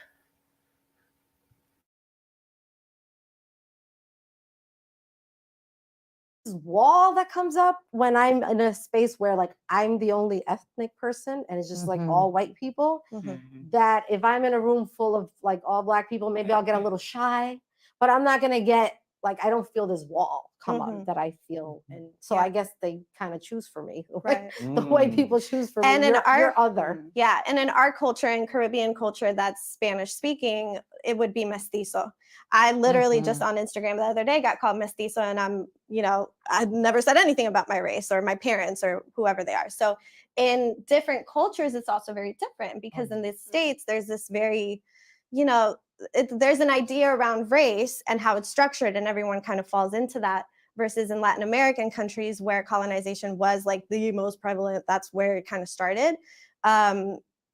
The identity shifts a little bit. It's actually people who are light-skinned are very proud to be light-skinned because they are mestizo, or what is considered to be mestizo. And that makes the Black community feel erased, because then it's like, oh, well, we can definitely tell you're anti-Black, and then we want nothing to do with you, or we want to embrace that more by marrying a light-skinned person. So the dynamics culturally and, you know, depending on the environment that you're raised in, can also shift identity as well. Does anybody here have friends who are like culturally of a different country who have a different perspective? I'm so glad you said that. Biracial people are called coolie in Jamaica. Donovan, you can attest to this. That's and true, it's a very nasty term. Right. It's a derogatory term. And so I find, to your point, it's almost like I see biraciality being more accepted in America than the islands, where it is very divisive and it's very, oh, they think they're better. Right. And then there's kind of a two-way hate that happens. Yeah. And so I love that you brought that up, because it is, I think, probably similar in Dominican culture, Puerto Rico, like there is a weird, I wonder though, even in a country like Puerto Rico or in the Dominican Republic, isn't there something within the country? Like I would imagine dark-skinned Dominicans, light-skinned Dominicans, are you more Black? Are you more white? What's the nuance then within a culture where people are mixed up? That's what I wonder. Because in the States, it's like there's Black people, white people, and biracial. But what happens when you're in a country where everyone's a little mixed up? How does that layer change? That's a really great question. They have that's what you really they have the most extensive names for what you are. Like a long, there's a long, beautiful list to determine exactly where you are. So you can be mestizo, or you can be mulatto, or you can be like they have named you, where we have tried to oversimplify it, I guess, in a sense, in the United States, to be like, well, number one, because we have white people very present here. So it's like, you're not white. So then you must be other. And then the determination is because white has been set as being the go-to, the top of the food chain, like everybody should want proximity to that. It means that simultaneously you don't want proximity to Blackness, which means that we're literally trying to jockey for position to get away from being considered Black, knowing that you will never be considered white. So the way that I see it in my Black ass dark skin, as someone who also studies colorism, texturism, and sexuality, is that there's this beautiful dichotomy. You're watching it sort of play out, and it's actually very similar to what's going on over there, in the sense that the one drop rule here means one drop Black, you're Black. Whereas the one drop rule in other places mean one drop other, you're other. You get to now say you're not Black because you are actually claiming that one drop of other that you have, and you're claiming it hard because it comes with literal, actual privileges. So like they talk about, like in Brazil, that you can literally tell who has money by their skin tone. You can literally look at them and say, you have money, oh, you're poor. Here in the States, we like to believe that you can't. Welcome back, family. I know some people jumped back on the panel. Does anyone want to say anything to this, or should I just keep on? I'll say something. Come on, Yeah. She got a point, and I know people hate when I say this, but I'm gonna say it any goddamn way. Like when I was coming up as a youth, you know, Africans and Caribbeans, they refused to be called Black, right? They would run away from that shit, would argue you down. You understand? And when I tell people this, and many Black Americans try to say this, like, shit, those who came up in the late 70s and 80s and shit, it was like, there was a time when you Africans and Caribbeans would not, y'all ran from that shit, be ready to fight if we said y'all was Black.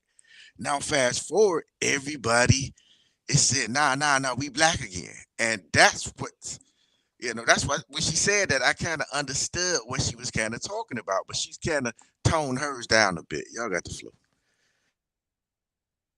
Yeah, I was gonna say, man, that I've always grown up to believe that the coolie man them was the Indian man, and if you were right, yes, and then if you were, you know, lighter, you were called redskin. But you know what I mean? You never know coolie man was the mixed race. I've never heard that before, man. So if people can bring light to that, man. I've never heard that before. Well, the mixed race goodness is when she said people were trying to distance themselves from Black, and I was just making that point that there were other so-called Black people trying to do the same thing.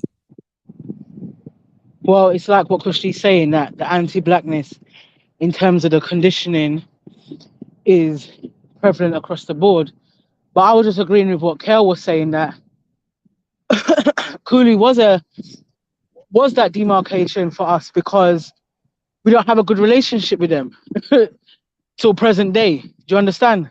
So when you did become, when it was a Black Asian mix, yeah, the word was coolie, and it might have started out negative because in a sense we had a clear understanding of who our enemy was in different spaces, but now it's not, and that now hasn't started, you know, last year or with Black Lives Matter. That now has been again a progression over many decades. So now coolie is something, and again to be proud of, and to be proud to look coolie, like that man is saying with the long hair. He's always asked, you know, no, you must have something in you. I know what that is as well, because you can't just say you're Black. But what's the other thing I was gonna say?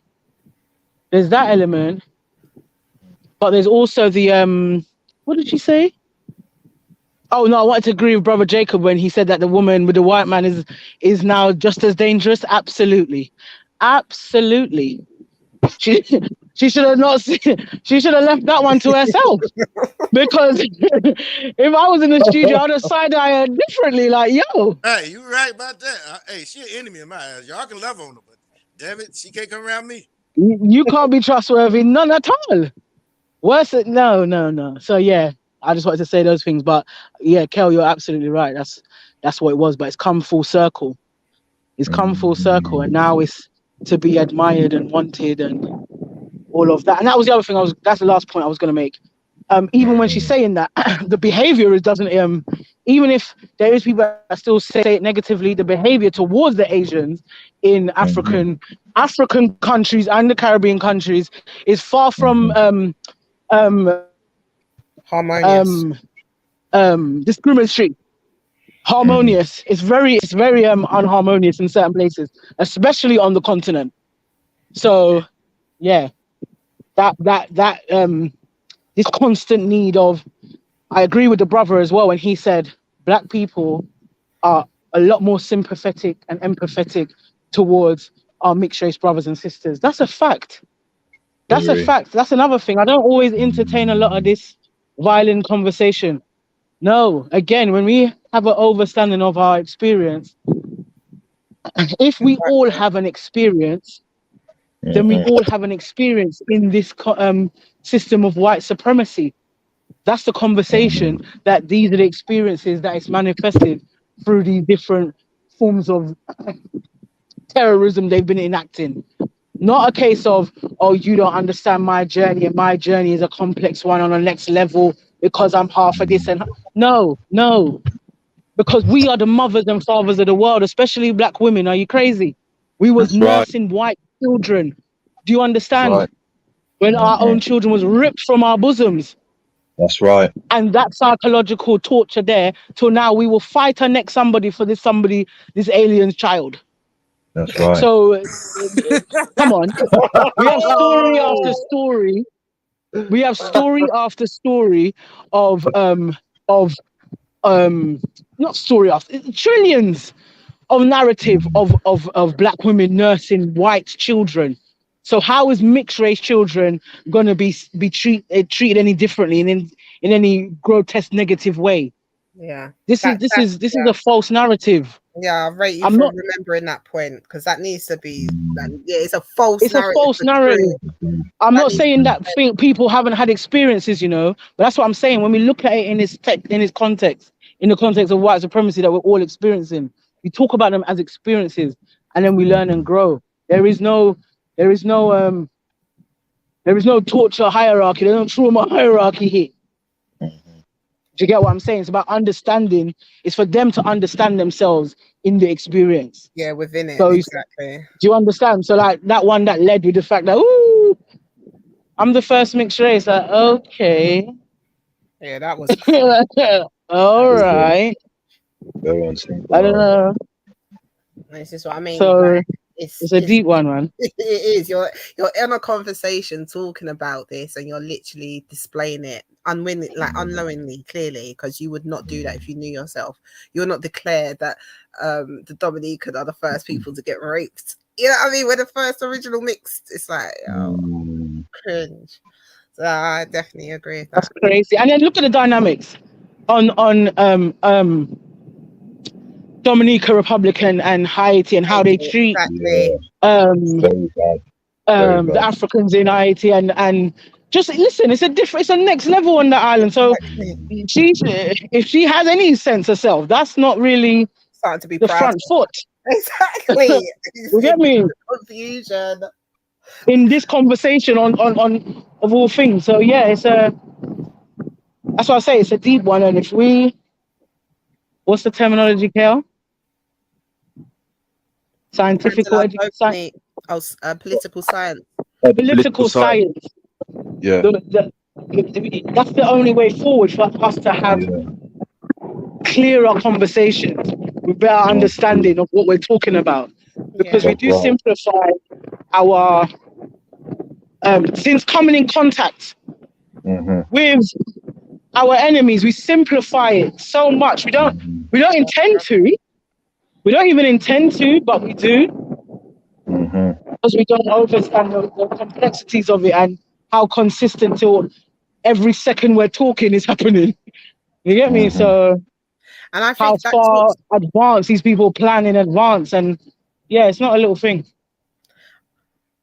For real, sis, I was going to say that I think that talks to what God of Jacob was saying as well, because I think there's so much complexities within us as one people. So when they were talking about the different names that they call each other. I think that is a whole separate conversation in regards to how the islands identify themselves as well.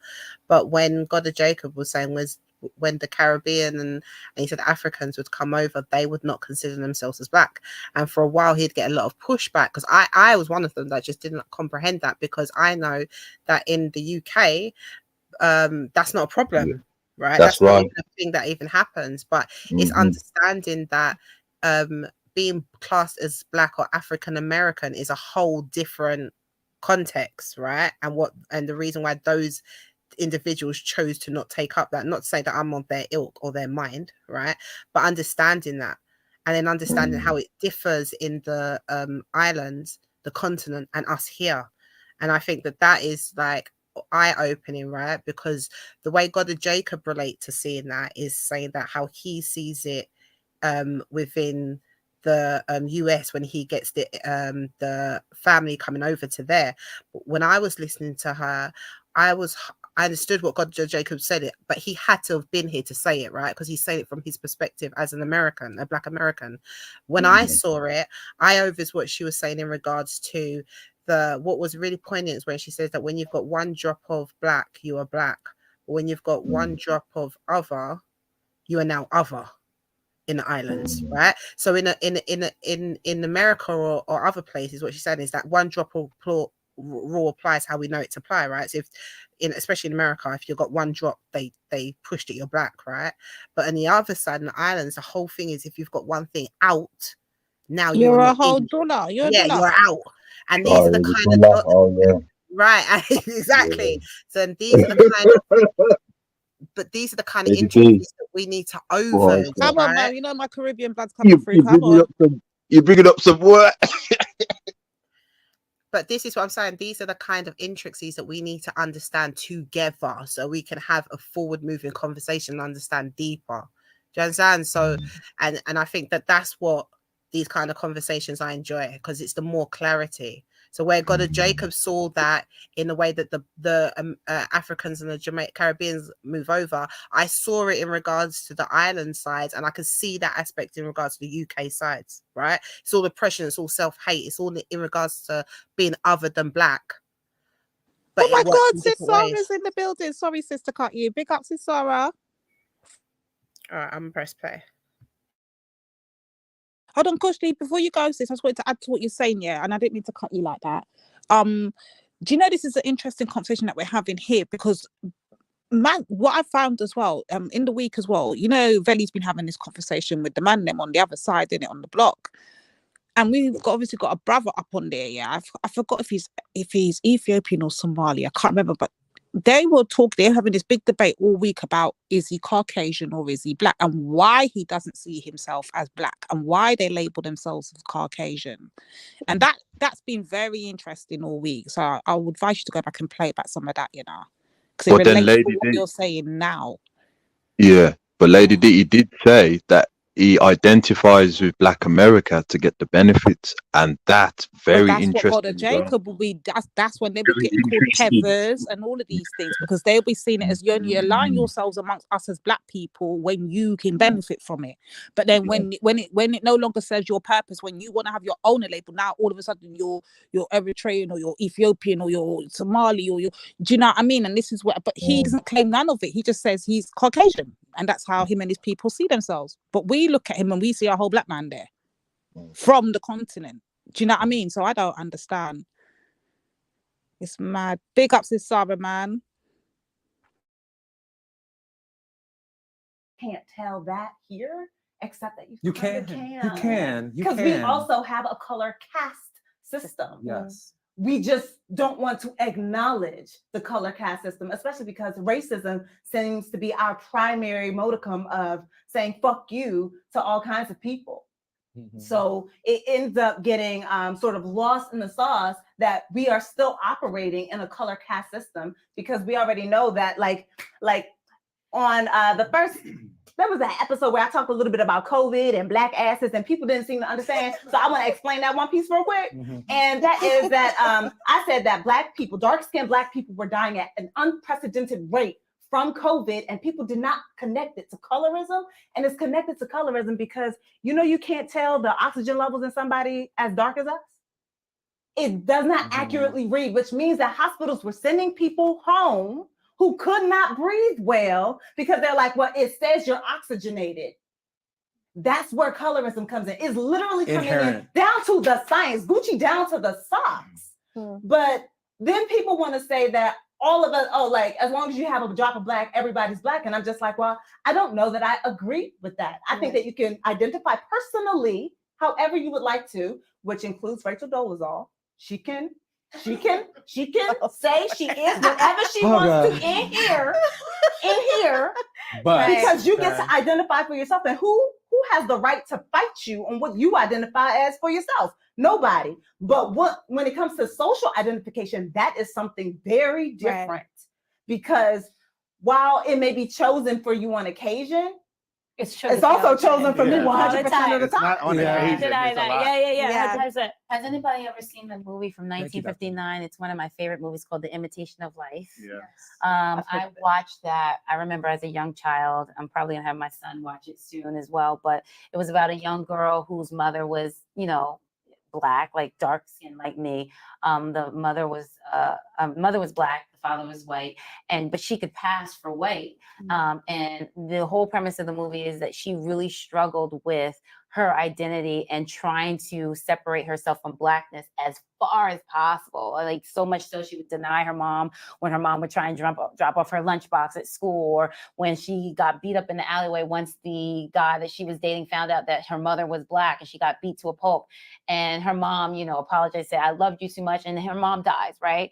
And she, the end of the movie, she's coming in, she's like falling all over the casket, but you denied your own heritage because you wanted to be accepted so badly by white people.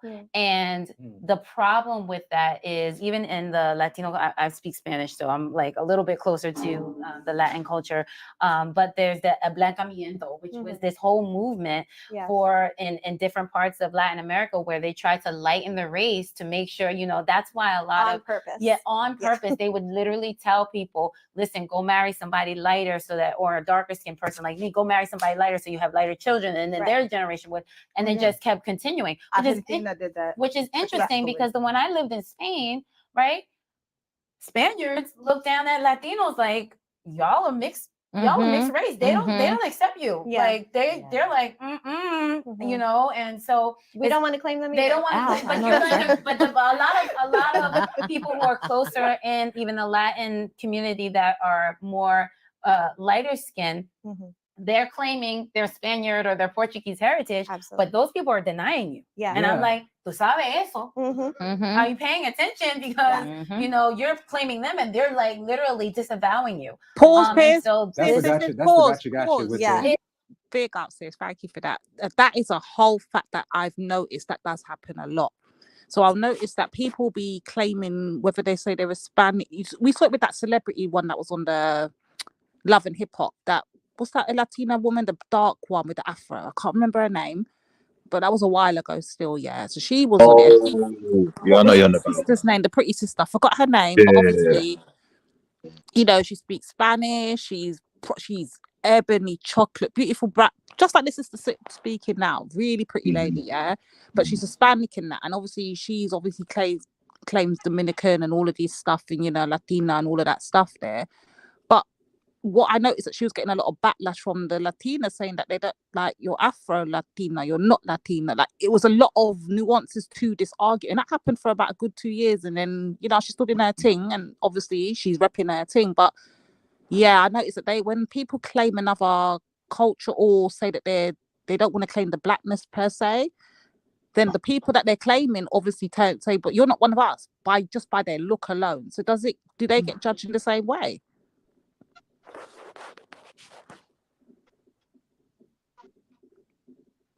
What? You're talking about the Spaniards. Yeah, so the Latina women that will, the light skin, like I said, the Jennifer Lopez looking ones. Yeah. Do they get judged in the same way that they want to judge us black people, where they look at them and say, but you're not one of us because you're black?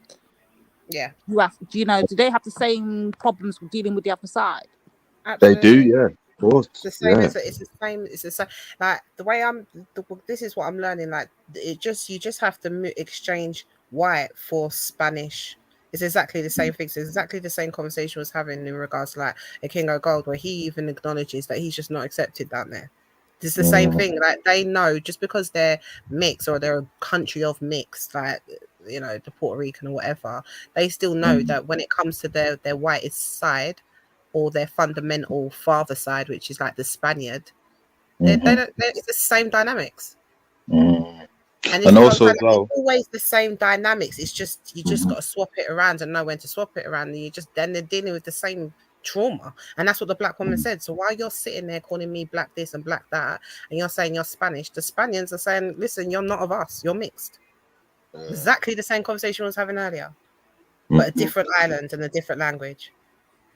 And also with that letter with Benjamin Franklin, who was an Anglo-Saxon, he says in the letter that he doesn't want Spaniards, he doesn't want Native Americans, Africans, and all that coming to America because they're going to dilute the Anglo-Saxon, you know, white race. So remember, the Southern Europeans, they weren't classed as white.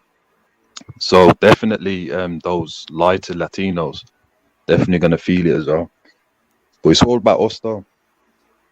All about us. Blessings, Look what happened Queen, in Argentina as well. and the one There King. was a conscious What's up, effort. everybody? I Yes, came out in a Elder. bit. Just That's up, listening. Greetings, Thank greetings. you. Blessings, blessings. No, I was just saying that with Argentina, there was a conscious effort to Absolutely. That's what the sis said. She said that they did it successfully. Oh yeah. Sorry, I couldn't hear. I'm outside. Sorry, I'm sorry. That's all right. She didn't get to say it. Like she just the other lady like she just added that as ad lib. Like yeah, and Argentina did it successfully, but I don't think it was really heard. So you're right. And this is what I'm saying. It's the same play everywhere. This is what I'm coming to realize. Like when you actually have an open, real dialogue about it, it's so much more fascinating to the same dead off, you know, white man, you know what I mean? White, black, you know what I mean? Like white and black. It's the dynamics of this is like, this is a whole thing happening. This is a diasporan real problem happening. And I'm glad it's happening. And that's why the fight is a diaspora and it's a global one. And that's what I'm saying. The more we and I suppose I need to be more direct as well in my conversation. The more we overstand Pan-Africanism, the more we will understand why it's a global issue, issues we're dealing with. We start where we stand, but it's a collective. We've gone through a collective experience. You get what I'm saying as African people. So when we recognize that, yeah, it makes the journey clearer. And elevates it. Absolutely. Because a lot of the conversations we do have, like you're saying, is simplistic isn't even a good enough word. It's regressive. It's on many levels because there's a lack of understanding. There's a lack of understanding. There's a lack of knowledge. So the conversations are never productive, and it's not even with a basic foundation to want to understand. So like we're doing right now, and just exploring different issues and elements in this dynamic, in this part of the symptom in that sense. So yeah, 100%. If I could just go back to what Jacob was saying a while ago, to do with the Caribbean people not identifying as black back in those days. You're absolutely right. Because back in those days, they would look at themselves, or we look at ourselves as Caribbean man or Caribbean woman. It was never a black man or a black woman. Yeah? So I think as time goes by, you find a lot of some of the people hold on to that same Caribbean man, Caribbean woman. But as time goes by, you find the younger generation start claiming the black. And you have some of the elderly still hold on to, I'm not black, I'm a Caribbean man until I die, a Caribbean woman until I die. And I don't understand why they hold on to that, because that was the identity there. back then that was the identity. That's what separate them from a lot of other culture. Yeah, be just repping Caribbean. That's all they Yeah, knew. yes, Yeah. you just rep Caribbean. It wasn't, I'm a black man. No, no black Caribbean or nothing like that. I'm a Caribbean man or a Caribbean woman. So they come with that idea, and everybody was running with it. And I think as the 80s and the 90s come about, you know, you find it start fading a bit.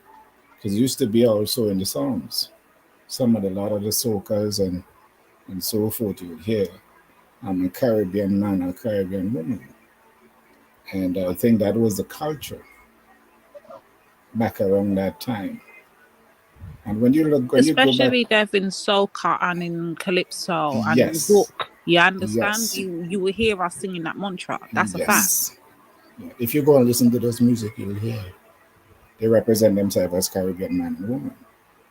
They don't represent as black. So I think it's something a lot of people hold on to in the Caribbean style up till today. Being a Caribbean person and not necessarily a black man or African man per se. I give thanks for that because I think it's very important because it's important to. So you're saying that it wasn't necessarily anti-black sentiment; it was more of an identity. An identity, and I think that's important to understand in that as well because I can totally understand that, especially at that time, and if you put yourself in that moment, and as you said, you're surrounded by other cultures. So yeah, I think that's important to say. So I give thanks for that input. And another thing that we 100%. Remember the cricket team called the West Indies cricket team, you know? There you go. Exactly. See, so, and that's again, when we start to understand the context at different points, that's why we call it Black Power movement, because it had to be a movement. And then we talk about the music, like our elder said, we were talking about the music, it's in the soca or whatever. Within the Black Power movement, it come up in the music, and if you're from the Caribbean, it's reggae. You get what I'm saying? You know, Bob Marley is put as the poster child, but we know it's a whole movement and music, and then hip hop is going to be seen as it, whatever. So, you know, people say that Malcolm X was one of the first people to coin the term Afro-American because he was starting the organization of Afro-American unity, because it was a process for people in America to start calling themselves African-American. So, yeah, like I was saying, it's the social conditions, the political conditions, because they came here and straight away, not straight away, but during that same Black Power movement, a lot of them elders had to come to terms with calling themselves, not come to terms, but adapt to calling themselves black. Do you get what I'm saying? Because that's what the society, it had filtered down, it had filtered through. So they was identifying as black, but at home they would still say they're West Indian, they're from the Caribbean. That's how they still spoke to each other. There's a bit more dynamics to our one in the versus the Americans in America, right? So our one in the Caribbean, okay, yes, we are 100% identified more as Caribbean, but definitely up by our islands, right? Yeah. You will see us throwing up our flags and whatever. We all know we're Caribbean, but we're more so identified by our islands. You know, they'll say, I don't know, I'm from St. Kitts or Montserrat or wherever it may be you're from the islands, right? Cool. But then when I think the most of the change happened was via the Rasta movement and then also the Windrush coming to the UK. And then first of all, us being slapped with the label coloured. That was the first one being slapped on us before they even got to the black. And then progressively moved on to the black. So the dynamics. That's what I'm saying. It's a process. Right. Yeah. You know what? Now look at the different dynamics again. What's happening in a couple of generations? Remember, we come here, like you're saying, and we was repping our islands or whatever, yeah? It was all Caribbean, whatever, or we say, like I said, I grew up my nan, so we West Indian. But we repping our island. You know, you can ask children now, growing up, where you from? Enough of them will tell you they're from here. That's a fact. We got Reggie out here doing it, so we know this. But But I don't think we've realized. Do you know how many young people I might ask them, okay, where's your mum and dad from? Mum and dad might be born here. All right, where's grandma from? I'm not sure. What? Do you know how many young people are not clear where they're from? True. Whereas when we was growing up, it was just I'm from. Do you get what I'm saying? So now a lot of the assimilation has happened on another level. Our young people are identifying as solely Black British. They are not of anywhere else. Do you get what I'm saying? That's a big issue in and of itself. I think what contributed to that too is that a lot of Caribbean men and women go abroad and literally forget their culture and embed it into that culture over there. And they have children over there and they don't even bring them back to get a feel of where they came from. Sometimes. That's a whole Dev. I can tell you that's actually my experience. So my aunties, because they just come over as well. Yeah, they're from St. Lucia, isn't it? My aunties, when they're here now, the other day went to my other aunties to meet up in it and sing weekend and summer vibes. Come on. So we're over there now. My auntie refused to communicate with us in English. She refused. She said, if you don't talk the Creole, I'm not talking to you lot. Because right now you lot have forgotten who you are. She made sure to let us know if we do not respond to her, she's not talking no more. And she's refusing to speak in English deliberately to remind us of who we are. So that's a fact. Big up auntie, big up auntie, big up auntie. Yep. Now imagine this: I had to beg and plead for the little piece of pat what I know, and still I hardly know anything. I don't hardly know anything. I don't know nothing. Yeah, I only know swear words like most. Yeah. Because my nan just refused to teach it to me. Yeah. Refused. She said, "It's all we want to learn it for. You're in England. You're English, Pitney. You must learn English. And what am I learning the backward language for? And people are just talking, little talking." And I'm saying, but Granny, how you gonna say people talking, little talking? You're not having full blown conversation every judge a day. I can't understand the word you're saying. No, but Obviously, it's quite important. The elders over here back in the day do the same thing with us. Because I don't know much patois. My grandmother used to speak it fluent, even Gypsy. But they do it when a friend come to visit. When a friend come to visit, they break out in a patois. So the kids don't know what they're saying. But patois is one of our languages as well. But it wasn't hand down to the other generations. So very little. But again, there is a cultural. Oh, sorry. Go ahead, bro. I was going to say there is a bit of a cultural revolution though going on because there's more people seeing how language is dying. So people are doing what Lady Divine's auntie is doing and doing immersive language courses where they're teaching a language and they're not speaking nothing but the language. So yeah, what your auntie is doing and the fact that you can still speak it and understand it, Lady Divine, that's part of the works. Trust me, because language is so important. I'm proper shaky with it, because when you get something wrong, she's giving you one dirty piece of look here to let you know. So try and get it together. Do you know what I mean? So it's like, oh Lord. No, that's proper. That's proper things. Because language is very important. I barely can speak English, but I'm like, I need to I want to travel and there's places I'm going, so I need to pick up the language. I need to get into my tree. And after hosting Kemi Seba and realizing how much French African speakers there are globally, even though I knew it being Dominican and St. Lucia, I'm like, I better start pick up that Francois, whatever you call it, see? But I better get busy.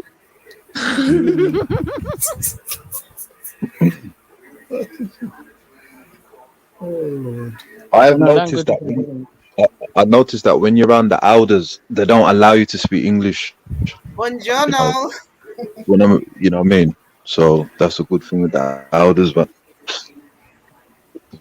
yeah, but the youths nowadays don't want to learn the patois and the native language. They don't want to learn it.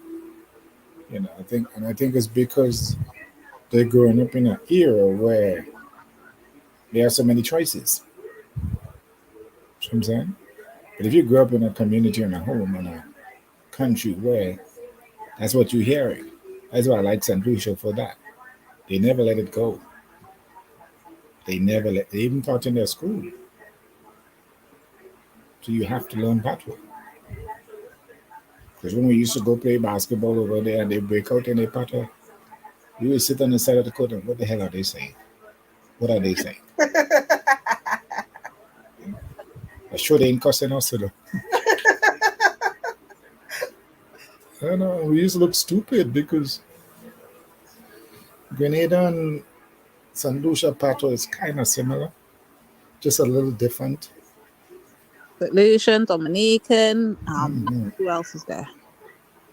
Who else? Who else is there? Lady Divine, from now on, I only want you to speak to me in Creole. Oh Lord. You did the wrong thing saying that with me. You're not going to be accountable on your ass. I only want to hear Creole. No, you don't need to allow me. You want to see me over here getting the kids together. Lady D, wrong was to bring that up. I only know the bad words, and I'm not going to disrespect this good panel with repeating them. Vinny so.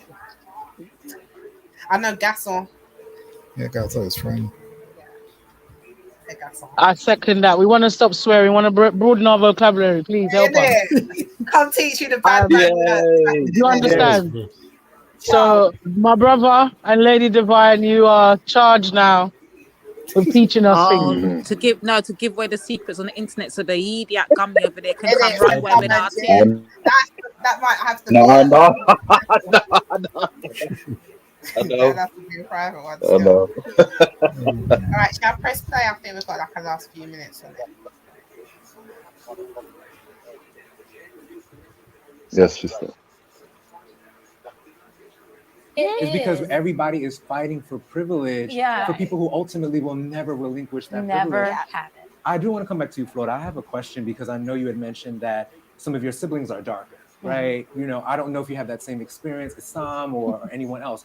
Did your parents have very specific conversations with y'all when you were younger about these differences and what they can mean in society and the larger conversation about race? Did they ever talk about it? Absolutely not. It was more negative commentary all the time, literally to the two darker siblings. Like detrimental trauma, terrible stuff. Yeah. Rather than the other way around, rather than teaching you society might treat you a little different, you're darker than your siblings, et cetera, et cetera. No, it was the other way around. And ironically, it came from the darker parent. From who they got their blackness is where the hurt came from. Yes, So, exactly. Exactly what Tiffany was saying. My mom had that same experience. My mom is like my complexion. Her brother is like very, very, really, really light. And so she always told me about, like, just telling her stories like about life. She always tells me about like how people used to treat her brother really, really, really well, really nice. And her, they treated like shit. Like she would talk about sometimes like the Christmas gift she would get would be like oversized dresses, where he would get like gold chains, and people would tell him how beautiful he is and he's meant to be something, this is that, and they would always speak down to her. And she like, it was her whole life like that. And luckily she just always like kind of knew who she was, so it didn't like really affect her self-esteem. But she was like, if I had been a weaker person, it would have messed up my self-esteem because they treated him like he was this gold standard, but we were literally the same. Like we were from the same mother, from the same father. He just happened to be lighter. Can I comment on that? I think that maybe it probably happens like in the American and other parts of the Caribbean, but I think with Dominicans specifically, I can think off the top of my head of 3 families where daughters specifically came out dark-skinned and are here in the US, right, where they're going to face racism, right? And they're not being taught anything about their blackness, anything about loving it, anything. And I kid you not, I'm 100% convinced that I see them all have mental illness, deep depression. Oh my gosh. And it's like, well, duh. Yes, absolutely. Because, I will never forget a long time I had a conversation on the grapevine with a woman, she's Nigerian. And I will never forget, she said as a result of the colorism that she faced in her life, it led to mental illness. where she was just in a constant state of paranoia. And it manifested itself as bipolar disorder, it manifested itself as schizophrenia as well. And I just remember sitting across from her and just being like, how horrible is it that you can have a child come from you and then shame that child for being like you? And that's how much of a mind fuck racism and colorism and white supremacy is. And also idea of how like Black folks can participate in this. In places like Maryland, in the DC area, for example, where a lot of wealthy biracial Black folks went to, right? We were talking about after the Great Migration, people are like, we have to get out of here. We need to get away from the South. And the idea was in these areas was to marry consistently and partner consistently with other very, very light folks. This is a part of the legacy of even the Jack and Jills that Black people love to talk about, is these very exceptional Black people who look, sound, act, dress a certain kind of way. And yes, it exists in the Caribbean and other places as well. But one thing that we cannot run away from is that it's always going to be that lighter than thing that we're talking about here. So Juice, you may experience a certain privileges, and other places you may experience more because you're a little bit lighter. The same thing for you, Sam. So the same question for you, also like having a Black parent and having a Puerto Rican parent identifying as Puerto Rican. I don't know what that means racially for your parent who identifies as Puerto Rican. But did you ever have those conversations with your parents as well about what it means to be Black as well and what the impacts of that would be? Well, I wasn't raised by my father, who's Black. So I was being raised by a Puerto Rican woman in a Black community. So a lot of my education was coming from school, from teachers, from people who took me under their wing, like my friend's fathers, my friend's mother. Like this is where I found like a balance, because at home it wasn't balanced. It was Puerto Rican. My siblings on my mom's side are all Puerto Rican. My siblings on my father's side are all Black. I was the only mixed one. So there weren't conversations about what my experience was like. It wasn't a conversation about what my Latiness was supposed to be like, or my Blackness. Pause right there, Sam. You'll find your own way. There wasn't really conversations about it. Yeah, that's deep. Do you hear what he said? So basically, he grew up in a Puerto Rican household because his dad wasn't in the home, right? And his mother's obviously Puerto Rican, right? And all her children are Puerto Rican. So he's growing up in a household, identifying himself as Black, but doesn't necessarily understand or know what it is to be Black, because he's been measured on how Puerto Rican he is, not on how Black he is. So his influences on how to be Black, or how Black people are perceived, or what he knows about Blackness, has come from outside of his own home. That this is one of the problems why I say that they have identity problems, because it starts from an early age. Right. No, yeah, sorry, I was trying to come off mute, or I didn't realize mute. I was agreeing with you what you're saying, because he even said that I was adding on to what you're saying, because he even said that that when the only way you could find Blackness is like even through his friend's parents, almost like. Yeah. Or I guess whatever's projected on TV and that is the image of Blackness, I guess, to him. Because remember, he's not being measured at home on how Black he is when the interviewer asked him. He's been measured on how Puerto Rican he is. But so he sees himself as a Black man. He identifies as a Black. So this is a struggle internally. And it ain't coming from the Black community. This is coming from within the home. Understand this. There was a time here. There was a time over here where there was a lot of segregation, where once you're Black, you can't get certain jobs here. You can't live in certain area here. The other area called Mong Morris, it's still, we call them Mong Mong because they're red. Yeah? And all the red people live up there. And those people that we would call fortunate people, they have the best everything. And it goes to the point where whenever a Black woman make a child and it comes out lighter than the other one, the mother start treating the light child much better than the dark skin one. And that goes on for a long time, because they look at it as, this is my ticket through the door. My child is going to go up and is going to either work in the bank or work in, because remember, you can't, once you're dark skin, you can't work. In a bank, you can't get certain jobs. So the minute time a child, like his complexion, the mother will pamper him and give him the best treatment and neglect the other one because she look at him as, because that's what the system was like back then. Once you light skin or you white, you can get through these doors very easily. And it was, I mean, my grandmother said it was very depressing back in those days. It was very depressing because you watch mothers treat their daughter, their son, who come out lighter than the other one. Maybe have a straight hair, what we call dogla hair. As the curly hair, we call that dogla hair. The coolie added that. The coolie we call them, those coolies Indians. The Indian we call coolie. As a straight haired, black straight hair one. Those we call coolie. So I think what he is saying there, you know, it happens over here too. But it happened in a different way in the sense that because his mom was so poor and they make a white, a light skinned child, they see that child as their ticket to come out of poverty.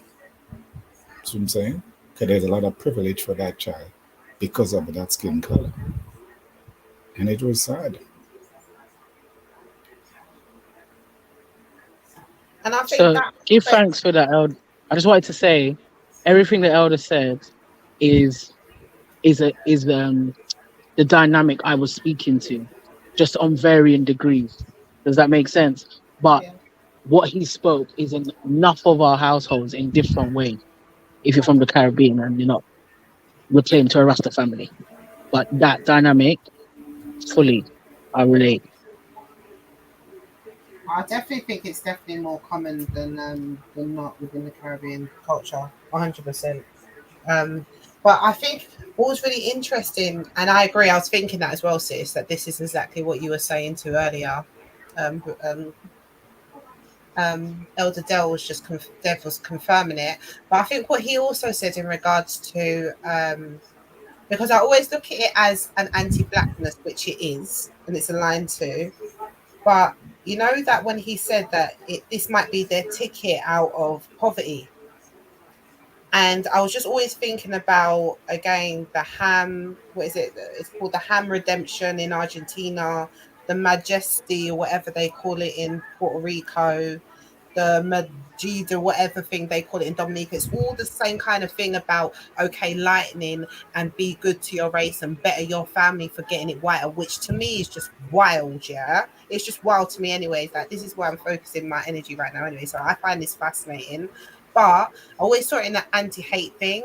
But although I knew it, I don't think I gave much credence to the fact of like, this might be my ticket out. Like, it's that peak at that time to be black.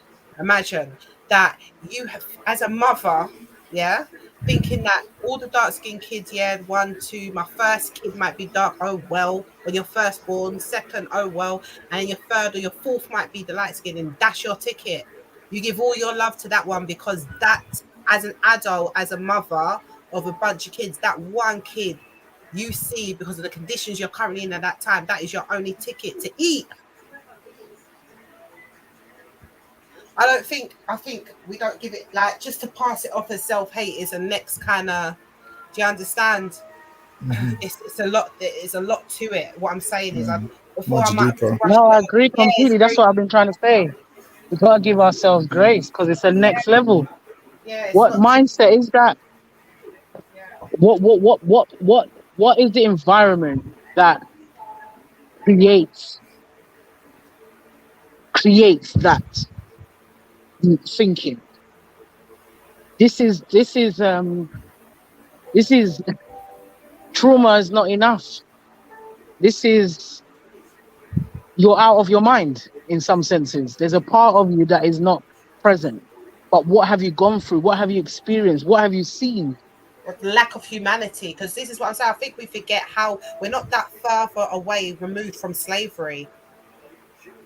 You know, so when we're talking about how these things come down to, we're talking about those kind of conditions there, you know.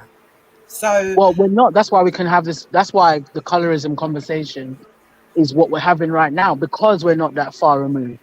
Yeah. Because even we slavery. can, When was the civil rights again? How long ago was that? you have to say the ma'afa as well. You know, we have Do you to see start what I'm using the saying? correct words. We're not that far from the ma'afa. We're in the ma'afa, so let's not separate it even. Oh, Because okay, even sometimes, worse. Even worse. yeah. So let's try not to separate it. But yeah, you're correct. We're in it still. We're still in that energy. We're still in that vibration. That's why we're only in recent years, we are our scholars, our warrior scholars are able to do the work to define That's it. what it is we've been experiencing and what it is that we're gone through and going through. So, sis, So would you that's say because of that, yeah, this is why we're probably seeing a lot of this madness we're seeing online with the, the black, the not calling ourselves black, indigenous, not being indigenous. Do you think this is one of the reasons why? Because we're still in it, we're not quite figured it out. put it this way, what we're seeing now online, like we all know, we understand that we're still currently in the matter from this white supremacy agenda that we're in. So every area of people activity is attacked. So like Kushli's saying, there's just an anti-African, anti-black sentiment that just lives. Do you get what I'm saying? So this whole ADOS or whatever, or people not identifying, this is just another symptom of that problem. Because like the elders are saying, if there was a time we were struggling to identify as black and even see and have that connection with the motherland, all of these things are by design, in it. So it's the same issue, just a different tool, different ways, different conditioning, but it's the same COVID. You get I me? hear Same way that. that I they were hear saying that. it's a cold, it's a flu, it's the same situation, just come in a different package. Yeah, man, it's another So the same arm, man. Absolutely. Because when you Same can sweet see in a that different wrapping. exactly, because when the lady was saying that you can go to certain countries and know exactly their position by the color of their skin, then we are really talking about your skin tone is affecting if you're eating or not here. This ain't this is a serious thing. And where it stems from is like what the sis said, it's not that far removed. We're still currently going through it. Yep. So clearly we're still currently going through it. So that's why I'm saying that in terms of that self-determination and self-defining, it's important for us to use that language. So usually I say the ma'afa because the ma'afa describes the whole experience. Because when we say enslaved, it says that like, not that we are always doing that here, but I'm saying that we compartmentalize it. And it's like, there was an end point and then there was a this point, and no, it's been everything's run into each other. And we've been at war from our engagement with the Arab and then the European and then this and then and then and then and then, you understand, we're just in a process of and then since that engagement of war. So I say the ma'afa because it describes the whole thing and it connects us to our ancestors in that sense. Like we're saying, we're talking about it now because we're still dealing with it. But look at again in terms of now how far we've come. Let's say some things are playing out in some ways, but we're in a time where we now as women can be like, oh my God, what was our sister going through in them times that was what her mind was thinking. Now we're mothers who bore children. You cannot even conceive. You cannot even conceive of such a thinking. Do you understand? There's a level that we live life that, it doesn't even make sense. trust me. So yeah, we're connected still because it's impacting us in a different way. Every it still time is. Yes, you're so right, because even every time it's time for me to get my I forgot what the word is for women. I have to. I think of my ancestors. I'm thinking about them all the time, but it's very more straight in my mind because I understand how this equipment got. Sorry? Smear You're test. talking about a smear test, yeah. Yes, thank you. And every time it's time to get my smear test, yeah, I'm different. Like, because I just always have to think, yeah, not just for me, every woman in the world, but when I'm going in, I'm just thinking, I know directly my people went through hell for this. So I understand when you're saying we have to identify the past comes to us a bit more different than the average person. And that hits me differently every time, like every time. Because I know I have to do this, for my health. It's that's why I say we're different. We as a people, we're just different. But is it we fighting a physical or a spiritual war? Which one is it? I think we're in both. I think we're fighting a spiritual war and a physical war. But which one affects us more in the long run? I can't say they're both. Some of us have been attacked religiously and all of that, and other ones have been attacked physically. Where brothers are getting locked up, sisters are getting kids snatched. Do you know what I mean? So I think we're fighting both equally. Okay. I would say, Michelle, that's a good question, and I'm going to say a spiritual war is the stronger war because your spirit guides all things, if that makes sense. African spirituality is a functional spirituality. So how we just lived our lives, how we ran our economies, our families, our communities, all of these things all had a spiritual foundation. And that that knowledge of self as well is what enriches the spirit. This world is more spiritual than physical. That's what you're saying, basically. That's how I see it, because there's a level that we are detached from. There's been a process that's continuously fighting the African spirit. Anytime where we rise up, they work diligently. And it's not that they work diligently. They have been working diligently to always make sure we're not rising up. You're talking about the other spirits, right? Huh? You're talking about the other spirits, right? Yes. When we're talking about spiritual warfare, I'm talking about the African spirit and the non-African spirit. Yeah? So I'm saying I see where you're going the non-African spirit is working diligently to destroy the African spirit. That's been the work since our meetings, since our connection, since we've met. Even ancient Kemet times with the his oaks and all them people there. There's always been some kind of war on another level that they want to take over and annihilate. You understand? It's not a war of, okay, we've got this piece of land, hold your space, hold our space, and we continue to live. That's why when people keep saying, but African people fought all the time. Who said no one was fighting? This is nonsense conversation. But we didn't strip ourselves of all humanity in the process. The point is that when we've been fighting this opposite spirit to our own, their aim and objective is always to destroy ours. Yeah, to distinguish, take it out.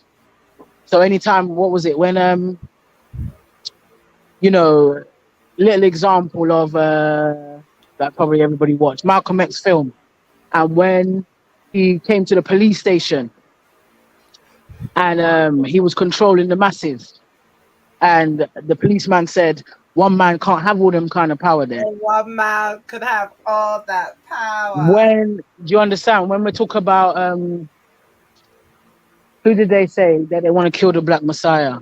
There, Hoover. Who was he talking about? I'm trying to think. Who was he talking about? It might have been Malcolm X again. It was Malcolm. No, it wasn't.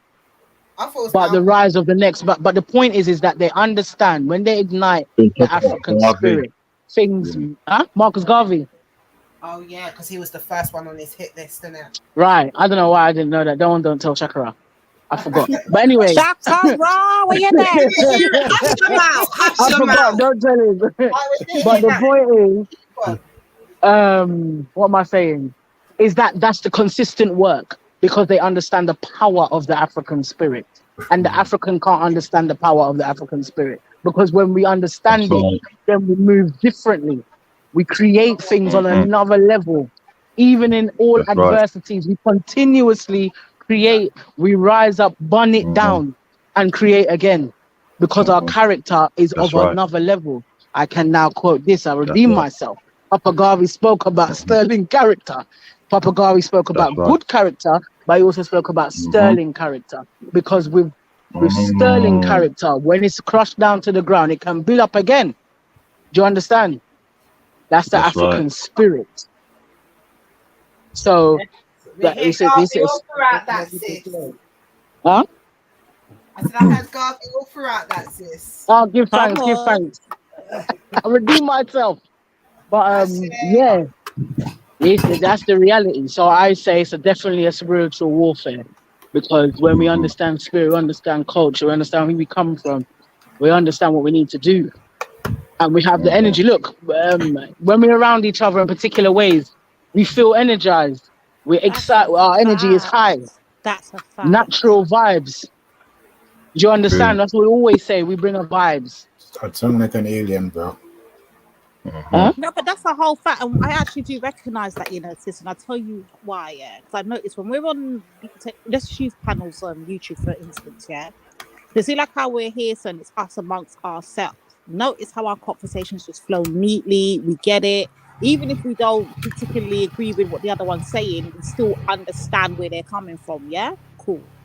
But when we go on other panels and we start to be amongst these other people and we hear them, notice how our energy is, it feels like, one, they're draining us. I always feel exhausted when I'm around, even if I'm on mute, I just feel exhausted just listening, especially a J.A. Kingston. That man tires me out. And then I swear he's an energy flipping vampire. Anytime I'm on a panel and he hops on, I just start feeling drained instantly. I notice my energy is upset. I just want to start cussing. And I know it's like them people that are literal energy. That's why I know it's a spiritual thing for true. It's a fact.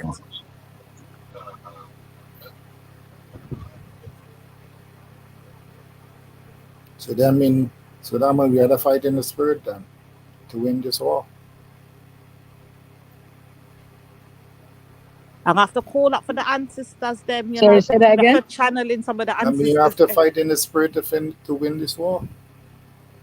Well, it's a physical. It's still a physical fight as well, because I don't want to. Yeah, but what I'm saying, bro, is that if this world is more spiritual than physical, yeah, how could you use? I just wanted to redeem my good sister and clarify my good self that I was right. I've just checked; it was in regards to Malcolm X. So you're fine. Oh, you see it. All right. But people carry star about me, innit? I know what it is. That's why what the woman dealing with? She don't know nothing. Don't laugh. She's trying to hot you up, yeah. Big up, sister. Good times. My sister's keeper. But yeah, sorry, my elder. I was saying, if this world is more spiritual and we fight in a spiritual war, how could we use physical artillery to fight a spiritual war? It doesn't make sense to me. The physical is the work. Because for us whose spirit is intact, or what I say intact, for us who's working on rebuilding ourselves as Africans and feeding our spirit, we recognize that came through work, that came through study, that came through organization, that came through togetherness, that came through each one teach one, all of that. That's the physical work. And all of the rest of the physical work, learning to feed ourselves, military, economics, the black family. All of that is the physical work, because that's the other element. As much as I'm saying it's a spiritual war, I don't co-sign with spiritualists that sit in their bedroom and burn crystal and sage and on a one, just me, myself, and I journey. And where those things have a place, they have a place. That's what I'm saying. African spirituality was a functional one. So war, physical war, happened within the context of spirituality. You understand? So when we talk about the great Haitian revolution or any revolution for that matter, prayer did go on. Yeah, ancestor libation did go on. And then we did pick up the gun. Do you understand? Or we did pick up whatever our ancestral ways of fighting was. So they go hand in hand. Nothing can't do without the next one.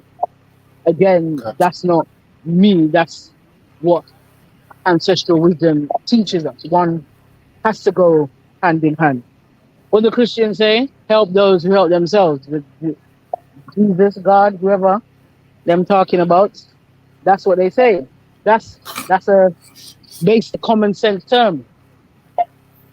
So we're not gonna just pour libation and then sit down and hope something's gonna happen. We have to definitely get real proactive with it. And there's word, sound, and power. You know, Rastafari came back to teach us the importance of how we use our words That's and right. how words again have its spiritual power. So we have to be intentional about what we say, how we say it, the tones we use. All of this is spiritual communication. Because if you notice, the people that most people are most receptive to on a good vibration anyway. On both. If you're holding on a negative vibes and you're gonna always respond to war and argument language and all them things there. But I'm saying that again, most of the people that's quite people learn from, people gravitate to, is one that is in control of their words and has a rhythm with their words and all them kind of things there. That's a spiritual somebody. And that person is using word, sound, and power in that way. So some people say, oh, but I've heard this all the time. Yeah, but when this person says it, when this person is talking, you get me? So again, I suppose one of the biggest examples at the moment maybe are Umar Johnson or still Kemi Seba. That's spirit. People don't just listen to people for listening's sake. What? Like, come You have on. to be moved. That was spirit up in that building. You have to be moved. And it's more than just what saying. That's why I say it's work. Because these people are doing work. So that there's a knowingness. You feel what they're saying. What come before the spiritual work? Which one comes first? Say that one more time. The physical or the spiritual work? Which one comes first? But that's what I'm saying. It has to happen simultaneously. Oh, okay. It has to happen simultaneously. Even us having this conversation in our understanding, when we understand our own journey, we recognize it happens simultaneously. That's what I'm saying. So, because it's a journey for everybody, we're all developing, we're all what's the word? Unlearning and relearning, and feeding our spirit. And then we've got to this understanding. Well, when we've had some of our strongest fights, we were at the height of spirituality. You know, whatever religion you want to attain it to, like when the Haitians were ready to do their revolution, there was a whole bunch of Verdun, and do you understand? At works, that was all in play. It was within it. It was a part of the war tactic structure. When that's what I'm saying. Guy in America, what is it, Nate? What's him? Something Nate. Come on, my family. The one that enslaved American, Nat Turner. When he got up and killed every white man, woman, and child, it was in the name of Christianity. He had the Bible in his hands. He was ready. He was reading the Bible words a different way. There was a reverence. He felt that he finally was listening. He finally understood the language that God was trying to talk to him through that religion. When it comes to like Nation Islam and the Malcolm X that it's gathered, again, like, we're spiritual people. That's a fact. Do you know what I mean? Like, no matter whatever. And the Caribbean, sis. And the Caribbean with that, was it 1810? The come on in Jamaica. Bookman as well. Yeah, come on, let's talk about now in Jamaica. So this spiritual thing is a part of we. Like, that's what I'm saying. It's not one or the other. If we don't have our spirituality right, we ain't moving nowhere anyway. Right. That's definite. We're definitely a spiritual people. I'm at my best when I'm at my most like closest to my spirituality. So that's my people's spirit. So yeah. And then some of us love music. Some people say that that's a whole. Do you know what I mean? That's a whole religion to certain people. The beats, the drums, the That's a rhythm. definite, sis. And I'll You know tell what I you mean? why. I'll tell you why, sis. Because when I go bingy and I hear them chanting and beating on them drums, All the things, let me sis. tell you, there's a different energy moving in that backside. Remember, I tell you that, when that incense is burning, yeah, when that frankincense is burning and them beating that drum and and the little baby them is licking that drum. Remember, I tell you that.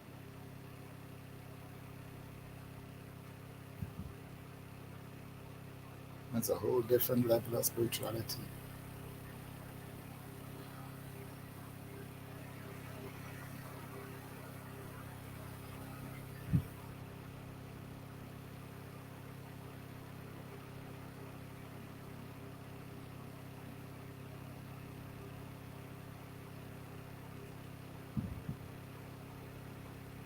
What happened? Hello? I'm here. Sorry, I was just doing something in the background. Oh, I thought you just went dead. No, what she's saying is true. Yeah, you definitely need the No, spirit. because I used to go to the Nyabingi, because I grew up in a community with Rasta, and they had a tabernacle across the river. And I used to just go for the drums. And something about that drum when it started beating. I'm not the same. I don't know what it was. I feel exactly the same. It goes within my body, within my soul. Something about it, I don't know. Even today when I hear it, it just, I don't know. It's like it awakens something inside of me. I don't know what it is. But this is what I'm saying. We've lost that connection. At one time, I believe that we understood what that meant. That's why we used it in certain scenarios. We understood our connection to that as a people. And I think that is all wrapped into our spirituality as well. Never a time have I seen like something that's authentically us, African Black, where there's not some sort of drum beat, something with the essence or the elements. Like that's us. So if we're going to now move forward, we must have our spiritual intact. That's why I believe that's why they could have killed us off, but they chose to keep the body and tackle the mind of Black people. I feel like their tactics shifted from killing them to utilizing them and understanding to control their mind. And that's why I believe our spiritual is the biggest problem, because once you see the light, it's hard to turn back. Like once you over things, it's hard to still be ignorant. And you got to really be a special breed to act like you don't know when you feel so. It's like you said, when you feel them drums, it's hard to deny it after that. It's hard to say that drums don't do anything or it's just music. When you know, you know. That's why I think they're constantly attacking us. Like it's constantly media, music. It's constant. It's a constant. They know they can't stop. So with us, they have to pump all of the negativity, the nonsense, because they know as soon as it stops, like in COVID, or there's a chance where there's Black Alliance or people getting together, it's like, do you understand? Like they can't be getting together and doing this. Exactly. They bring out a new Black supremacy line title as well. I think it was like Black Extremist or something like that. There was a new Black title. They started locking down on more Black discussions because they got worried. So they have to pump us with crap, because once we start getting they don't got worried, they stay worried. That's what I'm trying to say. They stay worried. And that's what I'm saying, that the way they bombard us with their wickedness is to dampen the spirit. The way we live, all of that is to continuously, mash down the spirit, because it's a consistent work. It's a consistent work that they're on. They don't sleep 24/7. That's why we can say there's an agenda for our children, there's an agenda for Black relationships, there's an agenda, because they don't sleep. They stay on job. That's what we don't realize.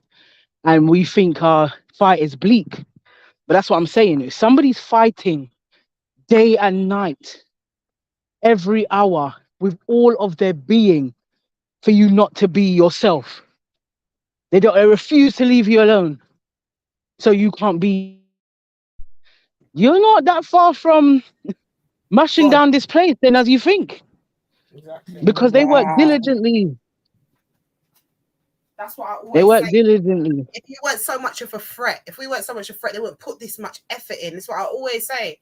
Like, there's a reason why they constantly work. And you know what? The other thing that gives me hope as well, it shows that it's not a cut and dry thing. So it's not that we're gone or we're lost or our mind is gone. They understand that they have to pump it, because as soon as we get a break from them lot and we get together, we all align. You hear 1, 2 drum beat, you don't know what might happen. Do you understand? So that's why I'm so passionate and I have the beliefs that I have. Because I know once we get to a stage where we're just, we block out the noise and we're together and that drums beating, it's just, okay, what are we going to do? What we going to, do you know what I mean? Then you're going to see the energy, the effort, the passion, the work, the movement, because all of our spirit is aligned to do that. We're in an atmosphere to do that. Do you know what I mean? Like, that's just the way. Can you do some more redemption? Papa Garvey also said, I can't remember how many millions of Africans it was on the planet in the time, but he said, how many more Africans across the world did get to know themselves? 24 hours, 24 good hours.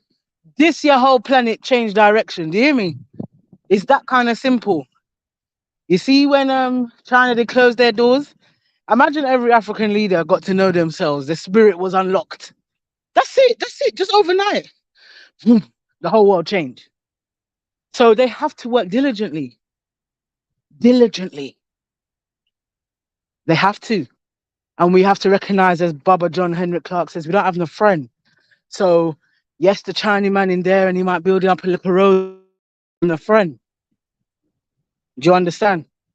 We have no friends. We have no friends, sis, but just to remind us, let me play a little something just to remind us why we have no friends.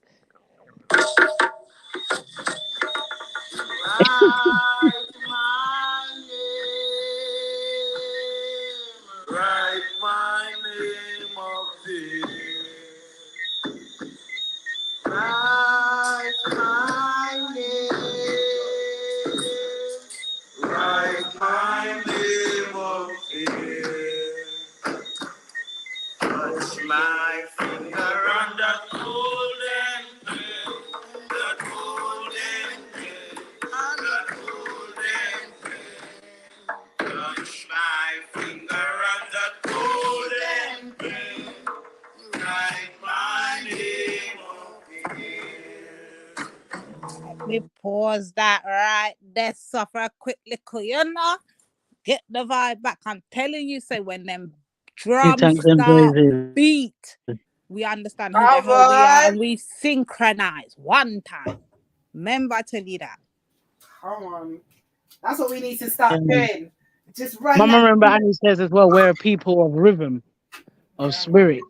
Like the spirit is in we're people of rhythm, and our spirit is like rhythm. You get what I'm saying? So everything we do, we our attention to nature and wanting to have the closest relationship to nature and how nature informs our lives. And what does Rasta say? Everything is everything. You understand? We see each other, we see each other in each other. So all of that is spirit. Understanding that spirit runs through everything. So that's natural to us. And those who are not of us know that that is natural to us. Yeah.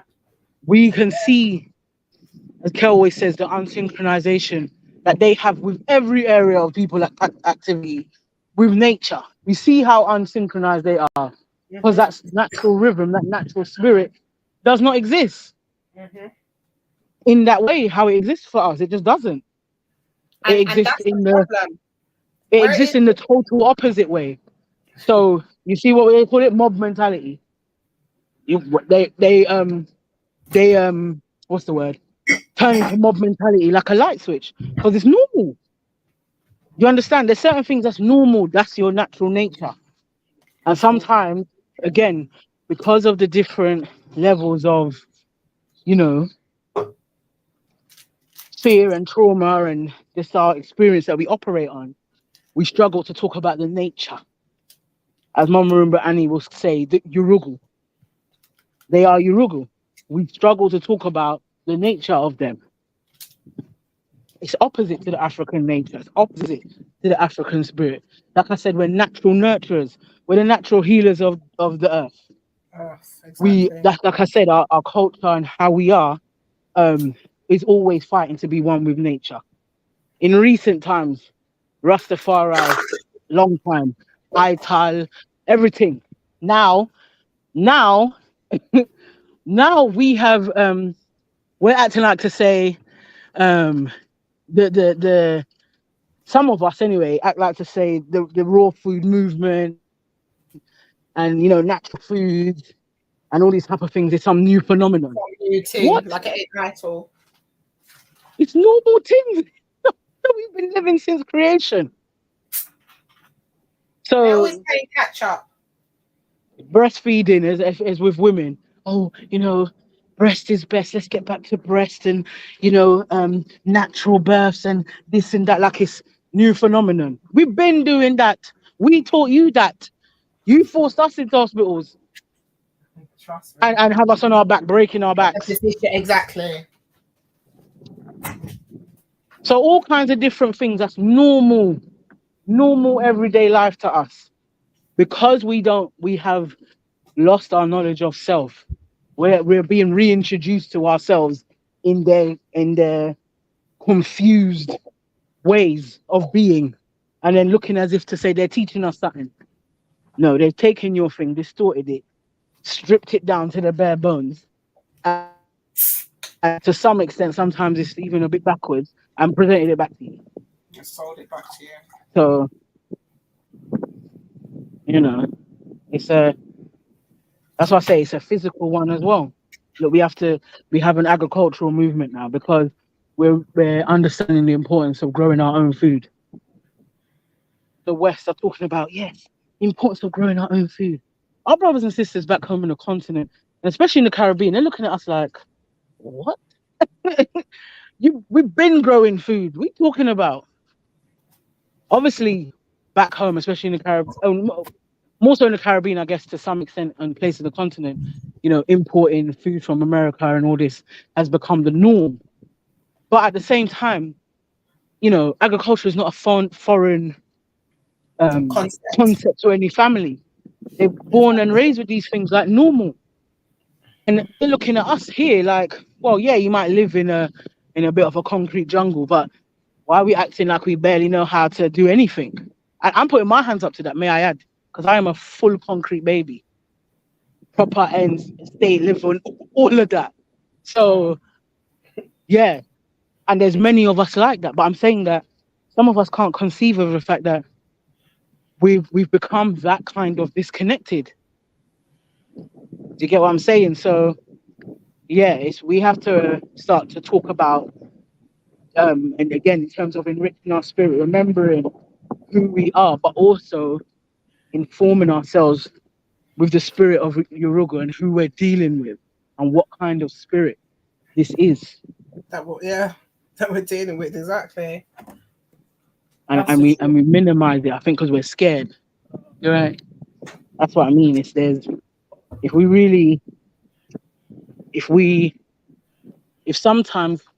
we don't inform ourselves, but we're shocked in the fact of knowing who we're dealing with, we don't always, a lot of the time, we're not acting accordingly. But when we educate ourselves about political science, then we move accordingly in terms of that consistency I was talking about.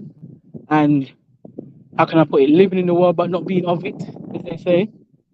You know how to move amongst those that are not of you. So your spirit is, you're protecting your spirit. Because a lot of the time as well, we put ourselves in spaces that it's your own personal space. This is not the workplace. If that's where you have to be. Do you get what I'm saying? We have to take responsibility for that. So, yeah, spiritual warfare, but physical work. Yeah, thanks for that, sis. I agree. Definitely agree. It's all about the spiritual, man.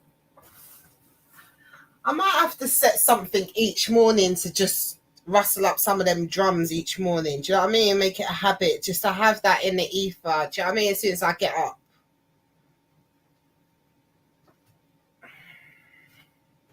Might have to have that as the playlist still. I don't blame you, but I can't encourage my son. Well, anytime his drum is left in the bedroom, he thinks that that's the alarm I want, and I don't.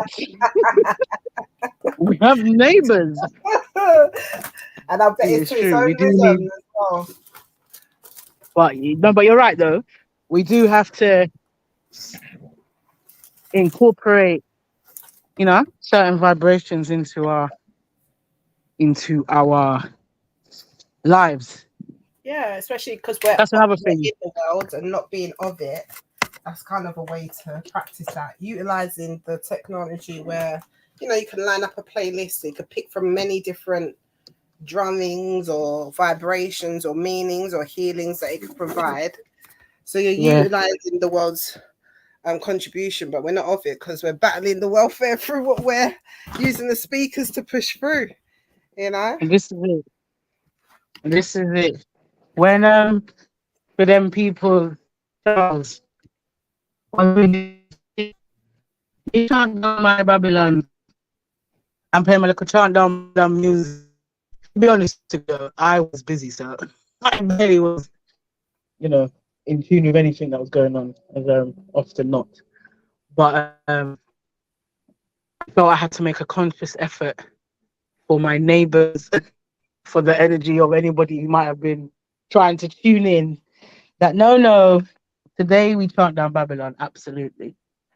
We send out that warrior energy, absolutely. What? Enough of the people I spoke to said that, and the glory that it was because the ancestors brought water to wash them and wash out the dirty stinking crosses. They got no good sunshine that day. There was something else that happened that day. There was a few train situations. How you said, make it difficult for them to move. Any disruption, we give thanks and praises. So yeah, it's important. Definitely important, man. Where's everyone else? Brother. August is coming up as well, so Messiah Day should be on this year, hopefully. I think it's August now. Yeah, that's what I'm saying, isn't it? So we're in June now, effectively. So it comes up quick, innit? Once you get into June, man, it just, summer holidays, then Buff, then Bath, then, very scary. But yeah, man, I think we'll have to, I don't know, definitely come back to this because there's so many layers to this, seemingly. And like I said, definitely even talking from it within the home sort of thing. I know I probably missed a bit of what you lot said in it, but I'm just going back to this biracial thing in it and the whole sort of colorist and texturist as well. Because I think the whole texture thing is a thing as well, apparently, I didn't know it was such a thing. But I was because even I was saying to one of the sisters that even right now in certain primary schools, there's young girls going through this issue with hair and hair texture and this and that, and I thought that we had actually long gone past that, But but that's I think it's good that they're clarifying. So I think there's three. I think there's colorism, featureism, texturism, and so whereas I think all three of them would have just been brushed under the arm of colorism, now people are breaking it down. So like you said, you could have a black girl who's dark skinned but has very loose curls, which in the Caribbean, quote unquote, might be called a coolie, right?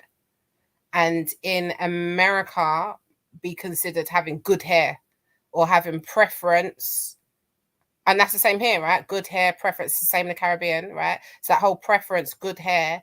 Now you are now effectively better than the girl who is also dark skinned but doesn't have the quote unquote good hair, or the hair that's more akin to Asian or Caucasian.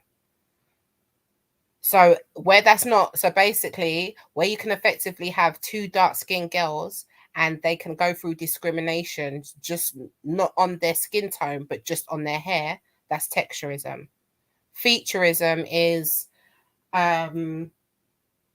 when your features favor same thing, favor Caucasian, so long slender nose, that way, or if your features favors more black features, fuller lips, wider nose, high cheekbones. Does this happen in the reverse?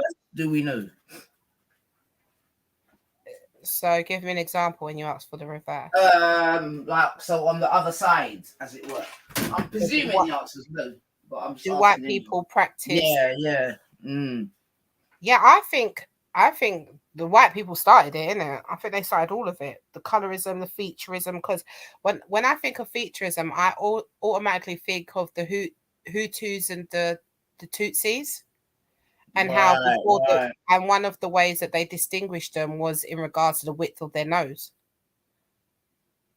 So this is what I'm saying. It's all the alignment, like the featureism is what features align to white features, long, slender nose, whatever, that are you're better. Do you know what I mean? Because you just look better. You just got that look. That's why people like the woman that Lady Divine was mentioning, Amira Legranda or something like that, the dark-skinned woman, her features, or Kelly Rowland, right? People use those peoples in regards to featureism because they technically have features of white women. They just happen to be dark-skinned. What, Kelly from Destiny's Child? Yeah. Really? Yeah, they say that, like, and let me get the other girl as well. You can see if this girl will be under that something Amira Neglera or something. Let me see if I can find her. But this is what I'm saying. So they're talking about, but what it fundamentally comes down to is that there's three things. So it's colorism, featureism, and texturism. Texturism again is you're better favored if your hair aligns to Caucasian. Featureism, you're better favored if your feature aligns to Caucasian. Colorism, you're more favored if your skin tone is aligned to white. Yeah, man. That's definitely a colonization series right there, boy. Definitely. But I think I assume that the people who came up with this were black. This categorization, I wouldn't be surprised if they were black. I think I heard about all of this stuff around the BLM movement. So this is when I started hearing about what colorism, texturism, and the whole thing is. Because I think before you would just brush it as colorism, but it wasn't. Do you know what I mean? Like if the coolie girl was kind of favored, was that actually, people would probably put it under colorism, but it wasn't, because some coolie girls are very dark skinned.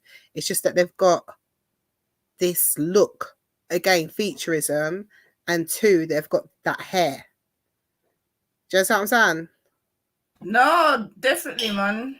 That's what I'm saying. It's maybe even deeper than some of us would appreciate. And like I said, after speaking to a couple of people, to be fair, and they've sort of told me testimonies of some of their family members when it comes to certain things. I mean, and why is that being left open? And yeah, man, that's what I keep saying. Foundation is key, innit? So, and it seems like it may even be worse when it starts in the home as opposed to the playground. Do you know what I mean? So, like, I don't know, if a sister, looks different to another sister and all that type of, you know what I mean, within the same family, you know, where these three things that you've even specified may even come in. You get me? Because someone's hair could be different, someone's complexion could be different. Do you know what I mean? I think you'll be spoiled for examples as well, because this is definitely, like I said, I know that you're saying that it doesn't it's not happened to you in your family, and that's the same as me, but like it's always something I've known from like a youth. Do you understand? Like there's definitely that issue within our culture, you know, whether it's good hair or like all of these anti-black sentiments, like that's not really surprising to me. Like I definitely believe that sentiment is there, and it's in a lot of homes, you know, and I think it, like you said, it does probably coincide to the colonization thing, because our parents are from the Caribbean, and we've just had a discussion talking about, you know, the Marafa. Shout out to Sis Sankova. It's not that far apart. It's not removed, so we know what it stems from as well. So why, you know, it's so to me it's rarely obvious. Like it's very overt. It's been overt. I think if anything, the elders have done a bad job at it. Do you know what I mean? I think it was very overt before. Whereas now people are putting their foot down more. Now people are putting a name to it. They're labeling it. They're shaming about it. They're talking about it. But back in the day, it was rife, I think. For sure.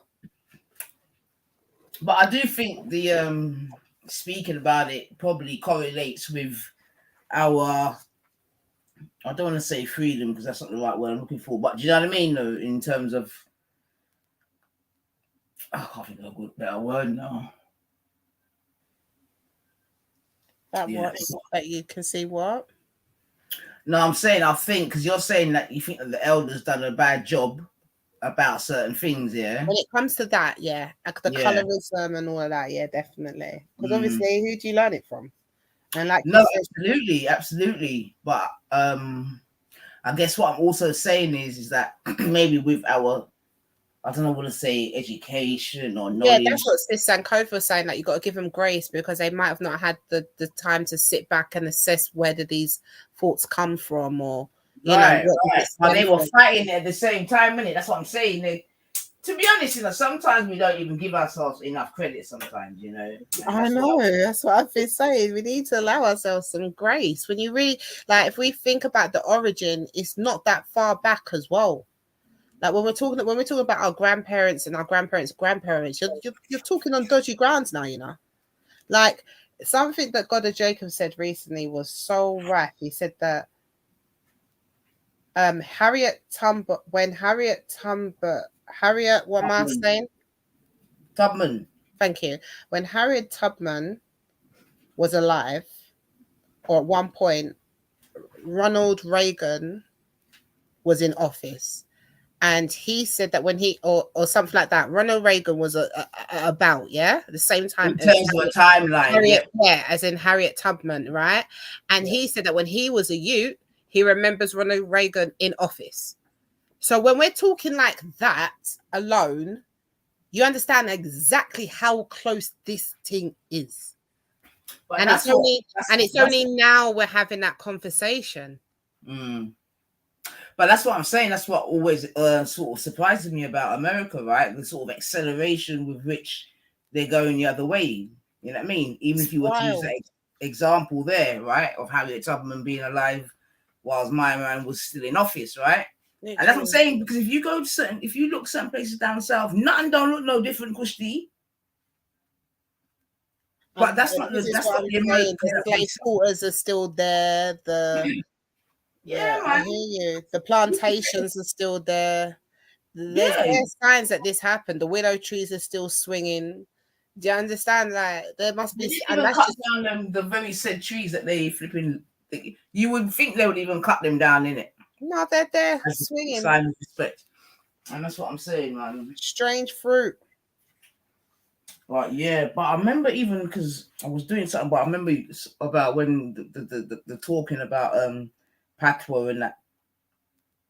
And I remember definitely, as you know, I used to live in Jamaica and whatever. And my granny definitely encouraged me not to speak patois. She did not like us speaking patois. That's a definite.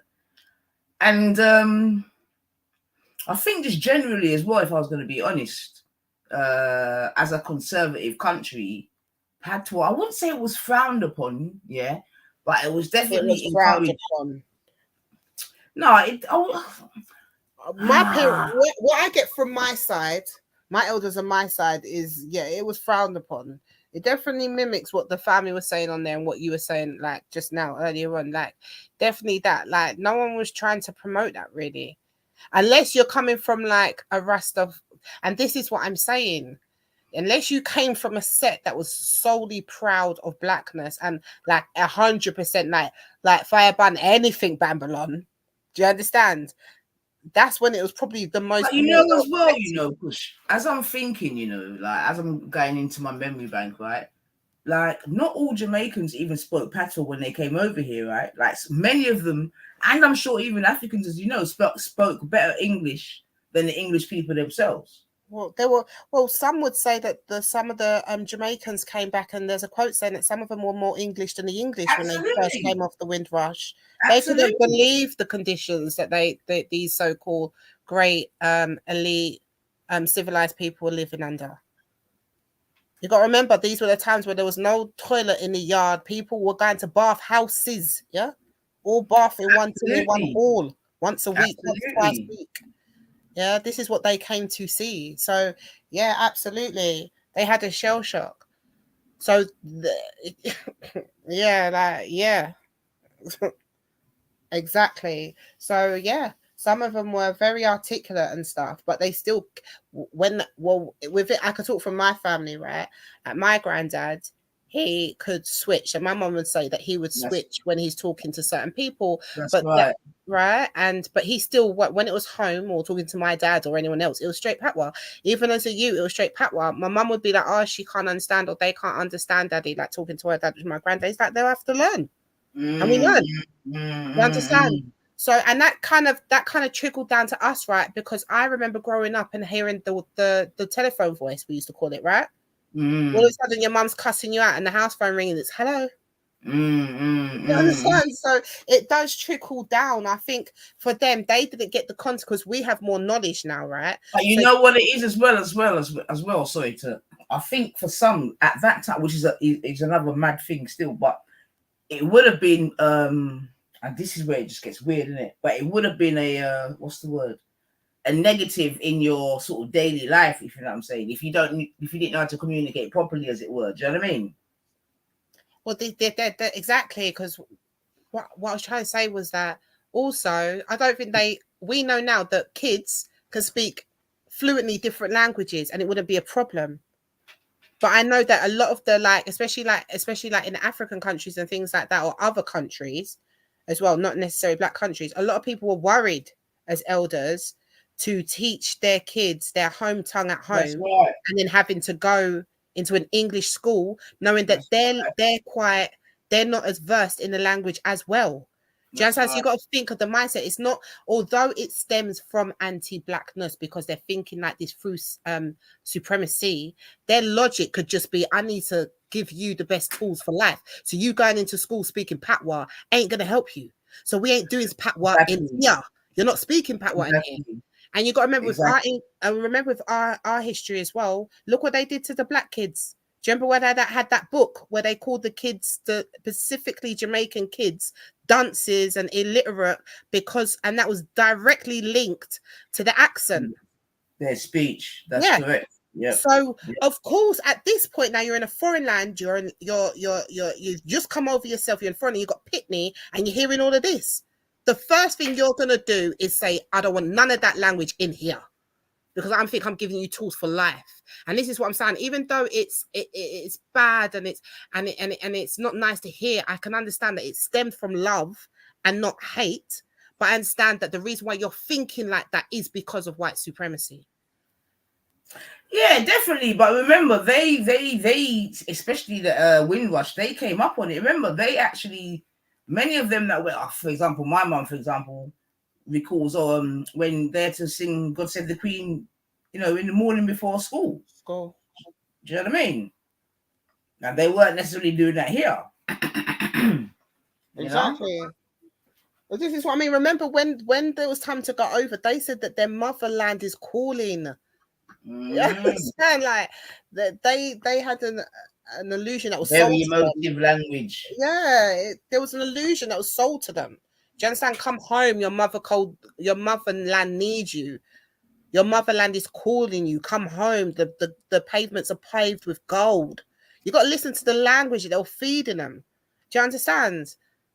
Because I don't ever want to be in a position to just always be. I don't want to be Western minded, innit?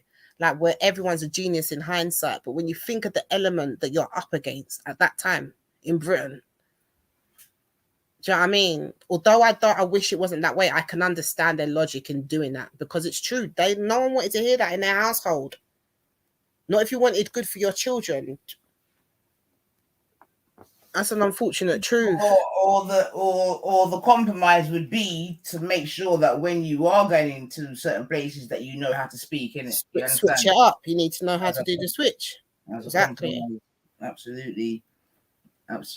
But yeah, man, I'm just saying when I go into my memory bank still, when I think back as a young person coming up in England or whatever, there were definitely, it's quite interesting when I think back, because there were definitely certain houses whereby the colloquial tongue was spoken quite freely, this, that, and the other.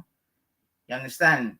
And then there was other houses where, yeah, it will be in and out or whatever. Because even I felt like there was a point as well, like the older than my generation, where there wasn't an in and out. It was almost like it was a forced Cockney. Like some man would literally could close your eyes and think that they were just Phil going to the pub kind of thing. You know what I mean? That's how I feel. Sorry I just come back in it. Sorry. But that's how I feel. I'm not gonna lie, sis. I'm gonna say, don't take this the wrong way, the brother. I said feel. But that's how I feel. If I didn't know Captain Rambo and didn't know what he looked like or anything, know nothing about him, if I just heard that voice, I would automatically put him in the white side. But this is that generation kind of, a lot of them like would probably, that's the kind of generation I'm kind of that, you know, there's a lot of them where they're very, it's hard to identify in it through the voice. But I can still know. It's like, you know, like Frank Bruno. Do you remember Frank Bruno? Yeah. Even what's the name? What's the other one again? Yeah. Not Frank Bruno. The other one. The one with the list tongue. Very like Cockney. Do you know what I mean? The one with the list tongue, sis? The one that boxer. Oh, I know who you're talking about. Chris. The one who thought it was a lord or whatever. What was his name? Eubank. Yes, there we go. Chris Eubank. Exactly. This is what I'm saying. And look at their and look at the ages. So these times there, you're not, when you're going home, they're like, assimilation was key. But and they dived in. It's funny that you even mention Bruno, yeah, because of my proximity, we know them people, they're proper, right? But his mum spoke patois. So where did he learn the way he speaks? Where did that influence come from then? Ooh. That's all influence. But this is what I'm saying. That's not to say, yeah, but that's what I'm saying now. But that's not to say that the mum is saying, okay, now you must speak patois. No, definitely not. Because again, that's a prime example. It's so interesting because assimilating your youth. Do you know what I mean? And it could have been easy them times as well. Like, but wait, wait. Let's go a little bit at a time, right? Because this is what I'm saying, where it becomes quite interesting. And then even going back, sorry, to the early part of the conversation, I don't know if Brother Kel's here still, but we were having a conversation. We were saying that certain things come out differently in men and women, right? Because Frank Bruno's sister is nothing like that. So is she more aligned to the black side or the Caribbean side of her, sis? Yeah. Okay. Is she pro-black? I mean, I'm not gonna label her pro-black, but you know, she married a black man, had black children. No, yeah. She actually married my brethren, man. Like, yeah, like for real. Wow. I mean, not even as a spoiler, but on Saturday, her father-in-law, is actually celebrating his 100th birthday. Oh wow, big up. Actually, that is wild. That happens. More life.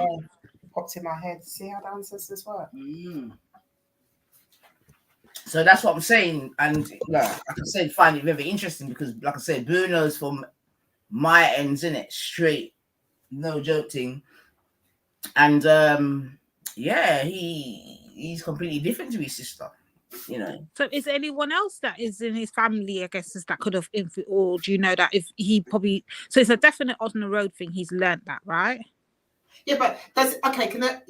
Yeah. But adding to Lady Divine's question as well. Another question on top of what she's asking as well is, does she also talk like proper Cockney as well, like that?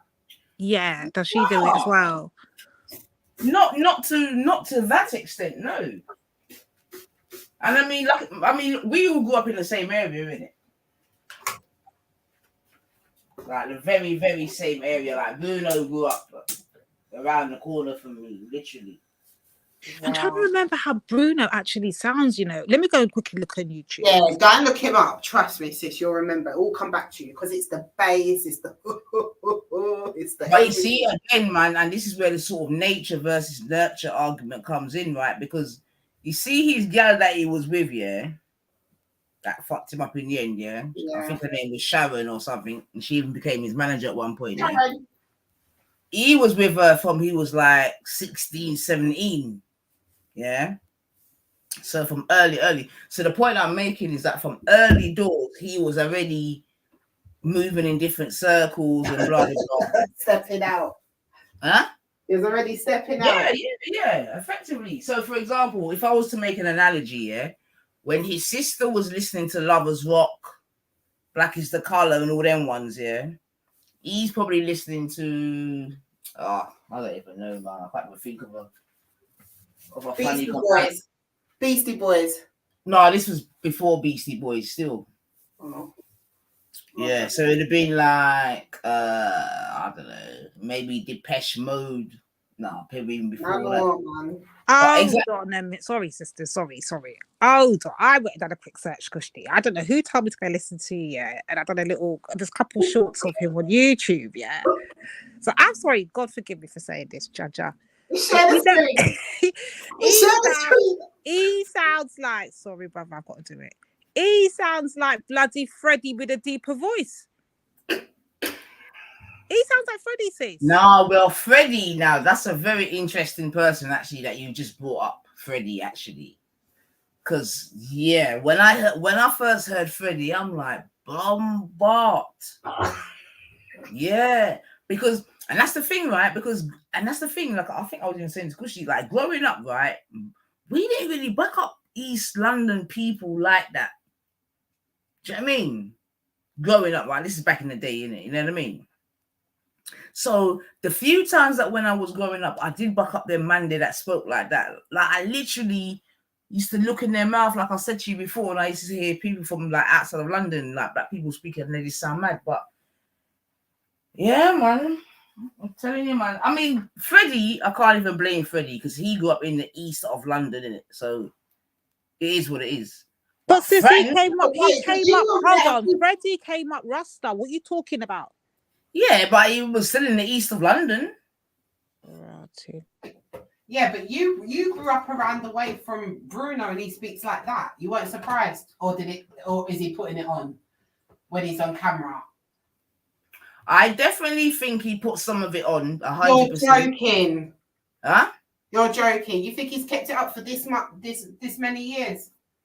No, but remember, if you do something for long enough, it becomes a habit, innit? Do you know what I mean? Because according to Theo, Lady Gangster didn't have a lisp. She put it on. You get me? And now she's lisping all the way to the bank. So I do believe that he did play up to his caricature. Yeah, because I don't know if you don't remember Bruno's caricature, but it was very... Yeah, them days used to call it coconut straight. Yeah, it was definitely coconut. Do you know what I mean? All right, Frank. Exactly. It's exactly. like your friend. And most importantly, did the British public love him or hate him? They loved him. But I said that's how black people love their black men. Look at the only person to win Big Brother. What's his name? The black one. I know you're talking. The Nigerian one that was adopted. Yeah, exactly the same MO. Big, black, Cockney, harmless. donut, dumb, dozy. Do you understand? Like, that's how they like them. Do you know, apparently, I don't know how true it is, but apparently he said that he was the one that came up with the idea for the Only Way is Essex. Yeah, he did. Okay, so whether or not he got paid for it, I don't know, but he did. No. That's what I'm saying. He said that they stole his idea. Yeah, I've heard this. Because literally, when I tell you, this is why I really believe this is how they like their black man. Because you know what I'm about to make, Kushti? What? A basil, mozzarella, and plum tomato salad. But go on, check. You're welcome. So thank you. But may I make it myself? All right. But you sound upset. What I was gonna say now. You see, you got me thinking. Sorry. We was talking about Brian. His name was Brian. Yeah. Do you know how I know that's how they like him? Because they celebrated him so much when he won. Like, even when he left, I think he was from Basildon or something like that, and there was a big sign, and they made it Basilwood. Like, so he was like the start of all of this Essex kind of Hollywood kind of shiny bling tacky crap. He was all about that. That was his whole spiel. So yeah, I can believe they took that from him. But yeah, again, like, yeah, that's how they like him, and they know that. Yeah. Do you know what I mean? Like, the system has sent a message as this is how you need to be to succeed, and somehow these men don't know code, don't understand community, but they understood the message and they behaved accordingly. Like the footballers, all of them, like, it's wild. And that's what I was saying to Brother Kel when I was trying to use the analogy of putting on different suits of clothing, you know? Literally. Whereas more time we just go in on one clothing and however it got. Yeah, them man there, change clothes and go. That's it, boy. But then another, on another time, on another day, maybe the next question could be, is it something that they actually need to do to survive? Are we being too hard on them? That could be another question. I mean, you could do, but I think it's definitely not being too hard on them.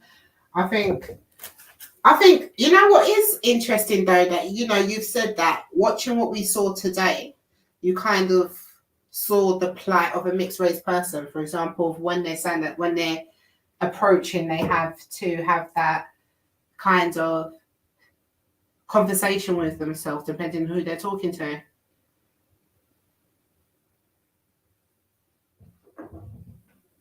Hello? Sorry, say that again, Bob. So I'm in the kitchen, so I had to mute up in it. But go, Bob.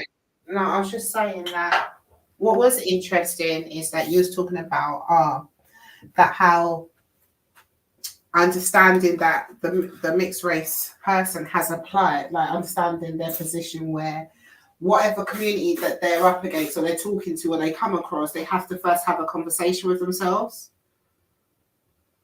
Like in regards to, you know, how am I going to approach this situation? How am I perceived? Do you remember when you said that? No, yeah, for sure, man. No, for sure. I mean, for sure, man. Yeah, and like I said, I can acknowledge that. I can hear that and understand that, and I can understand that would be an issue, right? But it's like you can approach it as the woe is me way, which we normally see displayed on a panel, or you can approach it the way that other girl approached it. Yeah, well, yeah, and without sounding fucked up, is the onus even on us to accommodate it? No, it's a valid conversation to have, but it's not valid to have it in a black conversational space. And what I would like to do is ask, because, you know, I think even I think we both sort of watched certain TikToks, and I think even Divine showed me certain ones of certain mixed race people and their sort of testimony as to sort of facing various racism within their family, this, that, and the other. Yeah, it's a lot. That's why, and I wanted to ask Gold that, to be honest, but I think the answer was quite obvious, to be fair. Yeah, and I think we did have. That's why, like, it's a shame that Gold's going how it's going, because he seemed to show some sort of growth. Because I'm sure we had this conversation with him when I showed the TikToks of all of those girls who are from Black mothers talking about mixed race people who are not from, who don't have Black mothers. And he was sitting there, he was holding a conversation, he was being honest, he weren't getting emotional. So I don't know. Maybe he nearly made us bar with his testimony. Yeah, he was very, in fact, he was very honest, you know. And so, but this is what I'm saying about the confusion. It's the give and take. And like what the sis said that Muhammad Ali said, like, if there's a bunch of snakes coming to me, at this point, I'm not sitting to wait which one's poisonous or which one's not. Do you understand? And if you are if you're part of this community, you already overs the game. And that's why I like that girl, because she gets the game. She understands it. In fact, when she was talking about it, she said, our community, we have to safeguard our community. We don't know what these certain peoples are doing, and we need to protect our community. We need to protect the preserve Black love. Yeah. And that to me is somebody who's of mixed heritage, but 100% solely identifies as Black. Do you know if her mum, who was the Black parent? No, her mum was mixed race. And was the dad Black person? Yeah, the dad was Black. Alright. So this is what Cotton was saying about how do you think it's a difference because the mum's Black? Yeah. Yeah, or probably aligned herself more to our Black side. I was a judgment on that one. I think it was interesting listening to her and Sis Sankova's back and forth, because I understand what Cotton was saying initially because the logic's there. And what I did want to say, which I didn't say, which I don't think I agree with now, that's why I didn't want to say it, is that more times I would say that if a person had a Black mum, more times than not, on the average, that mixed race person comes out like that girl. Yeah, in my lived experience, right? Well, that's what the studies showed us. They actually got studies that show that, yeah. But Sankova has a point in saying that when these mixed race people are around Black spaces, they still lead with they don't come out and say, yeah, I'm Black, I'm Black, I'm Black. They'll be the first one to say, I've got this, I'm that, I'm that. They wave the privilege around. So just because they're around Black people. Wait, because we've got to be a bit careful, not even careful. See, and that's where it gets political, in it, because it's political, in it, because so someone like myself is out here was saying you're mixed race, innit? So that's it. But there's others, and I think some of the other ladies sort of testified to that same thing, whereby they're being told what they are. Do you know what I mean? So even when they're trying to represent themselves as truthfully as they can, which is what, mixed or what? Yeah. Okay. Do you know what I mean? And they're being told from other persons, like ourselves, not ourselves, but you get me, Black people or whatever, that they are this or they are that. Okay. Yeah. So I'm just saying, I can see how it can be. But I still don't get it, Nine. Say that again. Neither do I. So wrap it up so you can see what? No, because remember what you know what? Forget. No, sis, say it. We'll just not understand what you're saying. I'm probably misfingered anyway, but I'm saying I understand their plight. We'll just leave it there, so innit? Okay, but what do you okay? Because obviously this is what I'm saying.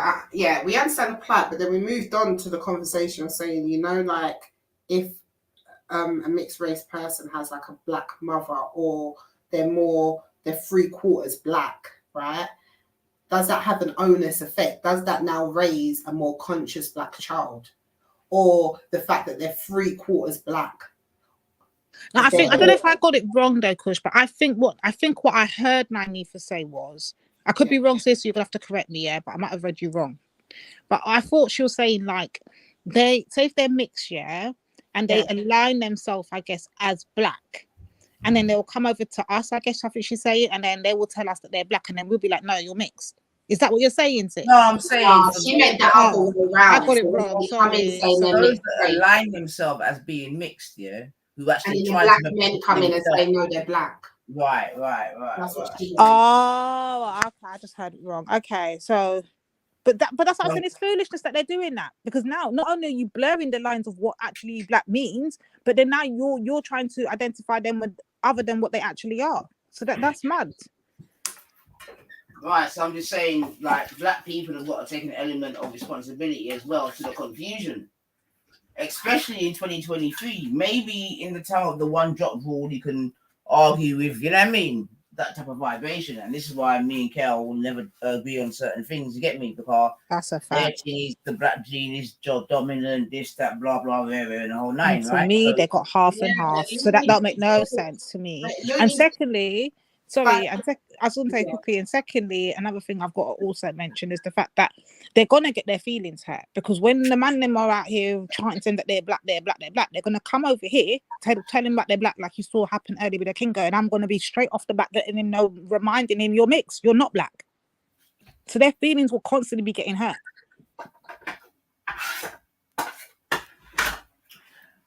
I mean, for me, it's more along the lines of what that, you know, if more of them could sort of have the thought process of that girl in the clip, Christian, I don't even remember her name, but you know the one that I'm speaking about, right?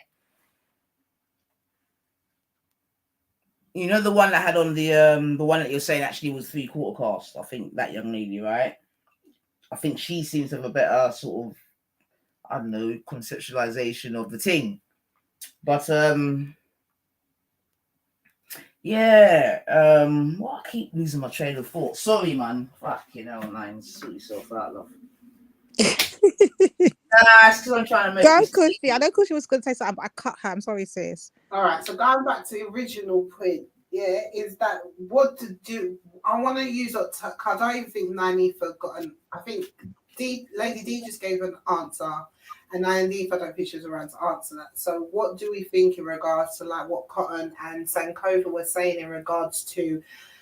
Do I have to say it again? Like if someone's I didn't hear that conversation, babe. To be honest. All right, so listen. So if someone's 3/4 like this girl here, yeah, Cotton's argument is that you're more likely to produce a child with this kind of mindset because she's 3/4 black, but she's not necessarily. So I'm asking you now because this weren't part of Cotton's thing. So do you agree with that? And do you think that the actual fact that her genetics are more black and the fact that she's around black people more has developed this kind of you?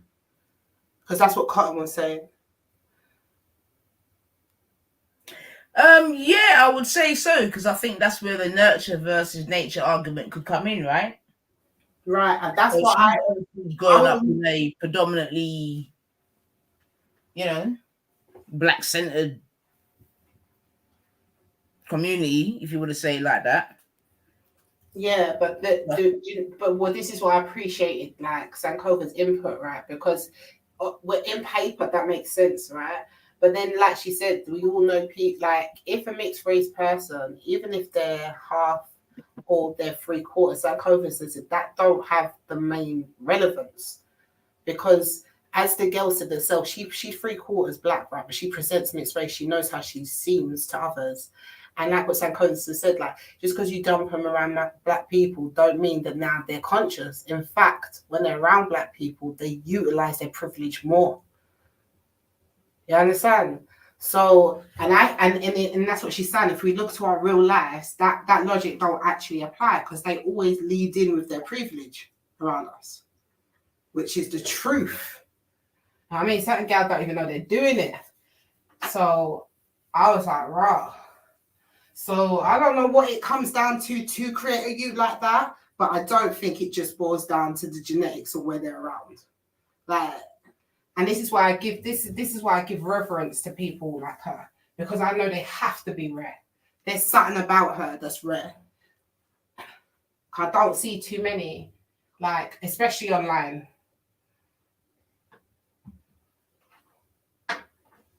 Because even then, when the black man said to her, "Go on, you could talk," she acknowledged that, you know what, I've already spoken on this. This is a black topic. Why don't you let the dark-skinned black woman next to me talk? She didn't need to put her hand up. She didn't announce it like that. She just swiftly said, "You know what, I've spoken. Let this sister talk." So even though she talks it like she understands it, she moves in her actions. And that's a big thing to ask someone to give up their privilege where they're used to just always having it. That's why I believe that there's not going to be too many alliances, because for you to have to be an alliance, you have to give up your white privilege.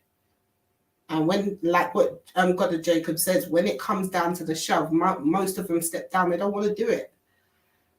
So, and I do believe that. Are you not there, or are you not going to make me repeat all of that again? Sorry, sis, I'm here. You know that. I just wanted to see if King goes crying about us. That's all. Sorry, I'm here. I was just attending to my family and that, man. Yeah, man. That's very deep, man. Yeah. That's very deep. Very, very deep, man. And as I said, like it typifies the political mindset. The reason why she's able to do that, as what you said, because she understands. Sorry, you know, I'm not going to maneuver with the privilege, and I'm going to help those who need more help. And that's why I said that this mixed race identity and this kind of thing, it's a political strategy to make them believe that you can't fight for your people. There's many examples of non-African people that's done that. But if you do identify with mixed race, we should say, brother, sister, unfortunately, you're not qualified to speak on these issues because you haven't understood how to control your dopamines, and you're going to allow those who are in power to come out in your rhetoric and speech, which is going to kind of destabilize how we need to move. That's all we've got to say, really. But we don't have to attack their Africanness, though. We don't have to do that. We just say, you know, you're not politically educated. You have to fall back. That's even better.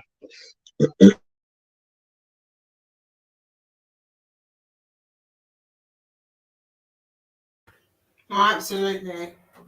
I give maximum respect to her. I give maximum respect to her mama. Because somewhere something had to be a different element. So to me, I must think it's her mama, the people that she's around. But yeah, let that be an example of how I expect them people there to act. Because more times, the only ones that I move around, that's how they act anyway. But sometimes with these people, they need to hear it from their own. You hear something like that coming out of a black woman, you hear all sorts of lonely, miserable, bitter, you know what I mean? So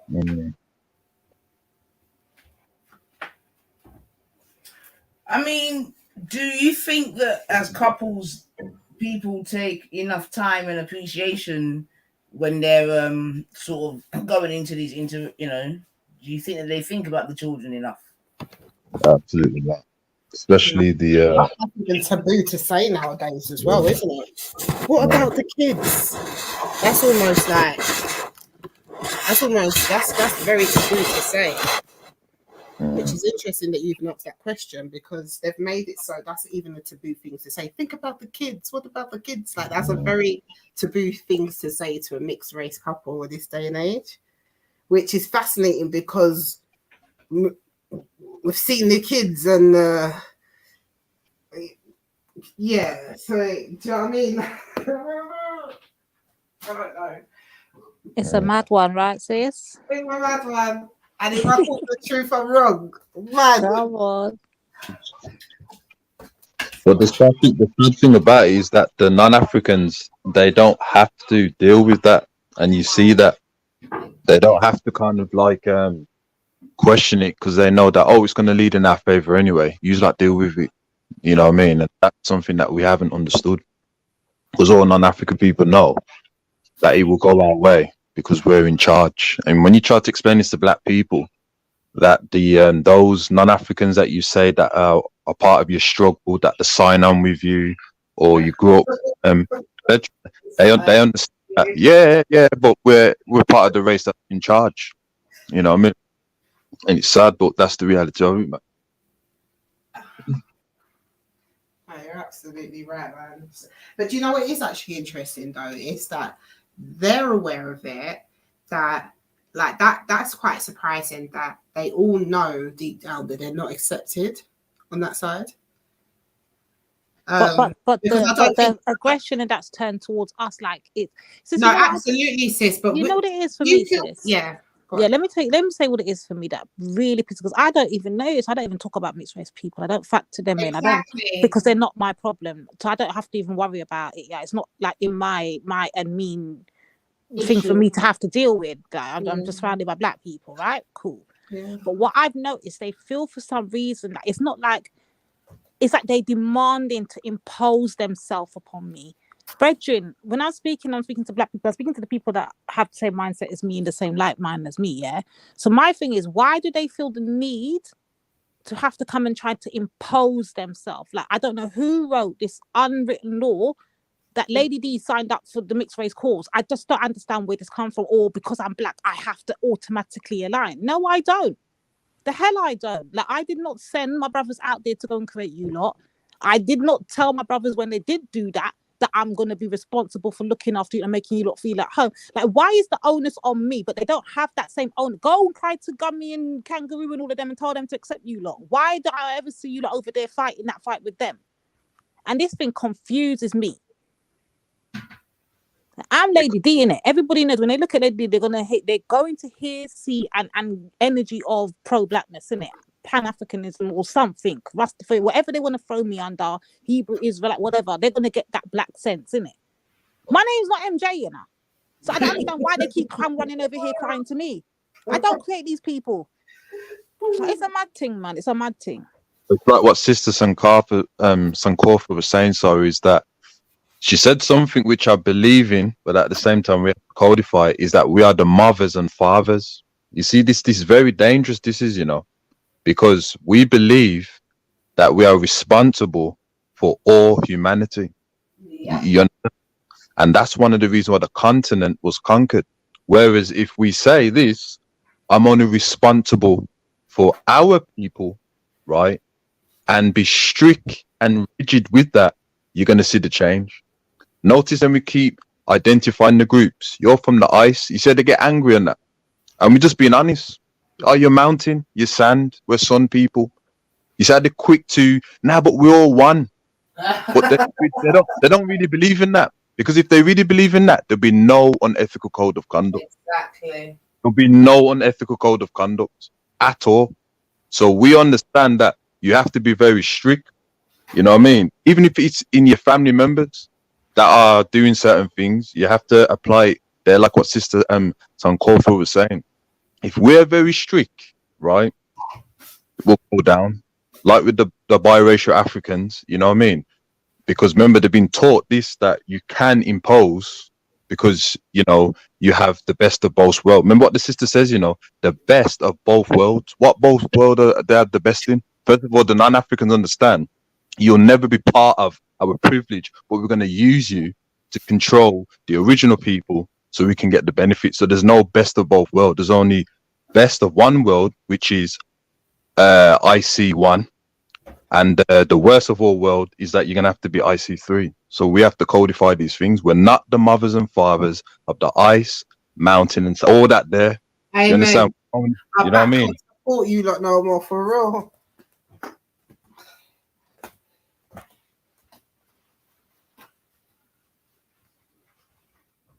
That is the truth right there. What happened? Can you hear me, family? Yeah, sis, I'm here. Sorry, I'm here. Okay. Yeah, it's a sticky one, man. It is a proper sticky one. It is, man. But it's very fascinating hearing the whole of the diaspora in different things, recognizing and having this conversation, because it is a problem and it is time to gatekeep, man. It's time to understand that we can't be carrying the world. Like, what kind of logic is it that we are carrying the world and our backs are on the floor? Like, it's crazy. It's madness. It's mad. Exactly, it's madness, and that's absolutely what's happening to our continent or our second continent in the Caribbean. Like that's exactly what's happening. We are literally the breadbasket of the world, and they are crippling us. Like it is time to stand up. You know, like that meme of the Berlin Wall, and they're all and the cardboard is on the backs of the slave, and the saying says all they have to do is stand up. Like it's time to stand up and be like, yeah, you know what? Our back's a bit weary. We can only carry our own, you know.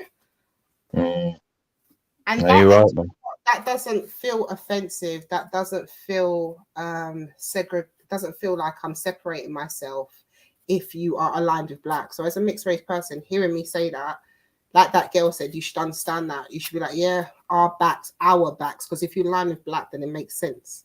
It only doesn't make sense to you if you don't align with Blackness, in which case this is not the space or the conversation or anything that you should be a part of. Do you understand? Absolutely. She was not uncomfortable there, and she was hearing raw truths. Because when it's the truth, it's the truth.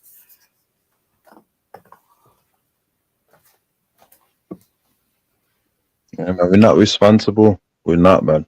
That's how I was raised as well. It may seem horrible and harsh. When I say that, you know, don't attack that's a political strategy.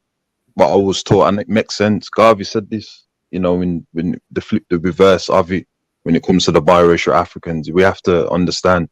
But then on the flip side, Sister Kushti, and that is that many times I've asked the non-African women, you know, offline and online, you know, will you teach your kids about white supremacy? Have you heard what they say? Teach us, bro. What they say? They say things like this. Why am I going to teach my children to be subservient? Why am I going to teach them to be inferior? But hold on a minute. You're not going to teach your children how the system works, but you're going to leave them in there and that. And that's the thing with non-African people. They don't have to. But why would they? Exactly. Right. So, but this is what he's saying is he's saying that he's agreeing, but what he's saying is, but then and this comes down to we have no friends, right? But there'll be a bag of our own people talking about how they care and they're this and but they don't even want to educate their young. They don't want better for the world. They don't want. They're currently taking books out of schools that are talking about the current history of Black people. Now, if you want the change of the world, why are you not enlightening the world? Like knowledge is power, right? If you know better, you're supposed to do better. So yeah, we know already. Do you know what I mean? It's just sad that a lot of our people ain't catch up. They'll sit there and literally tell you that this person's my brother because we grew up in it. It's time to take a charge. Do you know what I mean? Goes back to the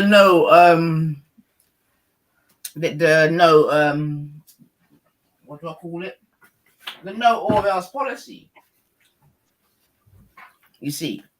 And as far as I'm concerned, it's probably gone too far now the other way. Yeah. Buckle up, innit? Buckle up. You can talk to people. You can have talk our them own up. institutions. That's the way to solve that, man. We need to have our own institutions. And so we need to support people who want to build up institutions and things like that, especially if they're that's the only way to win this battle, man. That's the way to get your or else policy. It's true. Not by individuals dishing it out. It's like what Sister Naifa was saying in your house. It's a sanctuary, isn't it? You can make things, you can create the environment, you know, because it's your house, you know what I mean? So when you go outside, so definitely an institution would change all that. Yeah, I mean, definitely. The thing is, I'll even openly admit right now, I have not got a or else policy. I am going to have one. You get me? And it's not even going to be nice. What is it? You're going to cut him out of the will? Like I said, it's not going to be nice. But this is what other people do, right? No, Nine. I think it's through institutions, not by individuals. That's where you get your all else policy. What do you mean institutions, Bob?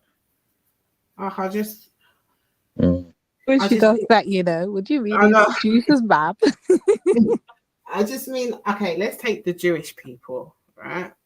So these people, the individuals can be off code. There's bare like actors and stuff who are Jewish and stuff, but the fundamental organization is there. Like when you mess about or say anything about that community, they have the Anti-Defamation League. It's like the equivalent of like the Beehive for Beyonce. You diss they have it all else. I see it. Yeah, you're finished. That's the institution style. It ain't about one person come cuss him off or beat him down. That's an institution coming for your clout. Do you understand? So when, for example, that thing was happening and the Jews were overreacting, I saw for the first time certain Jews on a certain platform saying that, you know, it might have been a bit harsh what they did to Whoopi, it might be, but fundamentally, do you know what I mean? They're not going to step out of code, even if they disagree with it. And this is the problem with our people, Star. Like, if they don't feel something's right, they're waving some stupid white righteous flag thinking that they're doing something for somebody else. Even when these people disagreed or thought that Anti-Defamation League was being a bit too harsh, they understood that they had to shut their mouth and hold their corner, right? Just shut up because it's for the betterment. But sis, even better than that, we've got a great example of the all else policy happening right in our faces, and we're actually witnessing it in real time. And let's look right here, right on these UK shores. We've seen it taking place. What do we see happening with Harry and Meghan? And what do we see happen to Harry? The all else was you will be kicked out, your titles will be stripped, and you will have to banish. All else kicked in, and you saw how the English public reacted when they didn't fall in line. It was goodbye, run off. Yeah, and that was an institution base. Come on. We see it happening in real time. They have we don't have one. That's the problem. Everybody else has got their all else. We don't have one.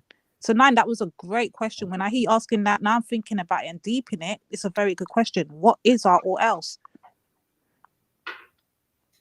We have nothing. That's why a man can start badding up a black woman and nothing happened to it. But if you dare say that as a Jew, you will get effed up. Your whole life is over. You could be complimenting a Jew in a song. You have to stop the whole production of the song, no matter how many CDs, DVDs, downloads have gone out. You have to redo the whole song on just your one little word was on one little lyric of a sentence, and it was rating you. This is power. This is or else. Like, we need to sort out our institutions. We need to be backing people that are for our cause. So when things kick off, they shut that thing down. And because we fund them, they move to our accord, not to anybody else's. Can't mess about with them. You could start talking about their woman like how some of these men there talk here. They just come up missing.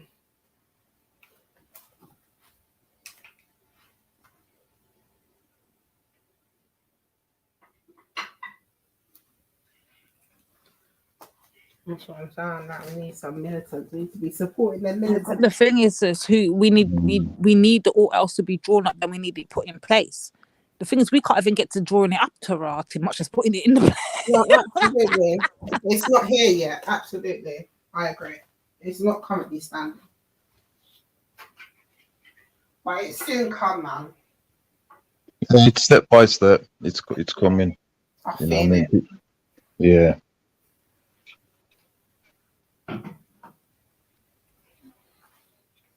Especially now they're forcing us to, because unfortunately black people don't move till they have to, until like you literally see like my man spitting in the camera, Tommy Robinson saying, "We're coming for you blacks." Do you know what I mean? Now the enemy's clear. You know what I mean? So it's just, that's unfortunate. And so the more pressure and the more, I forgot the correct word, that this government is becoming, where you can't go out, you can't go in the parks and do it, the more it's just becoming so much of an infringement in our freedoms, and people start seeing that we are disproportionately getting affected more than other people. When people feel the pain, like just like how we had to watch a man die, when we feel the pain, I feel like that is going to force that last glue. Do you know what I mean? Where people are, all right, do you know what? We need to get our own. This is getting ridiculous. Like, we can't even go into a community center and hold a gathering. This is ridiculous. You know, like, it'll get to that point, and we're very close there now. There's nothing for anything to do anything. Everything's a struggle. So at that point now, people are going to get frustrated, and that's when my people move. So I do feel like it might be on the horizon, because this government is pushing it, like the way they are stretching people and the things that they're doing at the moment, like they're pushing for something. I mean, France has already like been out there firing up the streets for how long? Like, it's coming. So I hope Black people are just ready this time. I don't think they were ready before. I hope they're ready now.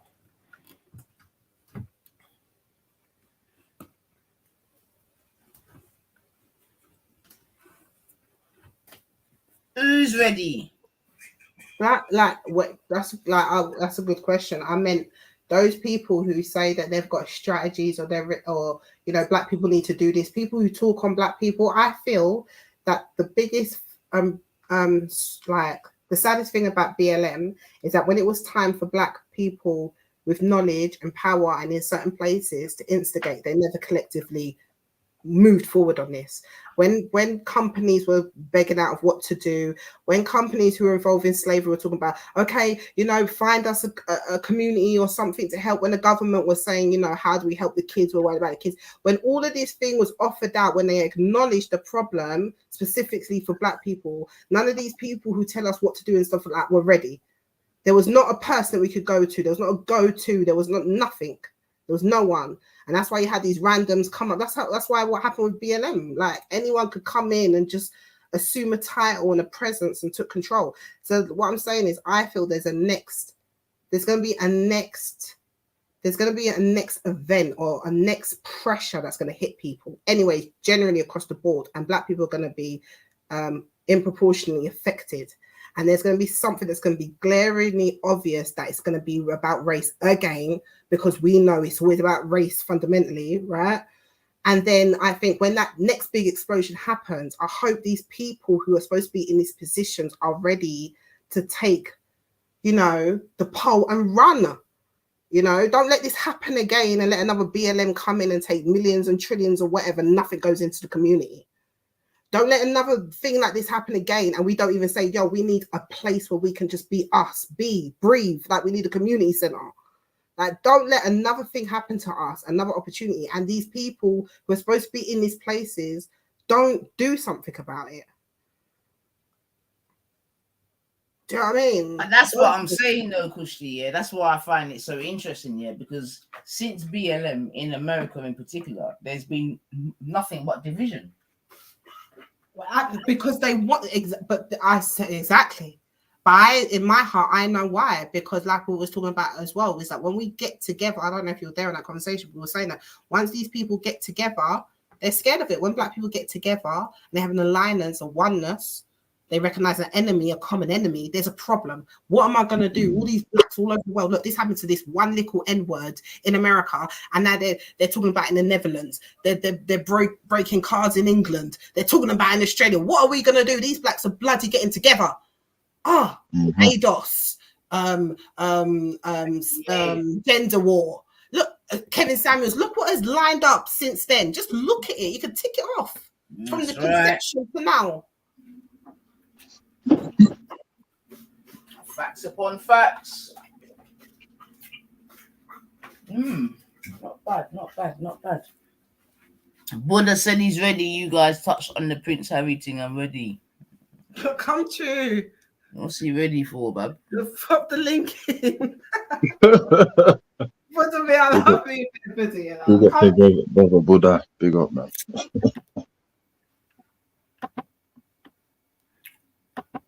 Buddha said, I'm ready, family. I'm ready. Heard you, bro, man. Come true.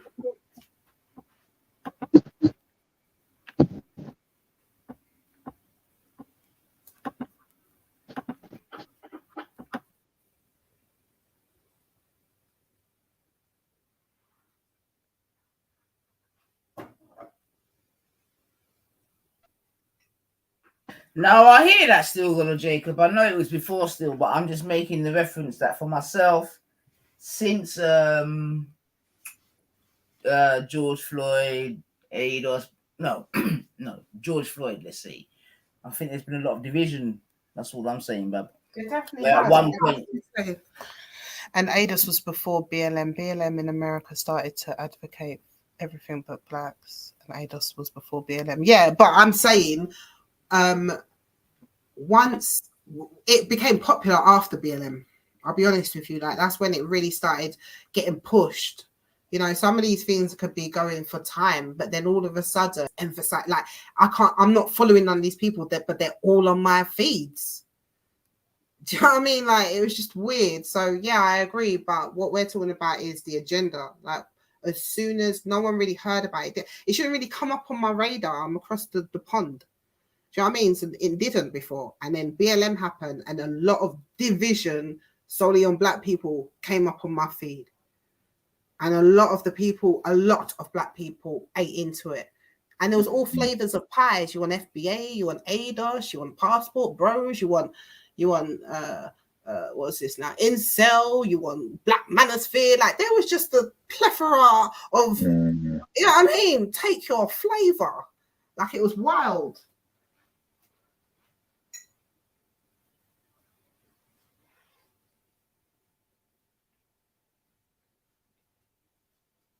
Yeah, where here we are now, and the thing is, it's the same old okie dokie, right? Problem, action, solution. That's what I'm saying. I've said it for morning. I swear down, I believe that it's the same people them that are behind ADOS. All of it. It's just the same, man. Like, it's just the same thing, man. Nobody over there heard it. Heard what, Bab? Is that God of Jacob? I mean, we definitely had heard of ADOS prior to George Floyd. Oh, I didn't. I did not hear nothing about ADOS prior to like George Floyd. I didn't hear that. No, I'm talking about BLM. Oh, yeah. BLM, yeah, definitely. I'd heard of BLM prior to George Floyd. Yeah, definitely. And black, and that was a total different Black Lives Matter compared to when the first person I heard speaking about ADOS was that youth called BaD.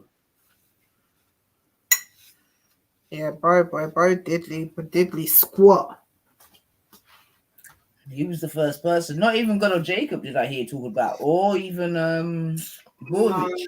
I think God of Jacob rang him. God of Jacob definitely put his little brain work on Born. Then Born was sold, and then God of Jacob just come true with Bo. Just one day they just came together, like, oh yeah, this is Bo Diddley, like Bo Diddley. Yeah, like, but since you can't blame, when it comes to Born Rich, you cannot blame Bo on that. Bo, you could definitely blame for God of Jacob, but not for Born Rich. You gotta understand, Born Rich is a follower no matter what. Born Rich has never been consistent. Remember when Born Rich came onto the scene, well before there was even such a person named God of Jacob, before I knew of him, Born Rich was a whole Pan-African. That man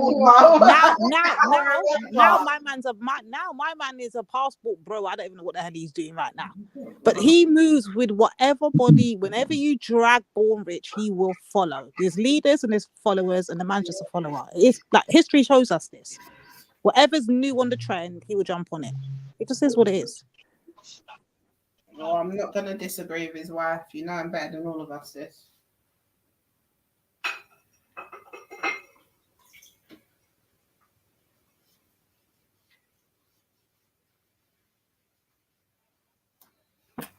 Mr. and Mrs. Be nice to each other. It's Carrie Cod. It's Carrie Cod division. You hear God of Jacob? He said, "Is CARICOM included in a division discussion?"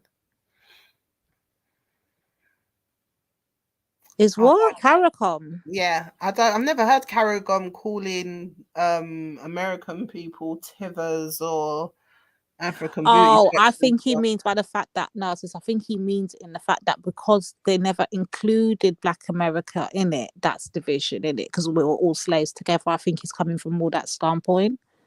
So because I think that's what I think he's saying. I could be wrong. If that's his because if that's his point, then he doesn't agree with that point anyway, because he understands that he stands for community having to take care of home first and then abroad.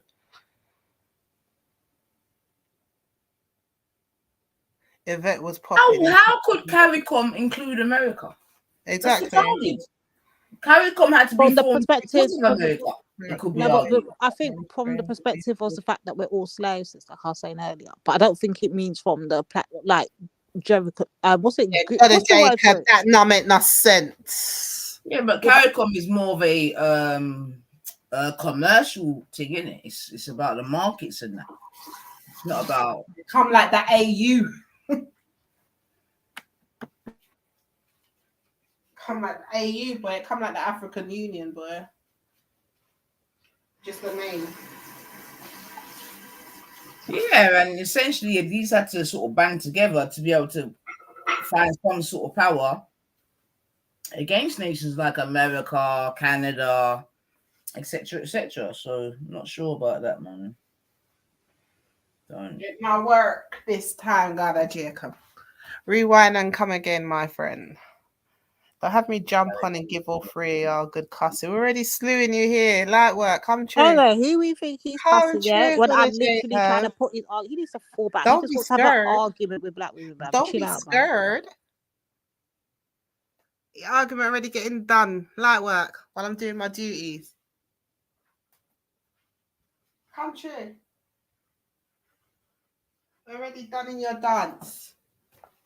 But I'm still trying to think, why could CARICOM not include exactly? Well, let me think. Prove your weak argument. I'm getting bright, you know. Before he comes up there, he starts with the chairwoman.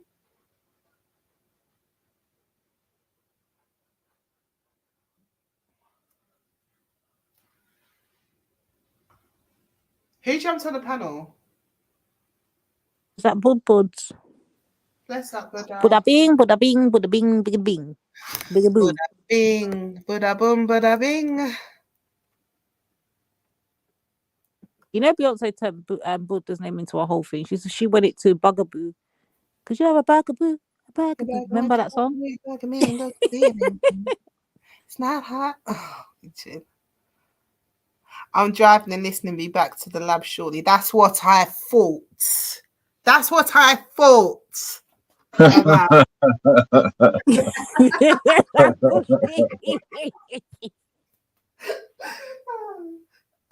is why I love Robert Cowie, because he can't notice he catches me when I'm in my badness. Starts laughing. Too much.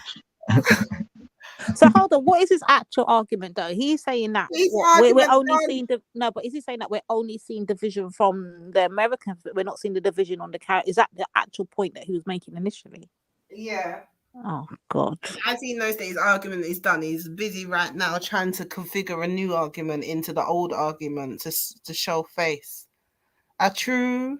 Yo, big up guys. Sorry, can't really chat at the moment. Is Nani for there? Like, I've posted something in the back. Is she able to respond if possible? Oh, 9.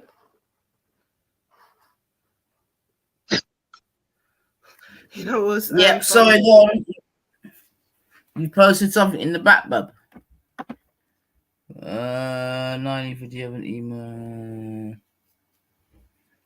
Alright, 1 second. I'll put something in the back, Buddha.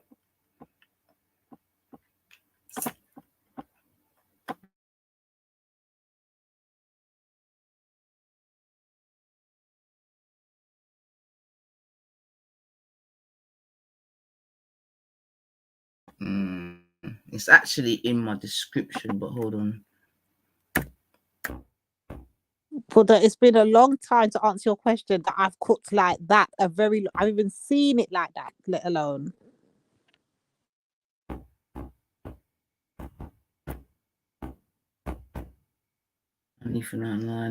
Yeah. Can you show that picture, or is that? I can't see. I'm on my phone. I'm on my phone, bud. Alright, cool. So just to let you know, that was a chicken that I got from the farm, killed, gutted, plucked, cooked. I'm glad I didn't fucking see it. Sis is cooking old school style, the real way, the Caribbean way.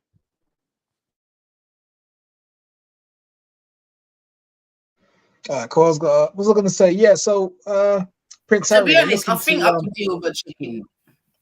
I think She I could also deal to with. think about her long belly now, you know. Listen to her. No, in terms So- of killing it, gutting it, and all that, I think that I could do. But So they're talking about revoking Prince Harry's visa to America.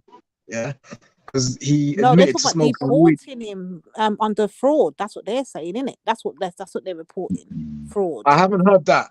So this Yeah, morning they're I saying heard that they're he talking. lied about his thing. Yeah, no. So I heard they're gonna revoke his visa for lying on his visa application. Yes, that's it. For saying that he smoked weed in his book, right? Cool. But little did they know, well, I'm sure they know, Joe Biden's son, Hunter Biden, is a crackhead, a fully fledged crackhead. Yeah. We can do one better than that. Hold on. The so-called new queen that they've got. Hold on. Because let's put this into perspective. The so-called new queen that they've got, the queen of the side chicks, yeah, Camilla, ain't her son a junkie? Why did Charles ban? Why did Charles ban Harry and William all those years from being amongst her kids? Why was their kids banned from their kids? Why did not even Charles? Diana. Why did Diana enforce that? Who's the junkie? Camilla. Well, her son's a whole junkie. He's a problematic junkie. Go look up about that son of hers. Yeah. This is who the Queen of England is. Like, let's. Okay. She's in the class A game. I want to put this to people. You know, people say, you know, the Piers Morgans of this world, and them lot say, Meghan's lying, Meghan's this, she's chatting shit, blah, blah, blah, blah, blah. We done seen how Prince Philip has just thrown racism out there, left, right, and center like it's a joke. You know, when he was pulling his eyes and taking the piss out of Chinese people, he's on record for making a number of racist comments. So is it so hard for us to believe that he would be racist towards Meghan Markle? There was pictures being put out there, people losing their jobs of a woman carrying a chimpanzee like it's a baby. You understand? Like it's anyway. All right, listen, I'm gonna jump off, but I'll speak to you guys later. Big up. Sweet. Bless up, Vidar. Big up, brother. One love, bro.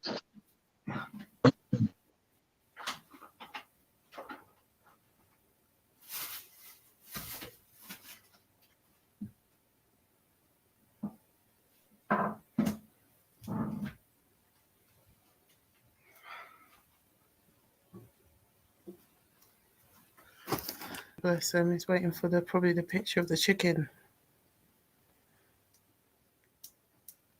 Oh, sis, he's cooking it just over the coal fire thing, innit? And then up big massive Dutch pot. That's what he's doing. He's doing his old Creole cooking there. Trust me. There's element.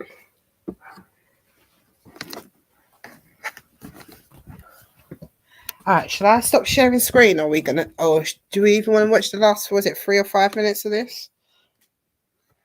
Yeah, did we go to the bit where he was saying yes, because it got interesting and we stopped and now we forgot to go back. But it got to the bit. I'm sure it got to the bit where he was saying that excuse me, in his home, yeah, his mum was judged more on his Latina. So I remember that bit. Yeah.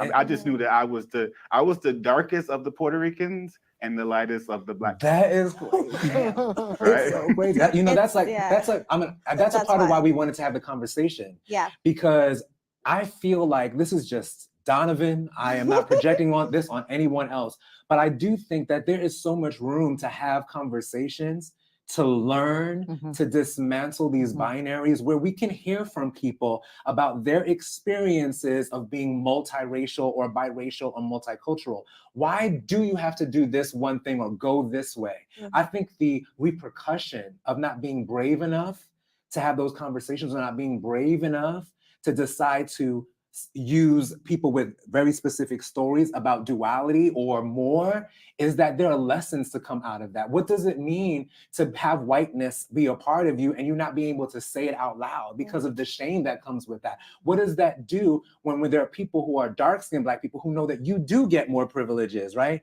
Because what happens often, to go back to the conversation of Black girl stuff, is that what happens is that when the conversation about biraciality or light-skinnedness is entered into a conversation, it gets entered when we're talking about colorism against dark-skinned people. Right. Wrong place, wrong time. But if you look at it outside of that, no one else is having conversation about what it means to be biracial, and that's fucked up. Yes, it is. I think it's profoundly fucked up. T and Tamara was Black. Ain't nobody. They had 2 Black parents on the TV, but everybody loved it when they got that blowout on them episodes. Okay, they were like, they look good. I want my hair to look like that. Yeah. I mean, let's keep it real. Like, you get treated differently. and you get treated differently. So it's always there, but nobody wants to talk about it. And I find like that's what the most disturbing thing is. I think it is very easy for Black people to say our voice isn't being heard.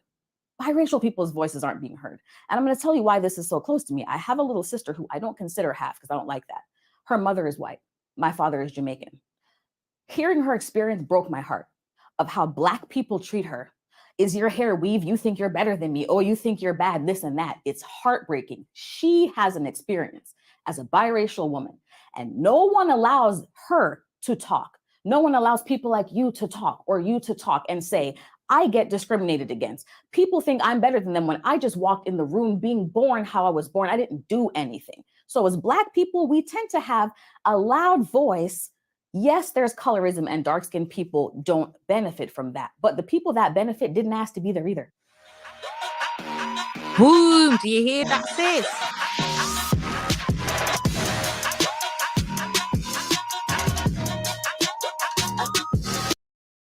Right, sis, did you catch that last bit? Yeah, that was, so there's 2 parts, and that's need why to they left chat it about that. Watch her though, and she even Jesus Christ. There's always one. She said they have a voice too, and yes, that's a lie. They do get to talk about their experiences, but they talk about it with experiences of people that want to hear it. If I don't want to hear about the experience because I don't factor in their experience, I can't align to it. It doesn't resonate with me. Why am I forced to now listen to their voice? Yes, they're out here speaking. We can hear them all over the place. They're having their conversations about how they feel amongst Black people. Cool. But then why am I now have to be forced? The same way they don't want to be forced into the pro-Blackness, I shouldn't have to be forced into the mixed raceness. So we were there behind this volcano like 2 days ago. Absolutely. I hope I was not unmuted. Yeah, I was. Sorry about that, sis. I was just taking down that one. But I agree. But I think this is the problem when we overcompensate. So not only do we deal with those who want to insert themselves, their mixed race conversation in a Black space, we also have Black people who are already, what does Nine say, groomed, right? Socially groomed. And now they're going to take up the great fight. Do you understand? Because this person's hurt. Because they're also conditioned. So they also see that, you know, oh my God, this privilege is now in a place where they might get in their feelings hurt or do you know what I mean? It's just like the whole save Beck, like, you know what I mean? The Karens and the Beckys in the world. It's the same kind of, like what Brother Cal says, the dopamines that it gets triggered. Oh, it's nobody in distress. Do you know what I mean? And they can't even have a normal conversation now. If we're having a normal conversation now, it's offending. And this is what I'm saying, that that's the worst. We're muted in so many ends, and that's why, in so many levels, that's why we can't even end up having a genuine conversation. That's why I really appreciate today's conversation, because normally voices are stifled, and then that's why more times now I'll get it coming out of the horse's mouth rather than a Black woman's mouth. Because now you can't tell me nothing. I've just evaded a whole heap of crap. Aggro. Well, of course, it had to be the sister, though, sis. I agree with you. Was you going to say something? There's always one, sis. Always. Always, man. Always. And that means we're going to have to be very firm and say, well, we don't have to hear what you've got to say because we've always accepted you and took you on when the others didn't want you. So as long as you're saying that and you're bringing the proof, then you can refute or refuse to even hear them out. You know, I remember one time in the clubhouse, I don't, if Sister Kushi can remember, and one time I said that, you know, the models for the black image should be the dark skinned woman. Do you remember, Sister Kushi? On the clubhouse. But what happened is that there was a lot of attacking on me. Absolutely remember you saying Yeah, that. you remember in that. Got for that as well. You remember? And like, it should be the dark skinned woman and the dark skinned man as well, you know, regardless of how you feel about it.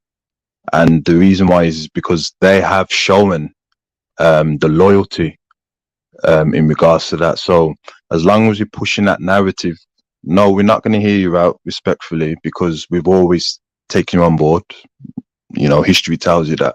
And then, you know, as long as we're unapologetic as what the Prince of Pan-Africanism always says, then you can be you can shut them down, because we don't have to listen to it really. In that, you don't have to listen to their voice or what they've got to say, because the moment you listen to what they've got to say, it waters down what we've got to say automatically.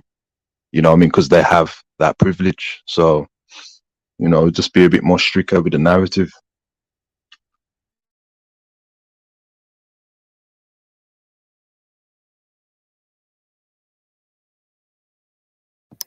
I agree. Yep. Sorry, just calm something in the back here. But yeah, man, it's definitely been an interesting conversation today. Oh boy. What happened? No, I was just thinking about, you know, in terms of the conversation that we've had, and you know, even when, you know, thinking about I'll say Brother Gold. You get me? And yeah, man. Yeah.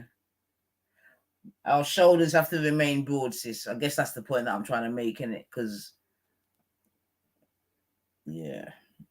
Carl, when yeah. Overweight, sister. Honestly, if you don't, then it will get taken over. That's the reality of it. You have to be strict.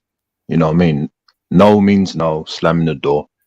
You know what I mean? Because we get taken advantage of too much, and we're the one that's been there. So you have to have broad shoulders. You know, I know it's going to be hard, but you have to. Remember, when we do our job, we get distressed. Huh? I said, when we do our job, we get distressed. But like I said, our shoulders are broad enough, and we just keep doing what we do, man. Yeah, but we're not going to burden ourselves that we can't handle. This is the thing again. We're not the mothers and fathers. You see, when you have that, we got to start practicing nationalism, you know, Sister Naif. I know it's scary. When you practice that, right, you can put the code on people. I'm not your mother and father. You know what I mean? You wake them up. You shock them up. It's like, no, but you're supposed to look after me. No, I'm not. I'm not your parent. You understand? I know what their ancestors said, mothers and fathers, civilization. Yeah. But Neely Fuller Jr. says we don't just focus on our history to find out how good we was. We also do it to focus on the mistakes. And it's a mistake to claim that we're all mother and fathers. You know what I mean? Because the biracial Africans, and I love them, but at the same time, they've been used all the time and still being used.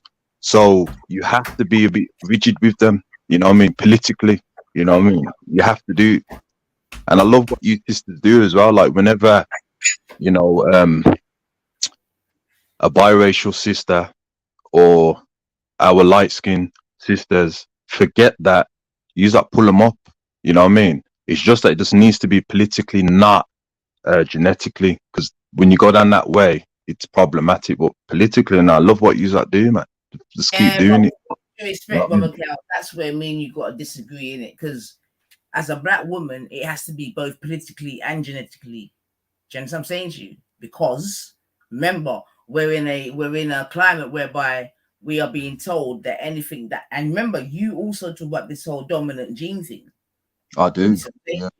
So that's where me and you come into conflict from time to time, because yes, it may be a dominant gene. However, regardless of that dominance, if that dominance isn't matched by another black dominance, then it's not making black. Here's the thing, Sister Naifa. There was a great African descendant by the name of Maria Van Britten.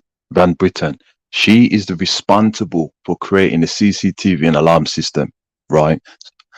At the same time, modern day, that there are those who've modified that foundation. You understand? So the point is yes, we can have the genetic dominance, you know, however you're not the foundation and the source. You see the difference? You see, when you put that in place, dark-skinned man, dark-skinned woman, right? That is where you say, well, okay, well, yeah, it's true, you carry it, but you're not the original. There's nothing wrong with that. But you cannot tell those that are not genetically dominant because it's contradictory. And especially socially how we are. That's the problem why the Pan-African, it says, they're Africans, but you attack them politically because it makes sense. But if you do it the other way around, you know, it's controversial. It's not even about attacking though, Brother Kale. It's about stating facts. And my factual statement is that a white woman can't have a black child. That's it. Politically, you can do whatever you want to do, yeah. But biologically, yeah, to make black, you need 2 black people. That's it. Like I said, otherwise you're trying to rob me out. Yeah, and we've heard many, like I said, like this thing, and I think we got Brother Jacob, God of Jacob coming on now. He may be of that same thing whereby, because I know he's a Hebrew Israelite and anything of your father and all this sort of bollocks. But I'm like, bun all of that, brethren, yeah? If you want to make black, you lay down with black. That's it. There ain't no shortcuts, yeah? There ain't no escape routes, yeah? If you want to call it black, you got to go through the struggle. You breed black. That's it. Welcome, God of Jacob, sorry. Yeah. Hey, biblically, you are the seed of your father. But, you know, that's only if you believe in the Bible. Welcome, brother. And you know what? I even appreciate that you said that. You get me, GOJ? That's only if you believe in the Bible. And I appreciate that, right? Big up yourself. Because you know what I think.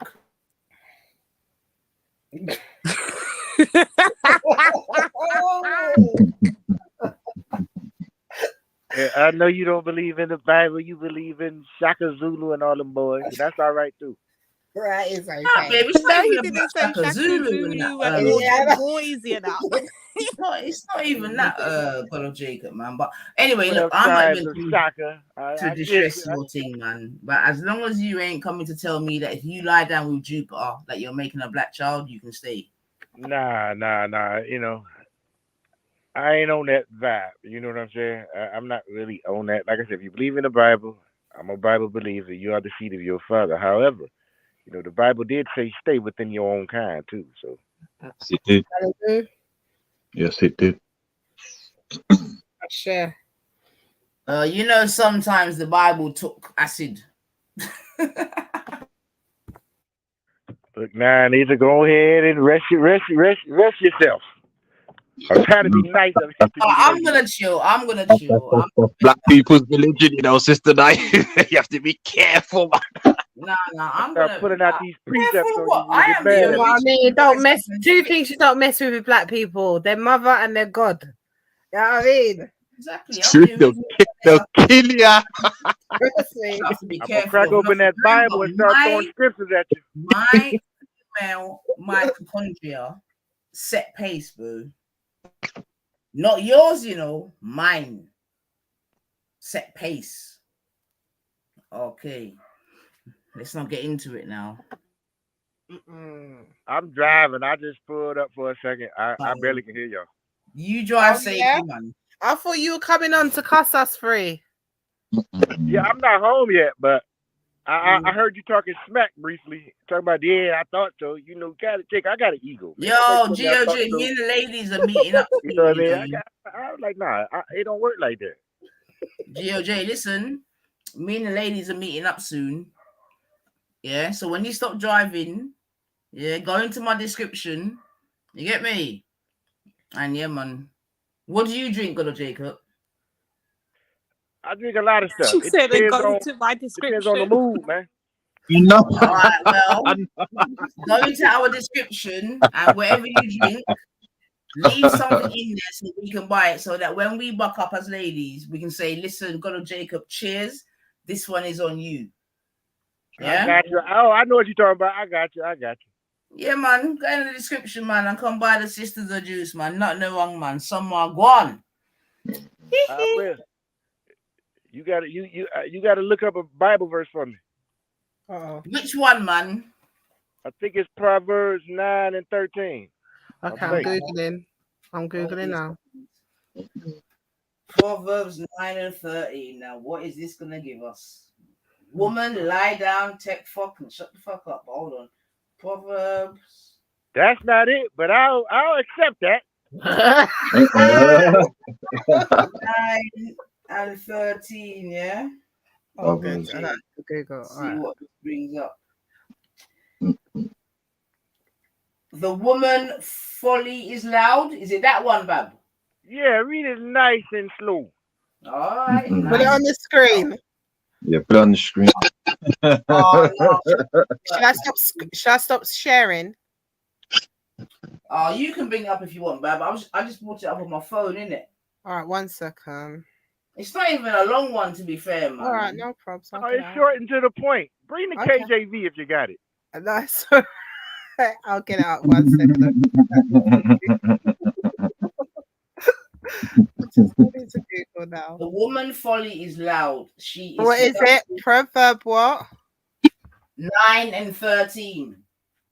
9 and 13. Let's see this. 9, 13. Okay. Brother Jacob, I tell you about your underneath, you know. You're not gonna like it, you know.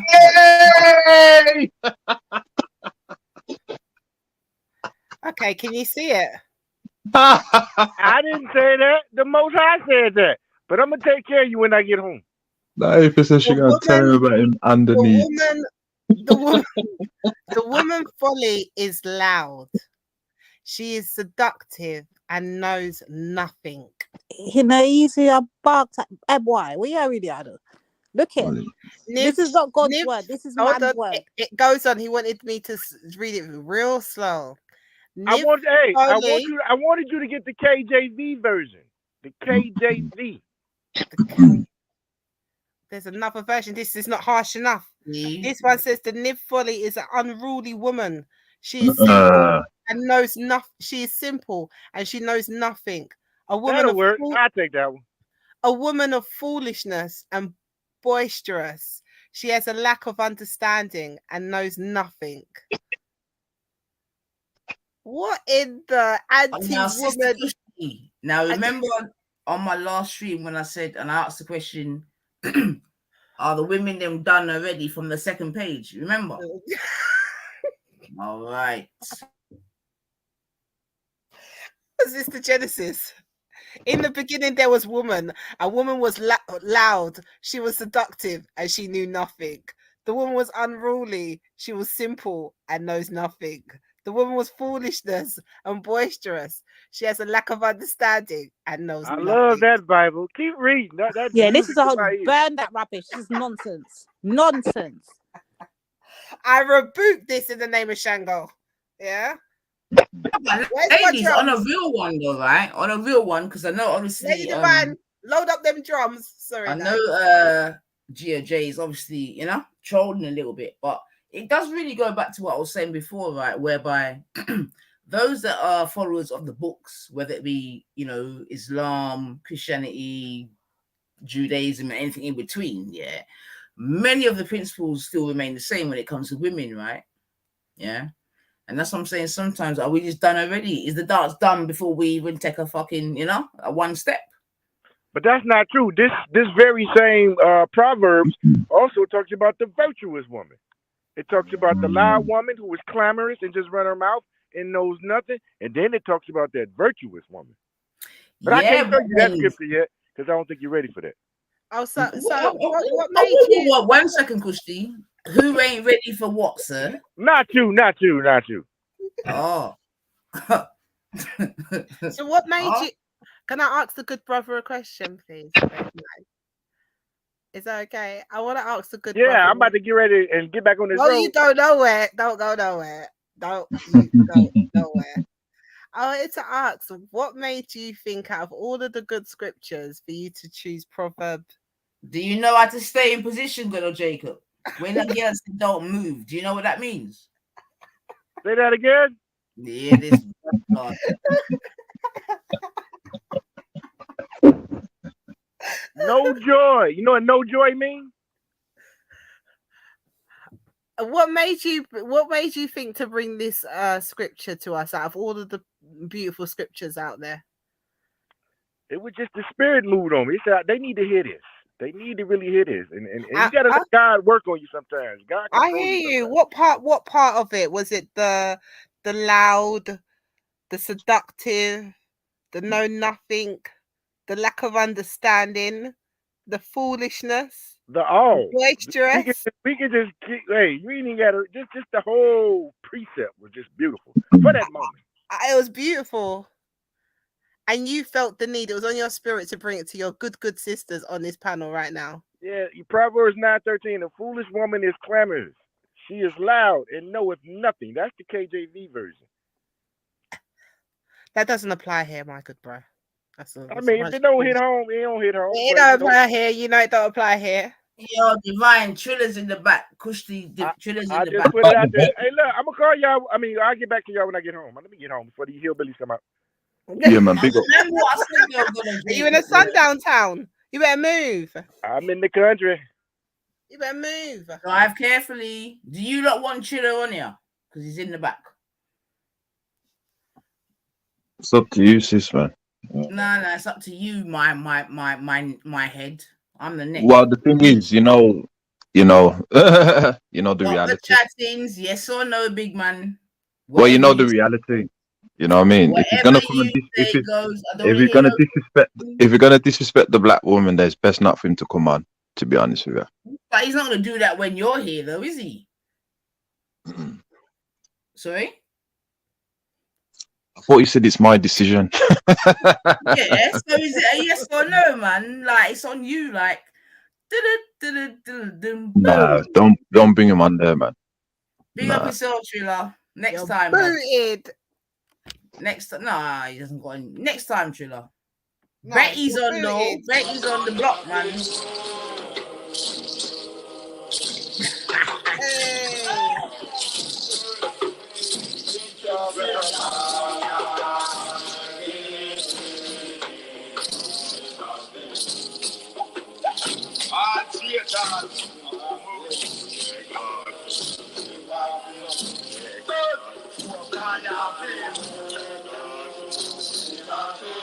Hey, I feel move, y'all.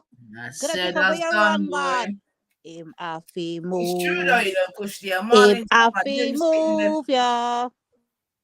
No, but for real though, Divine Kushti, I think you were onto something when you said in the morning. Yeah, instead of like the normal alarm clock. Yeah, man. Yeah, I'm gonna drop some of that for shit. them kind of sounds, definitely. Yeah, man, for real. That's not even hard to do, to be fair. Exactly. That's not hard to do, to be fair, man. Yeah, and man. It'll put you in such an alignment. Do you know what I mean? For the start. Do you think, Divine? Do you think Alexa's got them tuned there, bab? Yeah, since I forgot I'm blessed the place more, you know. I don't know what happened to them people that always follow behind us, but looking at your back, you know. Let me just incense out the place.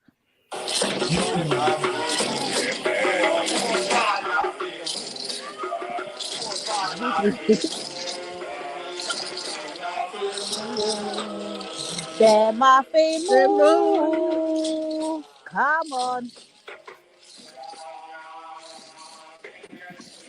They want to be in our orbit so badly. I don't know what it is about us, sis, but they already understand.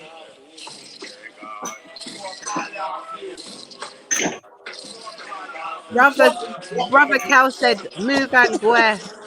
He says he doesn't want the sisters carrying you like no more, man. Move and go. Come on.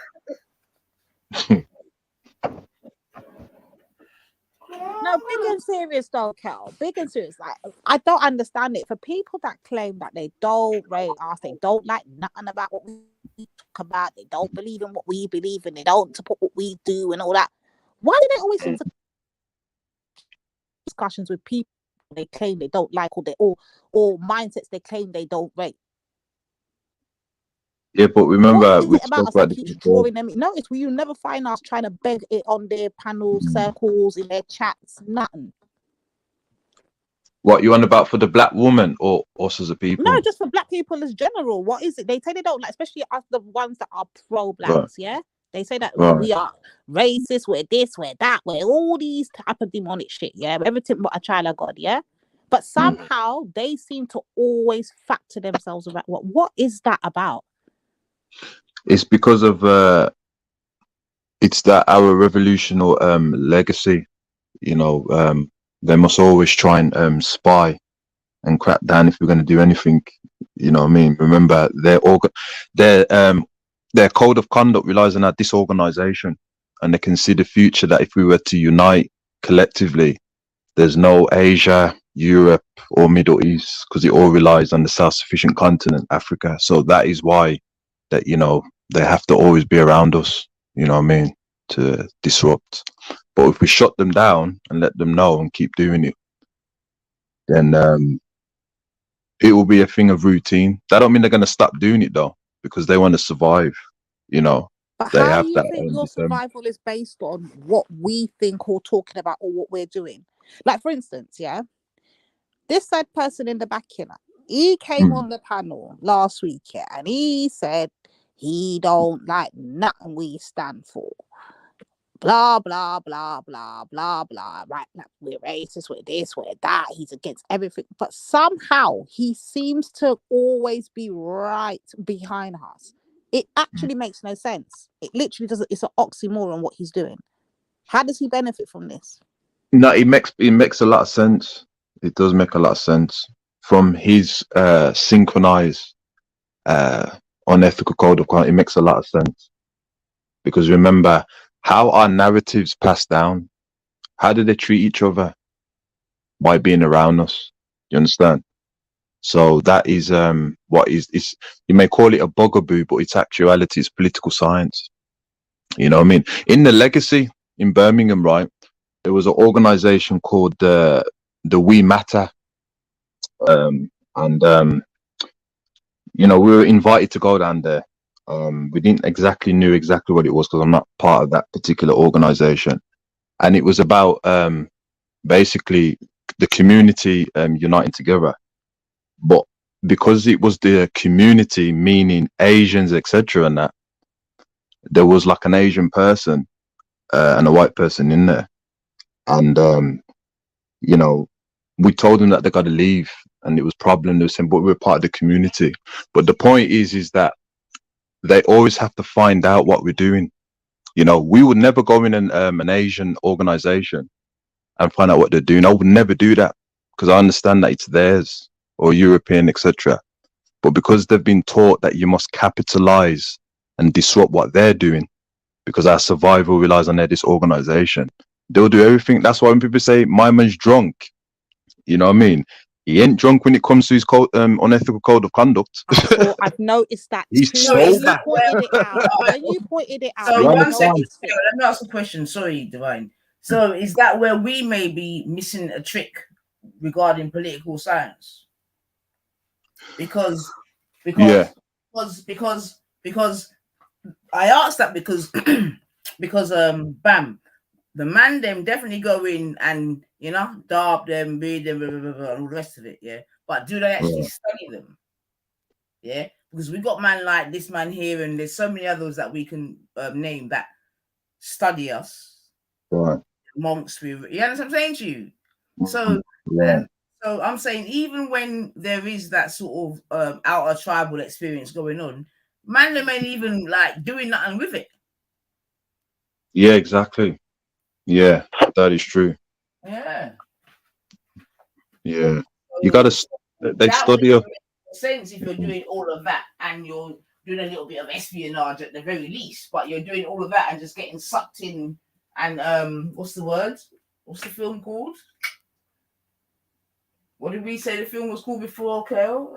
Get Out. Yeah, you're getting. Oh Get yeah, Out. yeah. You know what I mean? Yeah, They're just here to study us, this, whether you're in a relationship with them, like, it's just to study how the Africans are thinking right now. Remember, they're the minority. So it's just a study. That's why you find them I on the don't even panel. think it's a studying thing anymore, Kel. I've got to that point now when I'm watching, observing the patterns and how it always occurs. Yeah. I think it's more of a case of what they do is they weaponize the unsynchronized and they use them to their advantage. That's the play every single panel. Right now, if I switch over to the block right now, I can guarantee you some of that play is taking place right now. Yeah. But that's And that's why studying, though. people like ourselves are hated in these YouTube streets, man. Mm. Because we're But scaffold. And them, man, they're a breeze. Isn't that a form of studying, though? Because remember, how do they know who's synchronized and who's unsynchronized? By studying us. I know that they all know this. That's why I said, when people get offended with the word unsynchronized, right? It's very politically educated and correct as well, because they know. Yes, though, Kel, to be honest, if we're gonna keep it 100, you get me. Like, the first thing, if they hear of someone's political sexual choice, let's say, called say, from that's what they know. You don't from that you don't even have to study. You just know. Study? What do you mean? You don't have to study. What do you mean by that? I'm saying, yeah, once they ascertain a person's preference, yeah, in terms of sexual preference, right? Or who they may be with, yeah. That already tells 100 stories, right? Right. Yeah. Whereby that person doesn't even need to be studied again. The person that they're with. Yes, what she's saying is like, you know, when like Brother Raven says like the first question you should lead with is what is your position on black love? Because so that's what Nine is saying, that once you know the position of that the person's in the interracial relationship, you already fundamentally know their politics and the kind of conversation, how it's gonna go and what side they're gonna side on and things. Like that's the biggest give off. Yeah, but you still have to know the political signs of the non-African people. That's something that we're not understanding. Oh no, I was just giving like to that part there. Yeah. I just came into Uso's convo. But like, yo, this guy's still here. He is like Triller sad, man. I'm just saying, like, I'm looking at the private chats because normally I'm not on panels where I'm seeing all of this, innit? And I'm seeing him spaz out. It's wild. Yeah. Okay. So this is what happens. Yeah. Yeah, it's my first time seeing it. It's just like the desperation of just being a part of us is mad. It's actually quite crazy. And to answer Lady V and that, the things that we talk about, sis, right, is very political. And whether you like it or not, it's revolutionary as well. So that is they're more interested in that than anything else. That's very important. So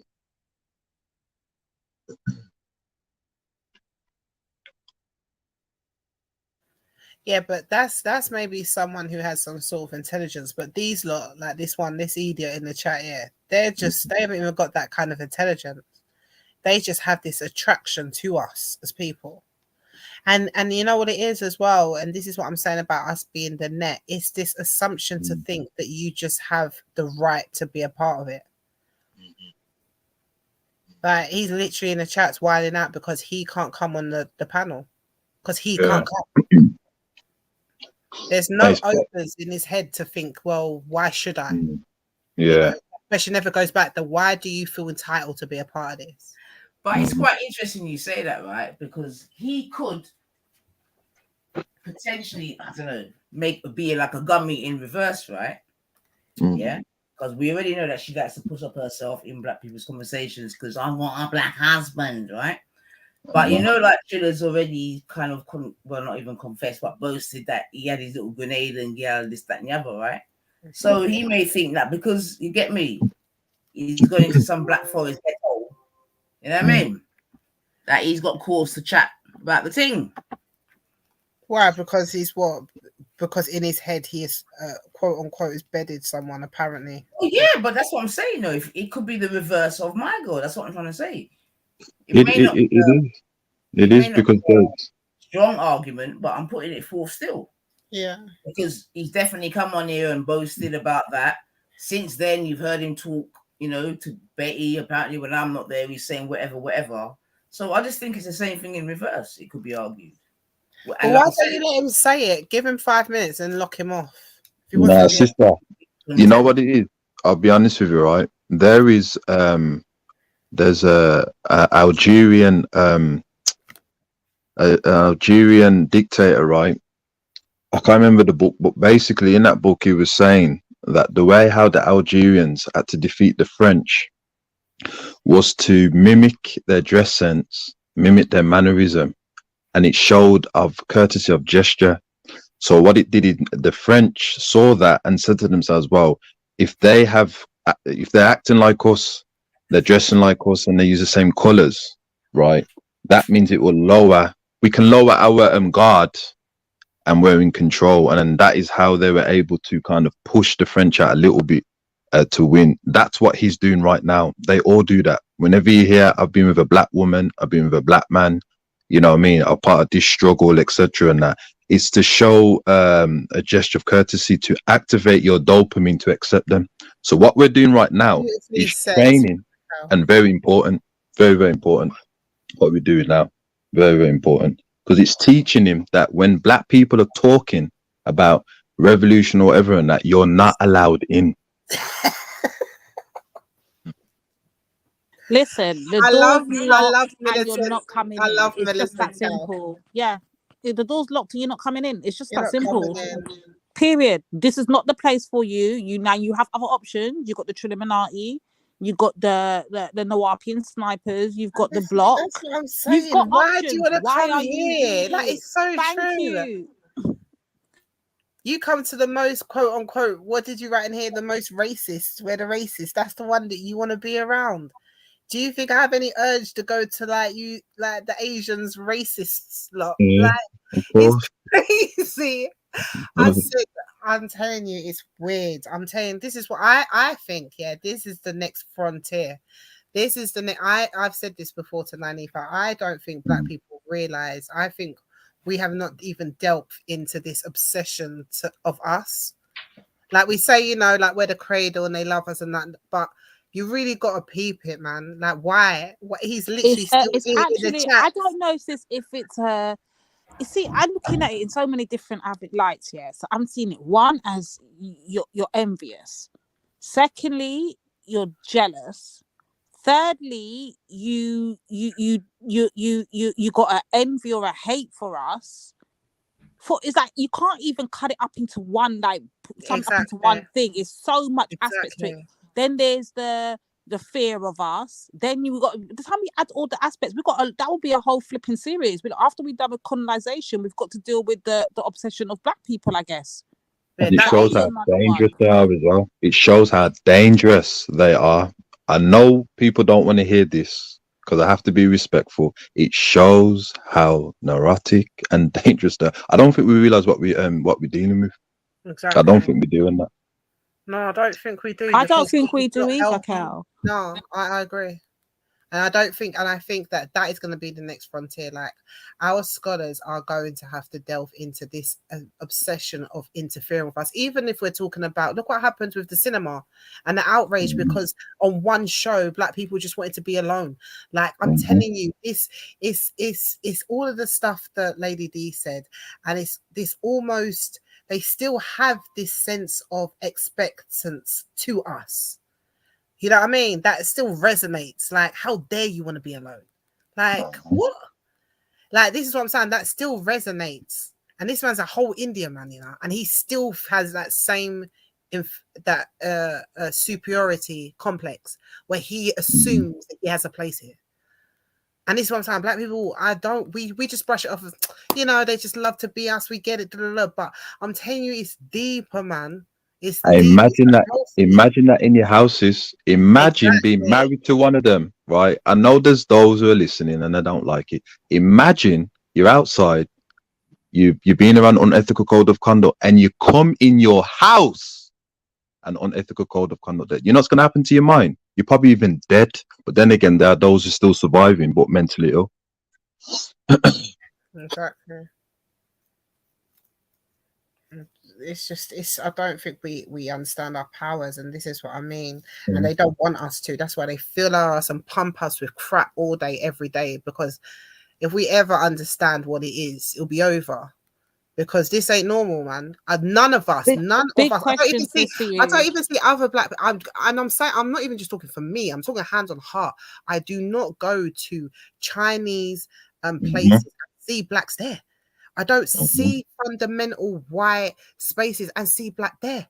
I don't see it in Turkish spaces. I do not see it in Indian spaces. But all of those ethnicities, I see them time and time and time and time again. That's right. What is going on? Like, it's deeper than being cool. It's deeper than that. This is what I'm saying. It's deep. You couldn't catch me there you wouldn't even catch me there for a minute. Wow. Not like this. Like, look at the chats. We're talking about literally begging to get in the doors. Yeah. The problem is getting worse and worse. It's getting worse and worse. It's their survival, isn't it? Their survival is important, and that triggers their dopamines of we need to deny or control these Africans. You know what I mean? Exactly. What are they thinking? Or in the cinemas, what are they plotting? Exactly. What? IMF loan. The IMF loan's gonna go. What? The tribalism, they're gonna unite. All that there and that makes them neurotic. We don't understand what we're dealing with. We just don't get it, man. I can't wait for the time when we realize our power, man. It's coming. But there's one thing I do agree what the elder says, and that, you know, when we get our power back, you know, we're gonna have to fight our unsynchronized family members, and they're gonna help out. You know what I mean? And if we're going for the ice, the sand people are gonna help them, and the mountain people, and the unsynchronized sun. They're all gonna unite against the synchronized African. All of them gonna do it. All of them, man. Ultra ego. Who's that? I don't see no racism here. That's Shahid. Shahid. Man. Yeah. Shahid, I beg Shahid, do us a favor, yeah? You see, you got one of your strays in the back of our chat, yeah, that's always harassing us. I beg you, Shahid, grab him up and just discipline him. Do something with him, but please tell him to stay away from us. Please, Shahid. You know, that's going to be our biggest fight, you know, Doug, how is getting really unsynchronized amongst us. You know, that's the battle I think we're currently fighting at the moment. Yeah. So I think that's going to be one of the hardest fights. And it's interesting because I think even when the black people, like say for ADOS, get their money, we're going to see those kind of works ahead fast. Yeah. You know, you're talking about those forces are going to be working a large quickly on black people. So yeah, I definitely think that when it comes down to it and people start realizing the time comes, that is going to be one of our hard. I mean, we've had a lot of battles, so I can't even picture it, but I just know that that's going to be one of our hardest battles. Moving out the sellouts and the unsynchronized ones amongst us, boy. Now this guy's saying that I'm making him cry. What the hell? He might be drunk, you know. And this is what I mean. Will you go around your people and act like this, drunk? Is that not classed as disgrace? The mountain people are strict when it comes to them things. They're strict there. You have no shame. But so's the Pan-Africanists as well. You're not coming in. You see, if I had a YouTube channel, it wouldn't go far on that, because you're not disrespecting the black woman. You are banned for life. You know what I mean? And that, so there'll be no chances. So that's why I understand I won't be able to have these things. You know what I mean? So I try my best to respect people's channels and etc. You know what I mean? I think that's just something people say to make them feel good. Like, I don't believe that 100%. Like, you don't have to have unsynchronization. You don't have to have black women getting disrespected in order for you to succeed. It's just the lowest and easiest way of form to get attraction. You still would get attraction with having sagging on your morals, because you'll probably just be seen as something, as a novelty, because it'll be so rare. But it might not be as quick, but the attraction will still be there. And I think that's the problem now. Like now I've noticed that is the consensus now. It's been said so many times by so many people now. It's almost like the consensus, like, oh well, if you want your thing to bang, you need to have it kicking off, you need to be disrespectful. Oh, we need a black woman in there to get ripped apart. Come on, like we need those clicks and views. Like that's ridiculous. You know what I mean? Like, so I wouldn't say that, bro. You might not have these kind of people, whatever. Well, that's probably, you know, depending on the person. A lot of people would miss it, but I wouldn't say that everybody is just still attracted to seeing black women getting disrespected or black people just acting a fool for views. Although we see a lot of it, don't think that that's what I'm saying, bro.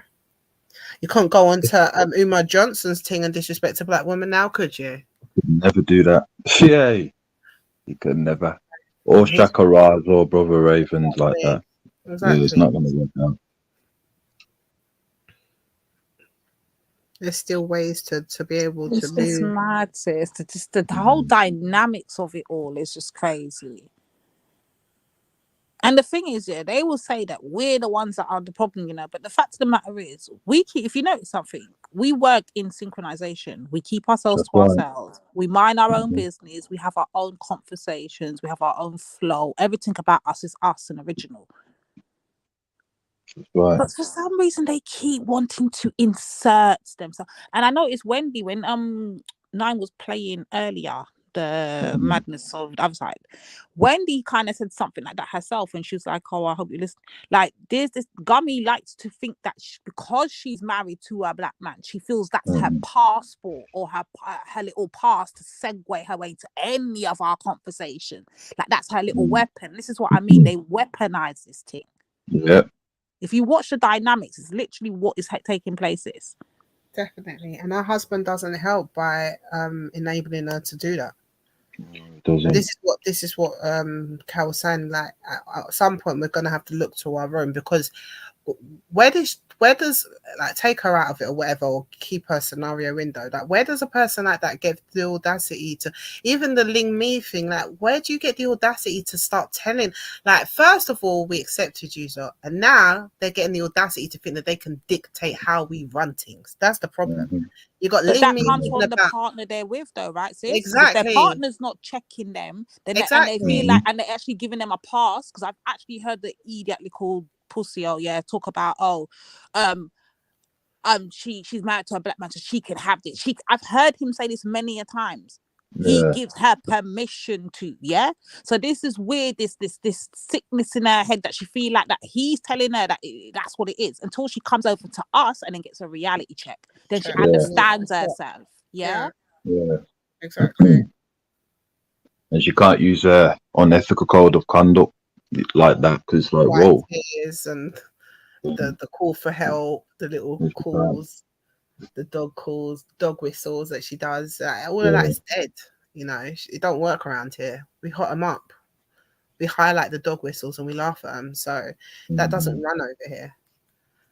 But yeah, I think it's a problem because, you know, we amongst us, we allow these people to disrespect, and now it's to the point where, you know what I mean, they could tell you to not support black love, tell you that you can't have one day in a cinema by yourself, dictate who you can talk, how you can talk, because you're sleeping black. It's ridiculous.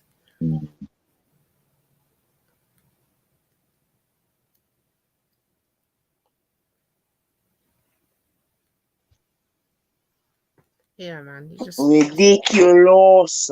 It's ridiculous. Is it racist to say you got no GCSEs? Oh. See, he's on ethical code of conduct.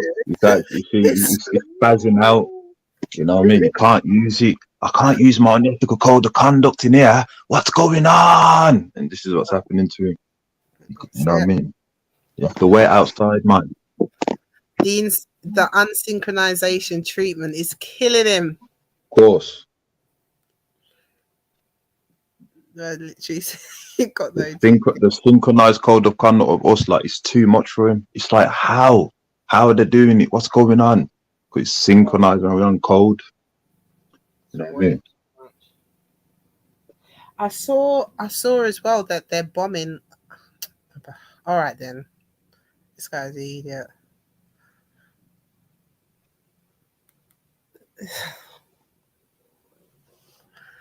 Oh gosh, you gotta laugh.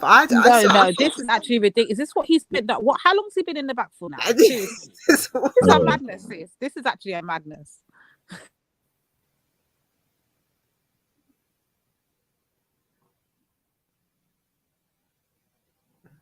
What's Ultra Ego saying? They do come to your chat. Certain people who have shows once upon a time said she's a racist and can't come on her platform, then have her right back on there.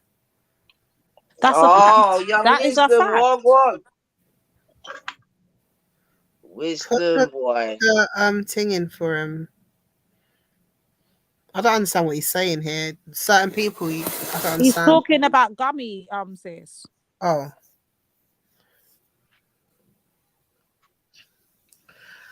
Well, you know, we're going to keep doing what we're doing. I think, to be honest with you, it's just, it was a nice conversation today, you know, hearing different aspects, especially, you know, hearing different points of view on it. To go to Jacob's input as from across the pond, Dev's input as a Caribbean and elder as well, because I think especially because we could be so quick to just judge things as anti-blackness and not understand that there could be a bit more to it also, you know.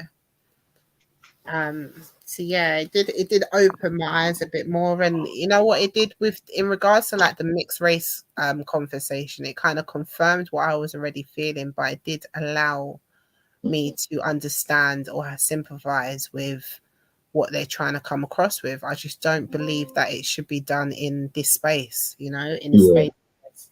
Yeah. I agree. But I can 100% understand that it must be like, because I think one of the girls. If not, then Kush, have a honest conversation, right? As opposed to putting it under, you know, different sets of clothing. Yeah. Because one thing I think the colonization series is proving is that we need to actually have more honest and frank conversations, right? As opposed to, because if not, we're sort of doing what the actual colonizers themselves are doing, right? In terms of just pushing things under the carpet and just, you know, finding different coping mechanisms, as it were. Well, not even coping mechanisms, but, you know, ways of when you have something so complex and just brush it over as something, you then see more problems. It's like the intricacies of colorism, featurism, texturism, and just brushing it over as colorism. And do you know what I mean? Or just, and this is what we're learning, that with this kind of thing, there is a little intricacies, and I can appreciate that. Do you understand? But I can also appreciate a sister who comes from mixed heritage background, who comes into the conversations. Hold on. Although I can understand what you're saying, that you might feel other, this sister right here is talking about her safety. And as I feel a part of this community, I need to stop you there. I need to use my privilege to insert myself to stop you there. And I need to insert my privilege where when you're coming to me again, I need to say, actually, this sister ain't spoken. So I'm going to use my privilege to give her the mic. Because you remember when Black Lives Matter was happening, and then white people be like, oh, I'm going to alleviate my time and give it up to somebody who should speak on this topic. I don't know if you was watching that.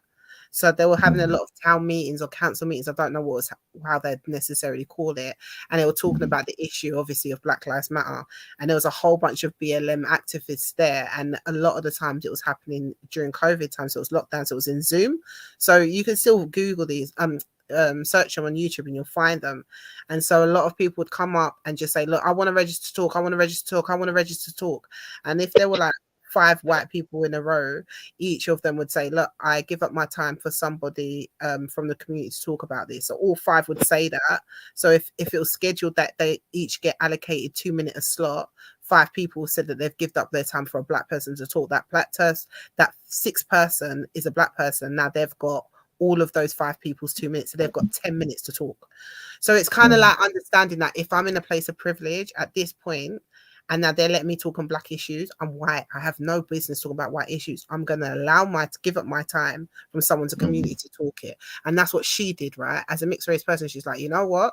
Here I'm going to insert my privilege and say, you know what? We need to stop doing that. But when he came to her again, she's like, I'm going to insert my privilege and say, actually, this sister needs to talk. And it's about people like that I respect wholeheartedly, because we're all going from some sort of mental crap, having to unlearn this crap of white supremacy. And she equally has her plight in doing that. And she recognizes her privilege and she actively does it. It's one thing people talk good talk, you know.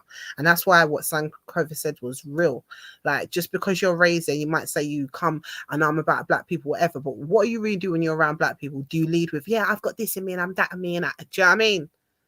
What do you do in that climate? My girl saw her privilege and she said, nah, I'm going to give it to the sister. And not many people do that. And that, again, is missing from the conversation. Like when you open up a conversation, we can start talking about the little things, because it's the little things that make the biggest deal, you know. So yeah, true. Shout out for them for you know, organizing that. I follow them anyway, so I'll definitely tell people to follow that, what we was listening to, because like they seem they're new-ish and they're setting up new panels. Yeah, shout out their name properly. Yeah, okay. 1 second, let me get it on the actual thing and that. 1 second, doing it now. Switch this tab. I think I'm doing well now. What do you think, family? See, I'm switching tab. So it's called thank you. So it's called Stranger Fruit Universe. It's right here, family. 7.4 subscribers. So get up in there. So yeah, and I want to big them up, and I also want to big up the family on the panel as well, because I think we conducted it and had a further conversation on it as well, and it was nice to be a part of. Yeah, man. A lot of that done as well, and it was nice to be around something that was like a higher level conversation. So I'm all about that. So yeah, man. No, man, I give thanks to yourselves. Obviously, Divine, Kel.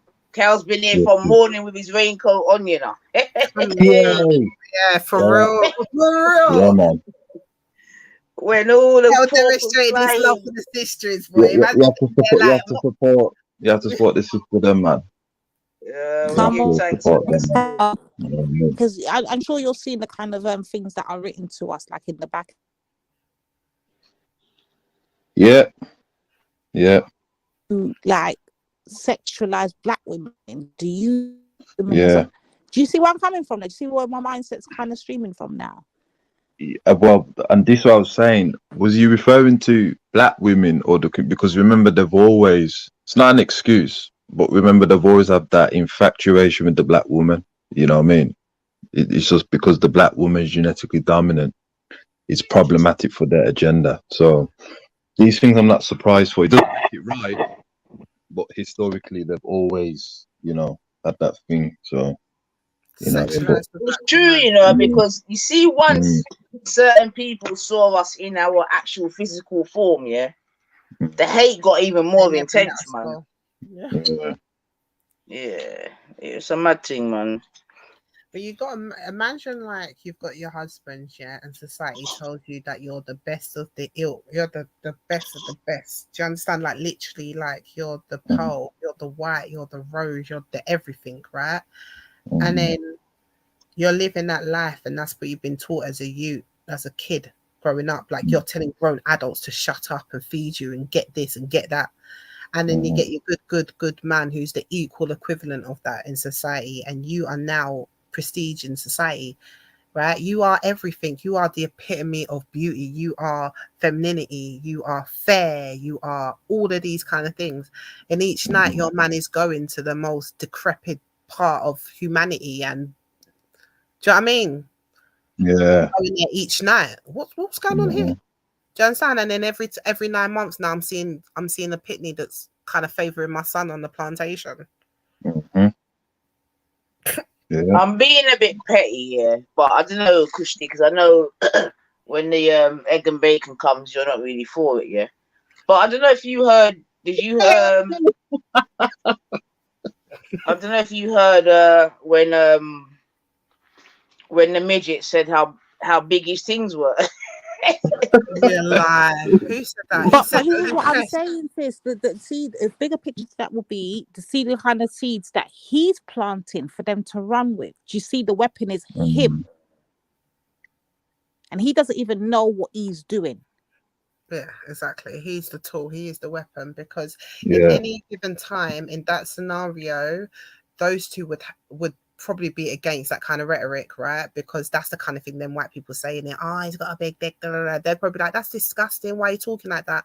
But if they're now using that, do you understand? Then this is what I'm saying. Like when people say, "Oh, this person can't be racist," how can they be racist? That's dumb. They're dating a black person. Have you heard the rhetoric? Like if this whole thing is about how big his dingaling is, then aren't we now sexualizing the man? Aren't we doing That's what's right. is that not the stereotype? Of course it is. It's disgusting. And this is the thing. This has been going on for years, you know. But you see, because I pay very close attention to what's been said and who's saying it and at what time, and I don't forget nothing. I can always draw back. I remember there was one time when Gummy was running up and down on the panels and she was talking about what the colour of a black woman's kitty looks like, and she's seen it, and don't carry on like this is the kind of You're disgusting stuff I'm telling you, she's been fetishized. So when you see her doing things like, oh, she's transracial, black, and all of this, she's been sexualizing black women for time. But you've just got to listen to her. I pay very close attention. So when I come to her with smoke, it's always for a reason, you know. It's always stuff that she said that I've always held on to. And I'm like, yeah, watch when I catch you slipping next time. But I pay close attention. Yeah, it's not pink inside, it's brown. That's the kind of shit she comes out with on panels. Like these are things that are recorded in history. That is disgusting. Yeah. Remember you started remember the Victorian clothing, you know what I mean? That kind of to extend the dress and washing in gravy, you know what I mean? And thickening the hair with all these things, you know what I mean? Which Garrett Morgan invented to thicken the hair. You understand? So we know that the wannabes, we know this, you know what I mean? We know this. Countries are named after the black woman, you know what I mean? Before enslavement. So we know that they want to be us and they want you as well. We just have to kind of stop all that. Like this mountain man in the back, you know what I mean?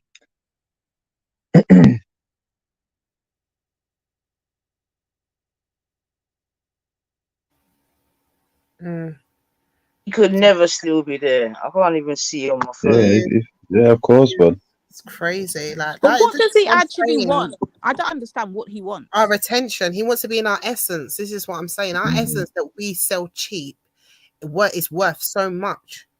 Our essence is so expensive, and we sell it for dirt. Yeah. If we understood what our essence is, these people would move more like stush. You wouldn't even have these people breathing in your air, yet alone coming on panel. He's so addicted to our essence. When my people realize what their essence is worth, boy, trust me. Look at you just sitting there begging to come in, saying all sorts to trigger us, and you ain't moved us yet. You think anything you're gonna say is ever gonna rearrange this crown? Like, you're amongst people who are aware of their essence, bro. That's right. Disgusting. And that's what they hate, man. That's both the Africans and non-Africans. They hate it, man. They hate it that we do it so with so much pride, consistently. Yeah. Enough of the man them that are in our mirror, they hate it. That's one thing I realize, man, because they can't do it. Enough of them can't do it. It's like the song says, when you're like that, you remind them of who they are supposed to be. Yeah. Exactly. Remember their self-esteem is based upon use lot's character assassination in the media. This is why I always say that if you are for the black woman, why haven't you given up your privilege to unite against what the Iceman has character assassinated the black woman, and they ain't done that yet. Absolutely. That's exactly, and that's why I think, so for me, the main part what needs an or else policy is not so much them dating out, right? They can do what they want, and I think it gives us a bad look. My or else policy is fundamentally the disrespect of black people, especially black women, for what you just said there, Cal. That's when I think we need to do that, because these people are definitely getting their confidence from what they see. And when they see black men openly bashing black women without getting any kind of anything back, and you could be another race and do that to their women, then, do you understand? So I think optics are key. Optics are key. And my thing is, way more than anything else, it's a disrespect of blackness, using blackness for a coin, using blackness for a view, putting down blackness, putting down black culture, acting like a buffoon. There's this Nigerian man that's in America, and all he does is go around, and he's big, he's like hench, and all he does is whine and eat chicken and watermelon like a buffoon. See? Yeah, do you understand? Like, these kind of things need to be shut down. That's the first thing we should be going into. We need to show on our optics. It needs to be optic. We need to see it. People need to see that when that man did that, boy, the whole community shut him down, you know. Just like what we see with the Jews. They don't do that anymore, you know. You can't go around talking about a black woman like that, you know. It's peak. That's why I rated you when you done that nasty man's dance when he was talking to Nynefa, and you told him about himself. And them times there, it absolutely needs nothing but militancy. There's no brother, there's no we're cool, there's no none of that. That will not be tolerated. Yeah, man, it's disrespectful, man. Disrespectful, man. You know what I mean? And Very I think that's disrespectful. where black men need to align and do that. That doesn't mean that, now I'm asking for a black man to take care of me. I don't need a black man to take care of me. I have my own black man to take care of me. But I understand about optics. And I understand that, optically speaking, just like if my partner was out or whatever and he saw something disrespectful, and all it took for him to say is, yo, we doing? You see? Stop it. You see? Oh, right. That does nothing to me. I'm not offended by that. In fact, it makes me love him more. Do you understand? That does not now mean that I feel like my man is now being somebody else's man. That makes me know that he's solid in his blackness. It's called gatekeeping, sis. And we encourage it. We encourage it. I encourage it. Like, you do that a few times, and yeah, your baby's happy when I hear that. It's not a problem. So all of this crap about, you need a man to, I don't need a man to protect. It's not about a man protecting. It's understanding that as a black person, I want to go around and be respected in my blackness, not just as not as just an individual, what I'm doing with my partner as a blackness. Understand that where I move, you can't do that. You can't do that, because you know what? The men don't play in my community. Right. And the man them should do the same way. They still know that they can do that. Black men still know that they can turn around and say, well, we don't have that problem around here. Our women are most loyal to us. Of course. We don't have that problem around here. Our women don't play about our pitney. Black man can still stand their ground and say that. Black man can turn around and say, look, if you bust even one of us up, these women are out there with their babies, breastfeeding, out there, the grannies are out there protesting. Black man can still turn around and say that, hold their head up high, and they should be able to say that.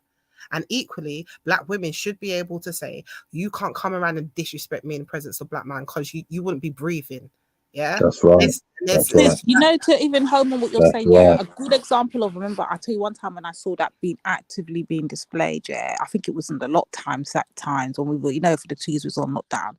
And who remembers that time when the sister went into the hair shop and the Chinese people then was disrespecting her and wanted to fight her off in the shop? Yeah. And then the brothers them gathered up and they caught that. That is gatekeeping. You think any of them were thinking, oh, that's not my girl. You think I care? That's not my girl. She needs a man. No, they got on their job. They did their job and they held it down and they gatekeeped. That should be something that should be practiced all the time. But that's all them brothers pick up themselves and took themselves down to the shop and made the man know, don't you ever put your hand on one of our women again, or else. That was all else. That was definitely, that was lit. Of course. That was lit. course. And we love to see that. And you know what it is? You know who I was fire bunning the most? Any woman who walked past their man and still walked into that shop. Now that's a problem. Do you understand? But I rate the brothers who come true, put their foot down and did that. Do you understand? They should be respected. And sis is right. You know, there's another one. I just had his name. It starts with an S. And he does a lot of the hashtag like protect black women. And I remember there was something that happened in New York or something like that in one of the shops, and a woman got beaten bloody. You know, the man, one of these little hood youths were trying to speak to her. She politely said, no, I'm just here to get a wine, and he beated her up bloody. The next day, man came down and with a bag of people looking for her. Like, no, there was a whole thing that the police must not get them for us. And they went there every day. They were talking, and it was normal black heads going to normal black people saying, look, you know, talk to us. Who was it? Because they know they're not going to talk to the police. And that's the kind of movement and things that we should also highlight. We should also highlight as champion black man in doing that, because those optics are powerful. So sis, you know what we should be doing as well? When we hear them stories, we should bring them up as well and show them kind of thing. And bring fire to that. Fact. We need and to actually show displays of what we're talking. Yeah, Obviously, we say it, they don't understand what we're saying. Like, they want to twist it up and make it sound how they want us to make it. Like, we're in need of the black man's protection. No, we know what we're saying, and you know exactly what we're saying. What we're saying. Right. So what we need is demonstrations of this happening to say, what, you lot can't do this no more. No, this is all out the window. Like, what's happened? When did we come from that to where we are now? So I'm saying, then they find out that actually there's plenty of black men talking what Carol's talking or doing what needs to be done. Do you understand? So that's why we need to be showing that and saying that this kind of mindset is not some foreign concept. This is us. Do you understand? This is how it's supposed to be. Press play and let us show you. You know the ones there. If you don't get it now, we're about to show you. Yeah, man. So yeah, we need to start showing some of that as well. Because for real, we need to raise up what we need to see. And if they can't understand it by words, we need to show it to them. Because when it's done beautifully.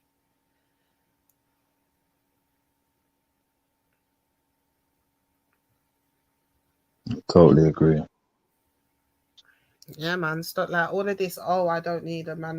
Like, don't allow that narrative. That needs to get dead in the water. That's not what we're saying. Big up any black man who sees identifies a situation where they know all it takes is a bit of bass and say allow it and stop, and they do that. Yeah, I give reverence to every black man that does that.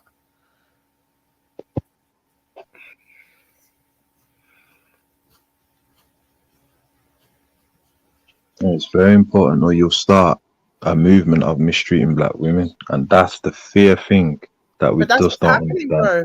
That's exactly what we're going through. We're going through a culture of that. True. We're literally going through a culture of that. And this is why when Sis Sankovic says it's not something that we're ended out of, we are still currently going through that. This is the next phase. This anti-gender thing is just, it's never happened. It's just never happened. Like, when you think about the decades that we've just been through, whatever we've been through, but never has there been a time where black man and women are just saying, yeah, men go your own way. Go to where? Like, what are we doing here? What if they're not going to women? We're telling them to go to men. Like, what? This has never happened in our community. So, yeah, I feel like it is currently happening. But that's why we need to raise the brothers that are moving it away from that and over as that. This is a community thing.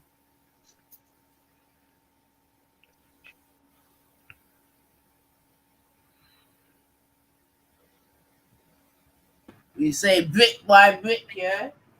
Yeah, he's saying in the chats. Are you reading the chats? What he's saying? Yeah, he says it's impossible. All right, he's going in. Let's see what he's saying. If I say don't go over there because if they touch you, I have to defend it, then don't go over there. Now, has he got a good point there though? If they're saying if they're going to take hold of the situation and they're going to get back to the gatekeeping thing, that means we need to follow instructions as women. So when they say don't go into them shop there, stop buying that. That we have to be on the same one accord and saying, okay, we're going to work with the brothers. Absolutely, that's so true. Come on. And I agree with that. And vibe on the black women that when you see a man doing something right, you're the first one to talk out of turn. Like, just please, just shush. Do you know what I mean? Like, shh. I just want to say, shh, just get out of the way. They're doing good. Like, leave them to get on with it. And he's right. If they're saying don't go over there, and then you go over there. What pissed me off the most, yeah, is not even like what sis says, the Chinese man that was disrespecting or whatever because the black man handled it. It's when you see the black man out of there, they're holding presents, they're standing in front of the shop, they're telling sisters that walk past, you know what, sis, we're closing this one down, this one ain't good for you. And some sisters saying, you know what, I hear you, I thank you, I appreciate you. And there's one ratchet sis, I need to get it, I'm going out tonight, I need to get it. Yeah, and she's can't sacrifice the dance for the cause, you know. Has to be in the dance and looking like a blasted Them dollar. one needs to get fire. Like, this is what I'm saying. Like, don't think we ain't ready to give them sisters fire, bro. Like, those ones are just worse, man. Like, them ones there will irritate me. That is a problem. So I'm 100% agreeing with you, yeah. He says it's impossible to be a good gatekeeper without the element of some control. Are you ready to cede control? No, are you ready to good control women? We have to change how we move. So what are you saying there? Are women ready for what? For what, to allow man to just have control? Yeah, basically, I think that's what he's asking. Are we ready for that? Basically, in order for them to take control, we need to give up power and let them have, like, basically kind of not in a bad way, but a kind of a dictatorship. If they say don't go Dessa, that means don't go Dessa. Or if they say, yo, you need to fall back, you have to just fall back. Basically submission in that sense. Yeah, absolutely. Of course. Like, most of us do it in our personal lives anyways, but if that was a collective decision that the collective men have said, all right, we're taking it from here, I think, and they actually did take it from here, I think you'd be so surprised how many women would cross their legs, get out their nail polish and watch. Like, I don't think you're gonna have much people women saying, no, like, I'm ready. Do you know what I mean? I'm ready in arms. Like, that doesn't mean to say that my intelligence is not equal to the table now. That's not to mean that you get to tell me to shut up every time I want to talk now. But does that mean that when the time comes for strategizing and war and telling how it's going to go down, and for me to say, yes, I understand, no problem, like, that can happen. Do you know what I mean? Because we weren't from a people that never used to just have minds of just one gender. You know, it was just about who's got the minds for what. But if the men want to take the lead on that, that's fair play. Go ahead. I don't think any women are not on here are going to say, no, you know what? Give me the wahala. I want to fight for you. You sit down. I'll do everything and carry and everything. Okay, it says not all control, some control as far as safety. When it comes to safety, I want them sisters that, yeah, you can take all control when it comes to safety.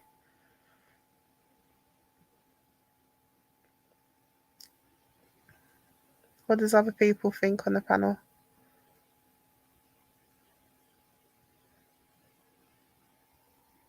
Sorry, I've got some things going in the back, man. So I'm trying not to go on mute because my machine's going. What are you saying, Nine? Are you ready to lose some control for safety? Yeah, man. When you're ready, man. Yeah. And like I said, I've got a couple of appliances on in it. I'm in the kitchen, so I'm trying not to. No problem. Go on, feel will be too much, man. But yeah, man, definitely, man. You lot have put in a good shift. I think it's been a good day, a good conversation. I think there's been many talking points that we can develop from this. Yeah, he's laughing. Who EIE? No. Yeah. Yeah, I'm not even. Anyway, let me get back to what I was saying in terms of my summarization and that. And I think you know, there's like, so first off, it started off as Nine's breakfast. We've done breakfast, brunch, lunch, dinner, we're going to blood tea and biscuits. Yeah, so big up the fucking work. First, yeah. Let me give you your flowers for that, because let me give you back, man. No. I've got nothing to do with the first half. That's all you. Yeah, so that's well done on your scummy side. All right, say nothing. All right.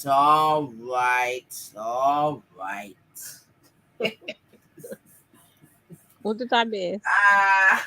Yeah, and I even trying to give out the roses about the scummy side. I said, that's all her, man. Do you know what I mean? I don't need no roses on that one. Yeah, we don't. We're free from that. I didn't help out in that and there. I want a part of that.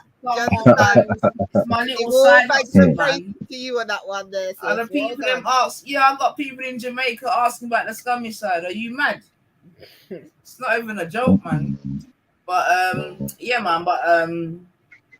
But with all seriousness, like I said, I think from some of the conversations, some good talking points have come about. Yeah. Big up Sister Sankofa as well for passing through, because long time we ain't seen her still, so obviously appreciate her energy. And yeah, man, like, listen, it's mad, you know. Like, if we really stop and like deep it in it, like, it's very mad. What we've really got to deal with, accommodate, siphon through, sieve through, this, that, and the other. You know what I mean? And still, as Kushti would say, keep our crown straight. It's a lot, you know. It's a lot, man. And that's why I'm so glad that Black people are having an honest conversation, saying that we can't do all of this. It's too much of a heavy load. And that wouldn't happen unless you actually analyze. Sometimes, you know, like your bag's so heavy, yeah, you're just used to the weight. You know, when you finally just say, you know, let me go through this bag here. Like, and then when you go through the bag, you start taking one thing out and then another thing. You're like, right, I carried this. And hold on, there's this. And then you carried this. And then, hold on, we're still carrying this. And this. And this. And then you realize that your arms just, you know what? That's what it's been like. I feel like I think that's what it is for Black people. That's another conversation to be had, Kushti, right? Sorry to cut you in, right? But that's another. Where the fuck's my light? That's another conversation to be had in terms of should those same responsibilities, burdens, call it what you may, put on the, you know what I mean, the ones coming up. Yeah, definitely. And I'm just glad. I think that would be in line with, that would be more in line to how fast the culture is moving. Do you understand? Because I think this conversation is being had. So I definitely think that. I think and that's what I'm saying, I don't think we realize how much we carry until we unpack it. Then when we unpack it, we're like, you know what? That ain't going back in the bag. Yeah? Like what Brother Cal said, you know what? The load's too heavy now. Yeah, no, it's not coming back in. The only way we're going to realize that is when we unpack what's in the bag. Our bag come like Santa Claus's sack, man. It's never ending, man. That's the problem. Right, so let me ask another question now. How much of that are we responsible for? As in us right now, our generation, us, or us as a people? All right, well, let's just say our generation. I think our generation has the biggest. No, you know what? Yeah. Come on, because I don't think anyone's unpacked the bag. I think just to get through, we've collected this stuff in the bag. I don't think we was even conscious. Are you on your laptop, Kushti? Yeah. Kale, what device are you on? I got my tablet, but I gotta shoot off now, you know. Since this is, I gotta shoot off now. Man. We appreciate man. being here. I just wanted to quickly ask you a question. You lot can see the icon in the top right hand side of the corner. Yes, we can see it. Is it the dress and yeah. All right, so obviously I know it might not be the clearest of clear. You get me? But that right there is my God and Goddess on Bumbleclaw Earth. You understand what I'm saying to you? We got Mummy and Puppy Nifa. Come on. Yeah. This is Nifa. Yeah, man. You understand? Yeah. Beautiful display of black love right there. What makes me so bossy, tell a man he's a coon and everything in between. You get it? Kushti, that girl, let's touch the tail to blood clean. Come on, my Much. class. Yeah, And the yeah, man man. there boss is still. But yeah, that's for a different thing will be. But yeah, man. But family, I think we'll leave it on that, you know. Yeah, because everyone's putting a good shift. Someone's decorating, someone's got to do this, that, and the other. I'm myself to you. I'm gonna do my thing. But yeah, man. As always, I appreciate the company. Like we've done 11 hours and nearly 55 minutes of quality. You get me? Quality, man. Yeah. So I want to big up everyone for that still. You know, if I was gonna be petty, I see some people